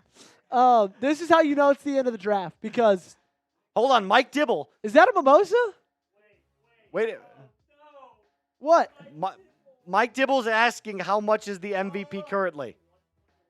121 would get you it. Here's the football. NFL Daily. Mr. Signed Dibble. by every Chat Sports. Do it. It's $121. Every Chat Oh, I'm Sports sorry. employee will sign this, baby. We'll get it to you. Okay. And, well, we'll see if Mr. Dibble wants to donate. That's fine. And may or may not be hand delivered by Jack Lotteray. The Greyhound waits for Jack. Chris Lotteray talking some smack. Whoa. Beat me, Mike. I dare you. Dang, Chris. Those are fighting words. Those are fighting words. Mike Dibble. What team is Mike Dibble a fan of? Ooh. Browns fan. Hi, you got Shedeur. Shedevland. And Dylan Gabriel. The Rams pick is in at 242. Baltimore's is up next. Let's go. Oh, my gosh. Okay, I have to ask you a quick question before the next pick comes in. Joey, this is my first NFL draft here. How are you feeling right now? Honestly, I'm exhausted. I feel fine. And I think it's because I'm up here. If I was doing what I was doing yesterday, running around, making cuts, I think I'd feel a lot more tired. But, like, I feel fine. My body feels tired. I am like, I can feel it right. Like, falling asleep standing up is not out of the realm of possibilities. I can feel it on the face, but, like, also. Hey, we did get a super chat. And for 121. It's not 121. That's funny. Caleb Lohner is the selection for the Denver Broncos out of Utah, so he stays over on the west side of the country. A big boy out of Flower Mound, Texas, not far from the Chat Sports Studios. That's where Cullen grew up. 6'7", 256 pounds. If I would have told you at the beginning of the day, hey, a tight end who has 54 yards in 2024 is going to get drafted, what would you have said to me? I would have said he was going to be a Denver Bronco. Because their tight end room before Evan Ingram was awful. Yeah. Adam Troutman led your entire team, and he had 300 yards receiving, and he led the tight end room? That's terrible. So I would have said he was a Denver Bronco. I'm a little surprised, I don't know if you are, that Jared Ivey has yet to be selected. I was just going to say. I had him as a 4th or 5th round grade. Yeah, I think I mocked him in the 4th in a couple of drafts, if I'm being 100% completely honest with you. We're still waiting for Mike Dibble to break the MVP. Dibble. We'll see if it happens. Dibble. Also, can I ask a quick favor? We're only 4 likes away from 1,100. Can Yeah, we just 4 get likes those? away. My OCD is kicking in. I'm like, can we just make that a nice, Yeah. Can we just get over that? It's like when you're turning up the TV and you It stop has at, to be on an even number. You stop at 21 and you're like, No, ooh. dude, it freaks me out. It has to be on an even number or in Or variables of 5. 5. Yes, exactly. Fun fact about me. I only set my alarms for random. No, like I never do a 5 or a 0. So you'll do like 6:33? Yep, Okay. always. That's weird. Panda of Pizza sitting at $1.21. Unfortunately, you got to set that couple to the hundreds. Yes, Sam, you're questioning something? I think Sam is joining my OCD brain right now. Like you have to set it for like 6:30, 6:35, 6:40. Oh my God, Sam, are you a snoozer? Do you click the snooze button like 5 times?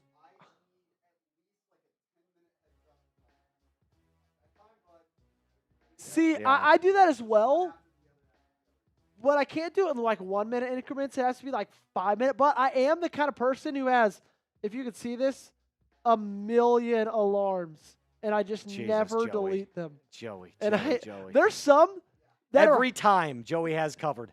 there are some that are in high school still, like that I remember setting in high school. It's like turn in this Spanish assignment. There we go. I wonder what mine is. Oh, do you want to know what mine is? I'll show you what mine is. I love that, Sam. All right, I'll show you what mine is. Since we're all showing our alarm clocks here. My earliest one is 12:35 a.m. I think mine is 12:38. 12:05, beat you. Oh, see. Canota Mumfield, wide receiver out of Pittsburgh, is heading to the City of Angels to play for the Rams. 813 yards, so pretty decent production with the Pitt Panthers this past year. 5 touchdowns. And, that's a wide receiver room that's gone through a little bit of changes. Obviously, Cooper Kupp hit the exit door. Devontae Adams hit the entrance. Thoughts on how that offense fares going into the 2025 season? Well, it all depends on, in my opinion, Puka Nakua's health. If Puka can stay healthy, Devontae's going to draw more one-on-ones, which he's still an excellent route runner. So I think if Puka can stay healthy, you're looking at a very dynamic offense like we saw the second half of the season last year. But as we saw in the first half, when Puka's injured, that offense just goes to shambles. Garrett Dellinger is the selection for the Baltimore Ravens.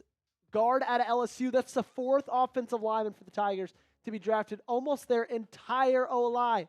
6'4", 320 pounds. Played 7 games in 2024. This Baltimore Ravens offensive line, I think they punched a little bit above their weight class last year. They played a lot better than people Well, the expected first them couple to. of games, they were not good. Ronnie Stanley had a terrible week 1, week 2. He did. But then it picked up definitely as the season went on. And they've got the cornerstone in Tyler Linderbaum. They locked down Ronnie Stanley for the foreseeable future. Roger Rosengarten took a massive step forward at right tackle. It's just the 2 guards that present massive question marks, right? Yeah. Patrick McCarry, he's gone to Jacksonville. So now Andrew Voorhees will step up. He started last season, got hurt, and didn't play for the rest of the year. Daniel Fa'alele was the right guard. He gets a little more flack than I think he deserves, but still at the end of the day, it's not like he's, Superman or anything like that. And so they could improve, and I think they should improve in the interior of that offensive line because you got to look at who you have in your backfield with Derrick Henry and with Lamar Jackson. And contrary to popular belief, at least for the beginning of his career, Lamar Jackson plays his best from inside the pocket, funny enough. Wait a minute. No, that is not pumpkin pie. It looks like a little bit of... I'll give you... I if it's know what it. if it's what I think Don't it is. tell me. A rhubarb? Is it rhubarb It's pie? rhubarb pie. It looked like it. No, it's delicious. It is delicious. Rhubarb pie with vanilla ice cream on it is like God's work. It's very Midwest. My sister had a friend her family was all from Iowa, and they visited, and we hung out with them, and they brought a rhubarb pie, Oh, and it it's was so good. Strawberry, what flavor was it? strawberry, I think. Strawberry rhubarb. That's like the most classic one, but you can also do like raspberry or like boysenberry. Boysenberry rhubarb pie is phenomenal. No, you can. Rhubarb pie. Yeah, it's good. We're talking about Quinn Ewers over here. Oh, were you watching the backdoor or no? conversations right now? Dude, so was his entire family. It was crazy. They didn't want anything to do with it. That's crazy.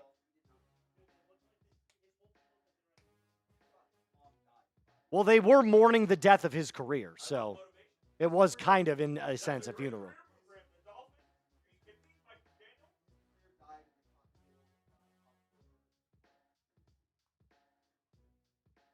That's a very weird memory.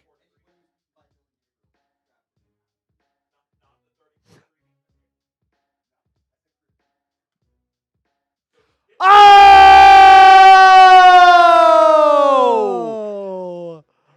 There it is. Mike Dibble! Bang! A $200 super chat. We've got a new MVP. MVP! MVP! MVP! He said, "Got to keep." We got a shotgun one for Dibs.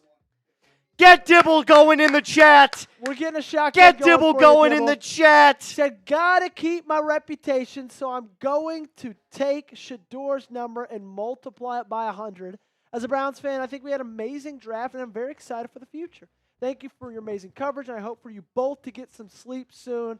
Finally, Dude, here we go, I love Brownies. this guy. Here we go. Woo, woo. Here we go, Brownies. Here we go. Woo, woo. Actually, I don't really feel good about doing that because You are the Ravens I am the host. Ravens rundown host. I'm not, though, so I can say go Brownies. But a $200 super chat, I think that deserves a yeah, Here we yeah, go, that Brownies. does, for sure. Marcelo Get Dibbles going in the Hernandez. chat. What's going up, Marcelo? A lot of people ask it. Oh wait, we got to move. We got to move for Sam. Oh, you want to know a fun fact? I've never actually seen these shot funds in use. Ooh, and that's like the worst beer to shotgun as well. Coors Light. Okay. Oh, That is blasphemy. do you That like is a very Coors over hot Miller? take. Like if you're just drinking a beer? Okay. Miller is way better than Coors. Unless it's Coors Banquet. Coors Banquet's really good. I know my beer. Hold on, Mike, sorry. Everybody spam Boo Sam in the chat. Asher and Marcelo, to clear up the confusion, I am the host of the Ravens Rundown. I produce for Commanders. So, no, I'm not a Commanders fan. I've enjoyed producing for the Commanders and cheering them on and hosting that channel from time to time. Have enjoyed it. The playoff run was fun. And Sam's back, this time with a Miller Lite. There we go. Oh, that's such a better fit. Now that's a real shotgun That's a beer better right fit. there. That's fair. Now he looks bigger, yeah. Ooh.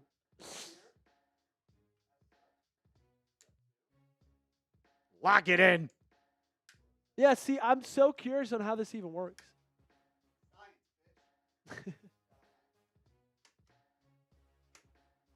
There it is. Whoa. Oh, yeah. That's nice. That's real nice. Shout out to Sam Brown. Was that cold, Sam? And shout out looks to cold. Mike Dibble. Yeah. Mike with the $200 bangarang. Spam Mike spam in those the chat. mics. I'm going to spam Mike in the chat. Spam those mics. Spam those mics. Spam those mics. Mike. What day is it, Mike? 400. No. 80. Hey, I'm going to see myself out the door here. This is not math sports. Get those mics in the chat. We got Ty Man, Asher, Panda, a Pizza. We got Ty Man. And we are rounding out the 7th round of the 2025 Okay, dude, I'm NFL telling draft. you. Like, these can't be real players. Ja'Cory Krosky Merritt. How do you look, Sam?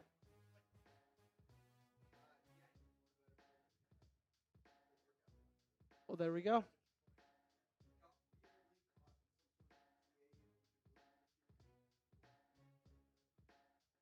Oh, interesting. Dominic Lovett, wide receiver out of Georgia, taken. I'm honestly surprised any wide receivers out of Georgia got taken out this past year. They were not good. Horrendous. They were terrible. Especially, what's his name that got drafted earlier today? What's the Georgia wide receiver's name? Keep going, Moose. Aaron Smith. He sucks. Dominic Lovett I have wasn't no much idea better. who. 59 receptions, 670 yards, 6 touchdowns, 38 of them. The 7th alone. round is so hard to keep track of, especially if you're not a big-time player, like Quinn Ewers. But again, look at these names. Ja'Cory Krosky-Merritt. Like, come on. A little bit of Ja'Cory Krosky-Merritt. some eligibility. Yeah, it sounds like a British name as well. A little bit of eligibility concerns this past year, or not concerns, but just like holdups. Only played in one game. 13 carries, 106 yards, a touchdown, though. And so That's actually this is pretty a guy decent. who tested really, really well, and I think that Washington's looking at this as, hey, let's spend a 7th rounder. Brian Robinson Jr.'s all right. This Can't is stay the healthy. definition of a question mark right here. Yeah, the Brian Robinson Jr. can't stay healthy. Austin Eckler can't really stay healthy either. And so it's like, cool, let's just go see if we can snag a late running back and see if we can turn him into anything special. Right the now, pick is in for the Cowboys at 247. 10 left. 10 more picks. Wow, I Just cannot 10. believe the Cowboys gave up a 4th rounder for that wide receiver at the trade deadline. Who was it again? The former Say- Carolina Panthers. Say that again one more time. I didn't The hear the question. Cowboys trade deadline, 4th rounder for. Jesus. Wide receiver. God. Was it? He's got a weird name, too. Jonathan Mingo? Was it? Jonathan Mingo. There we Jonathan Mingo, yes. There we go. Miles Frazier. That was the 5th round pick for the Detroit Lions, as they show them up there on the screen. We still got 582 people watching. Make sure to like the video. Asher Dean says, Joey, did you play football when you were young? Yes, I did. I feel like that's just kind of like, if you grew up in Texas, You played football? you played football. Yeah, and see, I didn't, so I played golf. There we go. I And I was a played golfer. golf in 8th grade. I was a That's when I golfer. started. But yeah, played football all the way until I graduated. Graduated high school? yeah. Did you really? What position were you? Wide receiver. Wow. Yep. Joey Peterson. Very, very stereotypical. Good hands. Not fast. Not fast. Good hands. I was a quarterback when I was growing up. Like when I Okay. was in like elementary school. Slinging that And rock then- around. And then I got fat and lost all my speed and athleticism. But still had those great hands. I got fat. He was able to catch a cold in the desert, which is Yep. crazy. Yeah. So, hey, shout out your favorite team. This thing's rounding out. You got to give us stuff to talk about. We can only say so much about Krosky-Merritt. Yeah. So y'all let us know down there in the comment section, who is your favorite team? I'll pick one. Actually, did I do it last time? I think I did it last time. Moose's turn to pick one at random. That's and, fine. Yep, I'll we do it. will I'll turn talk around. But about let's get whoever- 30 seconds of people spamming their favorite teams. We're going to talk about whoever we see. So get those down in the chat. We got a lot of Browns right now from Ty Man and Mike Dibble. 568 people still watching. Let us know your favorite teams, Dibble, dibble. and we'll start talking about them. Sun Devil says Browns. Wow, we have A a lot of Browns. Right Three now, we're different- talking about the Browns. 3 different Browns from 3 different people. Falcons. Packers says Logan Kavach. Packers says Panda Pizza. Hey, Logan and Panda. Can I self-plug the Packers report? Yeah, you can, absolutely. Hey, Logan and Panda. Throw that link in Here's there. the link to our Packers Chat Sports channel. I am the host of it. Go ahead, click that link, subscribe, and lock us in because it's been a ton of fun. Love doing all I've been doing with the Packers report and getting to learn a All little right, bit more. I'll and cover start that turning team. around here. Turn around. We're going to give you a 10-second countdown. You're going to turn back around and choose a team. 10, 9, 8, 7, 6, 5, 4, 3, 2, 1. The Browns. Browns.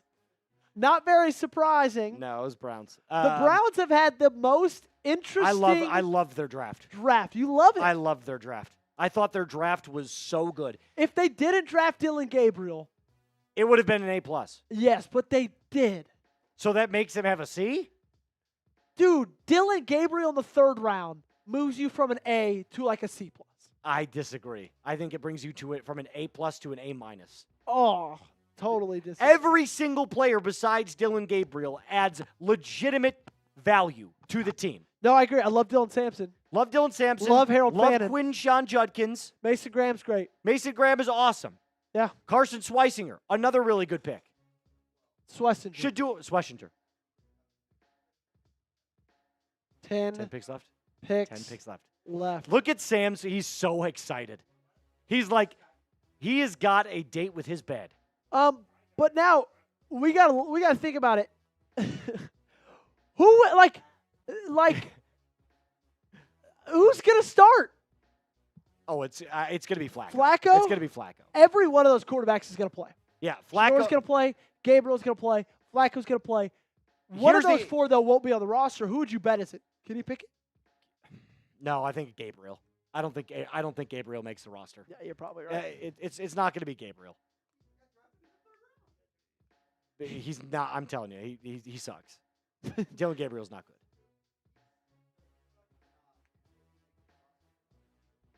Well, fair. usually when you suck, you don't make the roster. I disagree. The Bears invested in Kevin White, and he got cut after like 2 years of never being on the field. But that's even making more of my point. You can move off of anybody.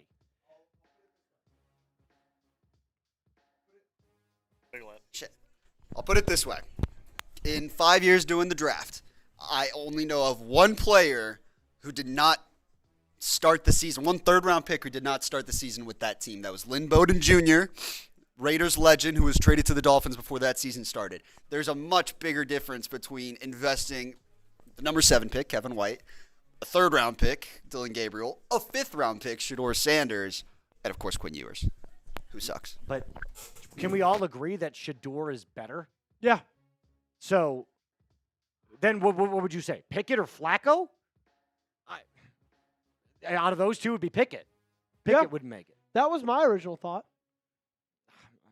Hey, I guess anything's possible, but because how many can you have on one team? Is it 4?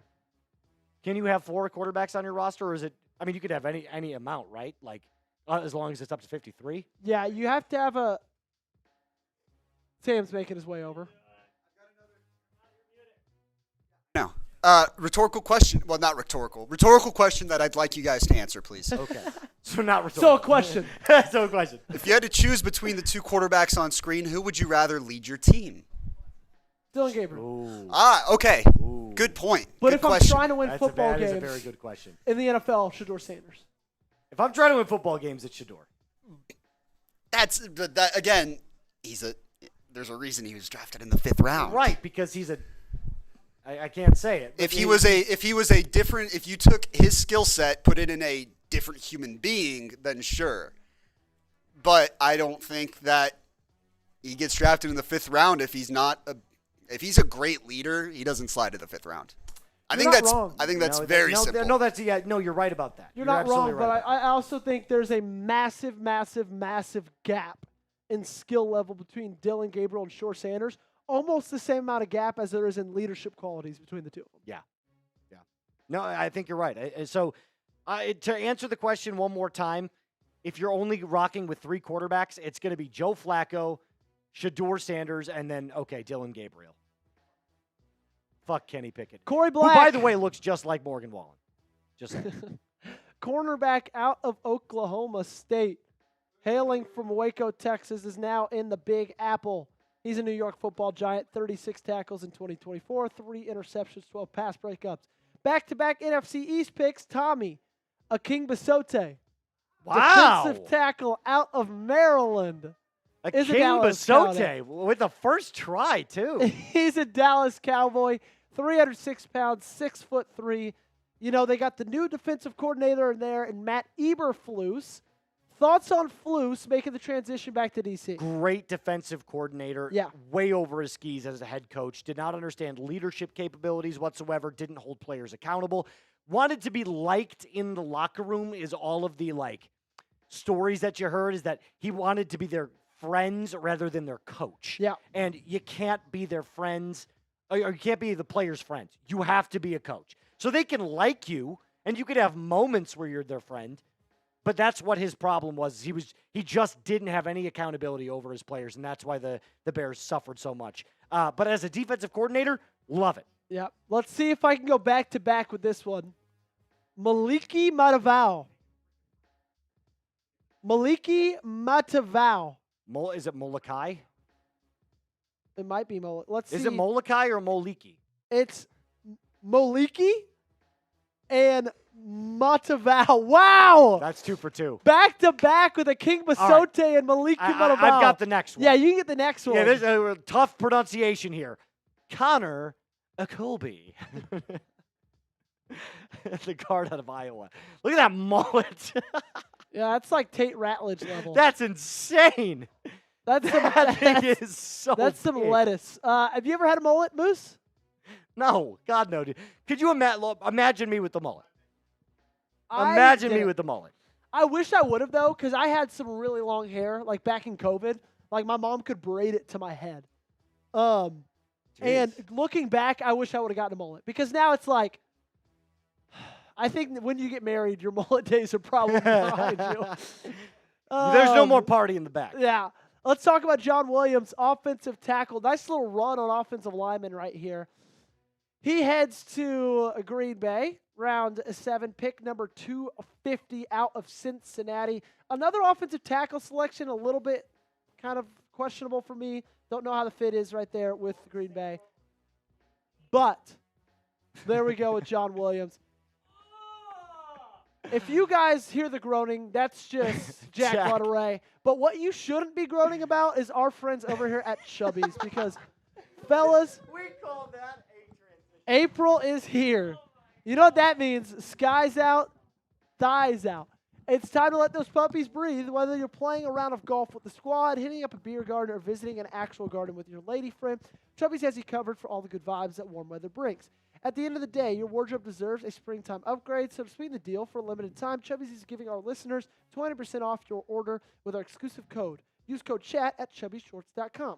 Experience unmatched comfort and style with Chubby's iconic original stretch shorts. Depending on how much thigh you're looking to show, Chubby's makes them in 4-inch, 5.5-inch, and 7-inch inseams. These shorts have the stretchiest fabric for ultimate movability and flexibility, while maintaining a perfectly tailored fit.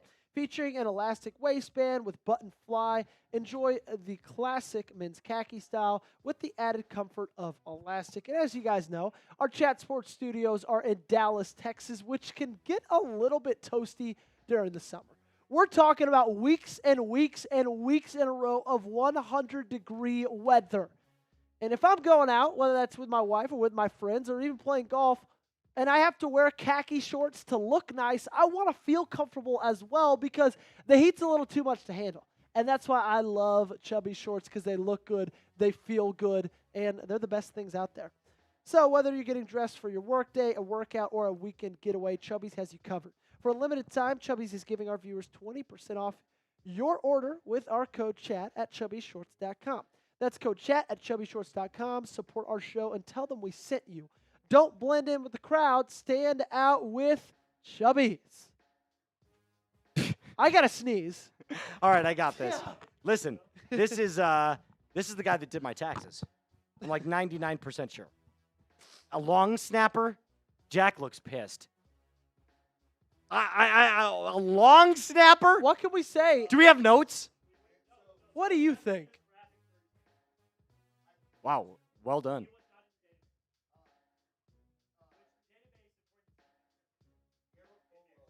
Yeah.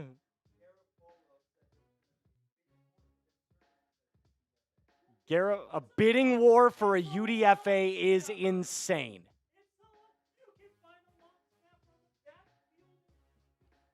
That is absolutely wild.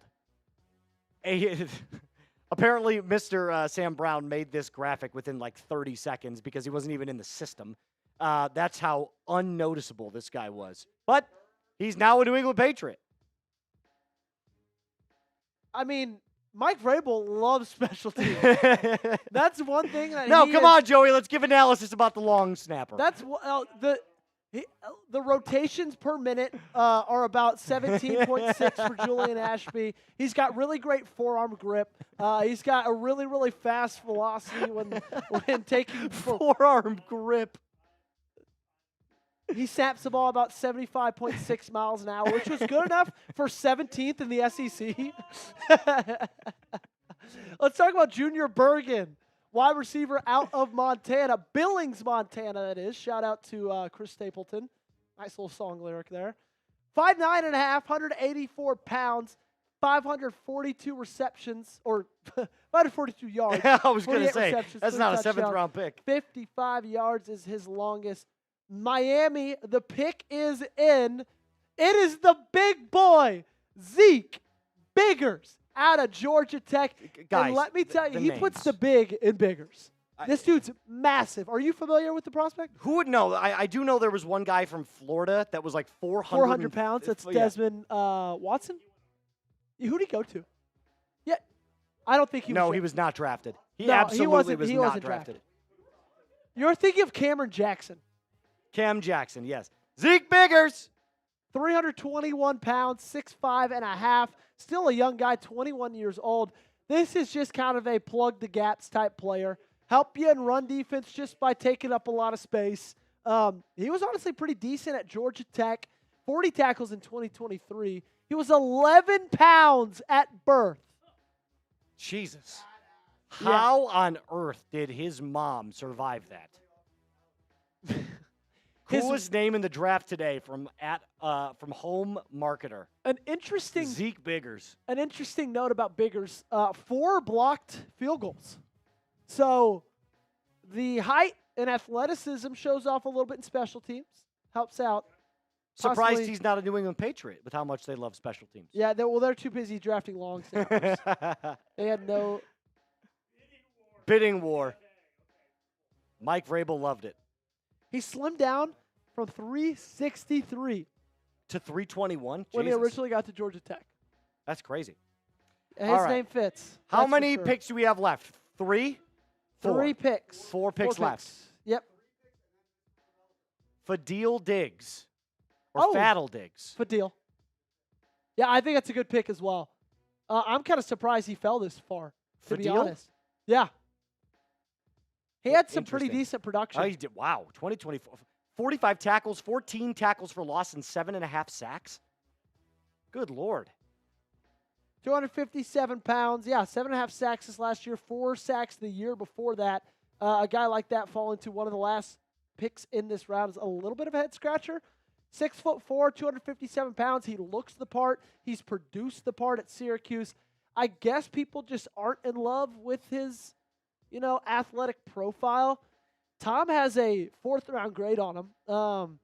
I think the cool thing about Fadil Diggs is he's been a captain. He's been a leader wherever he was, whether that was A&M or whether that was Syracuse. And he also ran a 4.57. So this is a guy that's honestly not bad at all. Hit that sub button. There we We go. are nearing the end of our draft. This is it.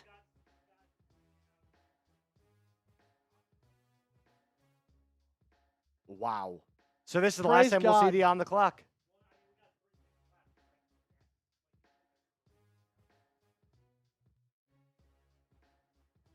And thus would also conclude the 2025 NFL Draft.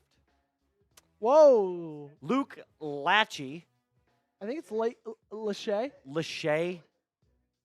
Oh, yeah. Oh, It's gonna be May. It's gonna be Lachey. 4-time academic All Big Ten. What did you say?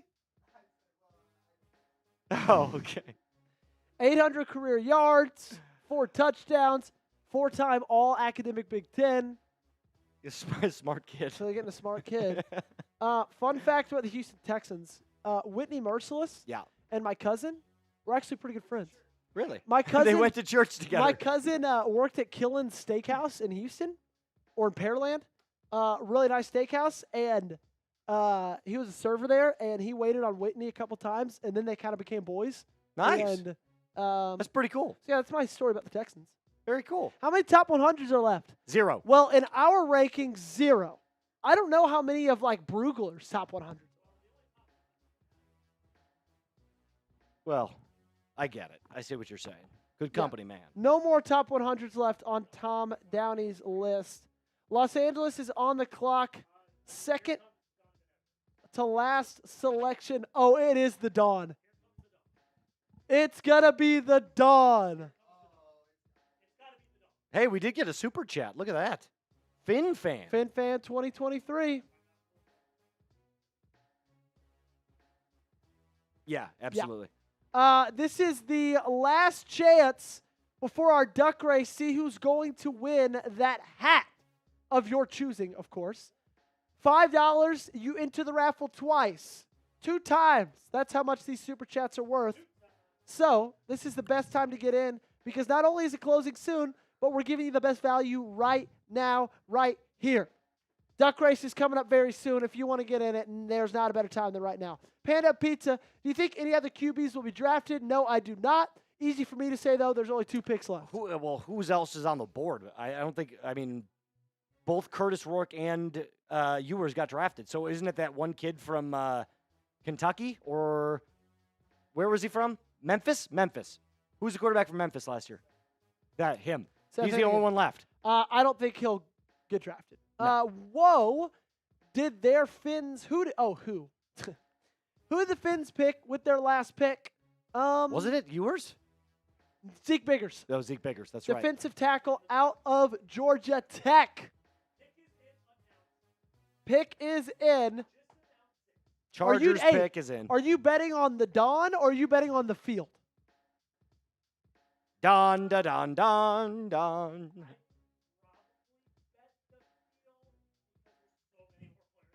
Yeah, right.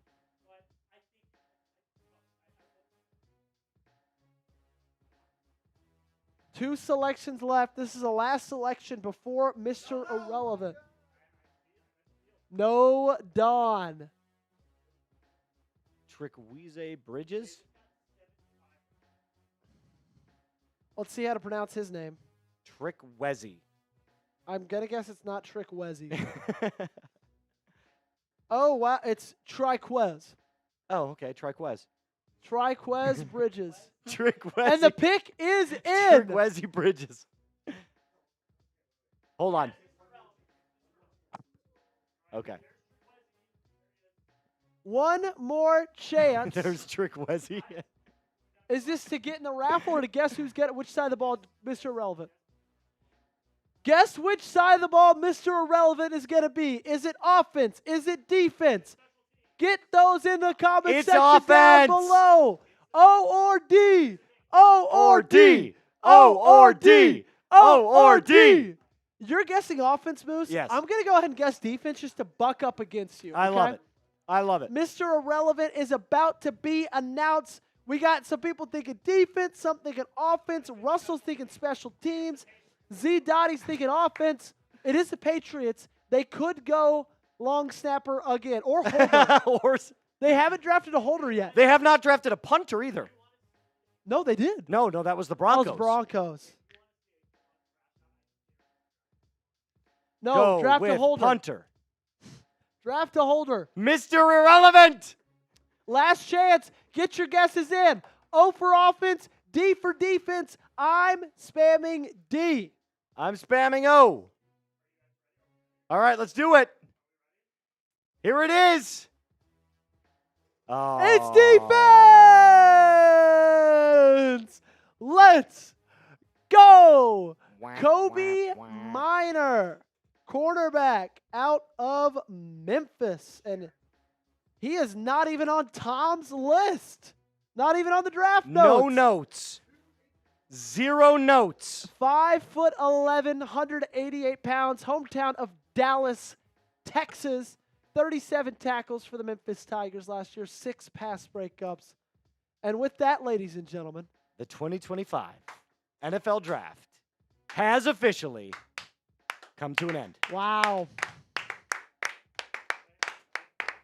Jack, come around.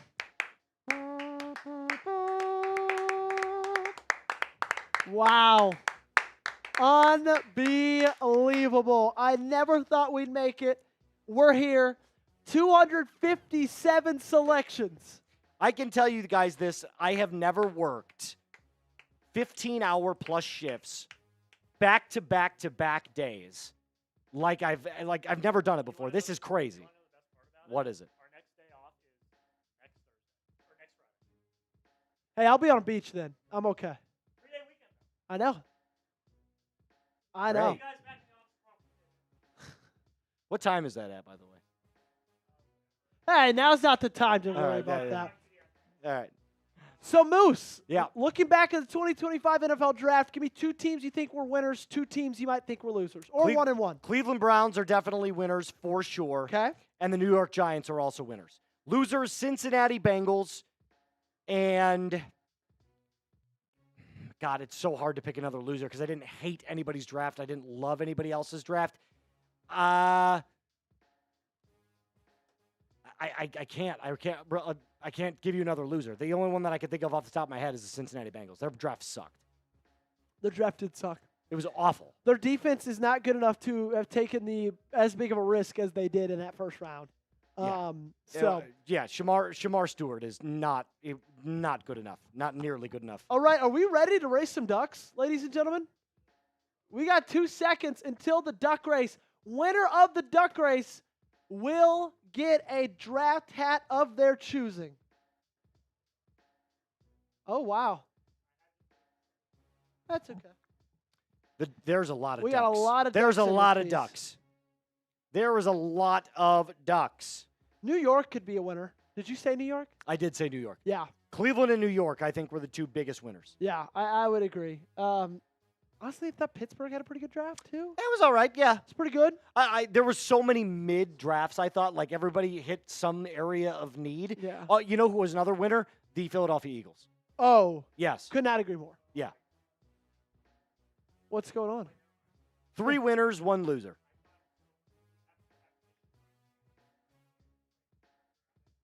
Oh. Uh-oh. There we go. There we go.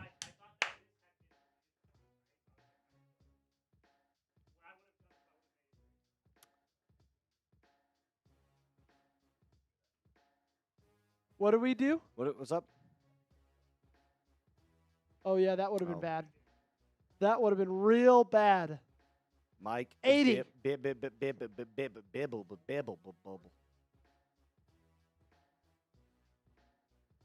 Kobe Minor to the Patriots, and that is a wrap. They drafted Stewart and Knight, good players. Sheesh. Cleveland losers for drafting drama with Sanders. No. Mike I Dibble, disagree with that. you get the football because you're the MVP, my friend. So we'll have everybody sign it. We'll send it off to you, or Jack will hand deliver it. Yeah, Greyhound.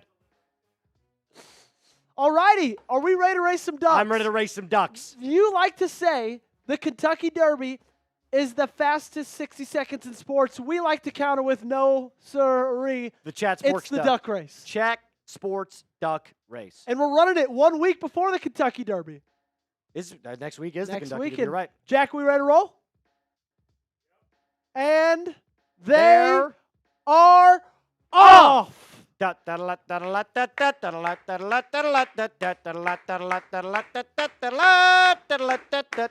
is that? What's the riders? The riders. That's the. I don't think that's the Kentucky Derby song.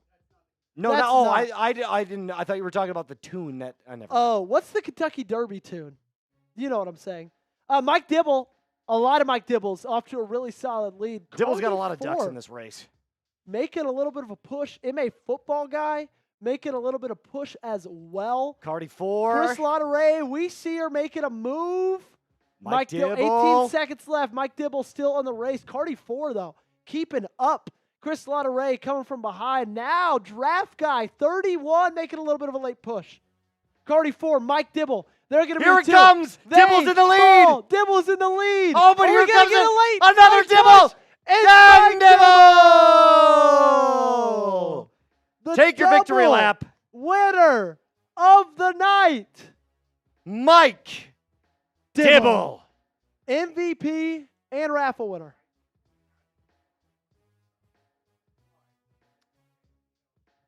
Hey, Mike, I'm pretty sure we've got your info, but just in case we don't, email us draft@chatsports.com.